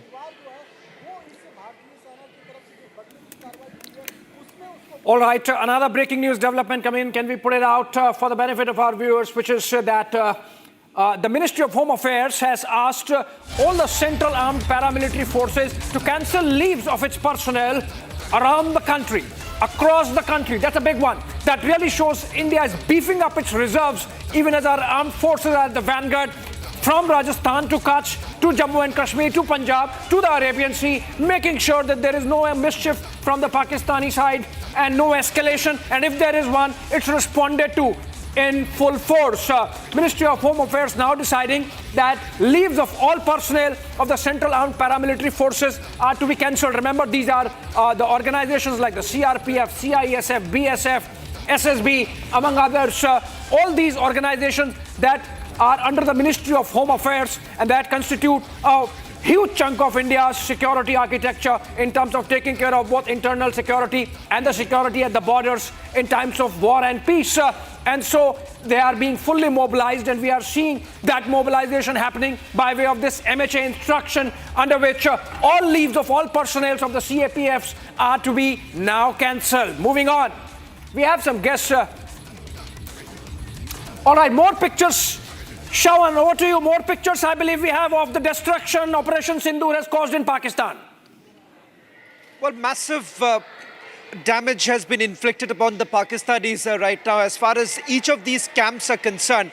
Remember, they are not just one structure that has been targeted. In fact, to camouflage their entire operations, the Jaish as well as Lashkar would have basically had a few other installations around their main operation centers. And that is the reason why, remember, it has taken some time for India to be able to carry out a reconnaissance and carry out the strikes. Now, in fact, some of the visuals that are basically coming in of the aftermath of the precision strikes that have taken place in Pakistan, and there is massive destruction that has taken place. In fact, now there are details emerging of the terrorists who were present at these very sites where the precision strike was carried out. In fact, the number now we are being told has gone about 18.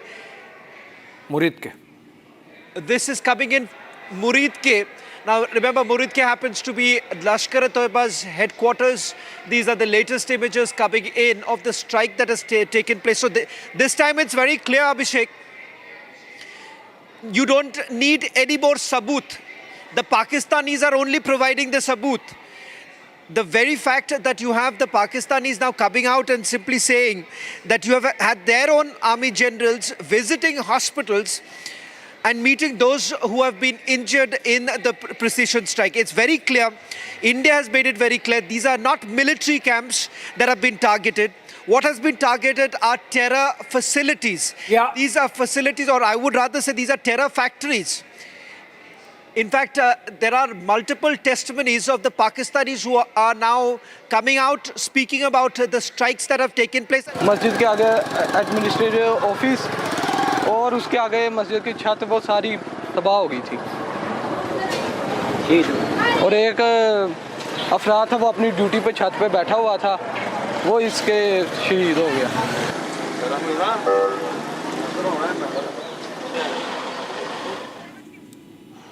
Well, a clear indication of what the Pakistanis are now going through. It's very clear that these strikes have gone right deep inside.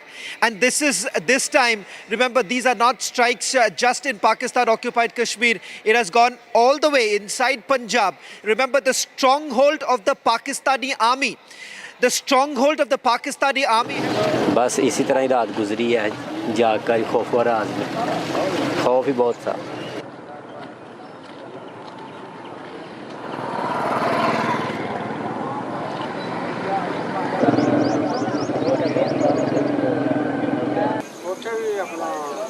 Well, in fact, the testimonies of those who were present there, who have witnessed the precision strikes that have taken place, because if you see, there are innumerable of viewed videos that are now coming in from Pakistan, which shows the extent of damage, the extent of pain that has been inflicted upon the Pakistanis, sending across a very strong message that this time it is no longer acceptable. And if you really look at it, each of these sites, the 9 sites which have been selected, they are the same very places which have been used by some of the top commanders of Lashkar-e-Toiba, Jaish-e-Mohammed, as well as Hizbul Mujahideen.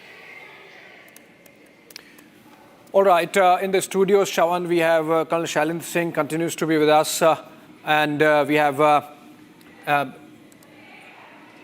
Okay, fine. So let me begin with Colonel Shailendra Singh first. Colonel Singh, you have been watching these developments over the last couple of hours. We are hearing from the Pakistani side that there is a lot of damage that has happened. They are admitting, unlike earlier, in the case of Uri surgical strikes and the Balakot air strikes, they were saying nothing has happened. Now they are admitting that India hit 24 missiles inside their territory, that we hit 9 targets, that we killed some people. Obviously terrorists, because these are terrorists, that this is terrorist infrastructure. So there is no doubt whatsoever now that this has happened. Jai Hind, Namaskar, Abhishek ji. I can only tell you one thing in my language. Na bhulenge aur na chodenge. Ab hum sirf tumhe todenge. I think India is right now going on that. And that is why you are finding first time Pakistan is accepting that the damages are there. Why? Why will they accept? This country doesn't accept anything. It doesn't accept its soldiers, it doesn't accept its government, it doesn't accept its own population. What to do? Why? Because they want to kill this topic here now. Yeah. Because they know it, that if we say nothing, and to show their awam that, okay, now we are going into India, they will suffer more damages. Yeah. There will be much more damage. What they are trying to do is, which is a very smart act, I will agree to that. Pakistanis are smart enough that way, that bhai sahab, अब यहीं पर बात खत्म कर दीजिए. Don't come again for another 90 targets. Yeah. The bigger problem for Pakistan is 9 targets. They can bear. They can bear the losses. पिछले बार 2 कौवे मरे थे, इस बार 10 कौवे मरे हैं. कोई बड़ी बात नहीं है. बड़ी बात यह है that they will get stuck with us if they get into any kind of conventional or even non-conventional. They will be stuck. Right. Let me take this to Colonel Anurag Shukla, who's also there with us in the studios. Colonel Shukla, what's next? What happens next? You think Pakistan would have the temerity really to do any counteroffensive, to indulge in any kind of counteroffensive? They should be shaken. They must be scared now. That has already been evident. That you see their statement which is going on, their own defense minister admitting, and they are trying to cool down the situation. And internationally, they have been isolated on this particular situation where they have been exposed. Now, wherever India has striked, they have striked in such a places where anybody can pinpoint and say what exactly has been targeted. It is coming out to be terror locations. So they are stuck. But what exactly you are asking, what is going to be the next, that is up to them to decide, because India is a very great mood. We want to destroy. If you want to come out, we are ready to destroy you, and we will be ready to annex our own territory, which you have been occupied for quite a long time. Absolutely. Maybe, the kind of... Yes. Give me a second. Constant, quickly, yes. When you say counter-offensive, it's this big a word. Yeah. You dare not. They cannot. Yeah, and the kind of mobilization we have across the frontier, across the borders, from the Arabian Sea to the Gulf of Kutch, to the border in Kutch, to Rajasthan, to Punjab, to Jammu and Kashmir, everywhere, full-scale mobilization. And obviously, that's something which presents a kind of wall which should scare the Pakistanis. They are already doing dummy deployments. My regiment has observed, I had given them a, drone only for observation post ke liye. And they are finding that, sir, they have deployed models of that. It is part of the propaganda. One of the terrorists had said, go tell Modi in that dastardly cowardice, act of cowardice. And now, of course... Modi has heard it. Modi has heard it, and Modi has heard it. What he heard and what you should be hearing, what they should be hearing. Yes. Okay, I'm told... Very naming of this operation says what Modi has heard and what has been conveyed. Absolutely. Modi has heard and Modi has responded. And let's go to Erawat Miraz. He's reporting from the line of control in Uri sector, somewhere there. Erawat, we are told that Pakistanis are trying to make the LC hot by violation of ceasefire agreement. How is our response? How is it going there on the ground, Erawat? Yes, Abhishek, we have seen that after this strike, we have seen there are some posts of the Pakistani in the various sectors of the Kashmir Valley. In fact, earlier we have seen they have put it down their flags, but this time they have left their bunkers empty, and they have left some 12 kilometers from the line of control areas where the bunkers of the Pakistani troopers were. But right now, we are being told from the sources that they have shifted from these bunkers towards some, they have stepped back towards some 16 kilometers from the location, the various sensitive locations along the line of control. For the security reasons, we will not mention exactly where the ongoing operations are going on across the Jammu and Kashmir. As we have seen after the strike, there are desperate attempts from the terrorists and the Pakistani troopers to target the civilians, but we have seen our forces are alert. We have seen yesterday night how our forces are alert, and they have given them the befitting reply after the deadly terror attack in the South Kashmir's Pahalgam, in which we have seen that the 26 civil lost. But this time we have seen the chaos is in Pakistan after the strike, and also we have been told that some bunkers along the line of control area, they have stepped back in the Uri sector and South Kashmir. Also we have been told from the sources in the defense that they have stepped back towards some 16 to 20 kilometers back. Yes, Abhishek. All right, those are the details coming in from the ground. Colonel Singh, Colonel Shukla, please stay with us. Let's listen once again to Foreign Secretary Vikram Misri when he made that statement about India's strikes on Pakistan, inside Pakistani territory, to target the terror infrastructure as part of Operation Sindoor. Listen.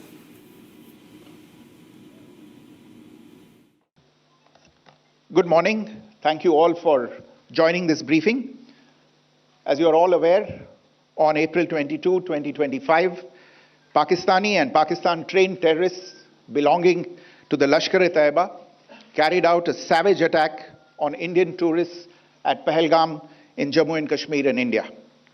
They murdered 26 people, including one national of Nepal, causing the largest number of civilian casualties in a terrorist attack in India since the 26 November 2008 attacks in Mumbai. The attack in Pahalgam was marked by extreme barbarity, with the victims mostly killed with headshots from close range and in front of their families. Family members were deliberately traumatized through the manner of the killing, accompanied by the exhortation that they should take back the message. The attack was clearly driven by the objective of undermining the normalcy returning to Jammu and Kashmir. In particular, It was designed to impact the mainstay of the economy, tourism, with a record 23 million tourists visiting the valley last year. The calculation, presumably, was that harming growth and development in the Union Territory would help keep it backward and create fertile ground for continued cross-border terrorism from Pakistan. The manner of the attack was also driven by an objective of provoking communal discord, both in Jammu and Kashmir and the rest of the nation. It is to the credit of the government and the people of India that these designs were foiled. A group calling itself the Resistance Front has claimed responsibility for the attack. This group is a front for the UN-proscribed Pakistani terrorist group Lashkar. It is notable that India had given inputs about the TRF in the half-yearly report to the monitoring team of the UN's 1267 Sanctions Committee in May and November 2024, bringing out its role as a cover for Pakistan-based terrorist groups. Earlier too, in December 2023, India had informed the monitoring team about Lashkar and Jaish operating through small terror groups such as the TRF. Pakistan's pressure to remove references to TRF in the April 25 UN Security Council press statement is notable in this regard. Investigations into the Pahalgam terror attack have brought out the communication notes of terrorists in and to Pakistan. The claims made by the Resistance Front and their reposting by known social media handles of the Lashkar-e-Taiba speak for themselves. Identification of the attackers based on eyewitness accounts as well as other information available to law enforcement agencies has also progressed. Our intelligence has developed an accurate picture of the planners and backers of this team. The features of this attack also tie in with Pakistan's long track record of perpetrating cross-border terror in India, which is well documented and beyond question. All right, General Bakshi sir, you heard that statement again. We have been playing it again and again for the benefit of viewers who might be joining the broadcast now. And essentially, General Bakshi sir, the narrative that's coming in from the Pakistani side is that they also inflicted some damage on Indian side. They are claiming, for example, that they downed some of our aircrafts. Is it not essentially for the consumption of their own population, just fooling them around? It is utter crap. The simple fact is that our aircraft have used standoff fire. They have fired from this side of the border and destroyed these targets, incinerated these bloody targets. But it has been done from one side of the border. So this crap that they started giving the disinformation, they have downed 2 aircraft, is absolute, fact checks prove it is absolute nonsense. The other fact is they are claiming, the ISPR was claiming that they have opened artillery fire on the line of control. They claim to have hit one of our brigade headquarters and one forward post. So far we've seen no damage, got no reports. Yes, they are targeting the civilian population, all right.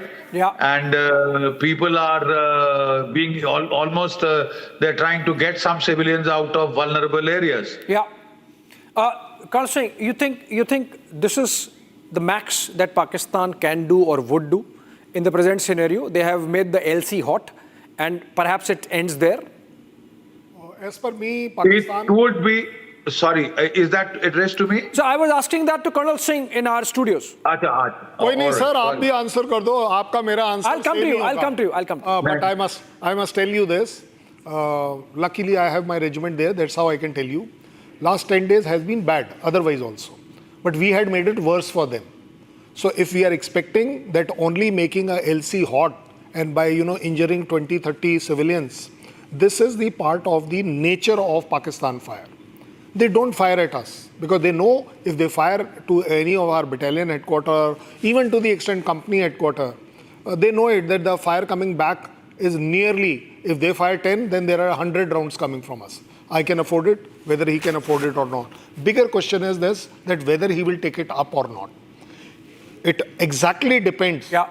It exactly depends that what does Pakistan want. Yeah. Does it want an international hue and cry? Yeah. It will strike in a bigger way. Yeah.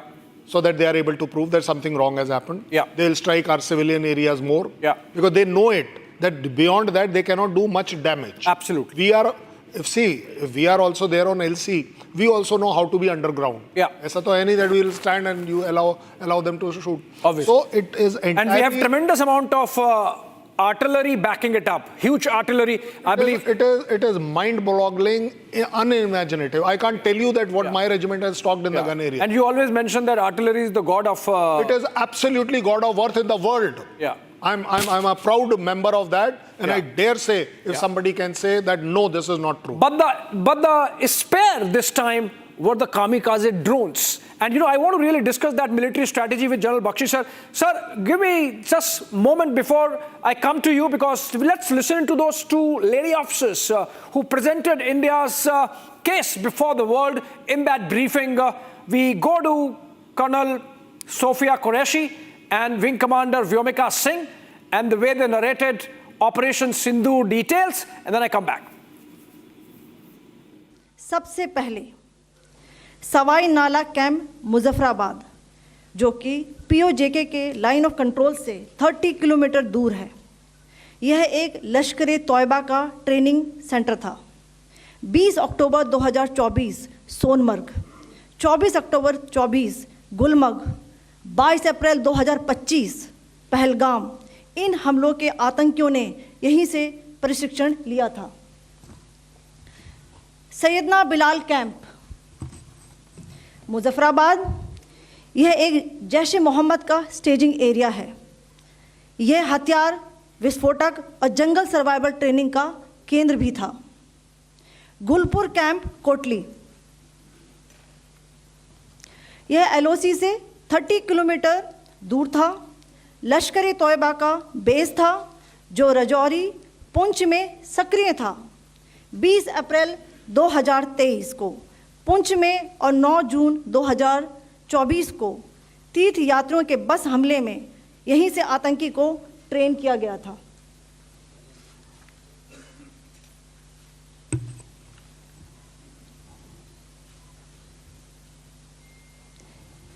Barnala camp बिम्बर, ये LOC से 9 kilometre दूर है। यहाँ पर हथियार handling, ID व जंगल survival का प्रशिक्षण केंद्र था। अब्बास कैंप कोटली,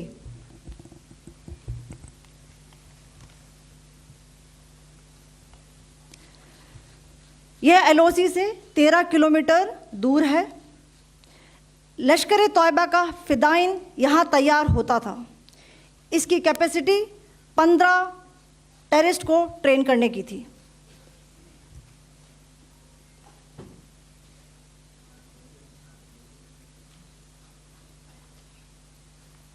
अब मैं पाकिस्तान के अंदर के टारगेट से अवगत कराना चाहूंगी। पहला, सर्जल कैंप सियालकोट, यह अंतर्राष्ट्रीय सीमा से 6 किलोमीटर की दूरी पर है, सांबा कठवा के सामने।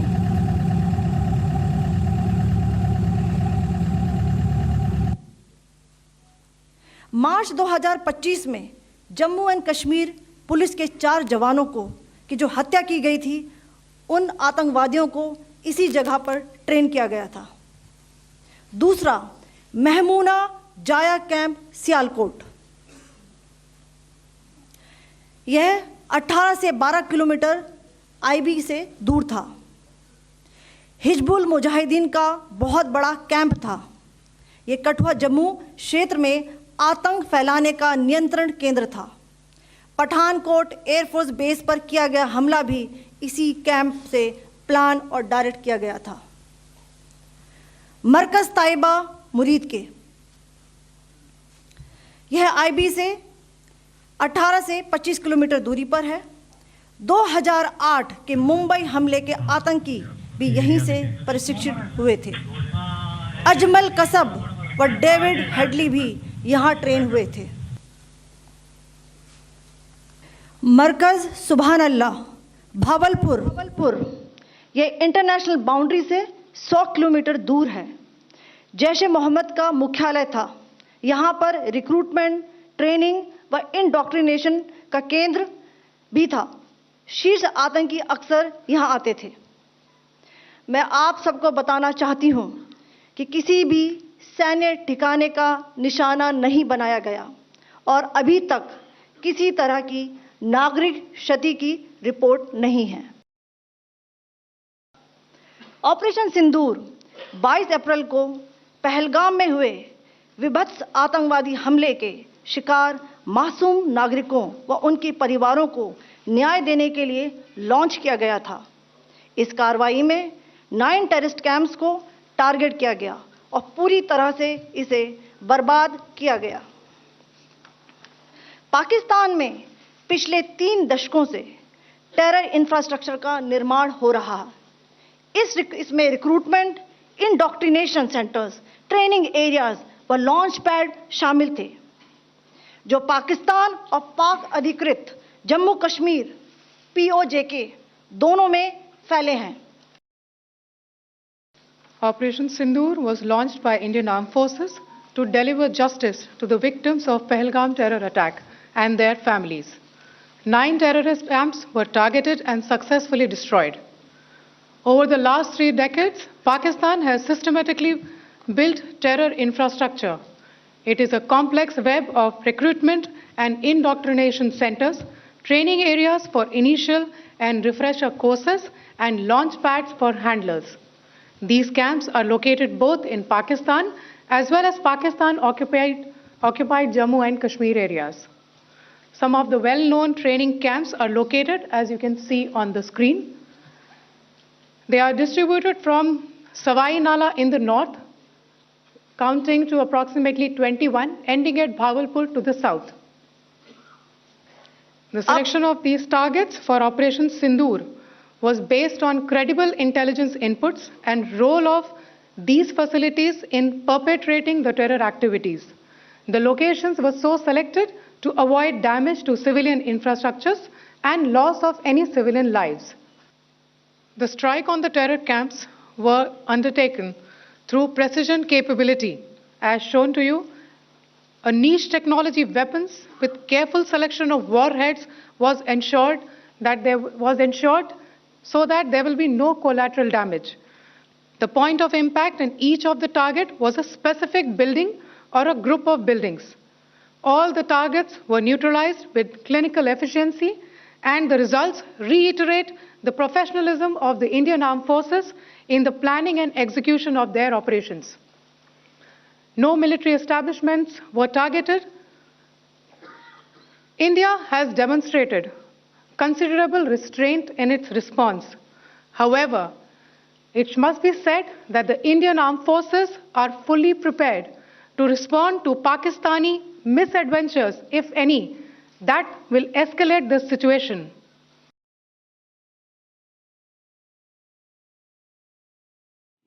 Okay, those were the details of how India picked up those targets and the precision with which those were eliminated by our forces as part of Operation Sindoor. Let's look at the timeline that was provided by Foreign Secretary Vikram Misri in the same press conference, and then I come back to the studios for a conversation.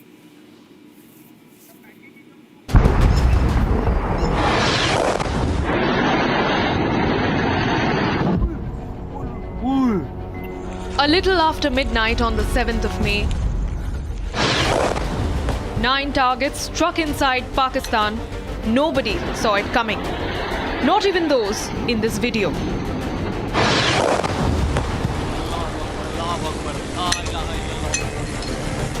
The strikes so precise that men who shot these videos have confirmed the targets.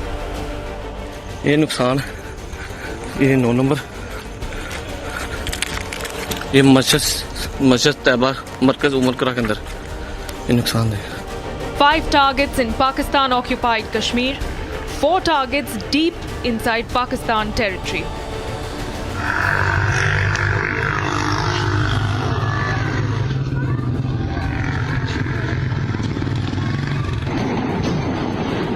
Terror camps struck with multiple hits on some targets. These visuals, captured in the dark of the night, describe what unfolded deep into the territories of POK.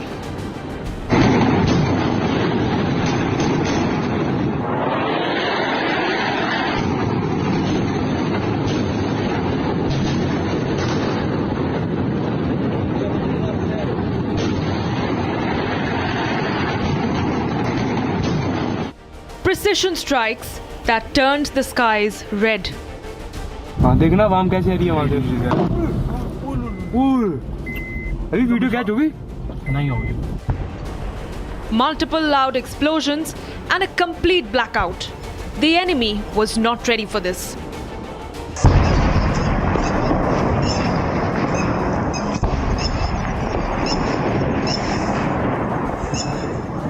Indian fighter jets hovered over the valley. 14 days after the Pahalgam killings, India has hit Islamabad hard. And as the world wakes up to Operation Sindoor, it's only the beginning of the end for the terror ecosystem of Pakistan.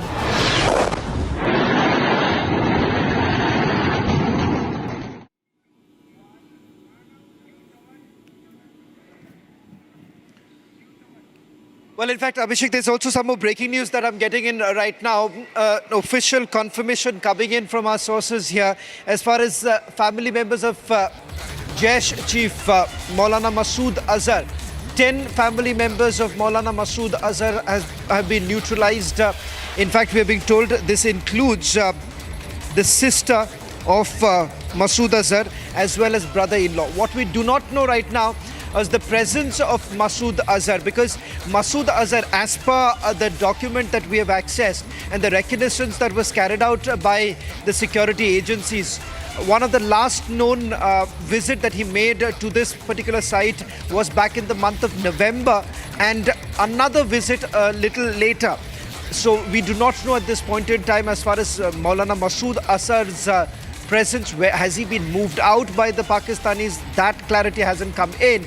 But the big blow to Masood Azhar, family members of Masood Azhar have been killed in the precision strike that was carried out at Bahawalpur. That happens to be the headquarters of Jaish-e-Mohammed. Now we're getting in more details of the family members who have been killed. Remember, Jaish Chief, his appearances also had actually reduced, Abhishek, and the fact that certain movements that were made by Masood Azhar was under heavy security of the Pakistani army.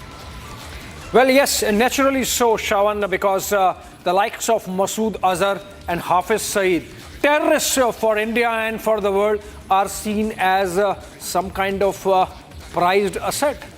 The Kohinoors of Pakistani deep state. And on that, let me come to Colonel Shukla and Colonel Singh with us in the studios. Colonel Shukla, you watched that video. The kind of precision and the exactness with which those targets were picked. We have pictures of them, videos of them, and marked out targets, the individuals associated with those terror factories, the fact that the likes of Headley and Kasab were trained there. I think this should be an eye-opener for the world as to Pakistan's cohabitation with terror. Sure, we can see the balance of military here.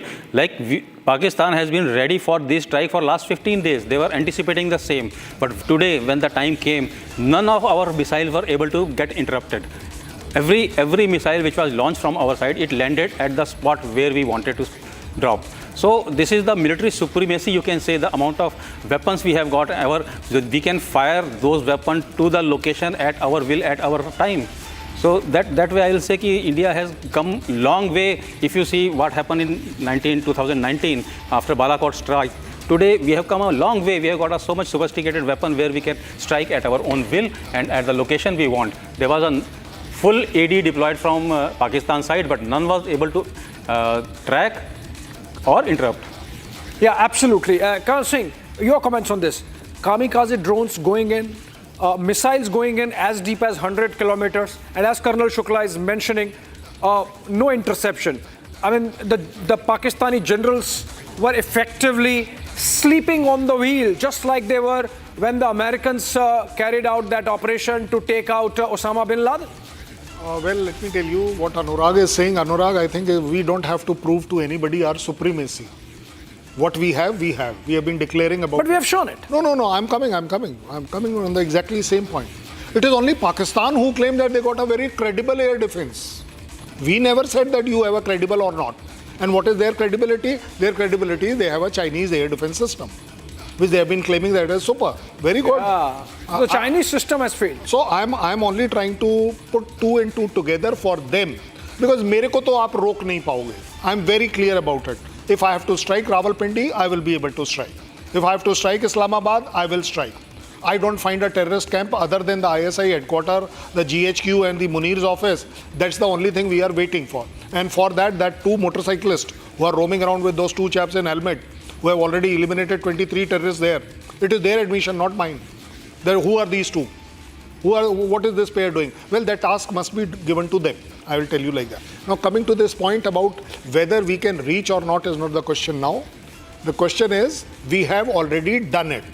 Yeah. Now, you like it, you don't like it. Now, I would like the Chinese ministry and the Chinese government to come out how effective and credible are the systems of theirs. S-400 is a weak system as per Pakistan. Yeah. It's a dud thing. But your Chinese material was very good. So it is proving time and again that whether it is the man behind the machine or the machine, F-16 was brought down by a 50-year-old Bison, MiG-21. Nobody in the world is flying that. And still, so I will rather say that it is always the man behind the machine who matters a maximum. You have a credible system, well, your credibility is established. I have stuck, I have come back. Do what you like. I think very clearly we have spelled it out. We have the capacity, capability and will to strike. You want more, please react. Yeah, and Colonel Shukla, the fact that Masood Azhar's very important. Masood Azhar's hideout inside the JEM headquarters specifically was targeted. That really gives you an idea of the kind of intelligence we have. This is not just about TechInt. You know, this is about human intelligence also. While you can mark out the JEM headquarters with TechInt, with human intelligence there on the ground, you can mark out which room of this complex Masood Azhar stays, which means we have information coming in. We have ears to the ground. And that should be something about our capacity to really take care of our security. Yes, and these capabilities we had quite long time ago also. Only thing there was a political will missing.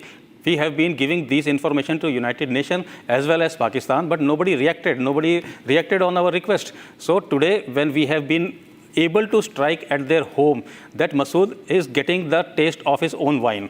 Today, he have understood that how bad it feels to lose your own people, lose your own family member. We in India, we have been losing on this terrorism for quite decades. Now it is time to give them back. Absolutely, and we are going to be joined in by more guests in a bit, but what we are essentially getting for you, friends, is... It's not only Masood's residence we knew. We know the Saeed's house also. And if you can please refer back, 50 yards from that house there was a blast. So if we can do that, well, we know pinpointedly that room of Masood is known, whether he is inside or not. All right, another breaking news development coming in. Prime Minister has cancelled his tour to Europe. He had a tour lined up beginning 9th of May, which was to take him to the Netherlands, Norway and Croatia. And Prime Minister has cancelled his trip to Europe, though that was an important foreign assignment coming in. And that has been cancelled. I'm getting this information. Can we break this down? He was to travel to Croatia, the Netherlands, and Norway trip. Shawan. Okay, Shawan, over to you, Shawan, with this breaking news development. Prime Minister has cancelled his Europe trip. So there are back-to-back a lot of developments taking place. One, the Prime Minister's itinerary has now changed. He has cancelled his tour to Europe. A short while back, we had another breaking news coming in. Ministry of Home Affairs has cancelled the leaves of all the CAPFs. That's the Central Paramilitary Forces, which is again another indication of the fact that India is all prepared. The third is multiple meetings that are actually taking place in various states. In Jammu and Kashmir, you've had the DGP of Jammu and Kashmir calling all the officers, asking them to be completely prepared at this point in time, because we are not essentially ruling out the possibility that Pakistan may be desperate to carry out a counter strike, and that is the reason why we have a backup plan that is already in place. One of the key things that we are basically focusing right now is, one, the cross-border firing that is basically underway. A short while back, we were given to understand that there is a pause right now as far as the cross-border firing is concerned. But there to remember, Pakistan has actually faced a humiliating loss. Several of the Pakistani posts have been targeted by India. In fact, what has happened is that as a response to the precision attack, Abhishek, you had the Pakistanis basically resorting to heavy artillery firing. That was also responded by India with a heavy artillery firing. But what has essentially happened is that Pakistani posts have also been destroyed. So it's a humiliating experience right now for the Pakistanis. One, you have their entire terror factory, which has been completely dismantled. The terror factory from where several of the attacks in Jammu and Kashmir were basically planned, they were hatched.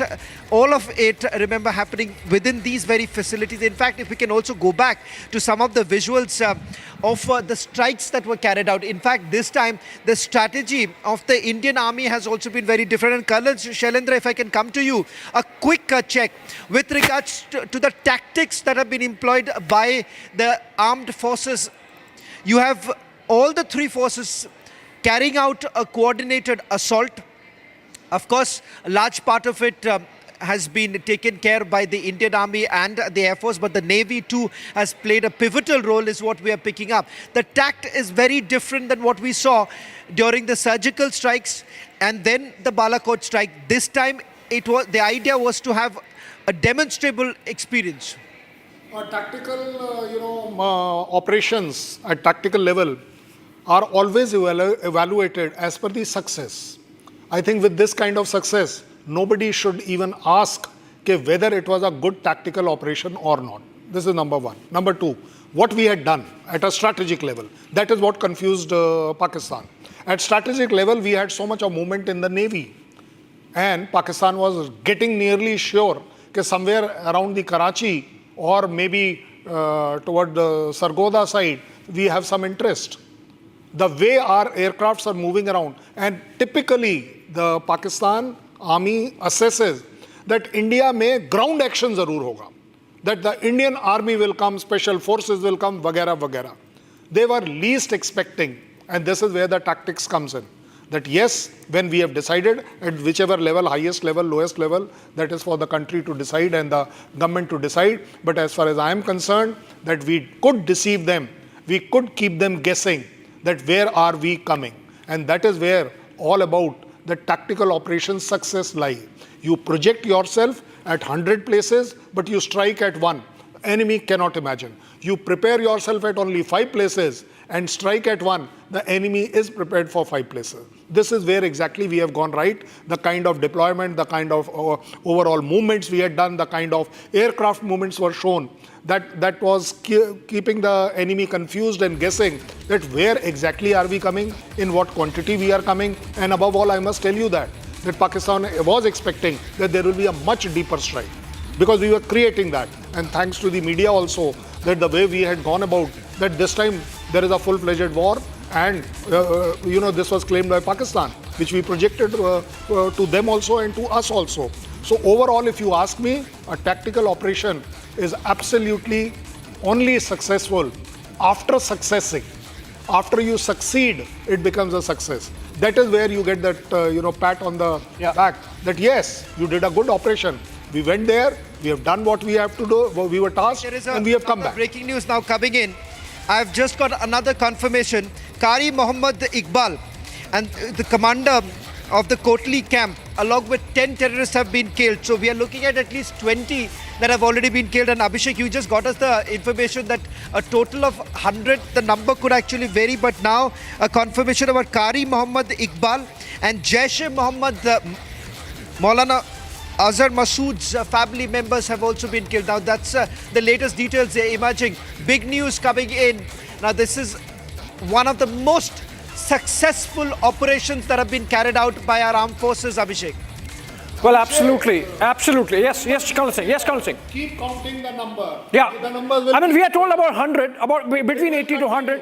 I was told 100 and around about, because we will not know the exact number anytime soon. But the fact of the matter is, these are specifics and they will keep trickling in. Yes, Shawan. On a lighter note, because when I was actually, speaking to a source of mine in the intelligence agencies, I was saying, why are you releasing it, piece by piece? He's saying that, the counting is still on. So that's on a lighter note, but as I said, the numbers are they're going up, and this time it's very, very different. And perhaps if we can also take that comment from one of our veterans there, that I find it very, very significant, because perhaps they've improvised on what they had carried out during the Balakot strike, and this time they were basically going right, the depth, the strategic depth, and the fact that they have got the window at the very time when these terrorists were actually present in those facilities. Well, absolutely, Shawan. And, the number, is there some poetic justice to it? Because Pakistanis have admitted that 26 of their citizens are killed. 26 were murdered by Pakistani terrorists in Pahalgam. And now they're admitting that their 26 citizens are killed in the strike. The number is much higher. And in fact, it will be a while before Pakistan admits it, because as of now, their army seems to be in a salvage mode, salvaging their reputation. And that's why a lot of counter-information warfare is going on, Colonel Singh, if not counter-measures in terms of military action from the Pakistani side. If there are only 26 people killed, तो जनाजे इतने ज़्यादा क्यों उठाए जा रहे हैं? वो जो बुकिंग हो रखी है खड्डा खोदने की, वो उतनी ज़्यादा क्यों है? You see, you can please Google it and find out. It's not rocket science. You tell anybody from Pakistan, he'll tell you why there is a rush of janazas going in a particular direction. Yeah. 26 is nothing. Yeah. 9 places, it averages out maybe 5 or 7. That's all. And though, of course, there is a tremendous amount of ceasefire violation happening. Huge level of ceasefire violation happening. This figure will go up. They will themselves come. The public will demand. The people who have been lost, they are the one who will tell you that what they lost. Pakistan government doesn't lose anything. Pakistan army doesn't lose anything. So 26 is all the headquarters where Pakistani army trainers were there, handlers were there. That figure is what hurting them. And that's why they are accepting it. Because they have to answer the families कि मेरा बंदा कहाँ गया. That is where the figure may be 2025. Space is not just a destination. It is a declaration of curiosity, courage, and collective progress. India's space journey reflects this spirit. From launching a small rocket in 1963 to becoming the first nation to land near the south pole of Moon, our journey has been remarkable. Our rockets carry more than payloads. They carry the dreams of 1.4 billion Indians. India's achievements are significant scientific milestones. Beyond that, they are proof that the human spirit can defy gravity. India made history by reaching Mars on its first attempt in 2014. Chandrayaan-1 helped discover water on the moon. Chandrayaan-2 gave us the highest resolution images of the moon. Chandrayaan-3 increased our understanding of the lunar south pole. We built cryogenic engines in a record time. We launched 100 satellites in a single mission. We have launched over 400 satellites for 34 nations on our launch vehicles. This year, we docked 2 satellites in space, a major step forward. Friends, India's space journey is not about racing others. It is about reaching higher together. Together, we share a common goal to explore space for the good of humanity. We launch a satellite for the South Asian nations. Now, the G20 satellite mission announced during our presidency will be a gift to the global South. We continue to march ahead with renewed confidence, pushing the boundaries of scientific exploration. Our first human space flight mission, Gaganyaan, highlights our nation's rising aspirations. In coming weeks, an Indian astronaut will travel to space as part of a joint ISRO-NASA mission to the International Space Stations. By 2035, the Bharatiya Antariksh Station will open new frontiers in research and global cooperation. By 2040, an Indian's footprints will be on the moon. Mars and Venus are also on our radar. Friends, for India, space is about exploration as well as about empowerment. It empowers governance, enhances livelihoods, and inspires generations. From fishermen alerts to Gati Shakti platform, from railway safety to weather forecasting, our satellites look out for the welfare of every Indian. We have opened our space sector to startups, entrepreneurs, and young minds. Today, India has over 250 space startups. They are contributing to cutting-edge advancements in satellite technology, propulsion systems, imaging, and much more.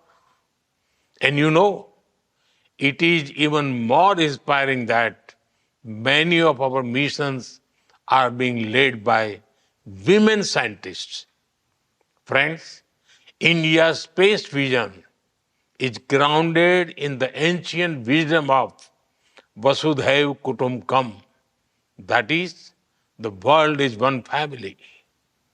We strive not just for our own growth, but to enrich global knowledge, address common challenges, and inspire future generations. India stands for dreaming together, building together, and reaching for the stars together. Let us together write a new chapter in space exploration, guided by science and shared dreams for a better tomorrow. I wish you all a very pleasant and productive stay in India. Thank you. No,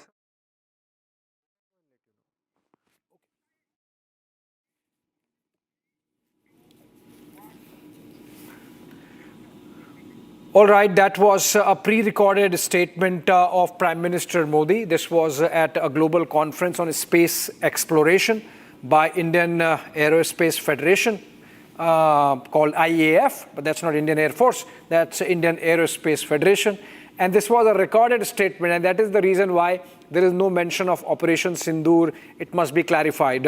This was a recorded statement. Prime Minister had recorded this statement yesterday to be played at this conference, obviously, because people there would have known what is going to happen overnight, and that's why this statement recorded earlier.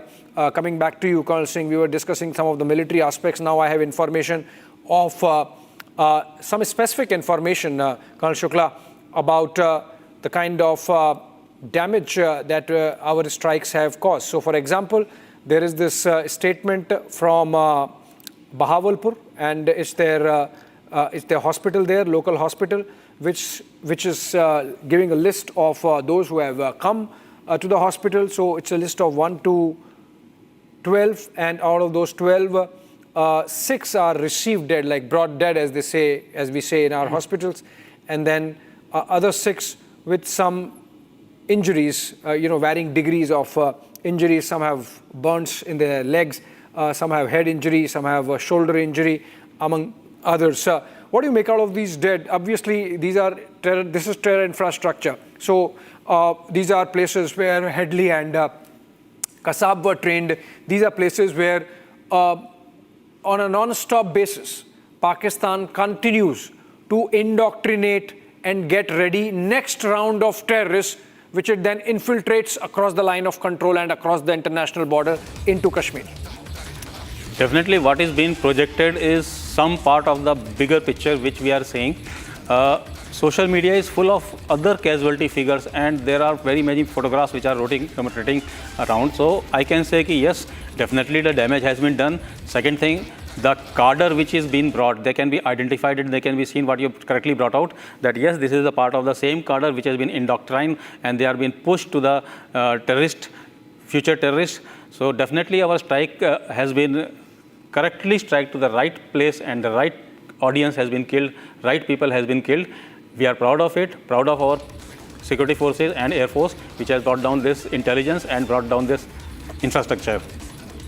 All right, this is basically just one list from one hospital. So obviously 9 locations spread across 6 districts of Pakistan. There would be more lists, obviously. Colonel Singh.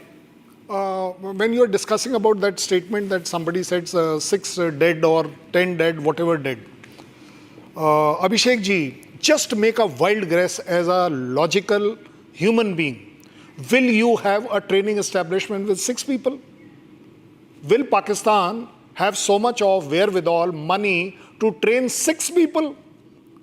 If that is the state, then why are they claiming that they have got such huge number of terrorist training camps? There cannot be a camp. A camp cannot be called a camp with 6 to 10 people. It has to be more, logically also. Even if you are thinking, absolutely mad, you are insane, that you have no, terrorism-related knowledge or military-related knowledge.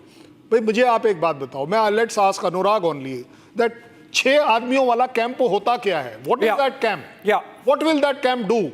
Yeah. So, now I'm prepared to go by that hospital, by the way. I'm not denying that.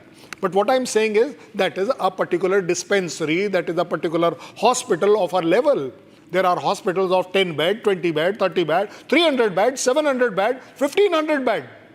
So a particular hospital receiving 6 may be only a stopgap arrangement. There are 9 places. Colonel Singh, also we are getting the sense from the Pakistani side that they are really scared, because they have, I think, understood that Operation Sindoor is just 1.0. if they do anything, yes, there is going to be Operation Sindoor 2.2 also. Because look at the statements. They are saying that we have inflicted enough costs on India. We have downed their planes, which obviously they have not. They are saying we have hit back at some of their targets. They have escalated the ceasefire violation along the LC and of course the IB. They have made statements to the effect that if India does not do more, we will not do more. We have it from Khaja Asif, the Pakistani defense minister. Now we are hearing reports that they are going to take journalists to these affected areas of Muzaffarabad, Muridke, Bahawalpur, Adampur, Kotli, etc. Which means obviously, as of now, there is no further escalation. So Pakistan perhaps has realized that this time it's not going to be Operation Swift Retort because India is much more prepared than it was earlier. You know that figure which they themselves are claiming 26 killed. Just visualize it. 26 tourists killed, 26 people killed. They want that, okay, fine, you have had your revenge. This is what they are coming to this point regarding going to that, taking the journalists there. Take me there, na? Invite my journalists. Abhay, you people say transparency. So let's have transparency. Please invite Republic. Let us see. Why are you not inviting us? Yeah. That if you are so confident that do kauwe bhi nahi mare is baar, then please invite us. Yeah. Whereas you are talking about international, jaanch kara lo, nispaksh jaanch kara lo. Yeah. Let's call the international core of media. Yeah. Include me also in that. Yeah. Where is the problem? Yeah. You see, this dramatics, what they have been earlier also doing, every time doing. It's nothing new. Not only to their own awam, to me and to the world. We all know. Otherwise, by now, 107 countries would have chosen their side to be on their side. Yeah. Not 3 countries. Yeah. And maybe the 4th one, which is claiming Malaysia. Yeah. That yes, we are also with them. Yeah. Oh, fine, you are with them. So all 4 of you are terrorist states. Yeah. You are also sponsoring state terrorism, as far as I am concerned. Yeah. Let the world see it. Yeah. If not today, tomorrow, somebody will suffer from their country and then they will realize. Yeah. The problem is that Jaishankar ji said very well, your terrorism is terrorism. Yeah. My terrorism becomes a freedom fight of somebody. Yeah. So even if it is that way, let me and my country decide. You didn't take us in confidence about Osama bin Laden. Why will we take you in confidence of what attack we are doing and how we are doing? We will not do that. We are probably at the highest of the level. Might have said, no, sir, we are not going to listen to anybody. We are going to do something. That something can be my way. Absolutely. मेरी लकीर मेरी है. Absolutely. मैं उसे खींचूंगा. Yeah. मुझे आज के बाद पूरी दुनिया की परवाह नहीं है. हम इज्जत करते हैं. लेकिन ये हमारी कमजोरी नहीं है. Yeah. And viewers need to know the kind of preparations that are already in place and the arrangements that are in place in case we have to escalate in response to any Pakistani misadventure. So we have airports in Amritsar, in Srinagar, in Leh, in Jammu, and a couple of other places that have been shut. They are not available for civilian use. Also, the flights are, rerouted, and all those arrangements, even as, of course, an important meeting going on at the 7 LKM, which is, of course, the official residence of the Prime Minister, which also has his office. And we are getting these pictures live of the CCS having ended, and Union Home Minister Amit Shah seen leaving the place, which means the meeting has ended. Remember, the Home Ministry just a while back issued a notice and asked all the Central Armed Paramilitary Forces to cancel leaves of all personnel, which means the internal security front is being beefed up. The reserves are being strengthened just in case, it seems does not happening as of now, but if it happens, we are there ready with at all levels of mobilization. We are not even cancelling our mock drills for the public. You see, we know how immoral can be Pakistan. When it can attack an innocent tourist, then it will always target our civil areas also. Maybe whatever we may claim. But they have this habit, characterlessness, that they can come. So if the last target available to them, because other targets are all generally VPs, very important areas and points, are already protected. We will have air protection also, everything. But for the public, now the public also stood up to be ready by the mock drills. I want to go to Colonel Shukla. Okay, let's play those targets, and then we will discuss those specific targets with our team here of experts. Look at the targets that have been hit. 26 innocent lives lost. 2 weeks later, all of the 26 innocent lives avenged. Operation Sindoor 22 April को पहलगाम में हुए विभत्स आतंकवादी हमले के शिकार मासूम नागरिकों व उनके परिवारों को न्याय देने के लिए लॉन्च किया गया था। इस कार्रवाई में 9 टेररिस्ट कैंप्स को टारगेट किया गया और पूरी तरह से इसे बर्बाद किया गया। Not only did Pakistan not see this coming, but its worst nightmares were brought to life in the wee hours of Wednesday as India launched the first tri-services operation against Pakistan since the 1971 war. The Indian Army, Air Force and the Navy launched a coordinated operation striking hard some of the most significant and long-standing terrorist training hubs deep inside Pakistani territories. Good morning to everyone across the country. We've hit back. Ladies and gentlemen, the big breaking news story of the moment. If you can hear me tonight, can I be put on air? Thank you so much. Thank you, Aditi. All right, because I want to recap exactly what is happening as of tonight, as of this minute, 33 minutes past 2 a.m. on the 7th of May. History has been made. This is a very direct and straightforward attack by the Indian Army we are reporting tonight. Ladies and gentlemen, Pakistan has been hit. Muzaffarabad has been hit. A total of 9 places in Pakistan have been hit. The operation has dismantled 9 major targets of the Lashkar-e-Toiba and Jaish Mohammed. Bombs were also rained on Hizbul Mujahideen hideouts inside Pakistan. India's retaliation used precision strikes and long-range standoff weapons at 9 locations, flattening the logistical, operational and training infrastructure of terror groups.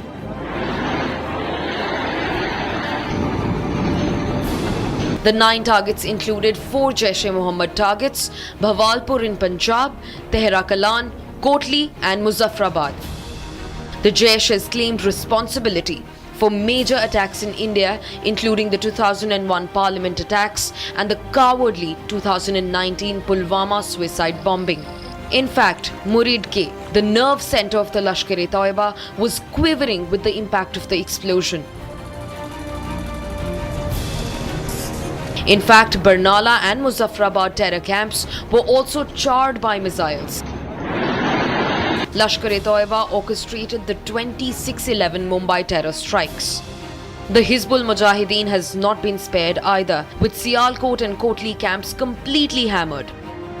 The terrorist group has been active in multiple attacks across the Kashmir Valley. Each of the 9 sites selected for the operation had a history of association with major terror plots and infiltration attempts directed at India. India has hit back, and it has hit back harder than ever. The message is as clear as it can get: zero tolerance towards terrorism and its dirty state sponsors. All right, we are also joined in by Lieutenant General Rajendra Singh, but before I go to him, Colonel Shukla, you were mentioning about we having this capacity earlier also, but this time we have come out really hot. We have really escalated in terms of our hot pursuit also, from Uri to Balakot to now Operation Sindoor. This is really next level, and it would become very difficult for Pakistan to get into any misadventure without realizing that the next time could be even worse than this in terms of we inflicting costs on them. Sure, and Pakistan should also understand what there lies in their arsenal. If we are going to strike, how they are going to protect themselves, and if they plan to strike us back, what they have got for us. See, in last 5 years, if we start from discussing from 2019 onwards, the amount of weapons which we have acquired, including the drones technology and the precise weapon technology, then satellite, we have got our own satellite system, then NVDs and other things, sophisticated technologies which we have absorbed. This is much, much, much way beyond what Pakistan could have. And today the battlefield transparency is so good that in the darkest of the night, we are able to pinpoint and strike our target from the land of our own without crossing any line of control. So much water has passed since last 5 years, and we are sitting on the home grown technologies, and we have absorbed the technology to such an extent that where we sit confidently today, and I can assure my citizens today that be confident of our army. We have got a very tremendous high-tech equipments where we will be able to take down the Pakistan sitting here without crossing the land. लेकिन यार उन्होंने वो जो technology हमने तो ले ली, उन्होंने क्यों नहीं ली? They have been also claiming. They have been claiming, but that is totally evident when Mi-24 missiles went inside their territory. None of them was able to interrupt. No, I think it's not just about the machine. It's about the men also. This is what I'm saying. How you employ, how do you strategize, how do you create a deception? Everything matters. And I think India has really sort of drawn a red line. Let me get in Lieutenant General Rajendra Singh on this. Very good noon to you, sir. And thanks for joining us in the broadcast. Your first comments after whatever India has told the world with that press conference, a statement at multiple levels in terms of making clear the targets, making clear the proof with the videos, making a statement of sorts with those two lady officers addressing press conference, given the fact that women were actually targeted by those cowardly terrorists. It's not the men who were killed. It's about the women who were widowed by those mountain rats there on that day of April 22. Your first comment, sir. Yeah, thank you very much. Thank you very much for inviting me to your channel. I think today is a great day. It is a great day for a number of reasons. Firstly, I think the way our armed forces and our political hierarchy has conducted these operations is fabulous, to say the least. They have been able to achieve a complete surprise.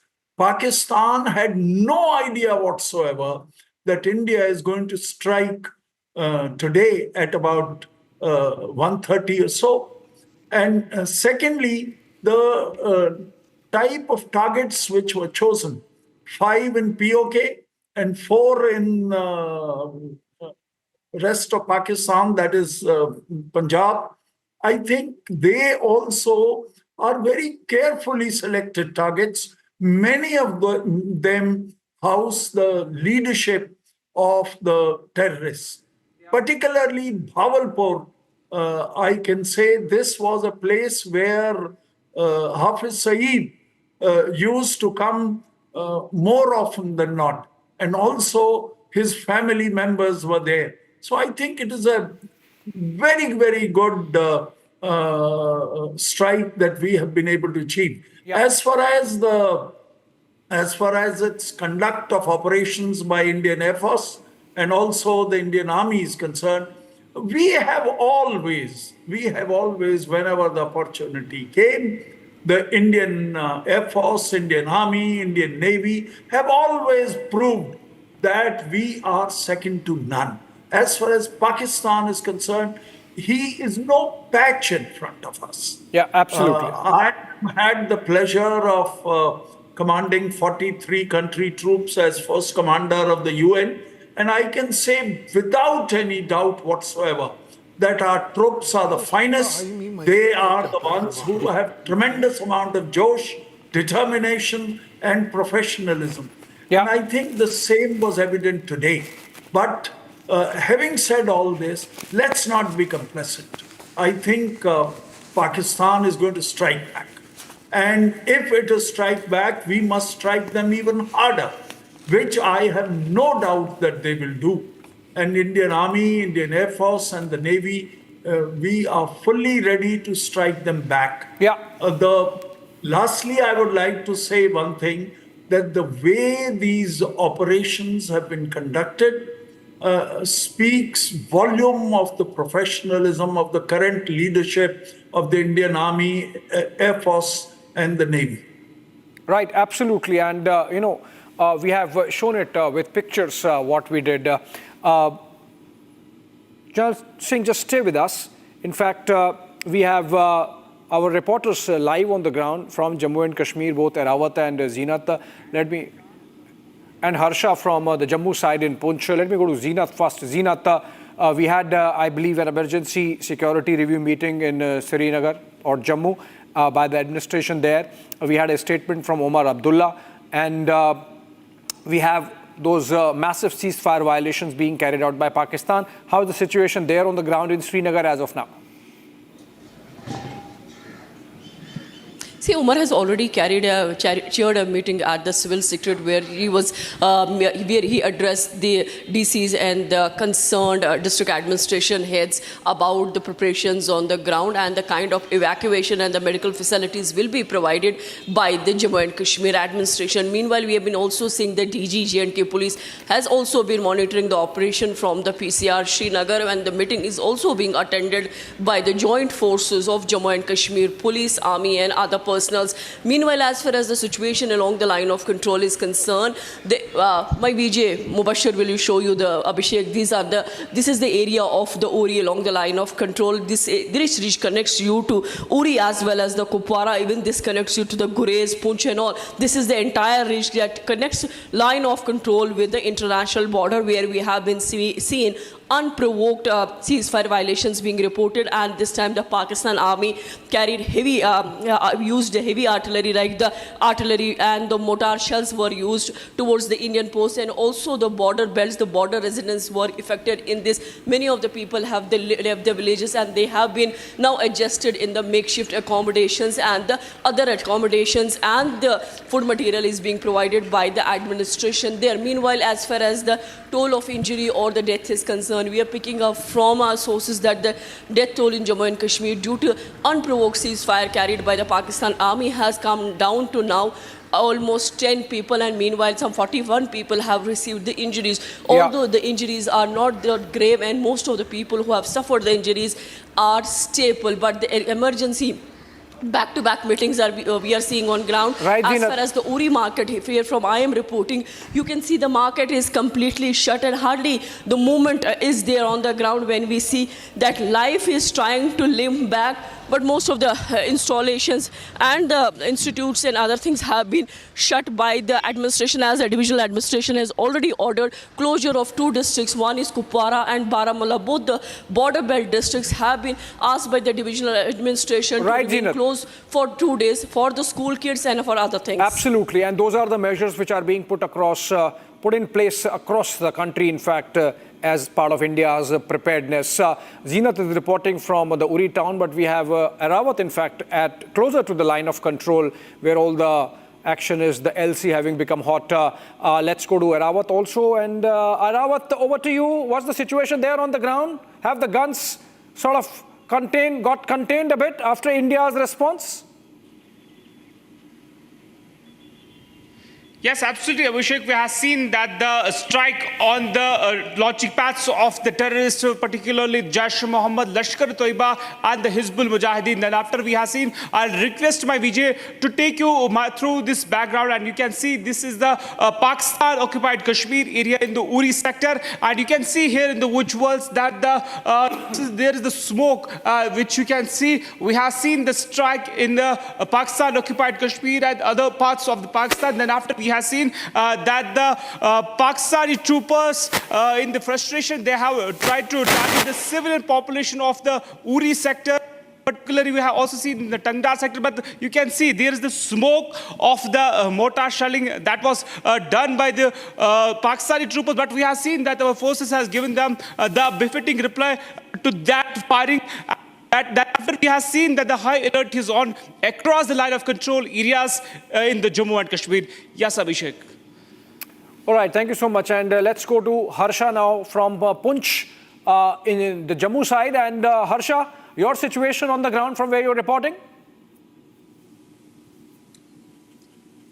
So, Abhishek, right now I am in the Mentor block in the Poonch district. This is the same place from where yesterday India initiated its Operation Sindoor. The airstrike was launched from this very place. This place is very near to LC. I'd like to show you the visuals as well, how far I am from the LC. Not much far, just 20 meters. And if I'll give you the sense of the entire area, after the airstrike, the Pakistan also resorted to the mortar shelling from their post, which is behind these mountains. But as far as we know, know, there has been no collapse or destruction in the villages for now. Also, at that particular time, many villagers shifted to the bunkers which they have constructed. There have been no casualties which has been reported so far. So right now the situation seems to be normal.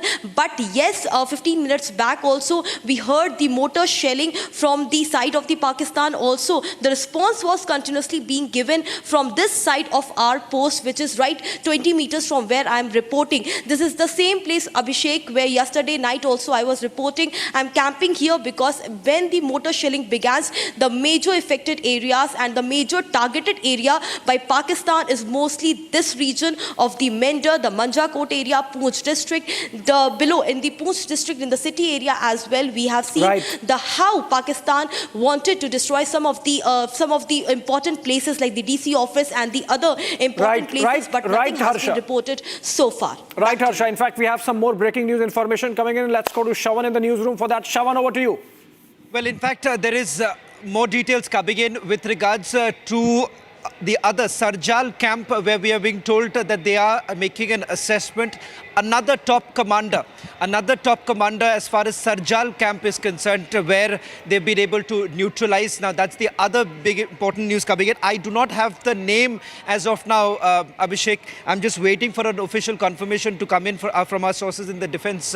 Right now, there is another assessment that is basically going on with the number of terrorists who are present in Sarjal, because there too, remember, you've had some of the key commanders who were present when the strike actually took place. So effectively, what's happening, just in a nutshell, if you allow me, Abhishek, just to tell our viewers, what has happened is that they've had the last intelligence input that has come in.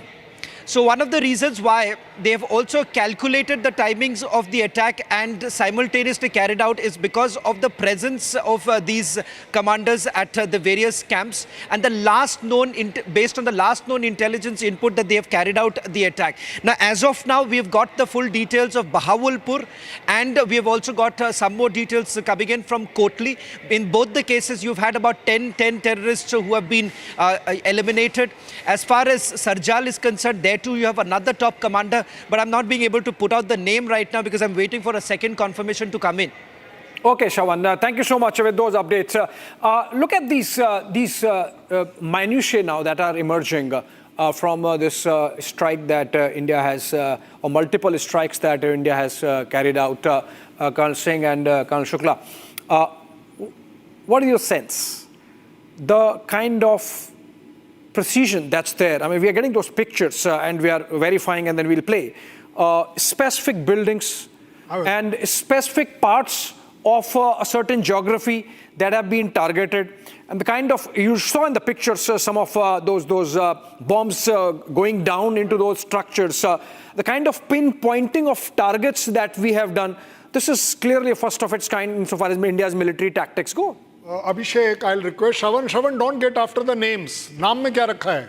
The chap is dead. Very simple. We wanted him dead. Now coming to your point very specifically. When Shawan says 10 people's report has come, why? What you said, it is because of that. We were very selective. We were very pinpoint. Let the gentleman get the benefit and get away that he was staying in the next building or in the next room. But we bombed a particular place. If I wish, you can blow up that on the screen, and it will draw a lot of clarity for the public to understand that what precision are we talking about. वो जो white वाले जो 4-5 building में जो आपको दिखाया जाए, इधर भी देखिए ये वाला जो अभी आपका चल रहा है. Now this, the way there's also another breaking news now the buildings around it. On the more information coming in, more information. Abhishek, Aishwarya has just got us the details that the Prime Minister has now congratulated the team that was behind the strikes that were basically carried out. He's congratulated the forces in the cabinet meeting that has taken place. He's also told the Raksha Mantri to be with the forces as soon as possible. And Raksha Mantri, there's a high possibility, could actually move to the border areas also. Now, that's the big breaking news now coming in. The Prime Minister has basically instructed the Raksha Mantri to move to the border areas. Now, when would that visit take place? That is not known. But in the cabinet, the Prime Minister, of course, was full praises for the kind of fantastic work that our forces have essentially done. And this, ladies and gentlemen, Abhishek and all our veterans who are there in the studio, this by far is one of the best intelligence gathering that we have essentially done. And that is the reason why, now that the report has basically come in of the number of terrorists who have been killed, and Colonel Shailendra, I completely agree, naam mein kya rakha hai, but at the same time, these are the same very terrorists. Now look at how it was. Ranjan, that's from the ministers, not from PM. Sorry, Abhishek, you were saying something. All right, Shawan, basically we are getting this information based on what happened in the cabinet. Essentially, Prime Minister commending our forces for the tremendous success that they have achieved with this precision targeting of the entire terror infrastructure inside Pakistan, be it Jaish-e-Mohammed, be it Lashkar-e-Taiba, be it Hizbul Mujahideen, be it other associate organization, affiliate organizations, they have been targeted. And pictures keep coming in from Pakistan of the kind of damage that has been caused in terms of taking down of this infrastructure. Prime Minister, of course, commending the forces for coordinating and executing this fantastic Operation Sindoor. He has also asked Defense Minister Rajnath Singh to be with the forces, and obviously which means that he would have to travel and be with the forces at the border. Remember, this has been, in fact, one of the underpinnings of this government, to be seen with the forces and to strongly back them in times of war and peace. So while Defense Minister Rajnath Singh would travel to the border areas now, we have seen Prime Minister himself during occasions like Diwali, among others, not spending time at his home, but being with the forces at the borders every year that he does. So there is a message there, just as there is a message here now with the Prime Minister asking Defense Minister Rajnath Singh to travel and be with the forces at the border. Let's look at some other details coming in, one of which is that the Union Home Minister has instructed all Central Armed Paramilitary Forces to be ready and to cancel all leaves of their personnel. Also, Colonel Shukla, we are presenting a picture of being in control of the situation to a level. We are also showing that Pakistan is not the only thing India deals with. While we are dealing with Pakistan in the manner that we should, we are signing a India-UK trade deal that happened last evening. And then in the cabinet that has taken place, we have taken n number of decisions, including expanding the IIT's network, the Indian Institute of Technology, right up to Andaman, among other things. So essentially, a message that we are in control, that while we do rest of the things, we can take care of Pakistan also. See, India has got stuck with this situation because of the misadvantage of the Pakistan. Otherwise, our ultimate long-term goal is to reach to the third largest economy in the world. So we have been rolling on those parts, and we have putting very hard work, and we cannot be derailed from our target. So if in the way there's some situation has come where we have to engage our forces and energy for some time, it's okay. But definitely this is not the target of us. This is not the distraction for us. It will pass by the time, and there are forces who will take care of it. Our main aim of the country is moving fast, country is growing, country is developing. So definitely we are moving towards the third largest economy in the world. Target has already been given to 2028-27, and hopefully we should be able to reach the same. Absolutely. In fact, we are getting pictures from outside the Pakistan High Commission in New Delhi, and these are evocative because remember, a day after the Pahalgam terror attack, when we had our cameras, media teams there outside the Pakistan High Commission, not day after the terror attack, but the day that India had decided to reduce the mission size and to cancel all Pakistani visas, there was someone carrying a cake inside the Pakistan High Commission. And now we have those pictures. Can we play those pictures coming in from outside the Pakistan High Commission, as I am told, in New Delhi?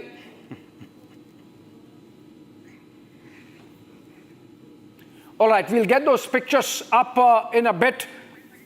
Yes, just about 10 seconds, but Prime Minister there, commending the bravery of our soldiers and the brains of our security apparatus in the manner in which we executed Operation Sindoor. Payback time to Pakistan. This is not embassy, this is High Commission. Make it High Commission, Pakistan High Commission in New Delhi. And some enterprising citizens there carrying cakes because the manner in which somebody in the Pakistan High Commission was carrying a cake the day after India decided to suspend the Indus Water Treaty and cancel all Pakistani visas and reduce the Pakistani High Commission staff. That was after the first Cabinet Committee on Security that took place on April 23. And so those pictures were for April 24. And now we have some enterprising Indian citizens reaching there in the Pakistan High Commission and with cakes in hands. We have Lieutenant General Singh still with us. Lieutenant General Singh, if you're there, how do we take this forward? How would we take this forward?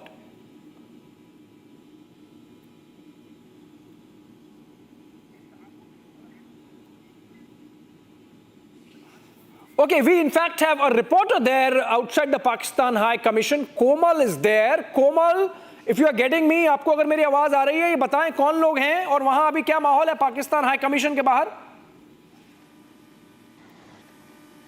देखिए बिल्कुल आतंकिस्तान को एक करारा जवाब मिल गया है और उसके बाद अगर हम देश की बात करें तो देश में देखिए लोग जो है वो खुश है, कह रहे हैं कि बदला ले लिया गया है। लेकिन इस बीच देखिए पाकिस्तान हाई कमीशन के बाहर की तस्वीरें दिखा रहे हैं, केक लेकर के आप पहुंचे हैं और अब देखिए केक भी कटिंग करेंगे। साफ तौर पर इनका ये कहना है कि जब पहलगाम में आतंकी हमला हुआ था तो एक शख्स केक लेकर के जा रहा था और अब ऑपरेशन सिंदूर हुआ है इसलिए आप केक काट रहे हैं।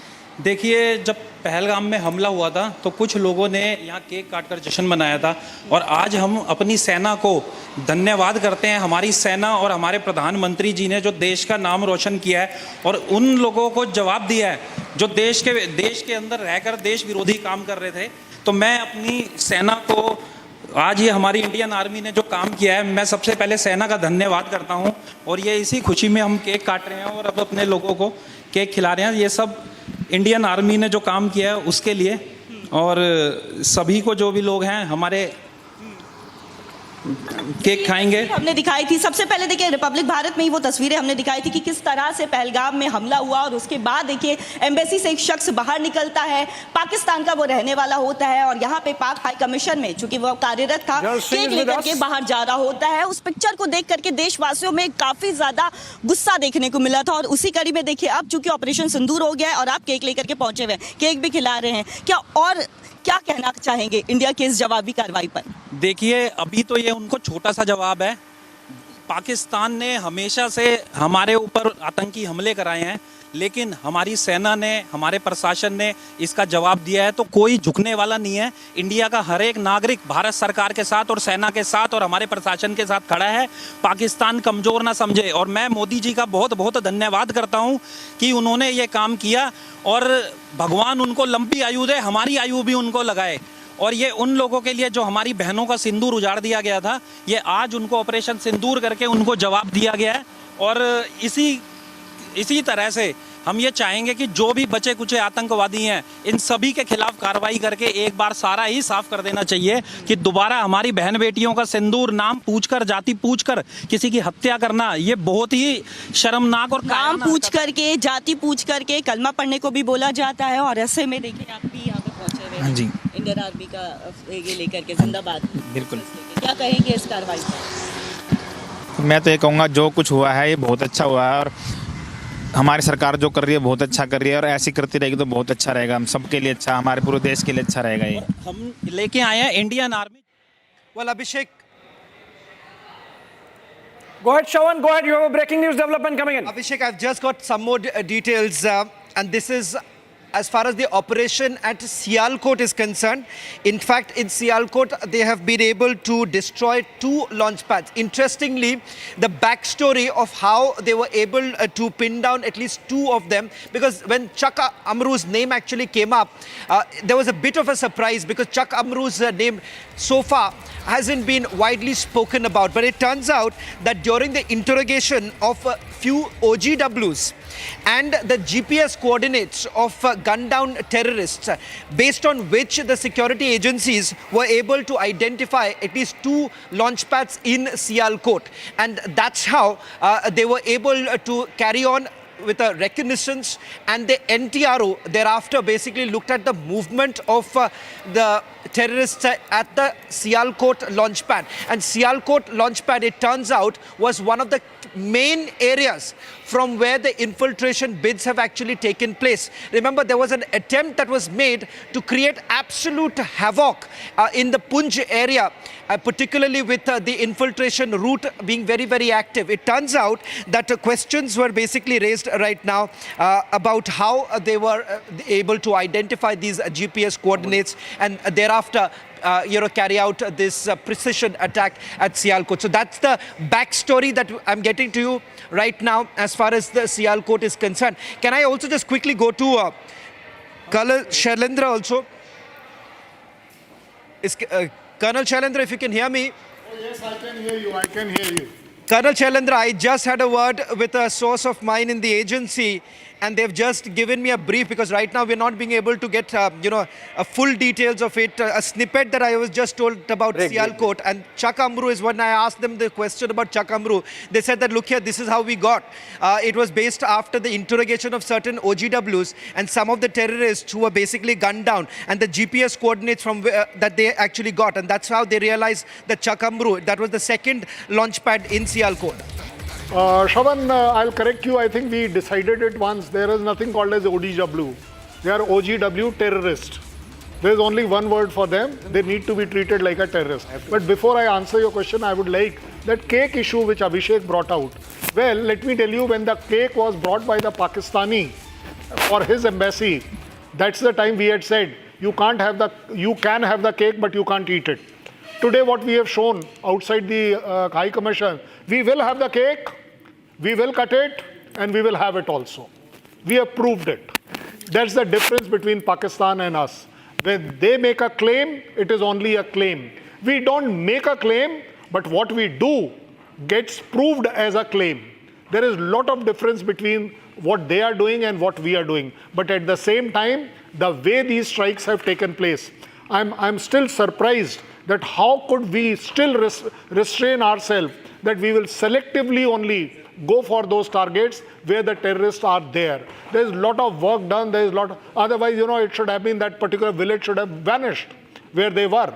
As per my philosophy, there's nothing called as humanitarian grounds when it comes down to anybody who's harboring terrorism. He needs to be treated like that. Kashmir should get up and start treating OGWs as terrorists. There is no third word. Let the police, CRPF, everybody get onto this system. And it is exactly the same. जब आपने पत्थरबाजों को पकड़ना शुरू किया, that it will be treated as a crime and terrorism, you can see what is the result. डंडा चलाना पड़ता है.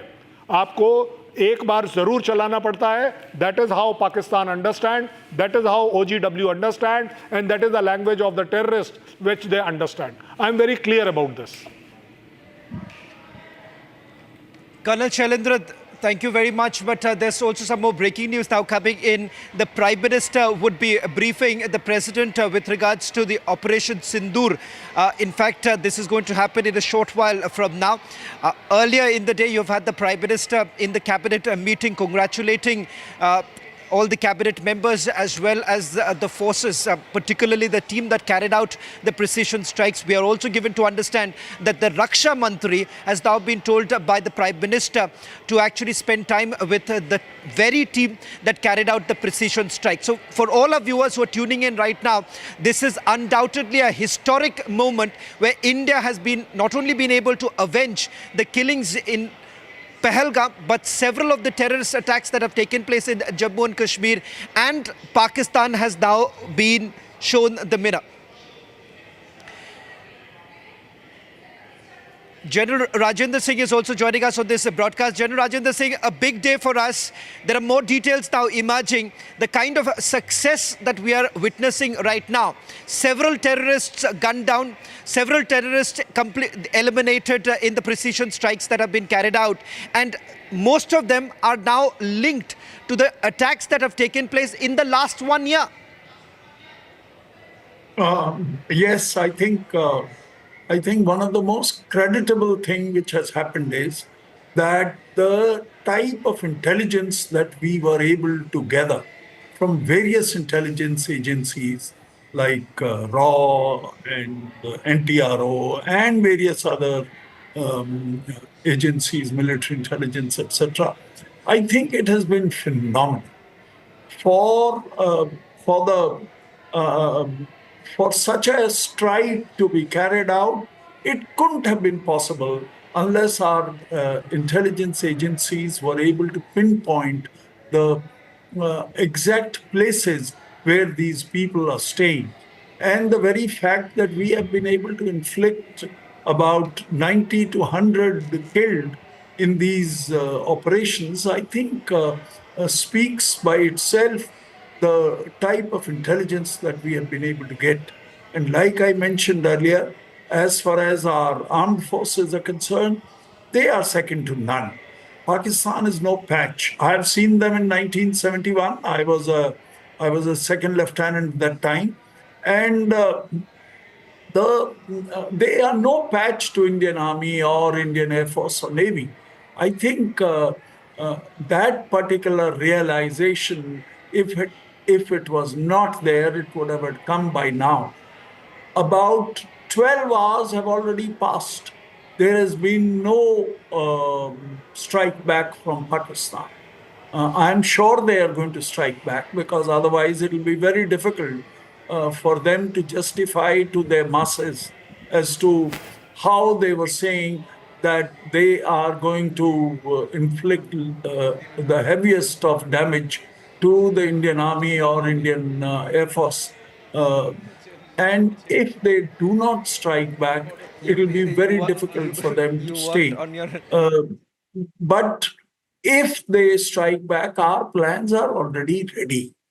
These plans, I am sure our chiefs and our military operations and air operations would have it already firmed up, people briefed, and the aircrafts / drones / the troops required to carry out any countermeasures would have been made ready already. And I think the way we have responded up till now is creditable. Along the LC, we have responded by responding to their artillery barrages with our own heavy volume of artillery onto their posts. I think the same thing is going to be carried out in case they further escalate the situation in LC. What kind of response will Pakistan make? It is difficult to say, but they have a number of options. I think the kind of strikes that we have made, in which we did not target any military installations of Pakistan, it will be difficult for them to justify in case they target any military installations of India. But what could be the other targets? Only the time will tell.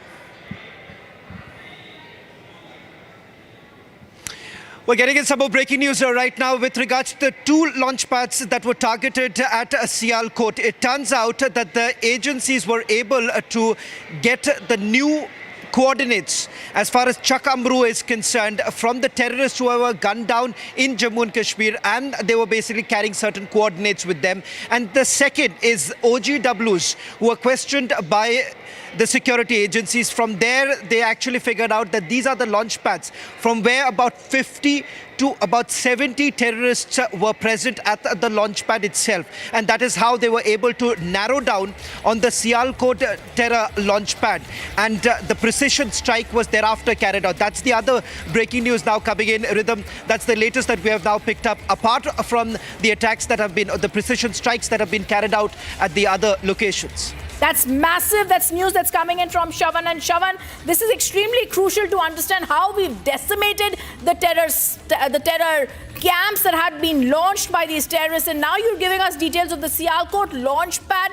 GPS coordinates were retrieved from the terrorists and they were gunned down in Jammu and Kashmir. I also want to go across to Anurag Shukla, who's joining me in our studios. Anurag Shukla, look at the precision with which the Indian Army and the forces have carried out this details. And I want to first go across to the breaking news that's coming in. Prime Minister Modi is going to be briefing President Murmu on Operation Sindoor. That's the big breaking news that's coming in. The Prime Minister has left for the Rashtrapati, is to leave for the Rashtrapati Bhavan. And we're also giving out details that the Colonel Anurag Shukla is also in the studio with us. Colonel Anurag Shukla, this is massive. Two bits of information that's coming in. First, the way Colonel Anurag Shukla, the Sialkot launchpad GPS coordinates were retrieved from the terrorists, and the way this decimation of the 9 terror camps took place in 25 minutes by our forces. Surely this is the tremendous example of the air superiority and the weapon superiority which India holds over the Pakistan. If you see last 15 days, we have shown, we had made clear our intention to strike on deep inside the Pakistan, and despite all the warnings, Pakistan was fully prepared. His AD defenses, air defenses were fully ready. Despite of this fact, we were able to strike 24 missiles deep inside the Pakistan and hitting exactly pinpointing to the target which we have been identified. So this shows that our will and our political will as well as our military might to strike these terrorists on their homeland itself. Okay, there is more breaking news that's coming in. I just want to hold on to that. There's going to be an all-party meeting that's been called tomorrow. This is the big breaking news that's coming in after the successful Operation Sindoor that has been launched by the government. Now we're being told an all-party meeting has been called tomorrow. The big news that's coming in, the Prime Minister has praised all our forces. There was a meeting that took place. The Prime Minister has now left to brief the President of India, and now the government calls for an all-party meeting tomorrow. There's going to be a meeting that will be given a full briefing of the success of Operation Sindoor. I want to once again go across to our guests who continue to be with us here. The all-party meeting, extremely crucial, that's going to be called tomorrow. Lieutenant General Rajendra Singh also continues to be with us. Lieutenant General Rajendra Singh, this is the way decimation takes place. The way the Foreign Secretary came out today, gave details of the Operation Sindoor and the way it was launched by the Indian Armed Forces to deliver justice to the victims of the Pahalgam terror attack and to Indians all across. This is also a clear indication over the last 3 decades, Pakistan has systematically built terror infrastructure, and today we showed them how we decimated terror camp by terror camp. No, you're very right. You're very right. You see, it is not only the performance of the Indian Armed Forces which has been creditable. I think our foreign policy has also done a lot of good to the Indian interests. We have been able to successfully steer the international opinion against Pakistan, despite the fact that Pakistan was the non-permanent member of the Security Council presently, and they had asked for.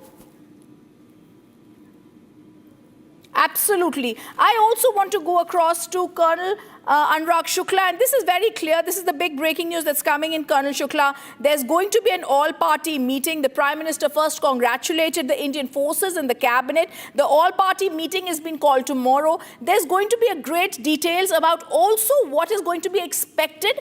We've clearly told Pakistan this was a calibrated precision strike that took place. It's not, there was great locations were selected to avoid any damage to the civilian installations and loss of civilian lives. There should not be a retaliation, but knowing Pakistan, today India has struck hard. We have to be very prepared, and we are very prepared for any retaliation from their side.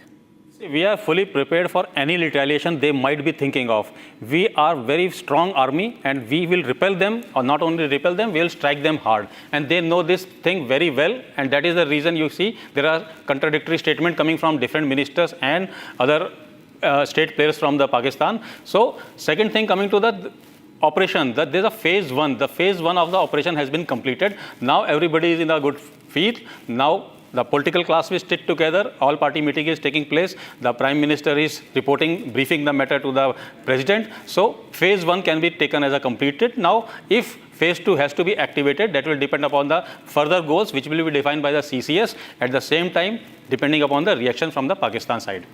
And this is also massive because we've also been told that when this strike took place, Colonel Shukla and Lieutenant General Rajendra Singh, the one thing that has been noticed is there were 9 camps, they were located. This is also the headquarters of the Jaish-e-Mohammed and the LET that have been targeted. What's also clear is in the Pakistani Punjab how clear it was to the Prime Minister of Pakistan's own base. It's clear that this is also the ground that had been chosen, and this is something that's going to be also decided in this all-party meeting as the Prime Minister chairs the cabinet meeting. That's the breaking news coming in, and I'm going to first speak over that. Happening right now, Prime Minister Modi chairs the CAB meeting, briefs the cabinet leaders about the success of Operation Sindoor. Prime Minister Modi, after this, is going to be meeting the President of India. The cabinet has lauded Prime Minister Modi's leadership as India hits back at Pakistan. Prime Minister Modi now going to be meeting President Murmu. Those visuals coming in of Prime Minister Modi chairing the cabinet meeting. Home Minister and others already present there. Prime Minister Modi also told the ministers it was a perfect strike.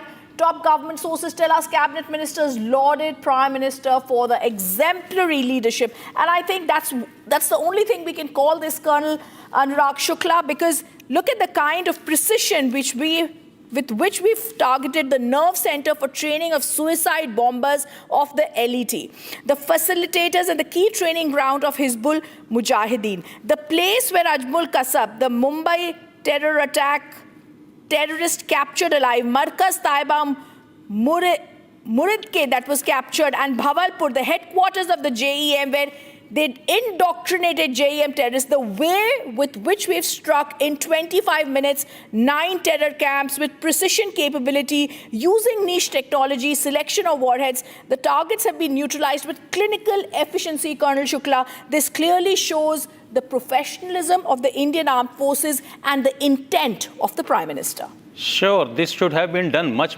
years earlier, but now the political will has come. Now the direction has come clearly to the armed forces. Our ability has been purely demonstrated, as you have seen the precise strikes which we have done, and we have pinpointed the building and destroyed. There is no left and right damages has been done.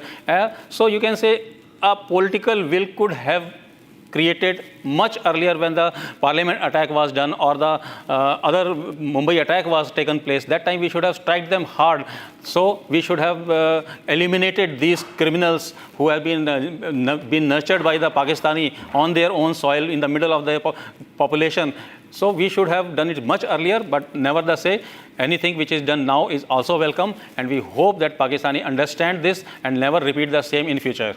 And look at the way the meeting's also taking place, Colonel Anurag Shukla, and we stay with those visuals where Prime Minister Modi had, after the cabinet huddle, also met the Home Minister and Defence Minister. This was a crucial meeting that took place.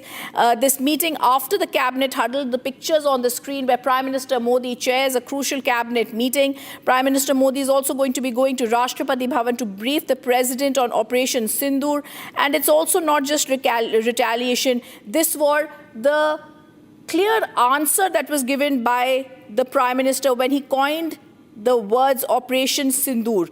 The JEM chief Masood Azhar says 10 members of his family have also been killed in India's strike on his headquarters. But we stay with the Prime Minister briefing his cabinet right now first in the meeting. An extremely proud moment for all of us, and that's exactly the message Lieutenant General Rajendra saying that Prime Minister Modi is giving out to his cabinet. This is a moment where India strikes back. This is a moment of pride for India. Prime Minister Modi congratulates the armed forces for Operation Sindoor, and this is also a place where the cabinet has lauded, praised, we can see the visuals on the screen, praised Prime Minister Modi. There is a clear smile, there's a clear praising of the Prime Minister Modi, the precision strikes that have jolted Pakistan, and how Lieutenant General Rajendra Singh, the Prime Minister, is now briefing the cabinet.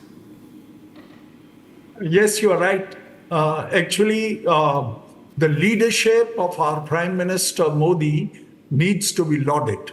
It needs to be lauded not only for ensuring that he takes sharp and quick decisions, it also needs to be lauded that he takes the correct decisions which are going to deter anybody from trying and trifling with us.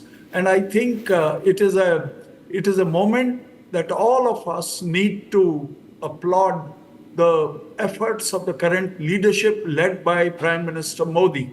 I would also like to say that in all operations, our country has come together as one. And I'm very happy to note that during these operations also, each and every one of our citizens, whether he is from one party or the other, I think they are behind the Prime Minister in lauding these actions that he has taken and in complementing the armed forces of our country.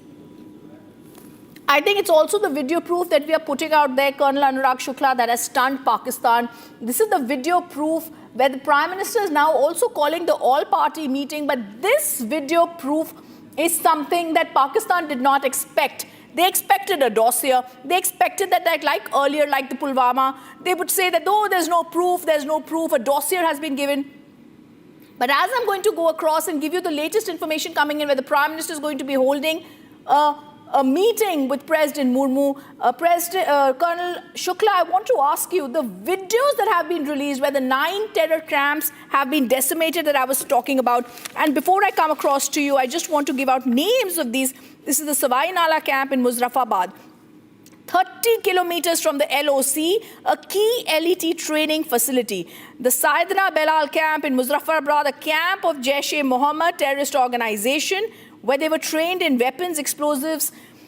The Gulpur camp in Kotli, located 30 kilometers, it was where the LET terrorists were also trained, and where Zakir Rahman Lakwi also used to give indoctrination. So, Colonel Shukla, this is very detailed knowing and precision that has also come. I have to say, not only our forces, but also our intelligence agencies have been able to target and pick out the exact terror places where the terrorists actually reside. Definitely, and these things we have been doing for quite a long time. If you see, we have given the proof in earlier terror attack to the Pakistan as well as United Nations, to all the big countries whom we have been asking for support, but nothing happened. So today the strike which we have done, it has given us a not only proof, but this strike has given itself a very bold statement to the world. Now world wants to know why and where the strike has taken place, and when world wants to know, they themselves come to know exactly what activities were going on in these locations. So our purpose is twice. Once we are able to neutralize our enemies, at the same time we have been able to make the very bold statement to the world in the global arena, where people all across the world come to know exact activities taking place at that particular locations. Okay, I also want to tell our viewers that we're just going to show right now Colonel Shukla and Lieutenant General Rajendra Singh, who continue to be with us. In the wee hours today, India avenged what it promised: the death of the 26 innocent civilians in what became the worst terror attack in Kashmir in the last 2 decades. And India executed Operation Sindoor. This was a coordinated attack of the Tri-Services military operations that struck and devastated 9 major terrorist targets that was deep inside Pakistan territories, that also included Pakistan-occupied Kashmir. This is Pakistan's terror-linked stand exposed, and the retaliation that India gave that brings to life Pakistan's worst nightmare.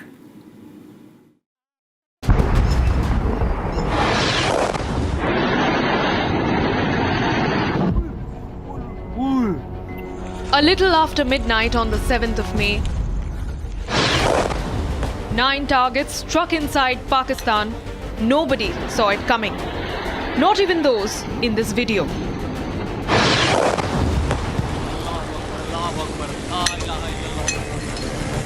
The strikes so precise that men who shot these videos have confirmed the targets. ये नुकसान, ये 9 number, ये मस्जिद तैयबा मरकज उमर करा के अंदर ये नुकसान है. 5 targets in Pakistan-occupied Kashmir, 4 targets deep inside Pakistan territory.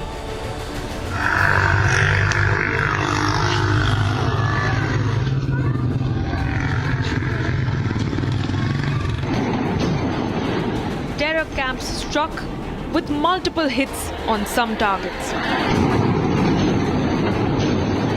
These visuals, captured in the dark of the night, describe what unfolded deep into the territories of POK.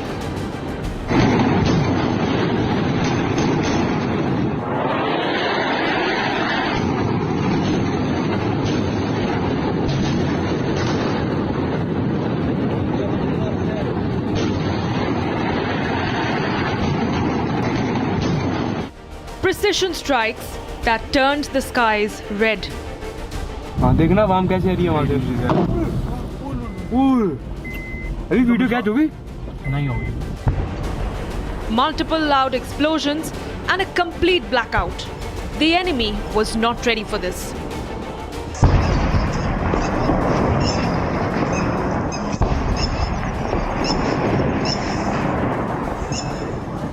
Indian fighter jets hovered over the valley.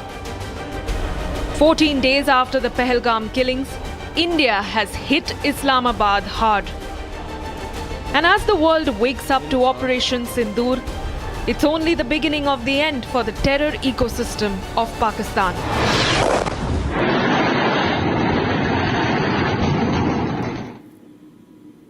This is India's fury. This is India's retaliation. This is also 9 targets where India has shown no mercy to a rattled Pakistan.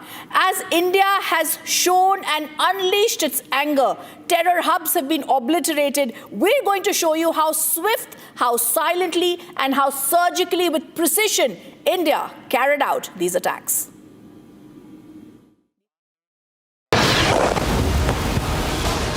Swift, silent, surgical. The Indian Armed Forces launched Operation Sindoor, obliterating terror infrastructure deep inside Pakistan and POK.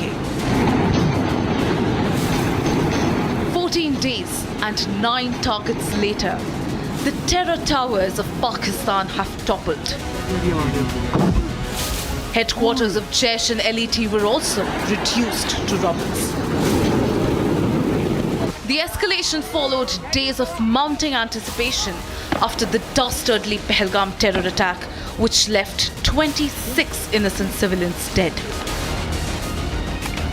In an official statement, the Ministry of Defense confirmed that 9 terror sites were struck with precision and no Pakistani military installations were targeted.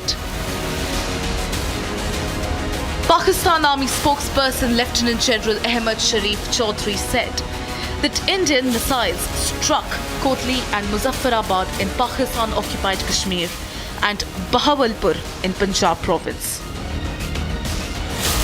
Meanwhile, following the strike, a rattled Pakistan threatened India. Echoing a hollow threat, Shehbaz Sharif, the Prime Minister of Pakistan, said that Pak will react forcefully.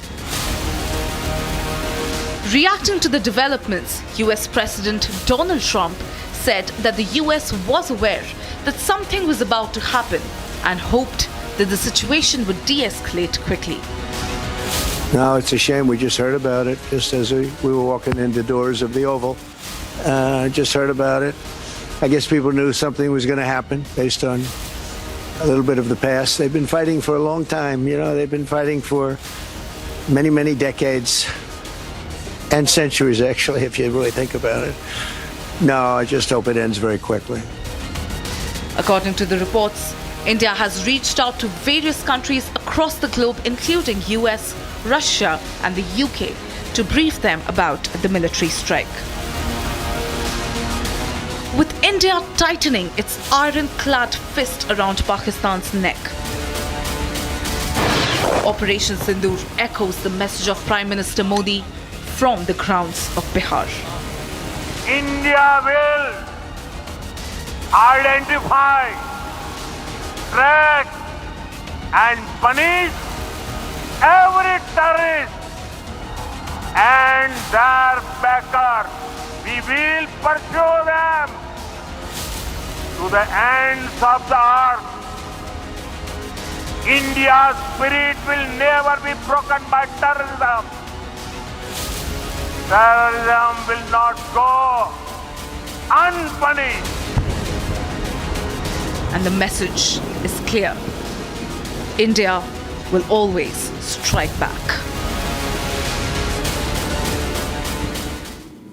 9 terror camps have been obliterated and decimated in Pakistan. This includes the headquarters of Lashkar-e-Toiba and the Hizbul Mujahideen.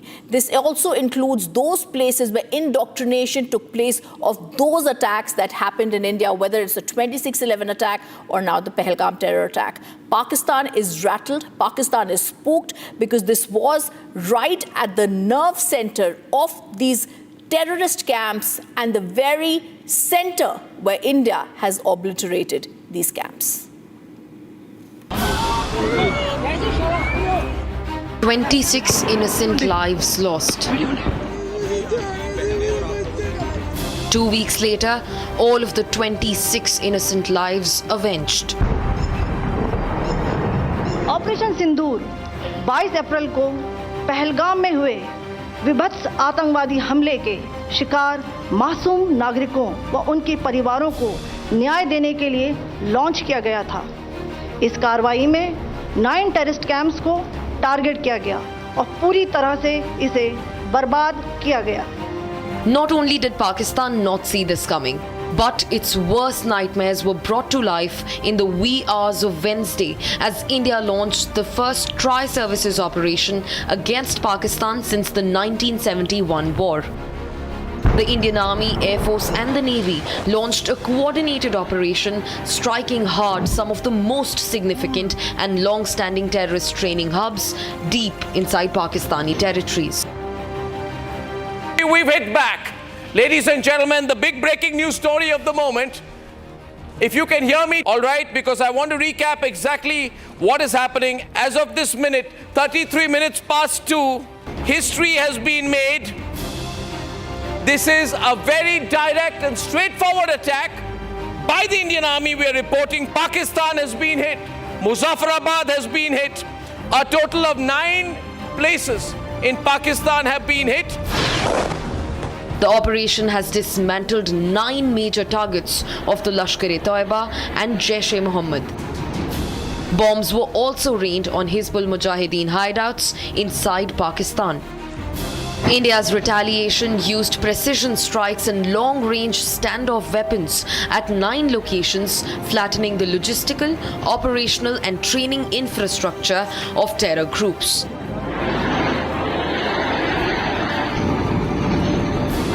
The 9 targets included 4 Jaish-e-Mohammed targets: Bahawalpur in Punjab, Tehra Kalan, Kotli and Muzaffarabad. The Jaish has claimed responsibility for major attacks in India, including the 2001 Parliament attacks and the 2019 Pulwama suicide bombing. In fact, Murid K, the nerve center of the Lashkar-e-Toiba, was quivering with the impact of the explosion. In fact, Barnala and Muzaffarabad terror camps were also charred by missiles. Lashkar-e-Toiba orchestrated the 26/11 Mumbai terror strikes. The Hizbul Mujahideen has not been spared either, with Sialkot and Kotli camps completely hammered. The terrorist group has been active in multiple attacks across the Kashmir Valley. Each of the 9 sites selected for the operation had a history of association with major terror plots and infiltration attempts directed at India. India has hit back, and it has hit back harder than ever. The message is as clear as it can get: zero tolerance towards terrorism and its dirty state sponsors.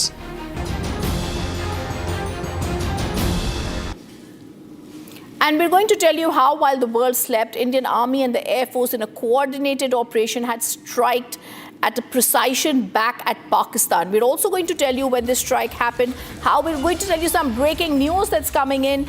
And this is about how all right, there's breaking news coming in. Home Minister Amit Shah has now held a meeting with the chief ministers of 10 states that has been called. All the border states chief ministers have been called. The meeting is going to be held shortly. Apart from the chief ministers, the breaking news that's coming in, the Director General of Police, chief secretaries of all these states are also going to be connected to the video conference. The 10 states are, and I'm going to go across to the breaking news once again. The meeting with chief ministers of 10 states has been called by the Home Minister. This includes the DGP and the chief secretaries of all the states that will be connected. This includes Jammu and Kashmir states, the LG of Jammu and Kashmir, Punjab, Rajasthan, Gujarat, Uttarakhand, Uttar Pradesh, Bihar, Sikkim, West Bengal, and the LG of Ladakh. This is the big breaking news coming in. Amit Shah has now called for a meeting. The Home Minister has now called for a meeting with all the border state chief ministers. 10 states, east and western borders, both have been called for this meeting. And in this meeting, apart from the chief ministers of the 10 states, the DGPs and the chief secretaries of all these states is going to be connected to the video conference. India is going to be prepared for any sort of eventuality or retaliation if planned by Pakistan. As India strikes hard, as Operation Sindoor takes place, India is not now going to back down. India has already avenged. India has struck. As Pakistan is rattled, India is now avenged and struck inside Pakistan terror camps. Amit Shah, the Home Minister, now calls for a meeting with the border state chief ministers, 10 border state chief ministers, and also the DGPs and the Home Secretaries and the chief secretaries of these states will be connected via the video conference. I also want to tell you more breaking news that's coming in, but before I go across to that, I'm going to stay with this news and I'm going to tell more details of this news that's coming right now, where we're also being told that the Defense Minister Rajnath Singh is also likely to visit the border areas. We're going to also break that news, but first I'm going to stay with this news that has just come in. Amit Shah, the Home Minister, meets with the chief ministers of the 10 border states. Viewers, this is the Home Minister calling for a meeting with all the border state chief ministers. 10 states, east and western borders, both have been called for this crucial meeting. And in this meeting, also via video camera, we're going to be seeing present are going to be the minister. The Union Home Minister calls for the meeting with all the chief ministers, DGPs and chief secretaries at 2 p.m. today. All right, let's go across to the next breaking news that's coming in as we are speaking. We're now being told Prime Minister Modi briefs the President Murmu on Operation Sindoor.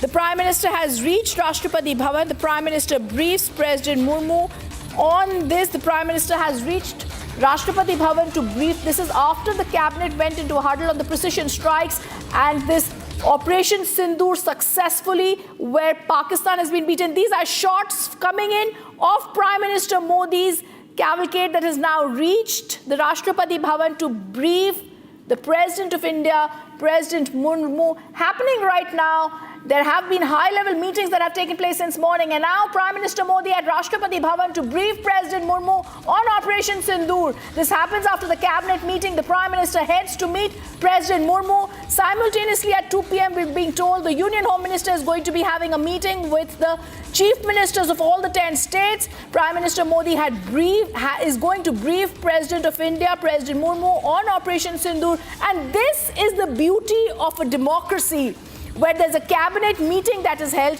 The Prime Minister briefs the cabinet on how the Operation Sindoor was launched and how successfully it was done. The Operation Sindoor was lauded by the cabinet. The Prime Minister now, after a very successful Operation Sindoor, is at the Rashtrapati Bhavan to give a briefing to the President of India. We've got those live shots of the cavalcade of the Prime Minister who's going to be reaching the Rashtrapati Bhavan any moment now, coming in, where Prime Minister Modi is going to brief President Murmu on Operation Sindoor. And remember, after the cabinet meeting, Prime Minister Modi meets President Murmu as India strikes back. Home Minister also convenes a high-level meeting. Prime Minister Modi reaches Rashtrapati Bhavan to meet President Murmu. And this is the big breaking news that's coming in as the Prime Minister is going to brief President Murmu on Operation Sindoor. At 2 p.m. we're going to see Amit Shah, the Home Minister, going to be having a meeting with the crucial 10 border states' chief ministers. We're also being told that the Raksha Mantri is also going to be in important and crucial meetings today that are going to be held. And the big breaking news that's coming in, we're going to say an all-party meeting is also going to be called tomorrow. But happening right now, we stay with those live visuals where Prime Minister Modi has gone and is meeting the President to give details of Operation Sindoor that had been launched. And this is extremely crucial to understand the significance of this, because there are several people over, and I also want to remember there are also people, viewers, the wife of Shubham Dwivedi, who lost his life in the Pahalgam attack, and how she says she wants to thank the Prime Minister for taking revenge for her husband's death. There were visuals earlier of the cabinet meeting where the Prime Minister gave details of Operation Sindoor. It was chaired by Prime Minister Modi, and the Indian Prime Minister had lauded the Indian military for targeting Pakistani terrorists inside Pakistan. He's also been lauded for the successful Operation Sindoor that has been carried on. The Home Minister also calls for other meetings, but these visuals that we stay with show how the Prime Minister is going to brief the President of India on this operation. And viewers, I want to give out more details of this operation, where these areas that have been hit right now, India avenged what the Prime Minister had promised. He said, we're going to go inside Pakistan, we're going to be hitting out at those terror spots, we're going to go to the ends of the earth, the Prime Minister had said, to mark out those terrorists, and that's exactly what India has done.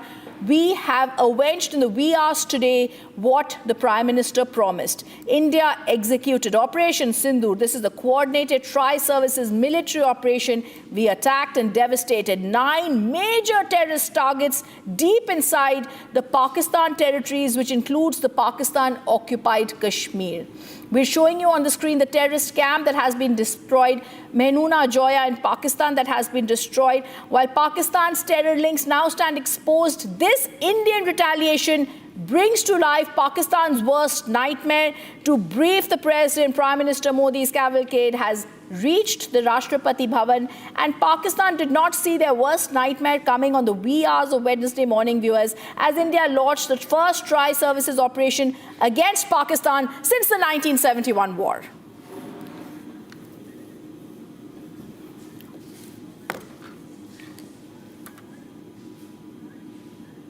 While the world was asleep, the Indian Army and the Air Force in a coordinated operation struck back at Pakistan and Pakistan-occupied Kashmir. We destroyed 9 terror dens 14 days after the dastardly Pahalgam attack. India sent a clear message through Operation Sindoor. We have zero tolerance against terror. Meanwhile, several global leaders backed India and also the zero tolerance policy towards terror.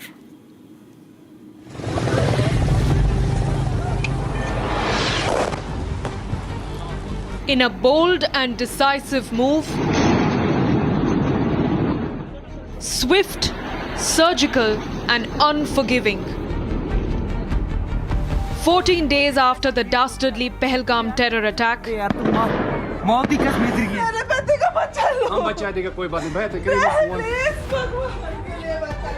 India avenged what it promised. India launched Operation Sindoor and destroyed 9 terror sites in Pakistan-occupied Kashmir and Pakistan. The operation, executed in the early hours of 7th of May, sends a clear and uncompromising message. India will no longer tolerate provocation. While the world stood with India against the fight of terror, we saw world leaders backing India and condemning the terror attack. As India strikes Pakistan, the world is watching and reacting. As New Delhi's fiery strike deep inside Pakistan reverberates across global capitals. US President Donald Trump said that US knew India would retaliate and that he hopes that this ends quickly. No, it's a shame. We just heard about it just as we were walking in the doors of the Oval. Just heard about it. I guess people knew something was going to happen based on a little bit of the past. They've been fighting for a long time. You know, they've been fighting for many, many decades and centuries, actually, if you really think about it. No, I just hope it ends very quickly. Meanwhile, US Secretary of State Marco Rubio said that the US is monitoring the situation between India and Pakistan and encourages the two nations to open lines of communication.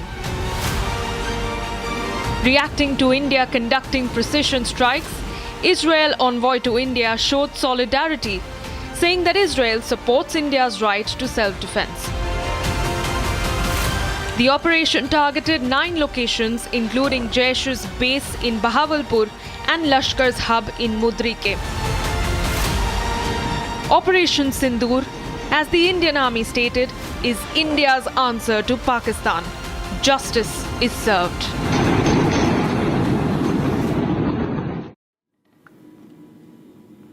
And I'm also joined in the studios now by Major General K.K. Sinha, who's joining us here. Major General K.K. Sinha, we wake up to the fantastic news where India strikes hard and India strikes back at Pakistan after the dastardly attack. This is a clear signal to them, Major General K.K. Sinha. We've been lauding our tri-services, we've been lauding in the Prime Minister, but also our intelligence. The way the 9 targets have been carefully chosen with precision and targeted shows the capabilities of Indian intelligence. Good afternoon and Jai Hind, Rhythm. See, what India has today showcased to the complete world, what integrated, well scenarized, well thought of, the strategic target which we, and the way we actually attributed there and carry out the retribution to our desired effect in these areas. See, very important to understand exactly what we have done it. India, I take it from 22nd when these, they carried out a very heinous crime when 26 of, our people lost their life. And there was a divide. Before that, on 14th of April, it is very important to link up that. The Chief of Army Staff of Pakistan, Asim Munir, he actually he brought it out loud and clear, in a global forum, saying that, that two-nation theory he talked about.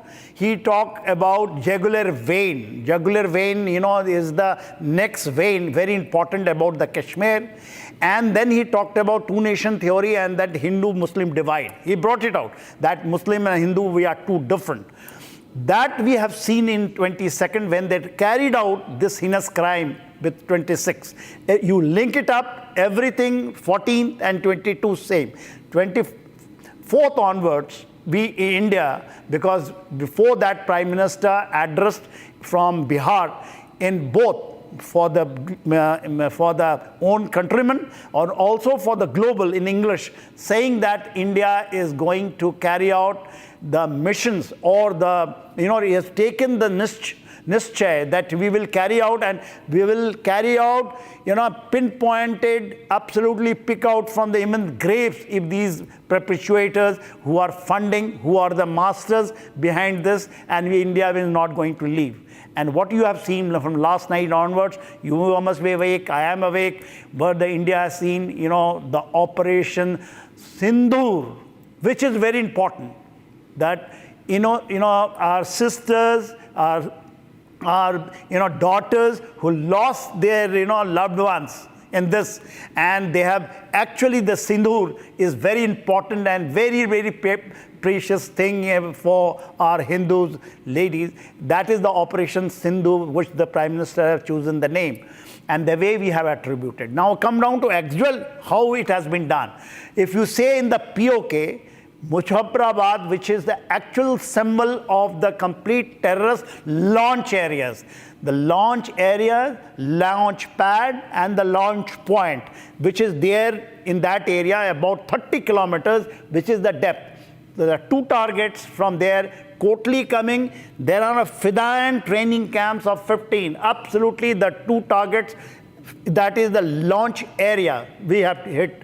We have come down where the Sakadgal Budge, when you take the Jammu, that's a Kathua Samba area. In that area, the two targets, basically into the area of Sialkot. Muredke is the headquarter of Lashkar-e-Toiba, two targets, and Bhabalpur, which is the headquarter and the training area and the complete base of your Jaish Muhammad. That has been selected.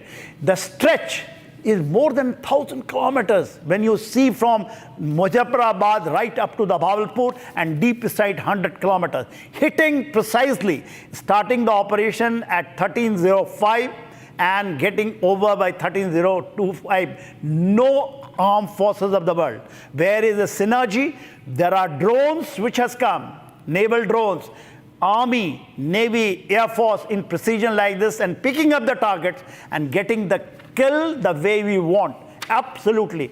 You will take the case of Murudke. Complete family members of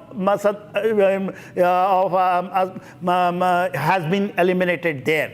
So that is what we have achieved. And then there is a briefing which came out from the Foreign Secretary, followed by our two brave ladies, one from the Army and one from the Air Force. They have explained to the countrymen what we have done it in a very, very precise and brief way. And also the line is important to understand. One line, I just take 15 seconds more. That it is a non-escalatory strike, non-escalate. We don't want to escalate. We have done it. Yes. But if you do miss adventure, we are going to, that retaliate such a big way. It has got a long term. Right. Any actions of Pakistan hereafter on terrorism, the retaliation going to be immediate. Maybe, in time. And Major General K.K. Sinha, like you've rightly explained and beautifully explained, I think that's also going to be my anchor read for this next package and report that we're going to show you, viewers. I'm not going to speak too much because the world woke up to Operation Sindoor. Like Major General K.K. Sinha told you, this is a fight of the armed forces and other forces and those grieving families to whom we've avenged their loved ones' death. Take a look at how India launched the biggest strike on terror in recent times, Operation Sindoor.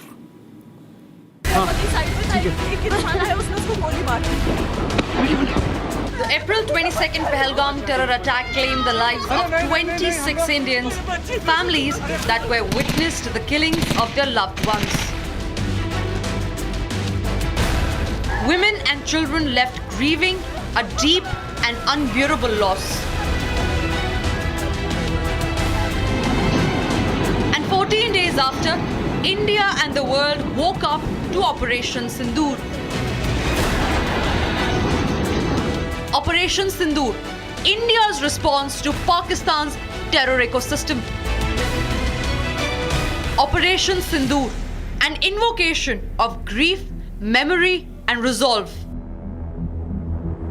Official sources say that it was Prime Minister Modi who picked the evocative term Operation Sindoor to name the Indian Armed Forces strike on 9 terror sites in Pakistan and Pakistan-occupied Kashmir. India's stand could not be more lucid. The human cost of this attack is unpardonable. The operation itself was a rare display of tri-service coordination. The Indian Army, Navy and Air Force jointly executed a multi-domain assault, precisely hitting the 9 targets. For 25 minutes, Operation Sindoor executed precision strikes at multiple terror camps, and it's only the beginning of the decimation of Islamabad's terror network. And while India mourns the loss of those who fell prey to the Pakistani butchers, Operation Sindoor is a testament to the unwavering resolve of the surviving women, of the armed forces' determination, and of Bharat's fight against terrorism.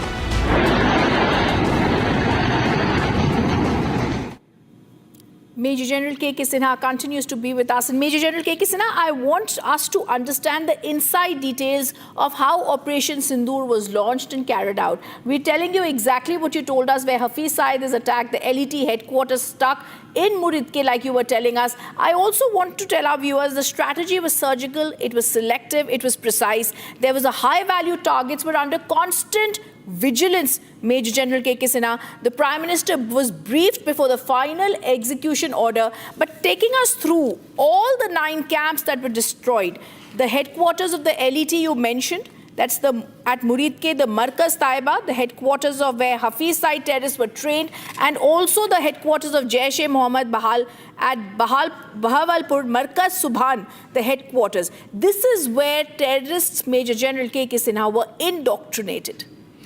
You are absolutely right. For your viewers, let me, explain what is Bahawalpur, and what is this terrorist camp of, center. It is a center. Like we have got, institution like National Defense Academy or IMA. It is on the line of that in Bahawalpur, and it is a huge campus. It is next to the cantonment, Bahawalpur cantonment. This is the area which they created, especially by JEM, Jaish-e-Mohammed, Masood Azhar, along with his, people. What is important that, you just take your mind just before 2010 or 2016 or in this area, people, these Fidayans, these terrorists, they used to be recruited. Then they used to be, trained in all aspects, in all domains, like you carry out in academy. On the final day, the Pakistan Army generals, along with Masood Azhar, they used to carry out a review parade. You just dig the photograph, you'll find in a jeep, Masood Azhar and the generals taking the salute in the passing out parade of these guys. So this has got, a symbol of both terrorism and military establishment of Pakistan, and ISI and the Pak Army, how they used to. Just I have given you one example. Same thing is there in Muridke. Muridke is north of Lahore and south of Gujranwala. A very, very important. Just ahead is the Sialkot, and that where we have actually hit, it is about 18 kilometers from the international border. And there we have, and that is the resolve. When you take it in POK, especially the 4 targets, so it is inception of terrorism in the form of jihad, radicalization of these jihadis, training them in all aspects, in all domain, and both by terrorist organization and also the Pak Army. Instructors, SSG commandos, they used to be the part of this training at Muridke and also at Bahawalpur.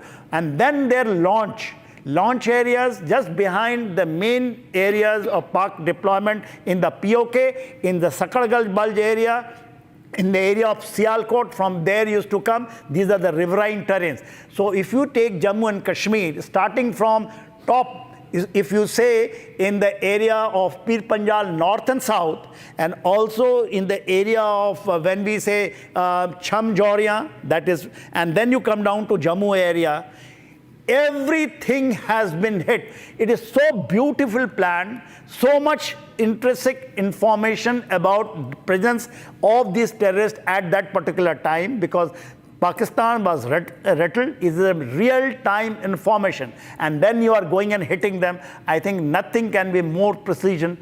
It demonstrated the whole world that India has got those capability, has got the combination, integration, and synergy of all the forces, including the highest decision making, and giving a free hand to the people who matters to do out on ground. And how we are carried out is now actually the asset test, and the result is out. All right. I'm also going to tell our viewers in just a moment, we're going to be bringing out great details of Operation Sindoor, justice served, that the Indian Army is tweeting about. And I'm going to bring out those details with the pictures that the Indian Army has put out in just a short while. But first, I'm going to go across to a report, and then this breaking news coming in. A fortnight after Pakistan's terror proxies slaughter 26 tourists sending their families into despair and leaving the world in shock. Pahalgam has now been avenged in a coordinated tri-services operation condemned and called now Operation codenamed Sindoor. India has unleashed hell across the border, flattening 9 hand-picked terror hubs deep inside Pakistan and Pakistan-occupied Kashmir, while typically underplaying the extent of damage that has been wrought by India's fierce counter-offensive. Pakistan has had to acknowledge the heavy casualties on its side. The dastardly Pahalgam terror attack of April 22nd has been avenged. A fortnight after Pakistani terrorists shot 25 unarmed tourists in the lush Baisara meadows after ascertaining their fate, India settled the scores.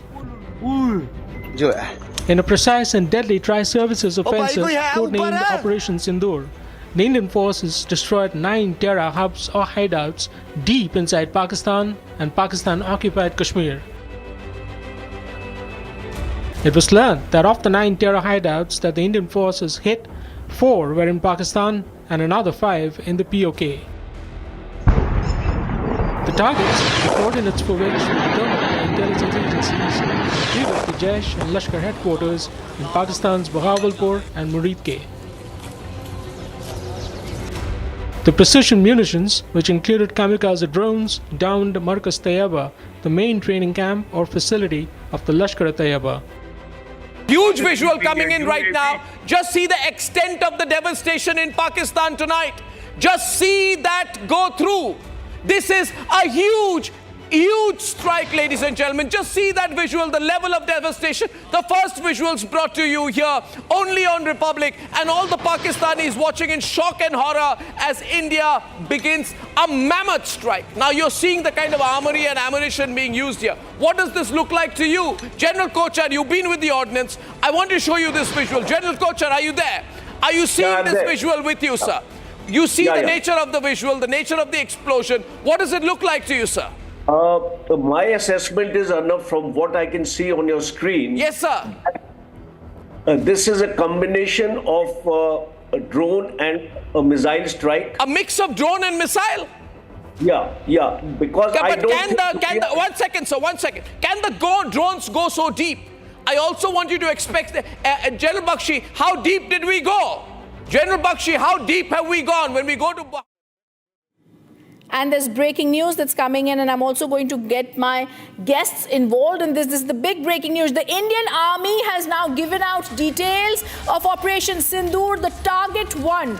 The Army posts the video of destroying Target 1, which we're going to publish. It's a 34-second video. They talk about the Abbas terrorist camp at Kotli, the distance 13 kilometers from the line of control. We're going to play out that visual of 36 seconds, and then we're back.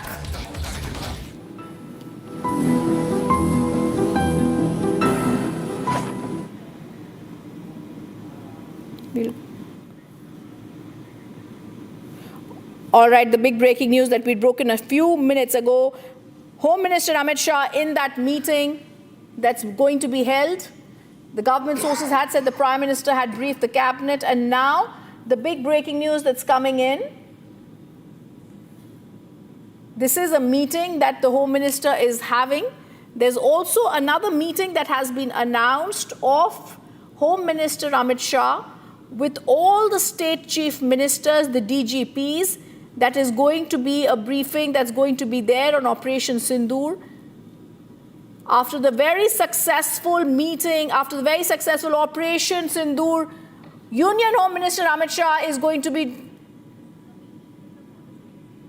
This is the meeting that the Home Minister Amit Shah had called for with the 10 border states and the chief ministers. He'd also called for the 10 DGPs to be present here, or they could join via the virtual image, and also the chief secretaries of the states. The 10 states where the chief ministers had been called by the Home Minister Amit Shah, that meeting that is about to begin by the Home Minister, in which the Home Minister is going to be briefing the 10 border states. The chief ministers and DGPs and the chief secretaries of the 10 border states are going to be present here.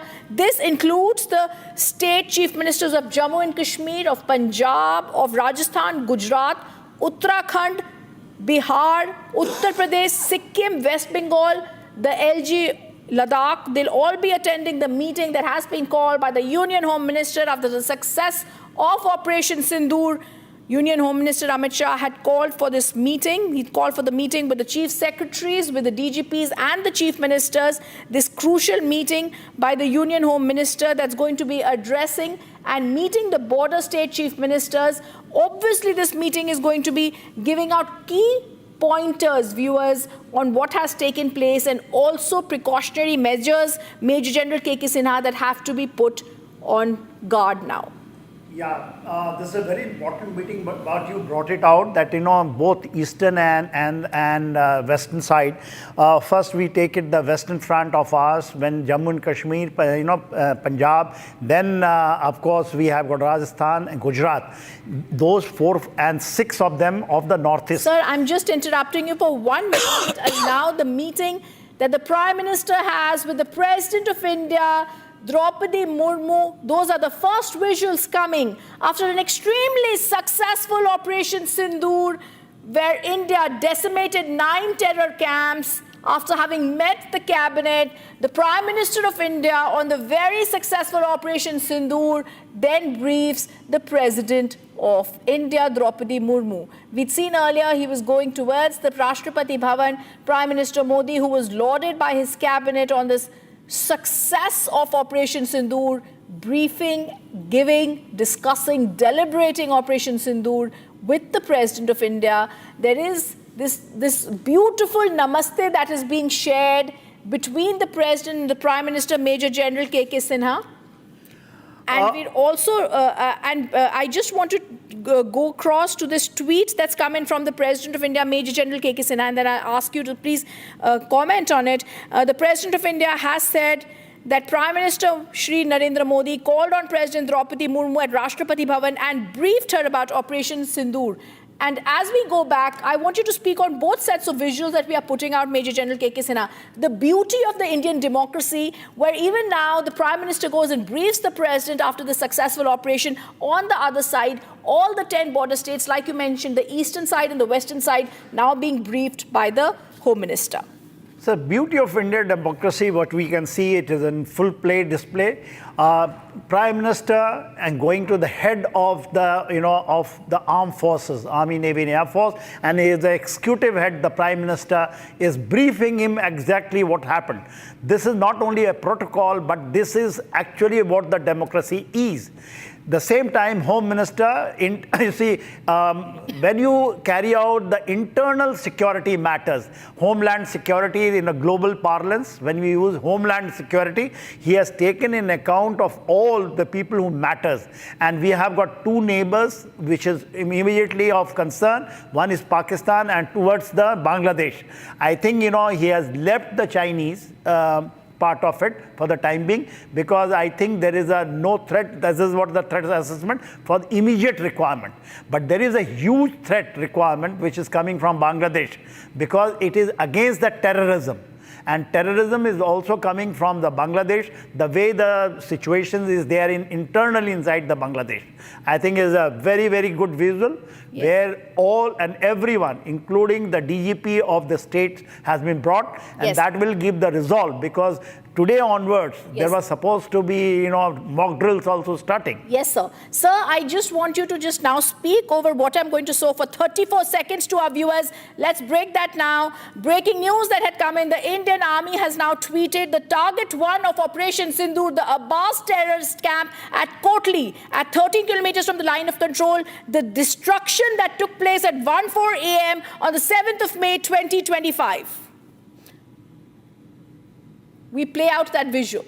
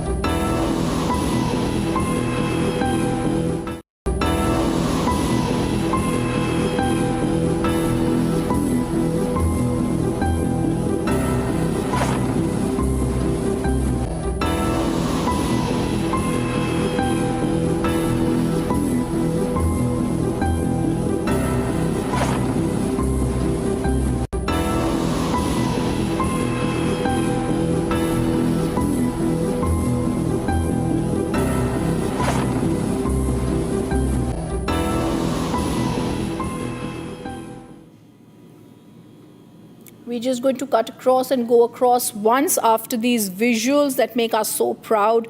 This is the Abbas terrorist camp. And now first we're going to go across to those visuals of Union Home Minister Amit Shah, who's chairing the meeting with the border states. This crucial meeting chaired with all the border state chief ministers, the DGPs and the chief secretaries of the border states. And the Indian Army had just put out this tweet, but this is very crucial to understand that at this meeting, Major General K.K. Sinha, he's going to be briefing and giving out details about the kind of action that needs to be taken to be cautious at both the borders. Rhythm, a very important operations which is on. When we say, our firm base is there from where we launch. Those are actually, we have got a lot of columnists. We used to call fifth columnist, but now it is overground worker. You have been hearing about it. The operations against the overground worker, it is not only the sympathizers of the adversary, but also the people who... now you want to have this... We're just putting the... Okay.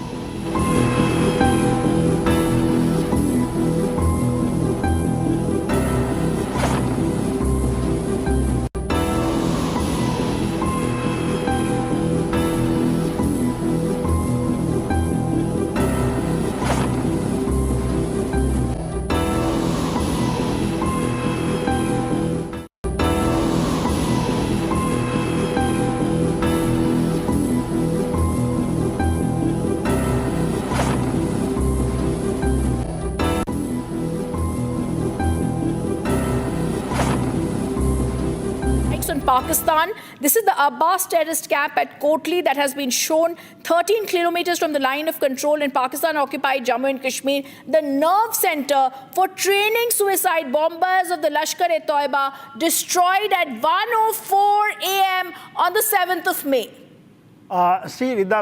This Abbas, Kotli, Muzaffarabad and Kotli. Kotli is Downpur and then there Mirpur.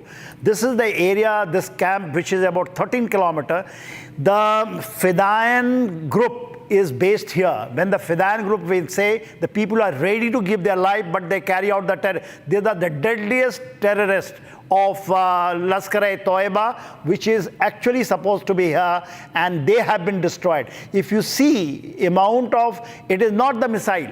It is just 13 kilometers from there, and I feel that it is the fire power of our mighty Indian Army which has actually destroyed this. So when the country is saying that is a mix of Army, Air Force and naval assets which has been unleashed on this, this is the true example. This camp, Kotli camp of Abbas terrorist camp, is the most dangerous camp because from there the Fidaians are launched. There is supposed to be a number, I think 327, brigade they used to call it, of the Fidaians, which are basically earlier they used to be trained in Afghanistan. Now it is being trained in those two centers of Bhavalpur and Murudke, and then brought over here. Even earlier they used to be having a camp somewhere in Khyber Pakhtunkhwa, which has been shifted now into the Abbas training camp, and the capacity is 15. If you see amount of polymerization which is being done, what can you see? It has been hit by, I think, either Pinaka, by a grad, maybe artillery. I will not speculate, but certainly not by missile. It is polymerization in an area, whatever the area, you destroy each and everything, assets over there. I think it is a great action, deep inside 13 to 15 kilometers. I think Indian Army has released this.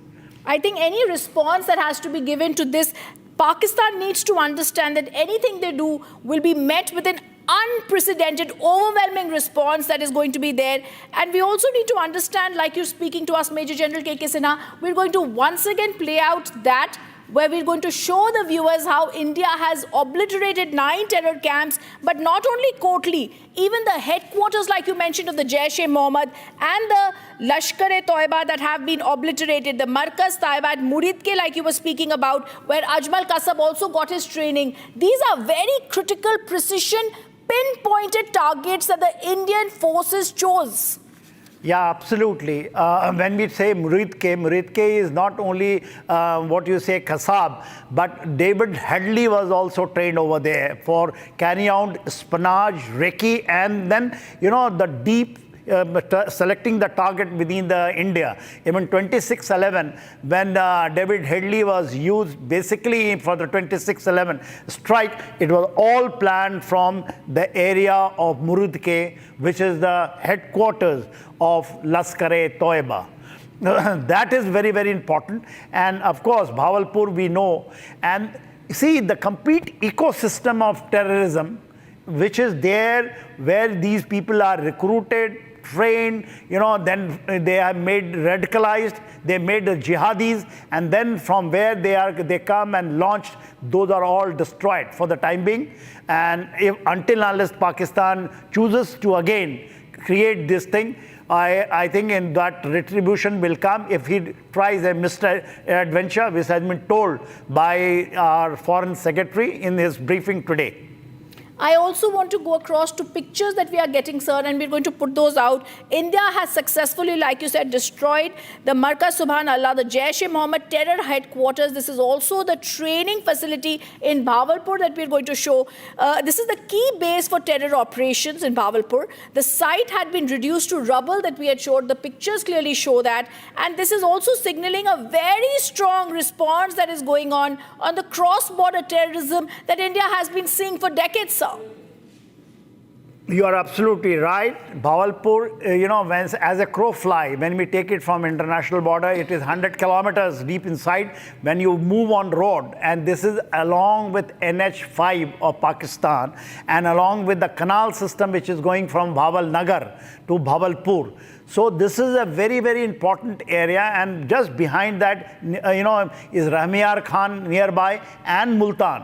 These are the heart and soul of Pakistan military and also the terrorism. So that has been destroyed. And I was told that there are 4 missiles which has landed over there, and these precision missiles are so devastating, it can go to 8-figure grid reference, point exactly where desired to go. And it is all intelligence based. It is not in the thin air it has been fired.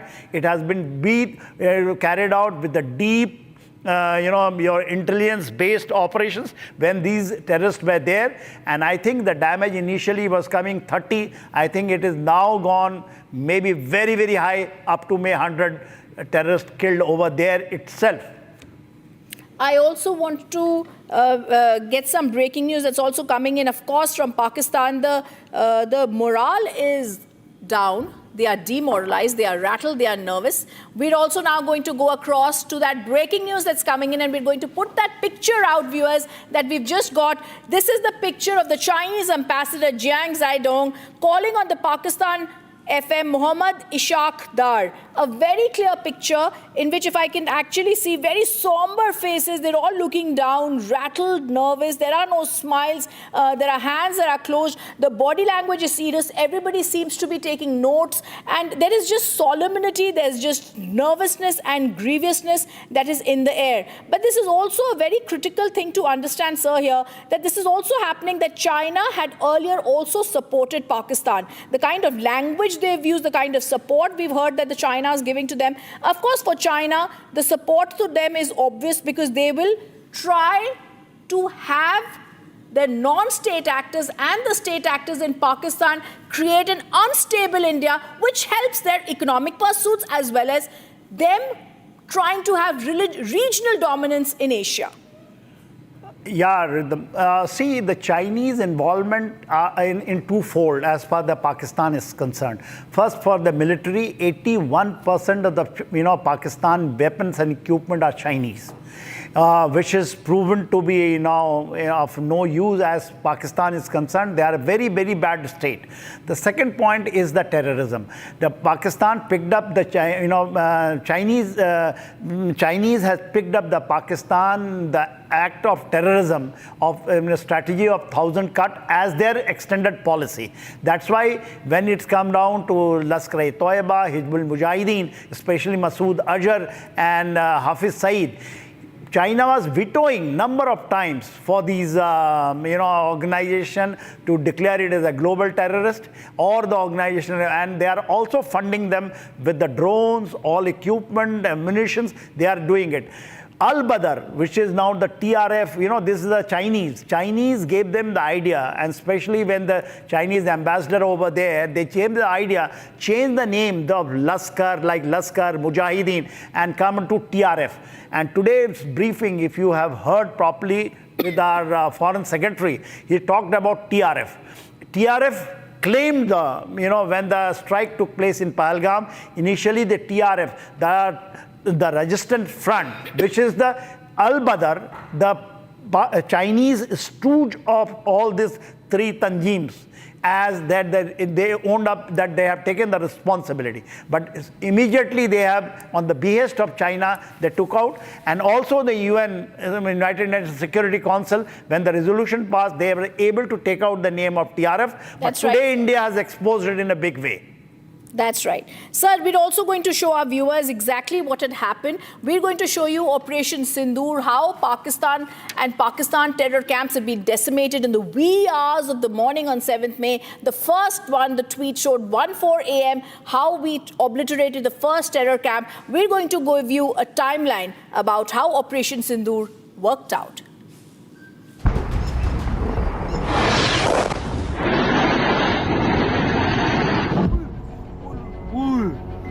A little after midnight on the 7th of May, 9 targets struck inside Pakistan. Nobody saw it coming. Not even those in this video.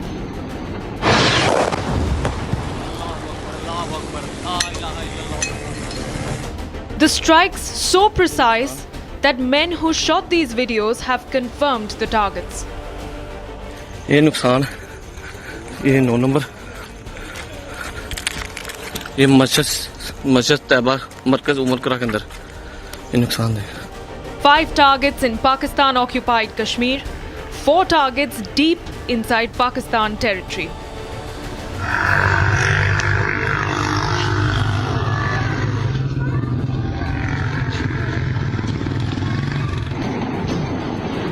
Terror camps struck with multiple hits on some targets. These visuals, captured in the dark of the night, describe what unfolded deep into the territories of POK.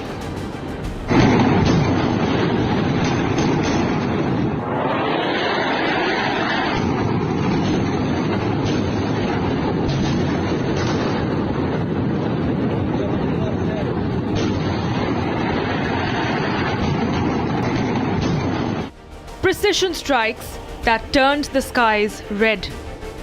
हाँ देखना वाम कैसे आ रही है वहाँ से अभी video catch होगी नहीं होगी. Multiple loud explosions and a complete blackout. The enemy was not ready for this.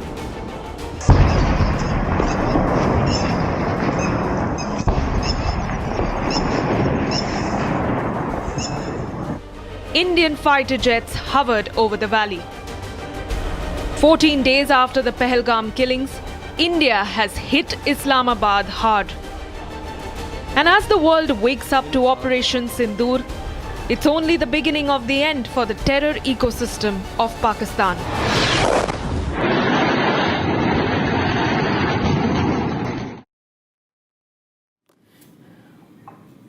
The Indian Armed Forces launched Operation Sindoor, hitting terrorist infrastructure in Pakistan and Pakistan-occupied Jammu and Kashmir, from where terrorist attacks against India have been planned and directed. General G.D. Bakshi drops stunning revelations on the weapons that were used. Operation Sindoor ये बहुत उपयुक्त नाम है भारतीय सेना और वायुसेना के उस ऑपरेशन का जो कि पहलगाम में हमारी जो 26 भारतीय नारियों का सिंदूर उजाड़ा था पाकिस्तान के दहशतगर्दों ने, उसके लिए करारा और मुफीद जवाब है. भारत की आर्मी और एयरफोर्स ने एक जॉइंट ऑपरेशन में 9 टेररिस्ट कैंप्स को स्ट्राइक किया है, जो कि शुरू होते हैं मुजफ्फरनगर से पीओके में, भिम्बर गली, गुलपार, चक अमरू, सियालकोट, मुरीद के और भावलपुर। याद रहे, भावलपुर 230 किलोमीटर पाकिस्तान के अंदर है, पाकिस्तान प्रॉपर। जबकि शुरू की टारगेट्स पीओके में हैं। ये तमाम टारगेट्स मुरीद के, सियालकोट और भावलपुर तो जो सबसे डीप टारगेट है 230 किलोमीटर पाकिस्तान की गहराई में। मेरा अंदाज है कि हमारी एयरफोर्स ने Su-30 MKIs के साथ ब्रह्मोस मिसाइल्स का इस्तेमाल किया है और शायद राफाल्स के साथ स्पाइस क्रूज मिसाइल्स का इस्तेमाल करते हुए जो गहरी टारगेट्स हैं उनको स्ट्राइक किया है। इंडियन आर्मी ने जो LOC के नज़दीक टारगेट्स हैं जैसे कि मुजफ्फराबाद, कोटली, भिम्बर गली इत्यादि, इनको अपने या तो ground launched BrahMos cruise missile से टारगेट किया है या फिर कोई शॉर्ट रेंज हमारे जो वेपन्स हैं, मतलब इनसे शॉर्टर रेंज वेपन्स हैं जैसे कि स्मर्च या फिर आपके Pinaka multi barrel rocket launchers, इनसे टारगेट किया है और इन टारगेट्स को निस्तनाभूत कर दिया है। उनके फ्लैशेस तो श्रीनगर से दिखाई दे रहे थे, इतने जम के हमला किया था। हमारा जो रिस्पांस रहा है, इस बार हमने हाईली विजिबल टारगेट्स को स्ट्राइक किया है और मेरा ख्याल तो इनमें साथ में लॉइटरिंग म्यूनिशंस का भी इस्तेमाल किया गया था, possibly to confuse the enemy radars and present multiple targets, ताकि अगर कोई भी रिस्पांस होता तो उसको केटर फॉर किया जा सकता था। लेकिन लगता है आपको याद होगा जब ईरान ने मिसाइल हमला किया था पाकिस्तान पे, तो पाकिस्तान के चाइनीज़ रडार्स उसको कैच ही नहीं कर पाए थे और पाकिस्तान बहुत कंप्लेन कर रहा था चाइना को। इस बार भी प्रिसाइसली वही हुआ है। हमारे BrahMos cruise missile on side of the border stand of ranges से फायर किए गए हैं पाकिस्तान के अंदर, राइट। और इसके चलते वो उनके रडार्स बिल्कुल पिकअप नहीं कर पाए, खरोंच नहीं आई है हमारे किसी भी जहाज़ को या कोई भी ग्राउंड बेस्ड लॉन्चर को। पाकिस्तान की ISPR कह रही है कि 6 टारगेट क्लस्टर्स में कोई 24 स्ट्राइक्स की हैं भारतवर्ष ने। वो कह रहे हैं कि उन्होंने रिटेलिएट किया है अपनी आर्टिलरी से, एक ब्रिगेड हेडक्वार्टर पे फायर करके और एक जो है Indian post on the LAC उसके ऊपर फायर करके। अभी तक इसका कोई पुख्ता सबूत हमें नहीं मिला है। हमारा जो रिस्पांस रहा है वो नॉन एस्केलेटरी है, वो प्रोपोर्शनेट स्ट्राइक है।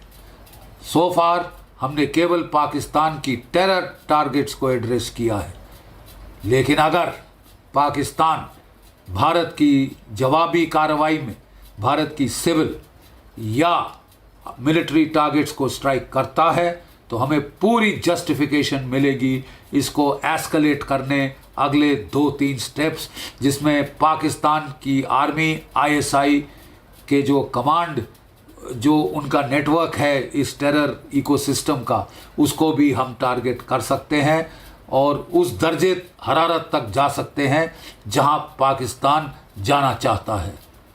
हमें उम्मीद है कि पाकिस्तान को अकल आ गई होगी और वो यहीं पे सिलसिला ख़त्म कर देगा। We are prepared to not go any further if Pakistan does not escalate. जय भारत, जय Hind.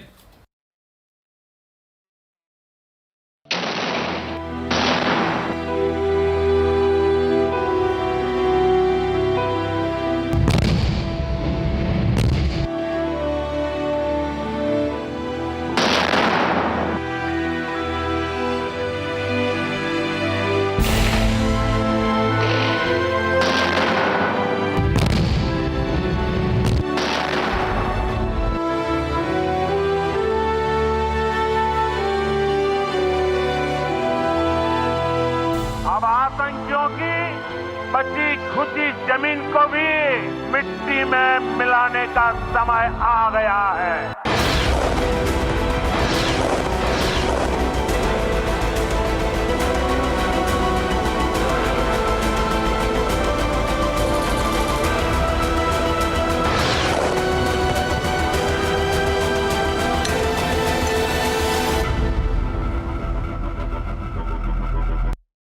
In the global employability rankings by Times Higher Education UK, only the following 6 institutions from India are ranked amongst the top 230 in the world for having the most employable graduates. IIT Delhi, IISc Bangalore, IIT Bombay, IIM Ahmedabad, IIT Kharagpur and Amity University.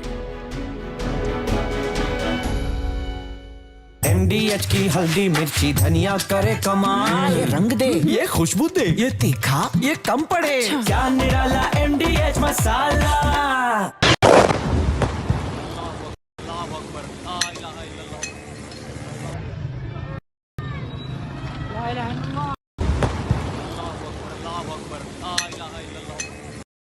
Of different weapon systems.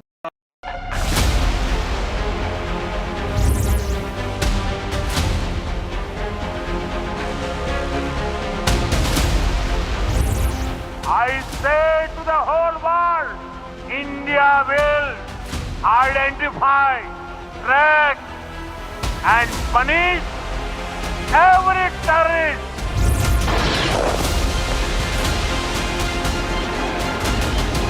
History has been made that in this strike, our information reaching Republic is that the main headquarters of the Lashkar-e-Toiba at Muridke has been completely devastated.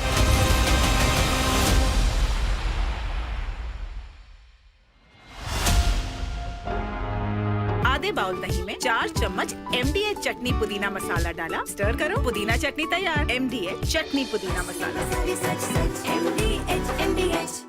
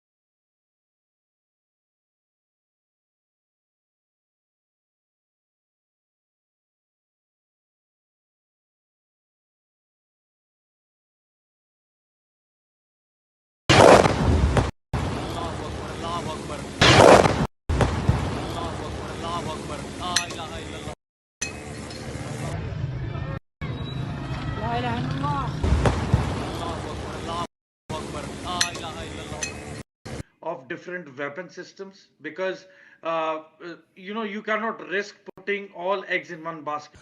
मस्जिद तैयबा मरकज उमर करा के अंदर ये नुकसान है। Not risk putting all eggs in one basket.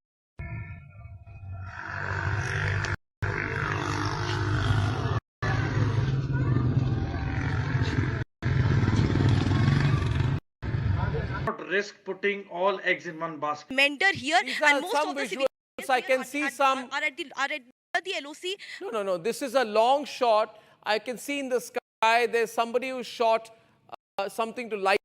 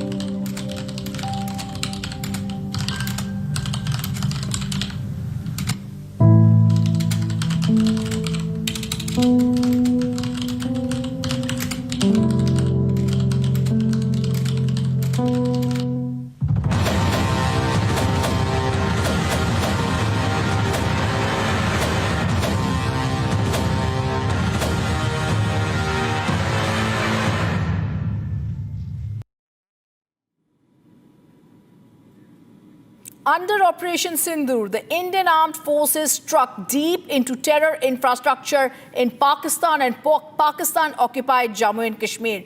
We hit locations believed to be and had been the planning and the headquarters and the execution of terrorism attacks, including the Pahalgam attack. I say to the whole world, India will identify, track and punish every terrorist and their backers.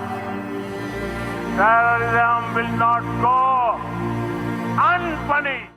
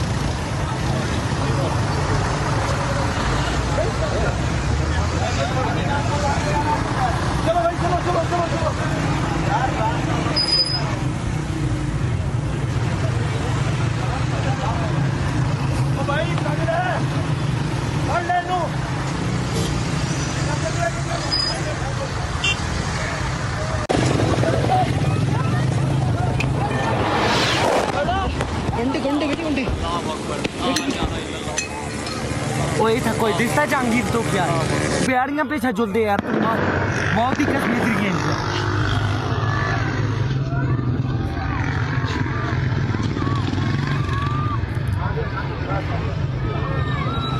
ला इलाहा इल्लल्लाह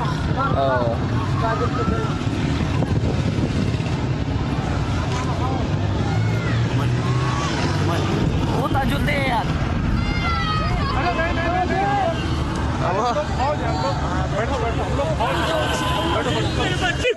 ये नुकसान हम लोग फौजी हैं आपकी safety के लिए आए हैं आपकी सेफ्टी के लिए आए हैं बैठो बैठो बैठो बैठो आपकी सेफ्टी के लिए आए हैं हम इंडियन आर्मी हैं बैठो मस्जिद तैयबा मरकज उमर करा के अंदर आपके बच्चे कुछ नहीं करेंगे थोड़ा बताइए हुआ पति को आए हैं बैठो बैठो बैठो ये नुकसान सेफ्टी के लिए आए हैं ये 9 नंबर हम इंडियन आर्मी हैं बैठो ये इंडियन आर्मी है आप लोग कहाँ से आए हो कहाँ से आए आप लोग आए आपके बच्चे कुछ नहीं करेंगे मस्जिद तैयबा मरकज उमर करा के अंदर पति को मार दिया नहीं बेटा शांत रहो लो पानी पियो पानी पियो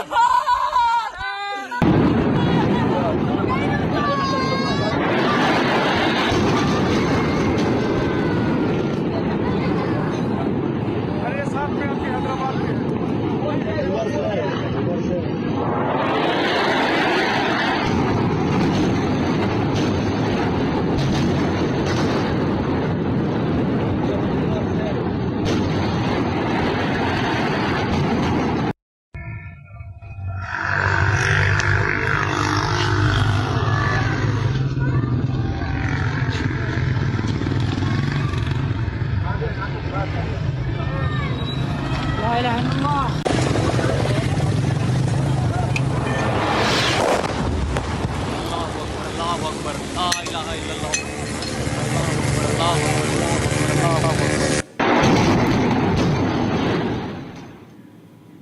In response to Pakistan's state-sponsored terrorism, viewers, India had announced the strikes have been carried out against 9 targets that were identified in Pakistan and Pakistan-occupied Kashmir to take down the terror infrastructure. The strikes had come after the dastardly Pahalgam attack that claimed 26 lives. This has been dubbed Operation Sindoor. The Indian Ministry of Defence had said it hit infrastructure from where terrorist attacks against India have been planned for decades. Swift, silent, surgical. the Indian Armed Forces launched Operation Sindoor, obliterating terror infrastructure deep inside Pakistan and POK. 14 days and 9 targets later, the terror towers of Pakistan have toppled. Headquarters of Jaish and LET were also reduced to rubbles. The escalation followed days of mounting anticipation after the dastardly Pahalgam terror attack, which left 26 innocent civilians dead. In an official statement, the Ministry of Defence confirmed that 9 terror sites were struck with precision and no Pakistani military installations were targeted. Pakistan Army spokesperson Lieutenant General Ahmad Sharif Chaudhry said that Indian missiles struck Kotli and Muzaffarabad in Pakistan-occupied Kashmir and Bahawalpur in Punjab province. Meanwhile, following the strike, a rattled Pakistan threatened India. Echoing a hollow threat, Shehbaz Sharif, the Prime Minister of Pakistan, said that Pak will react forcefully. Reacting to the developments, US President Donald Trump said that the US was aware that something was about to happen and hoped that the situation would de-escalate quickly. No, it's a shame. We just heard about it just as we were walking in the doors of the Oval. Just heard about it. I guess people knew something was going to happen based on a little bit of the past. They've been fighting for a long time. You know, they've been fighting for many, many decades and centuries, actually, if you really think about it. No, I just hope it ends very quickly. According to the reports, India has reached out to various countries across the globe, including US, Russia and the UK, to brief them about the military strike. With India tightening its ironclad fist around Pakistan's neck, Operation Sindoor echoes the message of Prime Minister Modi from the grounds of Bihar. India will identify, track and punish every terrorist and their backers. We will pursue them to the ends of the earth. India's spirit will never be broken by terrorism. Terrorism will not go unpunished. And the message is clear. India will always strike back.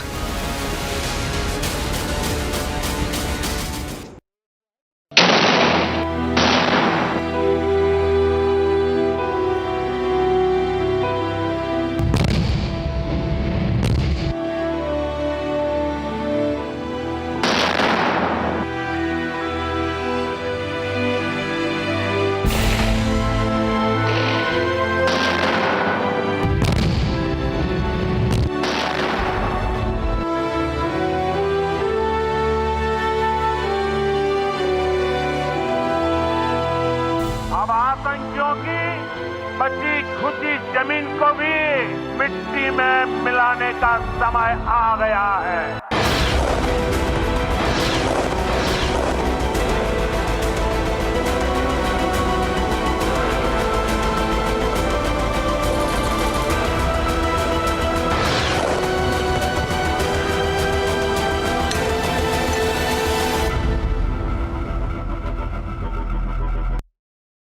आधे bowl दही में 4 चम्मच MDH चटनी पुदीना मसाला डाला, stir करो, पुदीना चटनी तैयार। MDH चटनी पुदीना मसाला। क्या हो गया भाई? भैया आपसे सीखकर म्यूचुअल फंड्स में SIP शुरू की थी, लेकिन कभी कभी अपडेट्स देखकर मेरा मन भटकने लगता है। सुन, ये लिफ्ट जब ऊपर नीचे जाती है तो तू निकल जाता है। नहीं भैया, यही तो सही मंजिल तक ले जाती है। तो बस म्यूचुअल फंड्स का भी यही है, डटे रहेगा तो तू भी अपने सपनों के पास पहुंच सकता है। हाँ, बिल्कुल आपकी तरह। सही है। म्यूचुअल फंड निवेश बाजार जोखिमों के अधीन है। योजना से जुड़े सभी दस्तावेजों को ध्यान से पढ़ें। दादी के हाथों का जादू और खुशबू से महकता घर, माँ की मुस्कुराहट और खाने की सुगंध। MDH गरम मसाला, क्योंकि हर रिश्ता है स्वाद से जुड़ा। पाकिस्तान इंडिया ने जंग शुरू कर दी है। अभी मेरे बहावलपुर सिटी के अंदर मौलाना Masood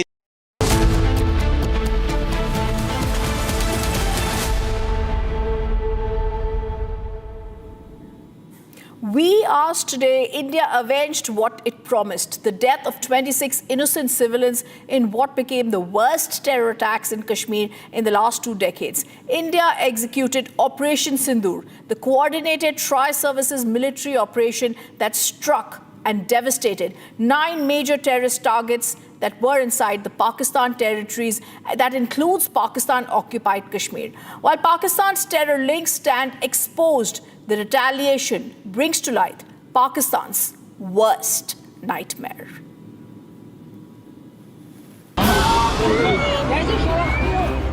"26 innocent lives lost. 2 weeks later, all of the 26 innocent lives avenged. Operation Sindoor 22 April को पहलगाम में हुए विभत्स आतंकवादी हमले के शिकार मासूम नागरिकों व उनके परिवारों को न्याय देने के लिए लॉन्च किया गया था। इस कार्रवाई में 9 टेररिस्ट कैंप्स को टारगेट किया गया और पूरी तरह से इसे बर्बाद किया गया। Not only did Pakistan not see this coming, but its worst nightmares were brought to life in the wee hours of Wednesday as India launched the first tri-services operation against Pakistan since the 1971 war. The Indian Army, Air Force and the Navy launched a coordinated operation striking hard some of the most significant and long-standing terrorist training hubs deep inside Pakistani territories. We've hit back. Ladies and gentlemen, the big breaking news story of the moment. If you can hear me, all right, because I want to recap exactly what is happening. As of this minute, 33 minutes past 2, history has been made. This is a very direct and straightforward attack by the Indian Army. We are reporting Pakistan has been hit. Muzaffarabad has been hit. A total of 9 places in Pakistan have been hit. The operation has dismantled 9 major targets of the Lashkar-e-Taiba and Jaish Mohammed. Bombs were also rained on Hizbul Mujahideen hideouts inside Pakistan. India's retaliation used precision strikes and long-range standoff weapons at 9 locations, flattening the logistical, operational and training infrastructure of terror groups.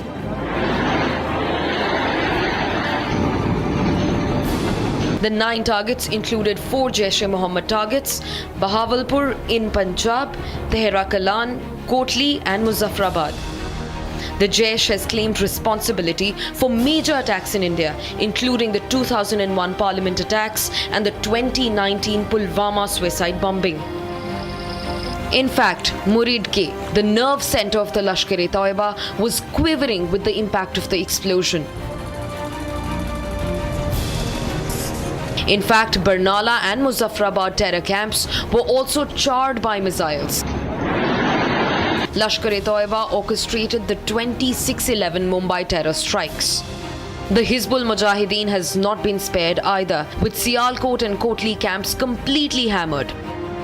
The terrorist group has been active in multiple attacks across the Kashmir Valley.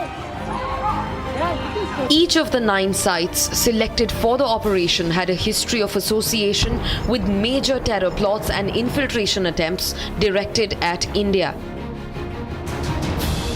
India has hit back, and it has hit back harder than ever. The message is as clear as it can get: zero tolerance towards terrorism and its dirty state sponsors.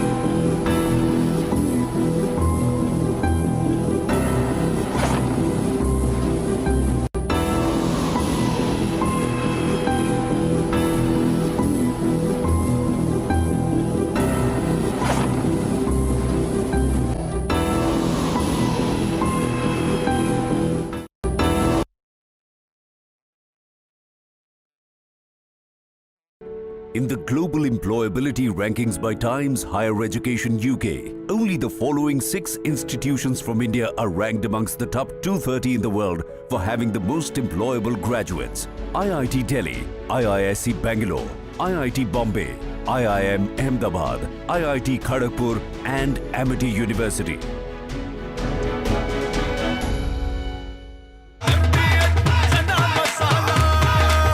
अब छोलिया हो या लोबिया, सफेद चने या काले चने, सब कुछ मजेदार बने।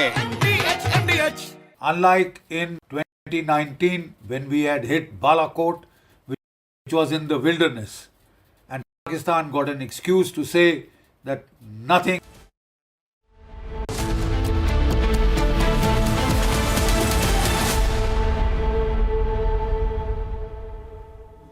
While the world was asleep, the Indian Army and Air Force, in a coordinated operation, struck back at Pakistan and Pakistan-occupied Kashmir and destroyed 9 terror dens. 14 days after the dastardly Pahalgam attack, India sent a clear message through Operation Sindoor: zero tolerance against terror. Meanwhile, several global leaders backed India and also the zero tolerance policy towards terror.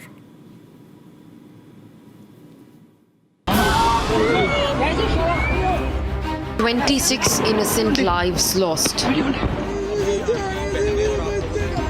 2 weeks later, all of the 26 innocent lives avenged.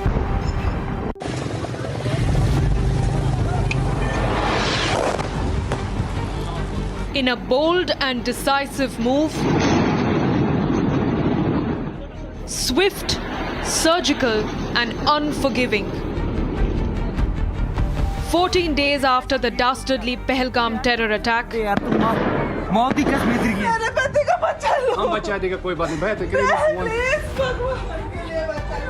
India avenged what it promised. India launched Operation Sindoor and destroyed 9 terror sites in Pakistan-occupied Kashmir and Pakistan. The operation, executed in the early hours of 7th of May, sends a clear and uncompromising message. India will no longer tolerate provocation. While the world stood with India against the fight of terror, we saw world leaders backing India and condemning the terror attack. As India strikes Pakistan, the world is watching and reacting. As New Delhi's fiery strike deep inside Pakistan reverberates across global capitals. US President Donald Trump said that US knew India would retaliate and that he hopes that this ends quickly. No, it's a shame. We just heard about it just as we were walking in the doors of the Oval. Just heard about it. I guess people knew something was going to happen based on a little bit of the past. They've been fighting for a long time. You know, they've been fighting for many, many decades and centuries, actually, if you really think about it. No, I just hope it ends very quickly. Meanwhile, US Secretary of State Marco Rubio said that the US is monitoring the situation between India and Pakistan and encourages the two nations to open lines of communication. Reacting to India conducting precision strikes, Israel envoy to India showed solidarity, saying that Israel supports India's right to self-defense. The operation targeted 9 locations, including Jaish's base in Bahawalpur and Lashkar's hub in Mudrike. Operation Sindoor, as the Indian Army stated, is India's answer to Pakistan. Justice is served.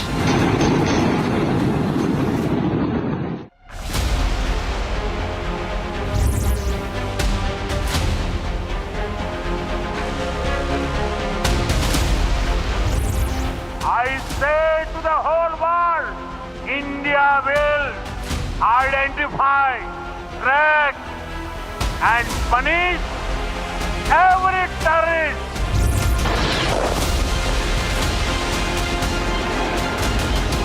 History has been made that in this strike, our information reaching Republic is that the main headquarters of the Lashkar-e-Toiba at Muridke has been completely devastated.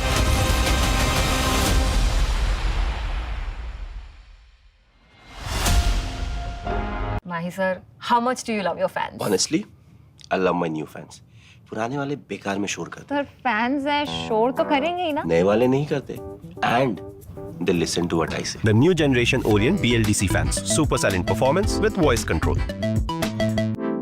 Silly me, I thought. Cricket fans.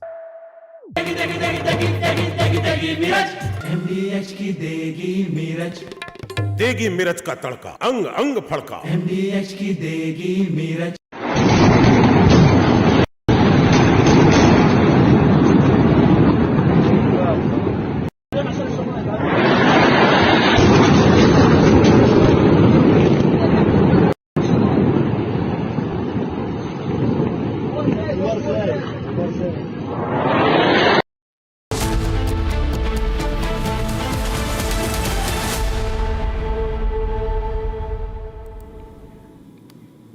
Ladies and gentlemen, the world woke up to Operation Sindoor, a testament of the fight of our armed forces and those grieving families who were witness to their loved ones being killed. We bring you this report on the biggest Indian strike on terror, Operation Sindoor.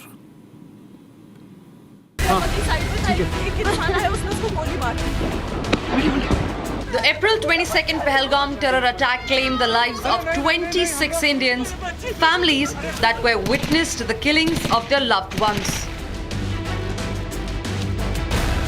Women and children left grieving a deep and unbearable loss. And 14 days after, India and the world woke up to Operation Sindoor. Operation Sindoor, India's response to Pakistan's terror ecosystem. Operation Sindoor, an invocation of grief, memory and resolve. Official sources say that it was Prime Minister Modi who picked the evocative term Operation Sindoor to name the Indian Armed Forces strike on 9 terror sites in Pakistan and Pakistan-occupied Kashmir. India's stand could not be more lucid. The human cost of this attack is unpardonable.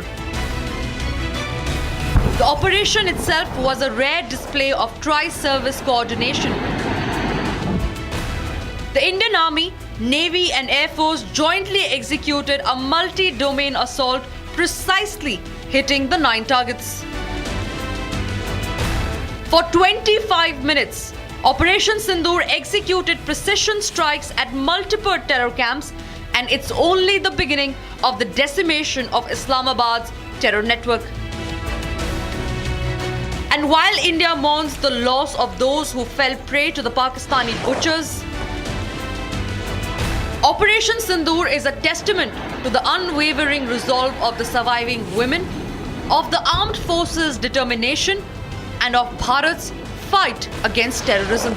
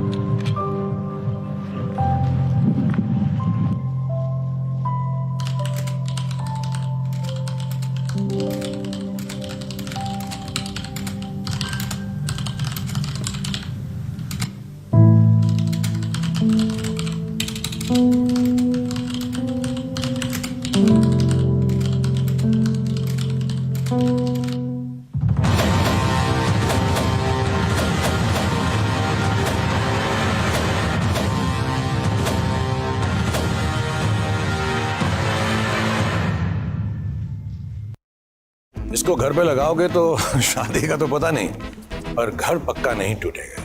Rungta नहीं तो घर strong नहीं। Rungta steel TMT बार एकदम solid.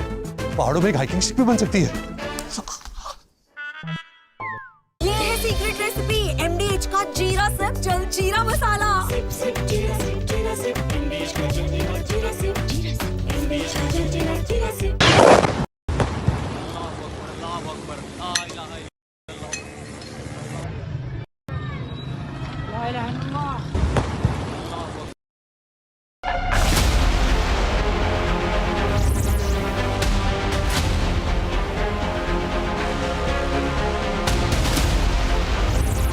I say to the whole world, India will identify, track and punish every terrorist.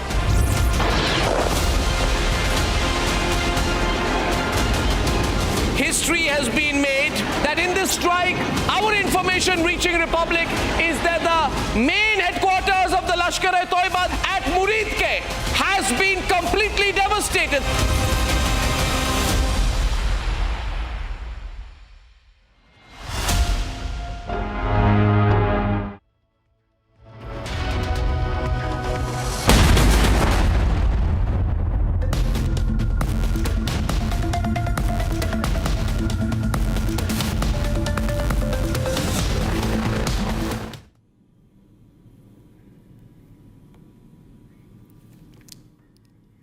Viewers, Republic TV has accessed visuals from all the target hits in Pakistan and Pakistan-occupied Kashmir. We're going to go across to that. This is in Bahawalpur, India, showing you those visuals. First, we're showing you in Bahawalpur.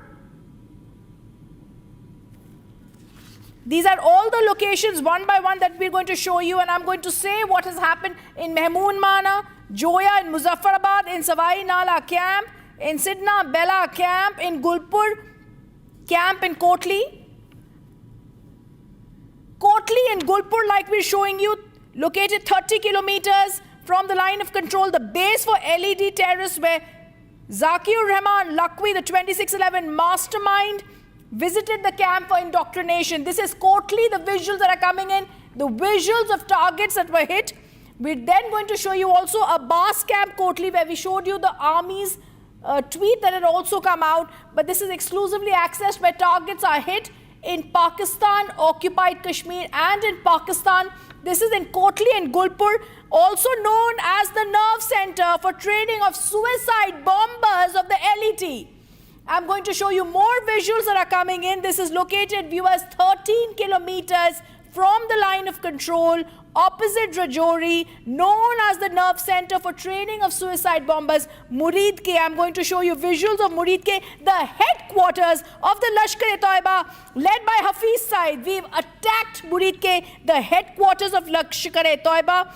Many terror attacks, associations of terror attacks, Ajmal Kasab, David Coleman Headley were here. We're now showing you also Mehmoona Joya camp in Sialkot, located 12 kilometers from the international border, a key training facility of the Hizbul Mujahideen. We're showing you those pictures that are coming in right now from Bahawalpur, from Sialkot and Muridke, all those headquarters. We're showing you great visuals of Bahawalpur, very crucial because this is the headquarters of the Jaish-e-Mohammed, where indoctrination of the terrorists took place in Mehmoona Joya, located 100 kilometers from the international border. The camp was used for recruitment, for training. And then we're also showing you Kotli and Gulpur, Mehmoona Joya. Masood Azhar, the terrorist commanders, issued directions to their cadres from the Markaz Subhan in Bahawalpur, which we showed you, that has been decimated, obliterated, and today has been attacked in terrorist, in these attacks, where we've also clearly said that this engagement is showing you that these are intelligence inputs that they've received, and the armed forces tell us these were terror training camps. I'm going to once again show you how India strikes back, and targets have been hit in Pakistan, occupied Kashmir, and in Pakistan. Very clear details that this is a complex web which India has attacked today. The timing has been given between 1:05 and 1:30 hours. And viewers, I'm going to tell you about Bahawalpur, which we are showing you. The explosion that has been seen first and exclusively on Republic TV, located 100 kilometers from the international border, the headquarters of Jaish-e-Mohammed. The camp was used for recruitment. Masood Azhar used to give directions to his cadre from this camp. We've also got details about Masood Azhar admitting that his family members and his kins have today been killed in this attack. This is Markaz Subhan in Bahawalpur, the very headquarters of Jaish-e-Mohammed that has been attacked. I want to go across to Rakshita, who's got access to these visuals that are brilliant. Rakshita, give us more details. Well, of course, you know, the message from the forces, the message from India, particularly if you talk about, has been very loud and clear that they first, of course, started with the diplomatic strike, with the water strike, and of course, with the anti-terror operations that were underway for the past 1 week, in fact, more than a week now. We've seen how the entire OGW network was being dismantled. The entire terror network in the valley was also, also dismantled. And now they went out and targeted not the military bases, but all the terror camps wherever in Pakistan occupied Kashmir and also in Pakistan. If you see, these were the terror camps which were also frequented by those terrorists like this Zakir Rahman Lakhvi and even Ajmal Kasab, all those who got training in such terror camps. So you understand where this is coming from. India says that no further, we cannot have such attacks anymore on Indian soil, and we are going to hit where it hurts the most. We are going to uproot them. So we have Savai Nala camp in Muzaffarabad, that is in Pakistan occupied Kashmir, and it mostly has these terror camps and attack on civilians and those facilities have in fact carried out multiple attacks in the valley. That includes the attacks in Sonmarg as well. If you talk about Bilal camp in Muzaffarabad, Jaish-e-Mohammed camp once again, and these are jungle camp survival techniques, explosives and jungle camp survival techniques for carrying out terror activities across the line of control in Kashmir. Talking about this entire description of what we have received from our defense sources. Gulpur camp in Kotli, now this is 30 kilometers from the line of control, and it has a base for the Lashkar terrorists operating there in the Rajouri and Poonch, and we see that inputs confirm that Lakhvi, who was the 2611 mastermind, remember, he frequented this camp and used this for indoctrination of the terrorists as well.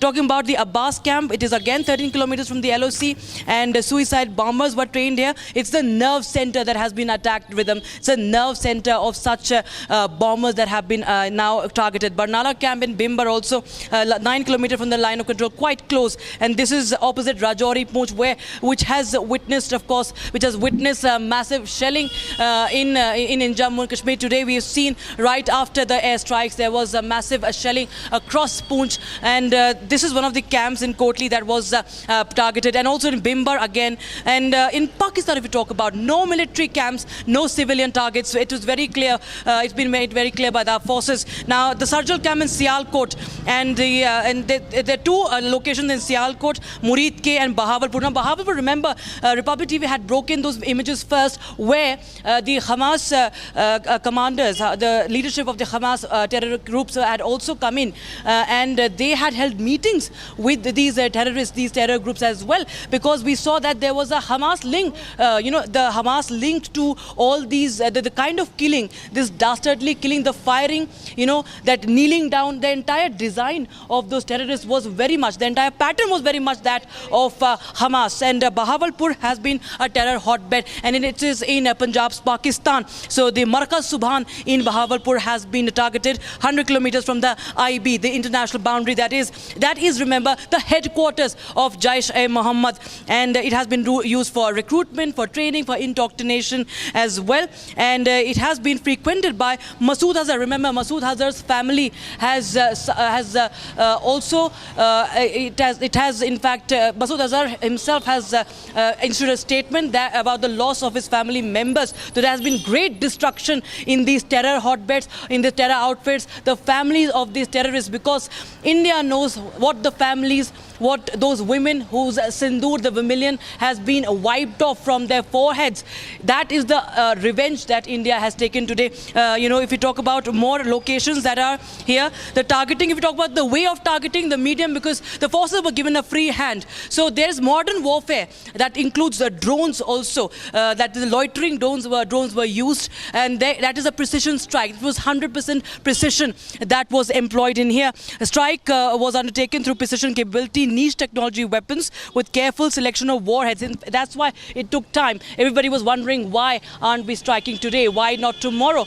It is a precision strike, and it takes a lot of mapping. It takes a lot of the drones hovering and target identification, so that there is 100% precision. And all the targets were neutralized with clinical efficiency, very importantly with them, and no military establishments were targeted. And India demonstrated considerable restraint in its response, and Indian armed forces are fully prepared to respond to Pakistani misadventure. This was made very clear by the press conference held by the by the Foreign Secretary and the MOD, that India is right now not escalating anything. It is just an answer to what happened in Pahalgam. It is the revenge that the forces have now taken.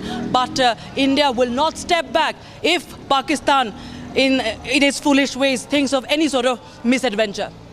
Absolutely. And I also want to once again play out those visuals, Rakshita, that you've accessed at this wonderful briefing that you've given us on this. Because let's face it, today what India has done is we've targeted the headquarters of the Jaish Mohammed and the Lashkar-e-Toiba, the places from which these attackers, Ajmal Kasab, David Coleman Headley, were indoctrinated. These terrorists were made the nerve centers of the suicide terrorists, the suicide bombers, and those places in Muridke, in Bahawalpur, have also been targeted. In fact, if I could go to the visuals of Bahawalpur, those 11 seconds that Rakshita have been accessed by you, these are the headquarters of Jaish-e-Mohammed.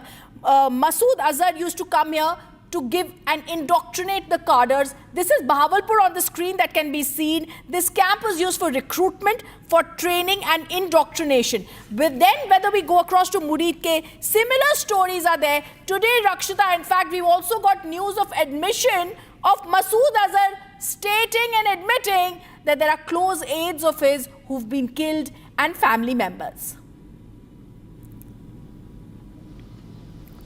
Absolutely. Those are the visuals that are coming in, and right now as we speak, those terror camps have been focused. Remember, this is an important part is that the Punjab, the areas in Punjab that have been terror hotbeds for the longest time have been targeted. And remember, the Punjab, of course, has been, we do understand that no military target has been hit, but yes, it becomes very important about the geographical and the historical understanding and the political understanding of where these targets have been.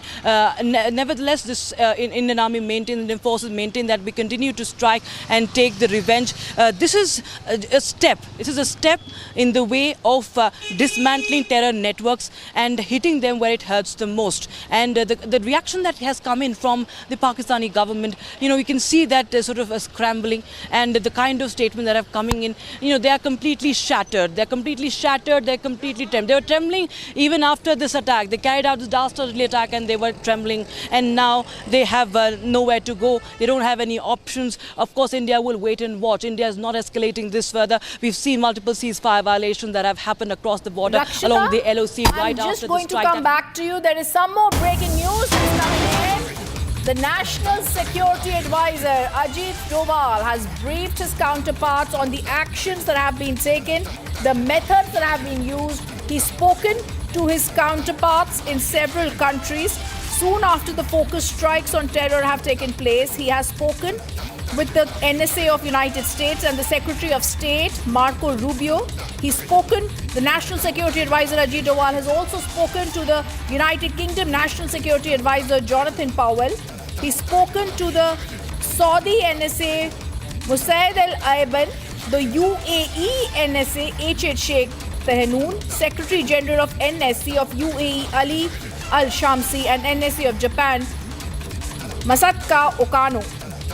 The brief has also been that the National Security Advisor spoke to his counterparts. He established contact with the Russian NSA Sergei Shoigu, the member of the Political Bureau of CPC, the CC Committee. Now, we're also getting to know great details about the NSA having briefed his counterparts on the methods, the action taken, which was measured the non-escalatory and restrained measures. He emphasized India had no intent to escalate but was well prepared to retaliate absolutely, resolutely should Pakistan decide to escalate. The NSA had also said he would be in touch with his counterparts in the next few days. The National Security Advisor speaking to and giving details to his counterparts in the other nations, and this is brilliant after the surgical strike was carried out selectively and precisely.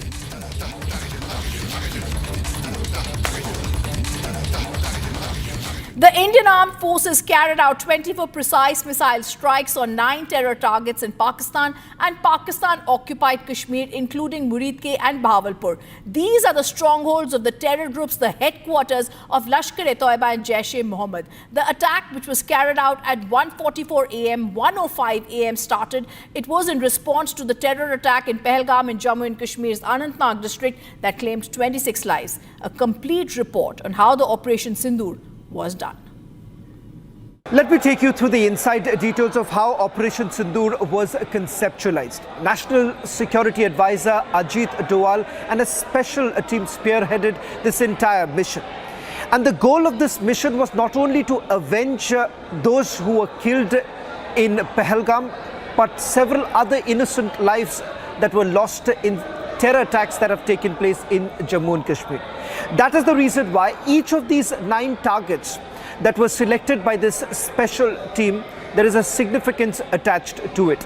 I'll take you through each of the camps of Lashkar-e-Toiba, Jaish Mohammed and Hizbul Mujahideen that was targeted in these precision strikes that were carried out by the Indian Armed Forces. In fact, we are given to understand that this was not limited to just terror launch pads, but the very fact that the terror factory operating out of Pakistan should be completely eliminated. That is the reason why this mission was not restricted to just Pakistan-occupied Kashmir, but also deep inside Punjab. Playing a crucial role was also the NTRO. Most of these areas were under some sort of a surveillance to basically look at those who were present inside those very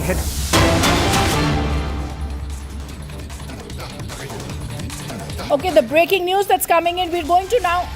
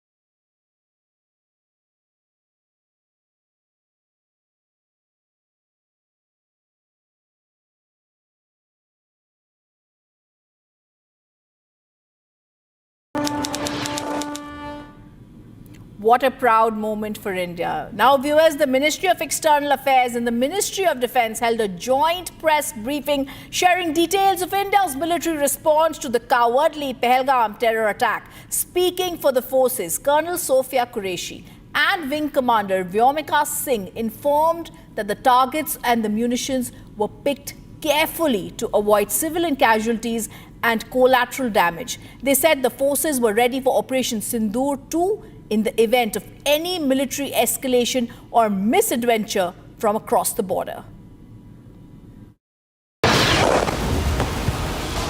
Less than 24 hours after India inflicted a heavy cost on Pakistan for the Pahalgam terror attack, the forces shared details of Operation Sindoor at a key security briefing in the capital.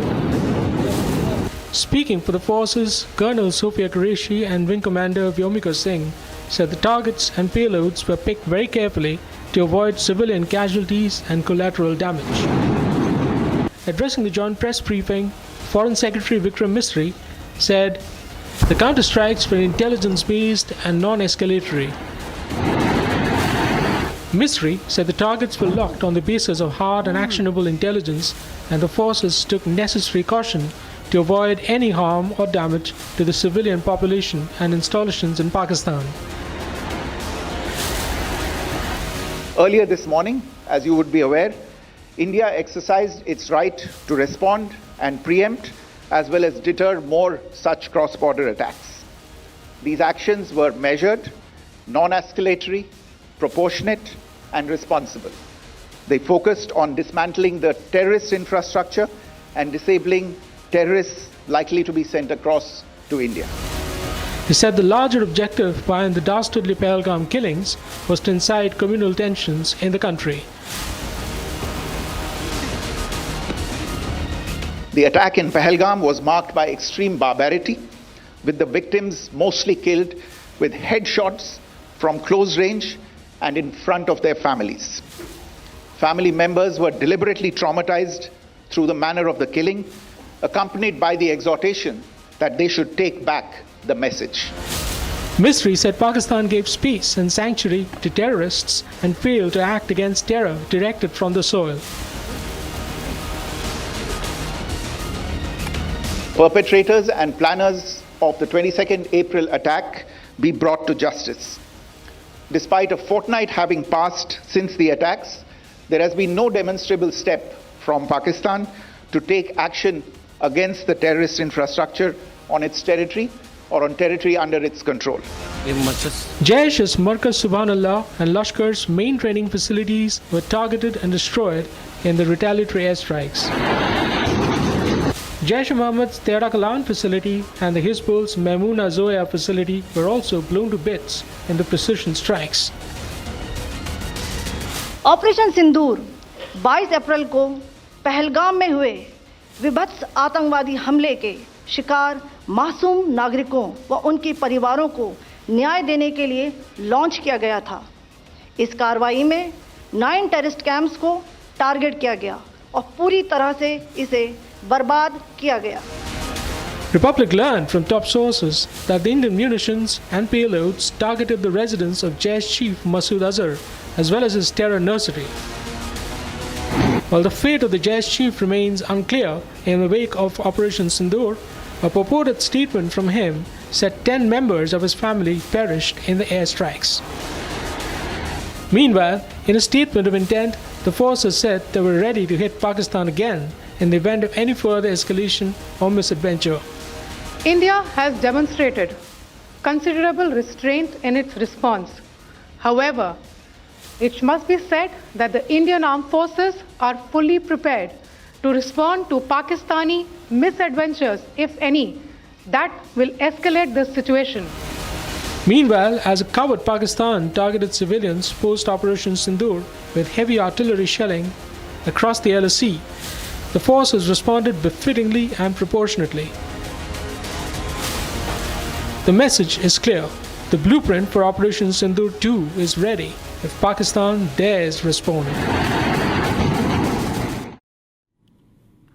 Major General G.D. Bakshi, in a sharp strategic commentary, hints at the potential use of the BrahMos missile in future cross-border counter-terrorism operations. He emphasizes the speed, precision and visibility. He suggests high-impact non-escalatory strike on entrenched terror camps could serve as both a tactical message and a deterrent. With BrahMos' unmatchable accuracy, rapid deployment capability, Major General Bakshi frames it as an ideal tool for swift punitive action, underscoring India's evolving doctrine of decisive proportionate response.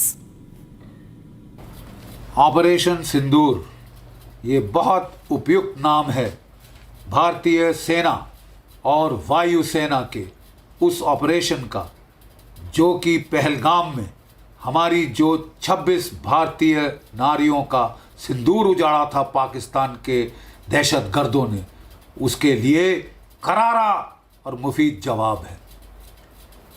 Bharat की army और air force ने एक joint operation में 9 terrorist camps को strike किया है, जो कि शुरू होते हैं मुजफ्फरनगर से, पीओके में, भिंबर गली, गुलपार, चक अमरू, सियालकोट, मुरीद के और भावलपुर।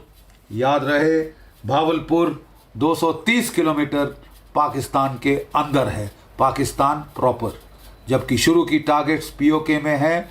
ये तमाम टारगेट्स मुरीद के, सियालकोट और भावलपुर तो जो सबसे डीप टारगेट है 230 किलोमीटर पाकिस्तान की गहराई में।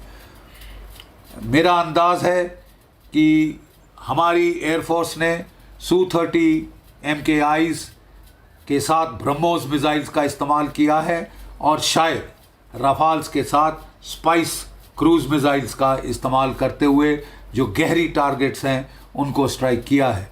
इंडियन आर्मी ने जो LOC के नज़दीक टारगेट्स हैं जैसे कि मुजफ्फराबाद, कोटली, भिंबर गली इत्यादि, इनको अपने या तो ground launched BrahMos cruise missile से टारगेट किया है या फिर कोई शॉर्ट रेंज हमारे जो वेपन्स हैं, मतलब इनसे शॉर्टर रेंज वेपन्स हैं जैसे कि स्मर्च या फिर आपके Pinaka multi barrel rocket launchers, इनसे टारगेट किया है और इन टारगेट्स को निस्तनाभूत कर दिया है।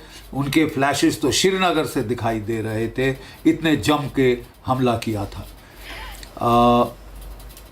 हमारा जो रिस्पांस रहा है, इस बार हमने हाईली विजिबल टारगेट्स को स्ट्राइक किया है और मेरा ख्याल तो इनमें साथ में लॉइटरिंग म्यूनिशंस का भी इस्तेमाल किया गया था, possibly to confuse the enemy radars and present multiple targets, ताकि अगर कोई भी रिस्पांस होता तो उसको केटर फॉर किया जा सकता था। लेकिन लगता है आपको याद होगा जब ईरान ने मिसाइल हमला किया था पाकिस्तान पे, तो पाकिस्तान के चाइनीज़ रडार्स उसको कैच ही नहीं कर पाए थे और पाकिस्तान बहुत कंप्लेन कर रहा था चाइना को। इस बार भी प्रिसाइसली वही हुआ है। हमारे BrahMos cruise missile on side of the border stand of ranges से फायर किए गए हैं पाकिस्तान के अंदर, राइट। और इसके चलते वो उनके रडार्स बिल्कुल पिकअप नहीं कर पाए, खरोंच नहीं आई है हमारे किसी भी जहाज़ को या कोई भी ग्राउंड बेस्ड लॉन्चर को। पाकिस्तान की ISPR कह रही है कि 6 टारगेट क्लस्टर्स में कोई 24 स्ट्राइक्स की हैं भारतवर्ष ने।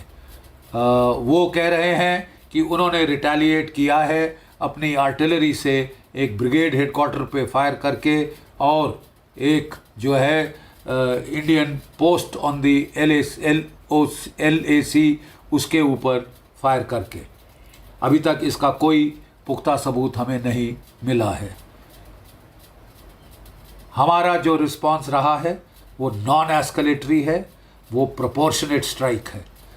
सो फार हमने केवल पाकिस्तान की टेरर टारगेट्स को एड्रेस किया है, लेकिन अगर पाकिस्तान भारत की जवाबी कार्रवाई में भारत की सिविल या मिलिट्री टारगेट्स को स्ट्राइक करता है तो हमें पूरी जस्टिफिकेशन मिलेगी इसको एस्केलेट करने अगले 2-3 स्टेप्स, जिसमें पाकिस्तान की आर्मी ISI के जो कमांड, जो उनका नेटवर्क है इस टेरर इकोसिस्टम का, उसको भी हम टारगेट कर सकते हैं और उस दर्जे हरारत तक जा सकते हैं जहां पाकिस्तान जाना चाहता है। हमें उम्मीद है कि पाकिस्तान को अकल आ गई होगी और वो यहीं पे सिलसिला ख़त्म कर देगा। We are prepared to not go any further if Pakistan does not escalate. जय भारत, जय Hind.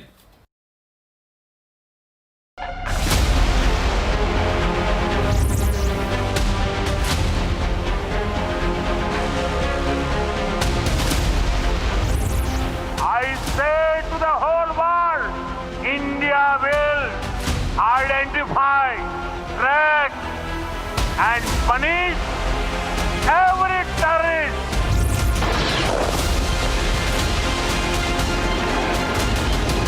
History has been made that in this strike, our information reaching Republic is that the main headquarters of the Lashkar-e-Toiba at Muridke has been completely devastated.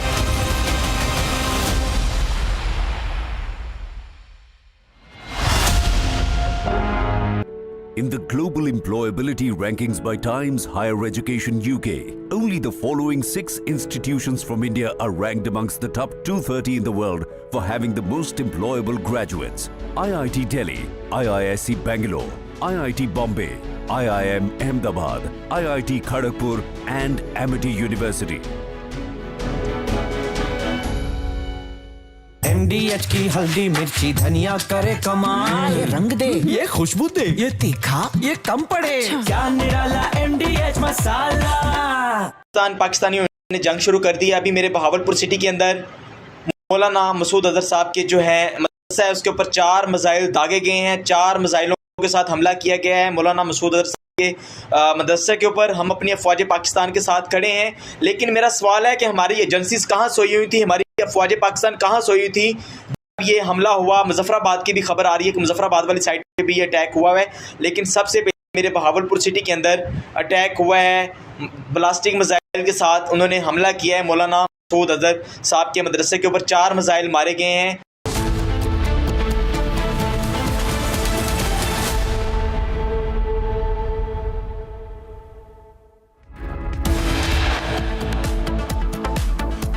Prime Minister Modi congratulates our brave hearts, asks Defence Minister Rajnath Singh to move to the border areas.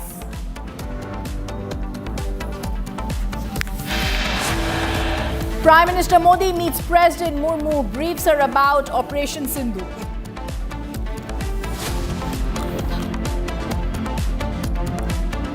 Amit Shah convenes urgent meet at MHA with the chief ministers of the border states. Pakistan also has a well-deserved reputation as a haven for terrorists from around the world, with internationally proscribed terrorists enjoying impunity there. MEA and Ministry of Defence issue joint statement on Operation Sindoor, call out Pakistan as the safe haven for terrorists.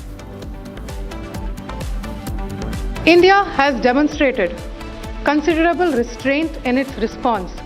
However, it must be said that the Indian Armed Forces are fully prepared to respond to Pakistani misadventures, if any, that will escalate the situation.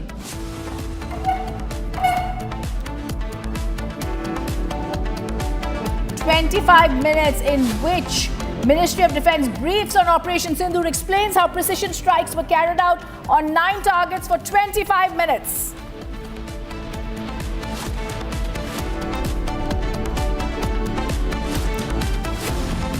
India ready with retaliatory operation in case of counter-offensive. Forces on guard across the border in Kashmir.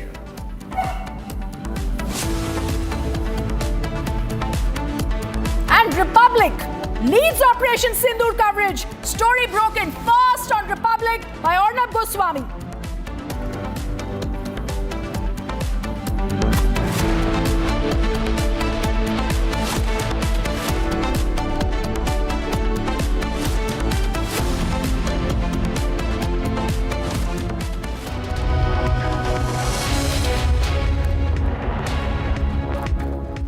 We're going to begin with the breaking news that's coming in. Operation Sindoor. India destroys Jaish-e-Mohammed's Markaz Subhan-Allah terror camp in Pakistan's Bahawalpur.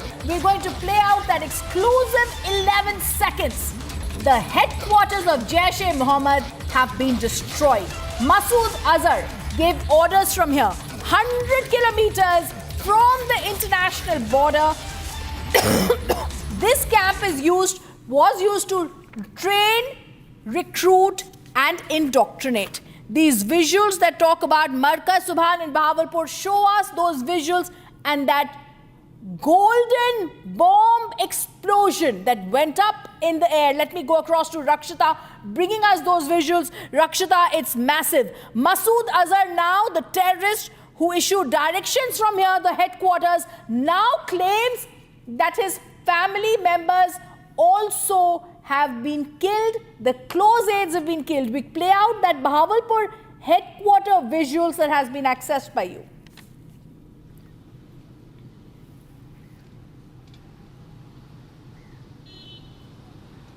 Rakshita, these Bahawalpur visuals are so telling. They speak their own picture as India strikes at the terror heart of Pakistan.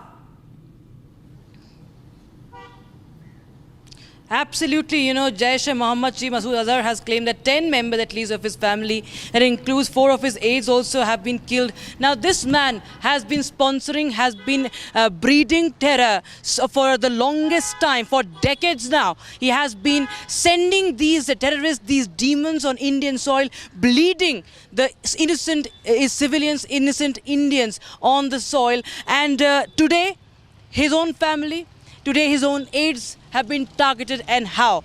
That target, that headquarters, that terror headquarter is now reduced into rubble. And this is what India had vowed. India said nothing anymore. No, we've had enough. We won't spare this time. We are going to dismantle you. We are going to uproot you. We are going to where it hits you the most. You will be left nowhere to go. That is the message primarily that is being sent by our forces, by our intelligence agency who have worked together. It's a historic action, that has been taken, that has taken place. If we talk about this place, the Markaz we're talking about, this Masood Azhar, of course, has been the mastermind of several terror attacks, if we talk about. And we've seen Masood Azhar was also arrested in 1994, remember, released after the IC 814. And then there were many such activities that he carried out, terror activities, now including the parliament attack, his role in the Mumbai attacks as well. So, and there are camps that have been targeted this time, where the likes of the 26/11 terror attack gunman, the terrorist Ajmal Kasab was also visiting, and many such of those terror masterminds were indoctrinating the young boys. They were indoctrinating and also creating these terror camps. Also, they were weaponizing them, providing them weapons, and this was happening in Pakistan occupied Kashmir as well as in Pakistan. Like you see, Bahawalpur, the locations that have been hit in Bahawalpur, those have been also hit. The way that that blaze comes out, the explosion, it's for every Indian to see. India said, the Prime Minister said that we will find you, we will trap you, and we will punish you.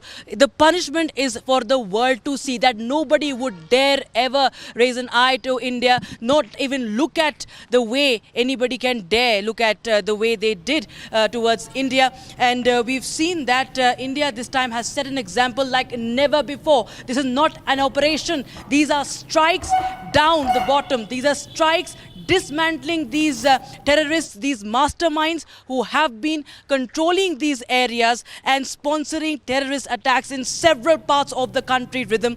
And their headquarters, their training camps today are nothing but rubble. There are only plumes of smoke that is coming out. Absolute panic if you see in POK. You see these army people, and they're not even army, they are all connected with these terrorists, and they go and they're meeting people. And this shows that how India has, hit them very, very hard. And a very good evidence we can see, while we do not need to give evidence to anybody, but the Saboot gang. The Saboot gang, which suddenly gets activated, whenever there is any dastardly attack on India and India hits back, it's for them to see as well. India has documented each and every location, Pakistan occupied Kashmir or Pakistan, a befitting reply given. And this could be just the beginning. The game has just begun, India is not looking for escalation. We are a professional force. India has a planning. India has a strategy. It is a wise nation. India has a leadership. It does not have maniacs like Asim Munir leading the country and vitiating and spewing venom just for their own career, just extending their own tenures. India, of course, is a leader in the global south. India will take the right decisions so that there is no instability in the region. Minimum damage. If you see the way these strikes have been conducted with the precision precision strikes, 100% precision. Modern warfare has been employed here. Yes. The drones, the loitering munitions that have been used here, that is the kamikaze. It's very important. They can, in fact, they can do the work of a missile without using the missile and with minimum collateral damage. That has also been one of the key areas where India has worked on, that there should be minimum collateral damage. No military targets, no civilian targets. And on India's, of course, India also continues to, protect its own civilians. Yes, there is a lot of attention on the border, along the international border, along the LOC. All right. And the I firing also want to, continues, but yes, Rakshita, this is go across to some more breaking news that's coming in, and I'm going to stay with those visuals also that are coming in. The National Security Advisor Ajit Doval spoke to around 8 of his counterparts during the talks. He emphasized India has no intent to escalate but was well prepared to retaliate resolutely should Pakistan decide to escalate. Remember the strategy, the inside details. This was a surgical, selective, precise strategy. High-value targets were under constant surveillance. The final clearance was given by National Security Advisor Ajit Doval. He's warned of a firm response if Pakistan retaliates. He spoke to 8 counterparts of 8 important nations, including the United States and Russia. He has said India does not seek an escalation. This was a secret control room directly monitored operation. Doval's core team got real-time updates. National Security Advisor Ajit Doval crucially spoke to 8 of his counterparts.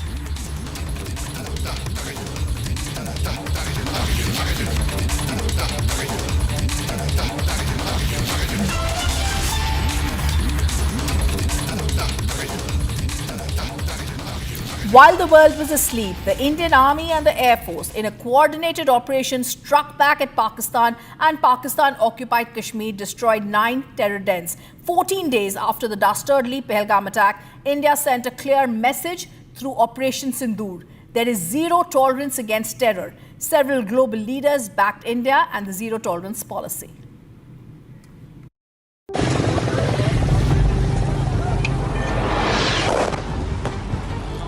In a bold and decisive move,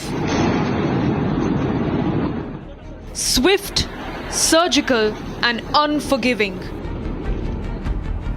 14 days after the dastardly Pahalgam terror attack,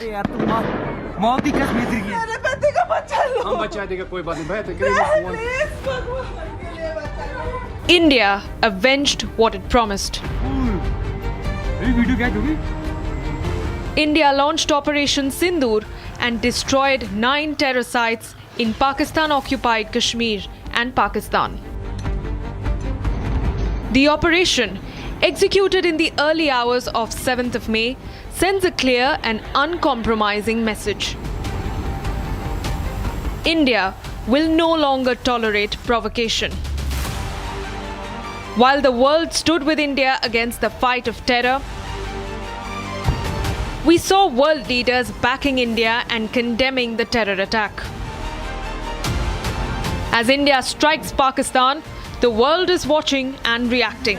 As New Delhi's fiery strike deep inside Pakistan reverberates across global capitals. US President Donald Trump said that US knew India would retaliate and that he hopes that this ends quickly. No, it's a shame. We just heard about it just as we were walking in the doors of the Oval. Just heard about it. I guess people knew something was going to happen based on a little bit of the past. They've been fighting for a long time. You know, they've been fighting for many, many decades and centuries, actually, if you really think about it. No, I just hope it ends very quickly. Meanwhile, US Secretary of State Marco Rubio said that the US is monitoring the situation between India and Pakistan and encourages the two nations to open lines of communication. Reacting to India conducting precision strikes, Israel envoy to India showed solidarity, saying that Israel supports India's right to self-defense. The operation targeted 9 locations, including Jaish's base in Bahawalpur and Lashkar's hub in Mudrike. Operation Sindoor, as the Indian Army stated, is India's answer to Pakistan. Justice is served. The world woke up to Operation Sindoor, a testament of the fight of our armed forces and those grieving families who were witness to their loved ones being killed. We bring you a report on the biggest strike on terror, Operation Sindoor.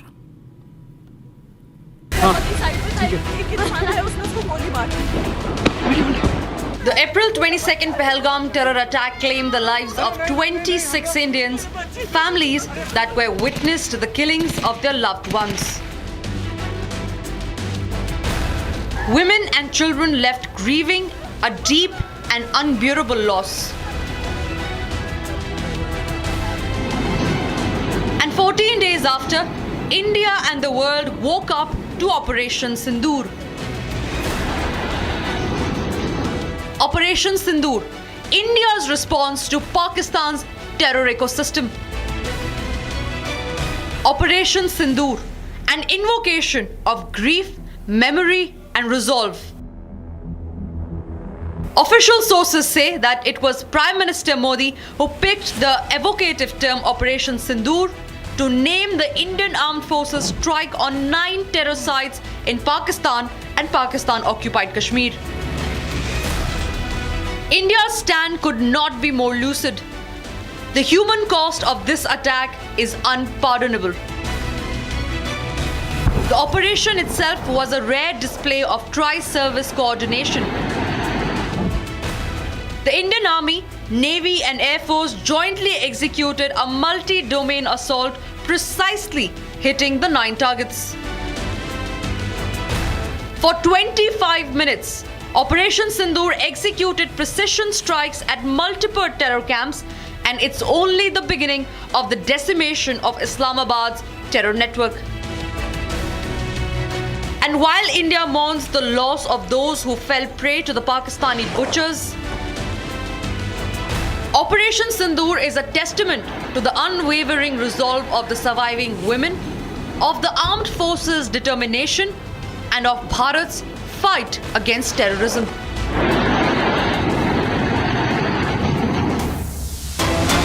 And there's breaking news that's coming in. The External Affairs Minister, Dr. S. Jaishankar, has spoken to the Prime Minister of Qatar after Operation Sindoor. He's also spoken to the FM. He's tweeted that he's discussed India's targeted and measured response to deter cross-border terrorism, and he said it was good to speak to the Prime Minister and the Finance Minister of Qatar. The EAM, the External Affairs Minister, speaking to the Prime Minister. These are back-to-back talks that are happening on both an international and a national level. The National Security Advisor spoke to his 8 counterparts in 8 nations, and now India makes its intent clear. Whether it's India speaking to China saying there's no escalation, only retaliation. Now the External Affairs Minister also speaking to the Prime Minister of Qatar after Operation Sindoor and says it was a good talk.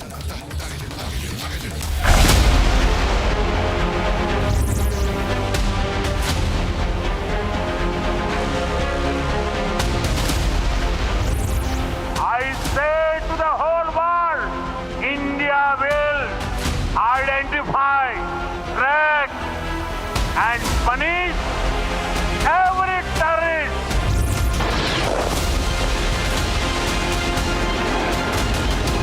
History has been made that in this strike, our information reaching Republic is that the main headquarters of the Lashkar at Muridke has been completely devastated.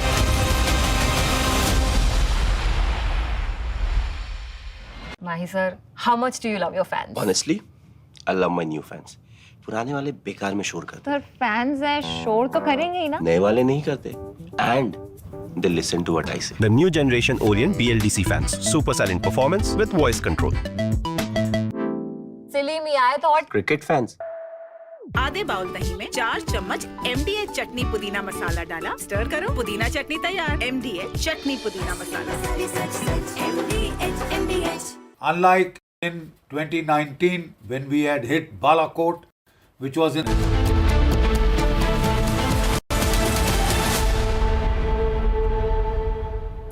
India launches 9 strikes on Pakistan at 1:05 a.m. Precision strikes were carried out on 9 targets for 25 minutes, 2 weeks after the dastardly Pahalgam attack. India sent a clear message through Operation Sindoor. We have zero tolerance against terror.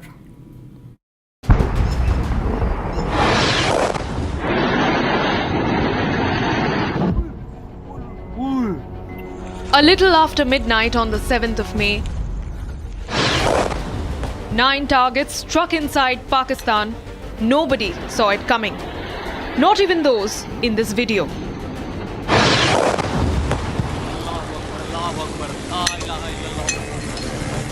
The strikes so precise that men who shot these videos have confirmed the targets. ये नुकसान ये 9 number ये मस्जिद तैयबा मरकज उमर करा के अंदर ये नुकसान है 5 targets in Pakistan occupied Kashmir, 4 targets deep inside Pakistan territory.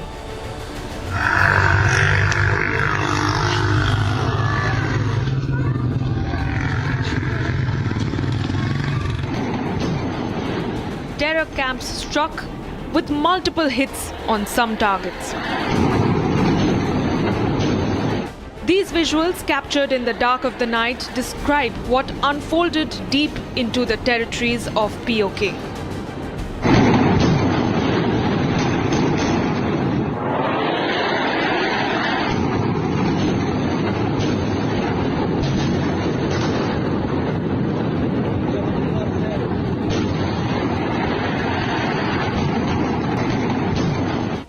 Precision strikes that turned the skies red. देखना वाम कैसे आ रही है वहां से अभी वीडियो कैच होगी नहीं होगी Multiple loud explosions and a complete blackout. The enemy was not ready for this.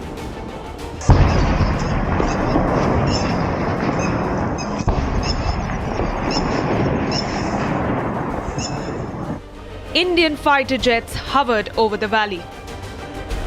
14 days after the Pahalgam killings, India has hit Islamabad hard. And as the world wakes up to Operation Sindoor, it's only the beginning of the end for the terror ecosystem of Pakistan.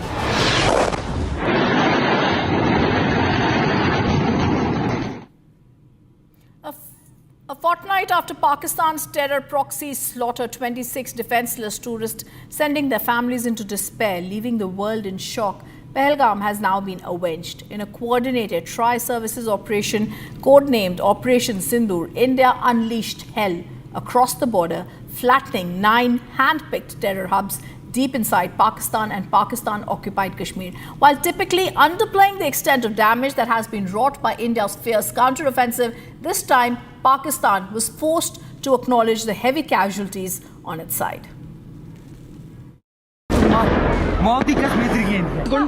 The dastardly Pahalgam terror attack of April 22nd has been avenged. A fortnight after Pakistani terrorists shot 25 unarmed tourists in the lush Baisara meadows, after ascertaining their fate, India settled the scores.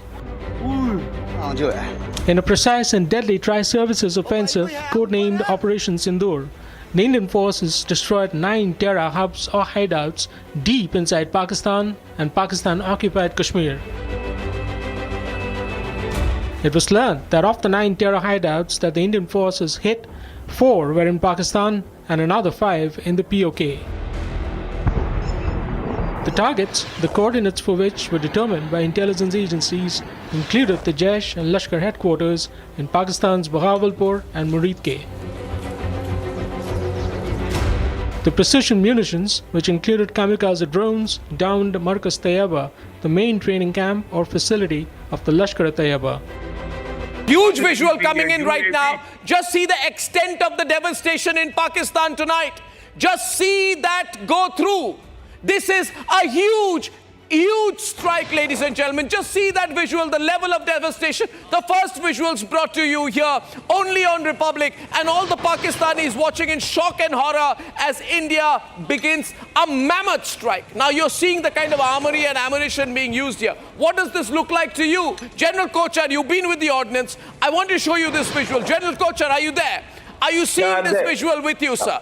You see the nature of the visual, the nature of the explosion. What does it look like to you, sir? My assessment is, Arnab, from what I can see on your screen. Yes, sir. This is a combination of a drone and a missile strike. A mix of drone and missile?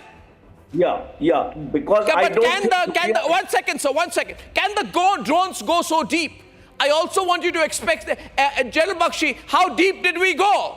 General Bakshi, how deep have we gone when we go to Bahawalpur, when we go to Muridke? How deep have we gone into their territory? Muridke and Bahawalpur, Muzaffarabad, Kotli, all these have been hit.